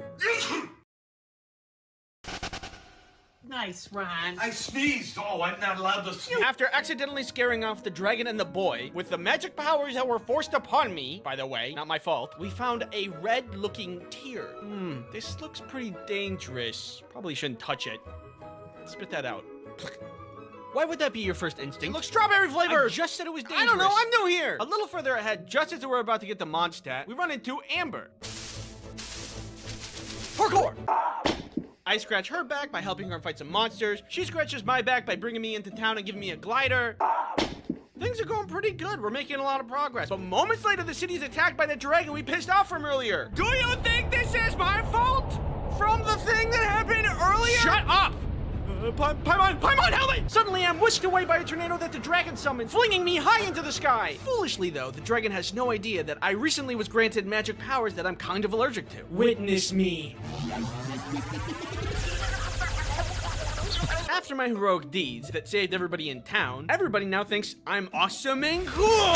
Later, when we're in town, we see that green guy again. We meet up with him and learn that his name is Venti. And we got a lot of questions for him. Turns out, that dragon's name is Dvalin, and he used to not be a violent dragon, but only became one from corruption by an Abyss Mage, who's part of the Abyss Order, who's a group of non-humans who hate humans. So now Dvalin is tortured by this magic poison blood, and I've been trying to get him back to sanity, but I just can't seem to reach him. Poison blood like this poison blood? Wait, it's a different color. Seems like maybe you magically purified it by magic accident. Blueberry. Can you guys purify this one? We can do it! Can you help me save Dvalin? We can do it! Let's commit a robbery! What? We can do it!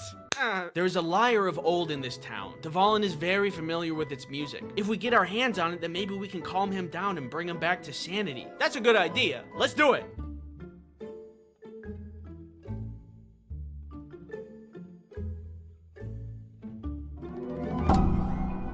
Hey, don't steal the thing that we wanted to steal.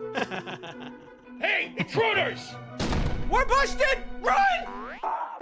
The jerks who stole our lyre before us was largely a non-issue, because we were able to find their hideout and beat them up and get it back. No problem. Witness me.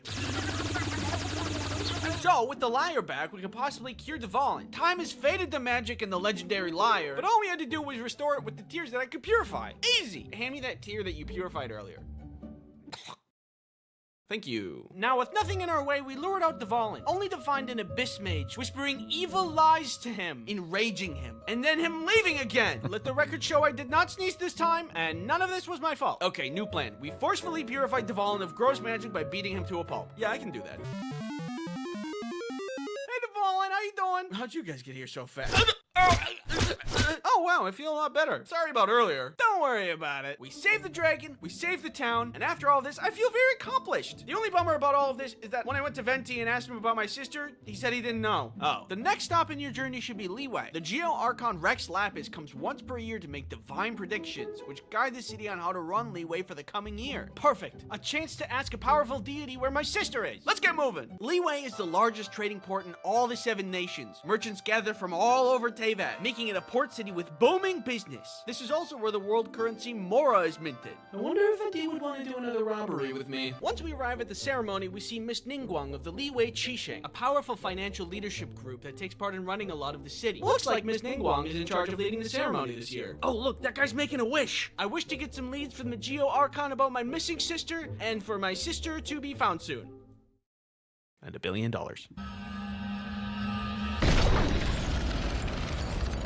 Ooh, here he comes, here he comes.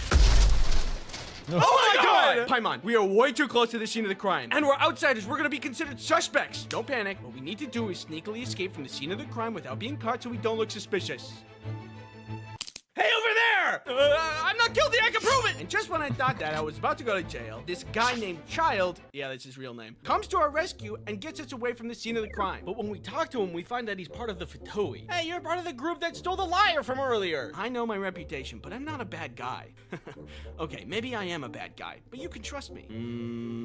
Okay. Here, take this sigil. The Adepti, the magical creatures who have also taken part in running the city, have the authority of clearing your name of any wrongdoing, and this sigil will give you permission to talk to them. Well, I don't see any other way out of this, so let's go. After we filled in all the Adepti that God died, we are now off the hook from being criminals. But now there's this looming power vacuum in Liyue that leaves the city unstable. We talked to Child again, who's like, hey, isn't it weird that the Liyue Qisheng hid the body of Rex Lapis after his death? Hey, that is weird. And they were the ones to do the ceremony, which means they were closest to the scene of the crime. And if you're close to the crime, you can do the crime. I would know. I stole a lyre once. Conveniently, we later get an invitation to meet Ningguang at the Jade Chamber, a grand floating house where she lives and does a lot of her work. Floating house, schmoating house. I'm not jealous. Floating stuff is stupid anyway. What did you Anyway, this is a perfect opportunity to use my masterful detective skills to figure out where the body is hidden. Miss Ningguang, tell me where the body of Rex Lapis is hidden. It is in the Golden House. Tell me or... Oh. Wow, I'm an amazing detective. We learned by talking to Miss Ningguang that the hiding of Rex Lapis's body was to stabilize the situation. Also, the Fatui are not to be trusted. Ever since Rex Lapis died, they've only wanted to gain power and sink their fingers further into Liyue. Oh. So Child was really just using me to get more information on where Rex Lapis's body was for evil Fatui reasons. I guess that the guy who said, maybe I am a bad guy, really was a bad guy. Not even the world's greatest detective could have seen that coming. So to confront Child, we go to the Golden House, where we find him being evil, and so we fight him. You can never dream of defeating me. Oh. Well, I guess I have to pull out the big guns. Fine, we go to plan C. What have you done? I could be a detective about it, but I'm wondering. I've summoned Osile, the overlord of the Vortex.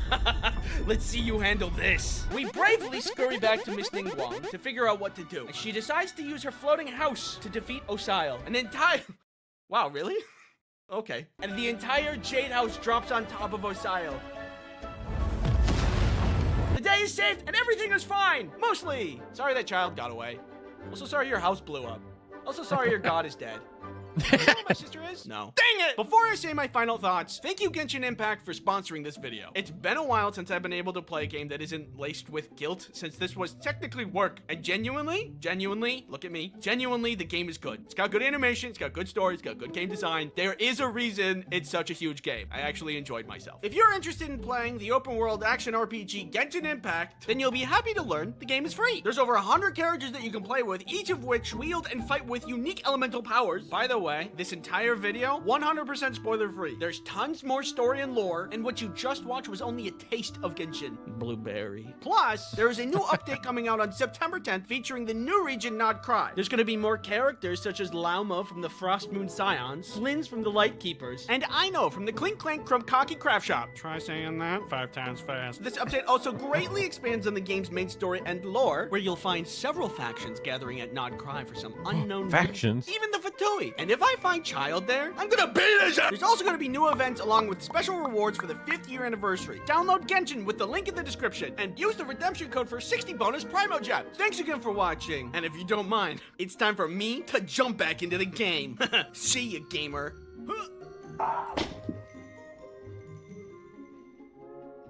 Interesting. I have very little interest in Genshin Impact, but thank you for the story. I appreciate it. Is there anything else we want to do before the end of the night? I've got 5 viewers. That's like my all-time high, other than a random raid. You know what? Why not? Random video from my feed. Mostly random in the sense that I just scrolled until something seems deranged. One last ride. No idea if this video is going to be good. In classic me style, where I pick something and hope it doesn't suck. Thumbnail. Video. Sobe, the rise and fall and lies of the drink of the 2000s. The pink Sobe was what I thought was, I think, the most delicious looking drink. I remember never buying it because I don't buy gas station drinks. Oh, there's like all the different sub variants. And then look, there's like the weird other one. What the hell? What? Oh, maybe those are like moments in the video. I was like, huh? If you grew up in the early 2000s era, as I did, I'm sure you've walked through the aisles of a supermarket or gas station with a parent, friends, or guardian, and ran into this peculiar looking drink branded with the mark of 2 lizards. Yeah, look at those pink ones, dude. It's so opaque and so tasty looking, bro. Lizard lava. I think I might have actually bought it once. I guess I must have been mid because I don't remember it. A yin-yang style pose. That drink was Sobe. It's very, very grabbable. It's not going to slip out. A little longer so that I can get my whole hand around it. It trickles over your tongue and you're like, oh. Drinking Sobe. The lizard bottles, the weird flavors, the feeling that you were drinking something way cooler than just soda. But here's the thing. Sobe wasn't just a drink. It was actually a lie. Yeah, that sounds cryptic now, but we'll get to that. As a kid, even before I ever tried it, for some reason this little beverage would always catch my eye. And going off of the rest of the world's reaction to it, I know I'm not alone in this. What did it taste like? Was I even allowed to taste it at my young age? Tastes great. Feels even better. Now before we get to all that, let's go back in time and talk about the story of how Sobe came to be. To do a commercial that's going to appear on national television for a brand that 5 years ago didn't exist. It just was created by us. I know that if those 3 are drinking Sobe, I should be drinking Sobe. This kid drink looks of so the 2K familiar. began in 1946 with the birth of John Joseph Bello. Bello's younger years placed him in the roles of a college football player, playing in a rock band, and joining the Navy. However, after this era in his life, he returned to dry land and entered the Atmos Tuck School at Dartmouth College. Upon graduating, he joined General Foods as a member of brand management, where he worked with the coffee names Maxwell House and Sanka. Afterwards, he would move on to direct Keds Footwear and land with PepsiCo as a strategic planning and marketing manager of the Pepsi Cola division. In 1979, Bello would move on from the soda business to return to the game of American football as an eventual president of NFL Properties, where he took football apparel from a small niche market. Okay, like, this dude is like some caked up freak. Literally a marketing director of Pepsi and now, like, you know, merch line owner of fucking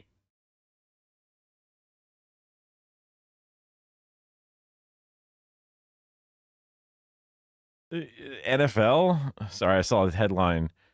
Market to the level that we see it as today. He also birthed the relations between the brand and names like Apple, Coca-Cola, American Airlines, Gatorade, and a whole slew of other companies. Soon, Bello would lead the evolution of sports marketing and apparel into the business it is today, becoming recognized as one of the most powerful men in sports in 1992. Now, despite the reputation he'd amassed, Bello would leave the NFL Properties brand due to a reported power struggle between he and the NFL commissioner, Paul Tagliabue. This would bring Bello to Arizona, not the dry state, but the one with the 99-cent cans we're all familiar with, Arizona tea. $1.49? But the price on the can, though. The price is on the can, though. Bello would make the move to Brooklyn, New York, and become vice president of Farolito, the creators of Arizona iced tea. However, after only 4 months, Bello would once again pack his bags and change teams, or in this case, begin to create his own team, drafting Tom Swan as his right-hand man in his own drink company named South Beach Beverage Company, after the South Beach area of Miami. The goal of the company was to create the de facto new age drink of the era, a drink that would trump those similar to it, like Snapple in Arizona. To do so, Bello decided to give his upcoming drink a unique kick by adding ingredients like, bear with me when I try to read some of these, ginkgo biloba, taurine, praline, ginseng, carnitine, and other ingredients you've probably I recognize those. Never heard of and can't pronounce. These additives not only sounded fancy to the No, what? No, those are in like every energy drink ever. What do you mean? naked ear, but allowed Bello to advertise that these drinks were more beneficial to the thirst market other than just quenching the need for a cold beverage. This was the era of the drink manufacturers moving towards sugar alternatives due to the rise in wider health consciousness from the masses. We're drinking Coke, buddy. But it says Coke Zero on the bottle. Well, they must have messed up then and put Coke in the wrong bottle. Every company had a drink that tasted just as sugary as the rest out there, but they'd swear up and down that they were the second coming of Diet Dr. Kelp. And the number of these in the field was only growing by the quarter, with drinks like Sobe joining the fray. The South Beach Beverage Company, now shortened to Sobe, hit with new 3C drinks that hosted a variety of exotic flavors like Energy Power, Eros, Zemblin, and Wisdom. Are we talking drinks or the Triforce here? However, Sobe didn't hit the ground running despite Bello's expertise. In an interview from Taste Radio with Bello, Bello revealed that the brand struggled in the early days due to investor reluctance and production issues. This was due to consumers not originally resonating with the big herbal health focus of Sobe. So Bello quickly sought to rebrand Sobe, expanding it with more flavors, sporting even more outrageous names, and soon after the iconic lizard logo was born as part of the new marketing tactic that Bello landed on for the brand. Sobe became the cool drink with attitude, with Bello calling himself the Lizard King during radio ads for the beverage. Before I end, remember, there are many Sobe drinks. Please, choose one that fits you. Sobe Power, so be yourself. And handpicking athletes like golfer John Daly and skier Bo Miller as spokespersons. Oh my God, they had golfer John Dalia and skier? Independent who the fuck? drink Who? distributors by pushing high margins and equity in the company, gaining a wider audience for Sobe in the general populace. Sobe Rush, energy drink. Sabora, maracuja. Sabora maracuja de yarita ikoto wa yarenai. Sobe Rush. Yarita ikoto wa yarenai de tadashi. I could not tell you if that is a modern By the or year 2000, ancient commercial. Sobe hit $275 million in sales, partially due to the classic American marketing of unhealthy thing being good for you. What could be more refreshing than Newport menthol cigarettes? That same year, PepsiCo would purchase Sobe look like for a child. $370 million in cash, with Bello continuing to oversee his brand baby for 4 more years. Sobe would continue rising in the ranks of being the hip, unique drink of choice, going as far as extending its advertisement reach to the virtual world by appearing in games like Oddworld Munch's Odyssey and Driver. It also collaborated with the live-action Grinch film via Italian drink, Mr. Green. Despite all this success, the previous health claims from Sobeys old... Huh. I wonder what font the Jing in ginseng.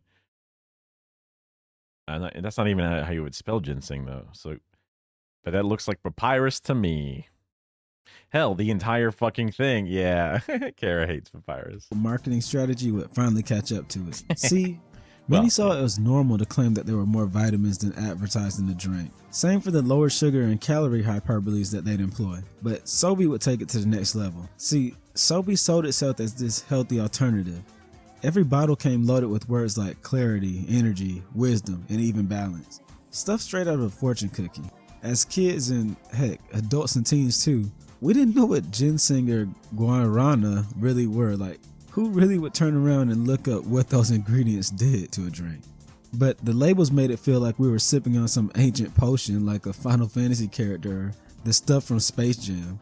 It was genius marketing. They literally turned sugar water into a lifestyle upgrade. But the reality? Those miracle ingredients were mostly decoration. The exotic herbs and vitamins were either too weak to matter or had no real science behind the promises. And those promises were next level, like I mentioned before. I mean, I never actually ever thought of Sobe as a health drink. I just thought it was a juice bottle. It was just, I wasn't allowed to drink full calorie juices, especially when they cost $2-something a bottle, whatever. When it was like, what? You could buy a 2-liter for that product. No, hell no. You know, it's like, okay, sorry, Dad. Sobe would advertise itself like a miracle drug, whether it was a legit advertisement or a joke. A part of the marketing via ads and right on the packaging were claims that it would prevent illnesses, reduce stress, provide energy, and even... I never actually read the back of the bottle. And even here, the green text that says healthy refreshment, I never really even saw that. Never really thought to read it, I guess. The word Sobe to that specific font and logo style, yeah, I get that. I guess I never saw the commercial where it's like, okay, so be yourself. Like, oh, very interesting. Capital S-O, capital B-E, so be. Okay, that's much more clear, but yeah, I just never read it. Yeah, I mean, vitamin water being vitamin water, but then also later being found out for being no vitamins in the water was also very on brand for, you know, just lying, corporate lying. Were claims that it would prevent illnesses, reduce stress, provide... Wow, you could not put that. What the fuck? That's all. Eventually, the FTC would call him out. Sobe got slapped with a fine and had to stop pushing those fake health claims. And the truth is, the 2000s super drink... I mean, they got fined... has paid a less than $250,000 fine. Do you think they only made $250,000 of making those claims? Right? Like, I hate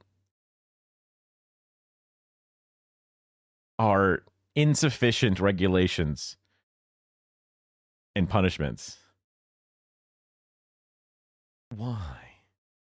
Why? Guys, come on. Drink that made us all feel special was just juice with extra sugar and some buzzwords on the label. And it was a cool label, to be fair.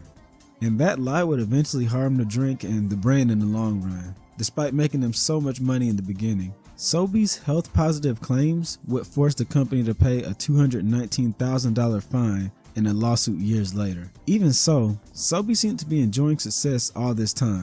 Yeah, but also, like, how many years did they get to have that before the years caught up to them and they paid this one-time fine? Time value of money, the ability to scale and invest. It's just... And also, even if that's supposed to be the punishment for the amount of increased sales they've gained, that's not a punishment for doing an actual negative thing on purpose and lying. Like, they are behooved to do it again, right? Because there wasn't that big of a deal the first time. But eventually, the brand just sort of vanished. It's like you couldn't get away from those dueling lizards all throughout the early 2000s, and then they were just gone. In the 2010s. Yeah, I never really thought about it. Funny enough, during the initial disappearance, Sobe got hit with another lawsuit, this time from the plaintiff, Charles Harrison, by Finkelstein Thompson LLP, which is a law firm that just came from a class action lawsuit against Jamba Juice with claims that they weren't as natural as advertised due to chemically processing its unnatural steviol glycosides. What you say? It would go after PepsiCo subsidiary Sobe in 2012 with the same claims, saying that its all-natural LifeWater drinks contain unnaturally processed, synthetic, and or non-natural ingredients. This is a load of barnacles. Listen, I get the claims, but this was starting to look like a grift, and yeah, looking at it, it probably was a grift. These fools also included in a lawsuit that Sobe was wrong for using fruit names like strawberry kiwi and dragon fruit on the labels due to it stacking a health-conscious look when stacked with the all-natural claims, fooling customers into thinking that the drink contained real fruits. Thankfully, this corny argument was thrown away and dismissed because the judge wasn't convinced and basically said, just look at the list of ingredients on the bottle. Anyways, looking at reactions to the whereabouts of Sobe, many share the same sentiment of thinking that the drink 100% disappeared out of nowhere. While some only just realized the lizard was missing from their local markets, Sobe actually began falling down the charts of relevancy as the unique beverage era of it and Snapple ended under the age of energy drinks, which began in the mid-2000s. The downfall of Sobe wasn't only a case of the new kid on the block taking all the attention, but a problem with PepsiCo's cost-cutting measures. I guess I also forgot about LifeWater, and it kind of merged with the Vitamin Water and Smart Water, even though they have very different products. Just like the simple word water is just like, that's a crowded field, you know what I mean? One of Sobe's defining features was its iconic glass bottles. Once the brand switched to plastic bottles like Snapple did, they lost some of that distinction, which helped interest in it dwindle just that much more. Sobe quickly declined in sales and PepsiCo saw the writing on the wall, removing the drink from the stores it once rested in without fully discontinuing the brand. However, the brand isn't entirely dead. While Sobe isn't regularly available as it once was, you can still find it in restaurants such as True Texas Barbecue via drinking fountains. The mostly dead Sobe website advertises that the brand still sometimes delivers through e-commerce storefronts like Amazon, though at the time of this video, this doesn't seem to be true. The website also says that you may speak with the store manager at your local supermarket. We've heard that some have been able to place special orders. While Sobe is basically dead, those lizards, flavors, and weird names still have a special place in the hearts of many, including me. So tell me, what did you think? I forgot about this Thriller commercial, and also it's very early 2000s. Like, whoa, guys, we got 3D animation, and it is incredible. Okay, yeah, that was from like this month, so very interesting. Of Sobe, have you ever drank? Never really thought about it What's before. Your favorite flavor? Let me know in the comments and like and subscribe for more nostalgic stories like this. Also, the channel ID is a super old Windows Live default profile picture of the panda.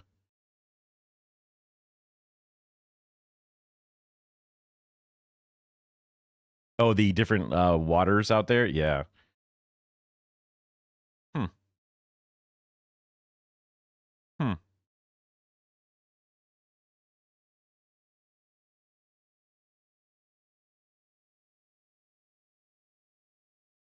Okay. Right, you can close that, Keep my tabs on, keep my tabs in order here. Otherwise, I'm going to get an earful. Oh, yes. Speaking of early 2000s. Just something fun to end on. Computers are supposed to make life easier. About 1 in 3 American households has bought that theory and purchased a PC. But what they didn't tell you is that life does not get... That Dan Rather? Jesus Christ. My man had hair color. What the fuck? ...easier right away. For many newcomers, PC stands for pain and confusion. Reed Galen reports. Hold on. We have a moment where the high-pitched squeal of old converted video, but I have a pitch fix filter. Jamie Gold is about to buy her first computer. She hardly knows where to start. How do I turn this one on? She's Case in point. the kind of customer that is turning the industry upside down. What is the High-pitched 4 hertz. megabyte memory mean versus... So that's Home not how PC it- sales Fixed. are now exceeding business sales, up 25% last year and still accelerating. Holy fuck, those left. Oh my God. Jamie Gold spent $2,800 buying into the sales pitch that computers are now easy to use. This is the world's easiest personal computer. It makes you powerful. That's a lot of money. Now that's a lot of money. You buy a $3,000 laptop. That bitch better be fucking awesome, right? You know, you'd be able to go to the goddamn moon on that sucker. Holy fuck. I just think I want to plug it in first and use it. But it's still not just another household appliance. Installation disc number 1. I don't know which the interface cable is. What the hell is a power module? I'm not dumb. Hold on. There's nothing that looks like this. I don't hear it. Jamie. Oh, I mean, okay, a printer. Okay, those old printers. Oh my god, dude. Oh my god. Is gridlock with plenty of company. It's printing way too large, and I don't know why. For years, phone and help centers were used by technically inclined users. Now, 80% of IBM's calls come from so-called newbies. Here at Computer Maker Digital Equipment, calls doubled in 6 months. I'm having trouble with the modem. When I start, there are no beeps or anything. Many callers are... They're doing some of these motherfuckers dirty by they're like, your call may be recorded. I get it for quality and training purposes. You know, that's the consent I agree to. I didn't want to be on goddamn CBS Dan Rather being like a dumbass can't get my modem working. You know, I don't think that's a part of the deal. Expressed dismay that cyberspace seems more like the Twilight Zone. The industry is being sent that message by every telephone call that comes into technical support. A lot of new buyers are motivated by the uneasy feeling that they are falling behind in the information age. But their anxiety... Yeah, I mean, calling them noobs, it was like, damn, that's the shit that we used to call people when they were bad at a video game. They're like, ah, you noob, right?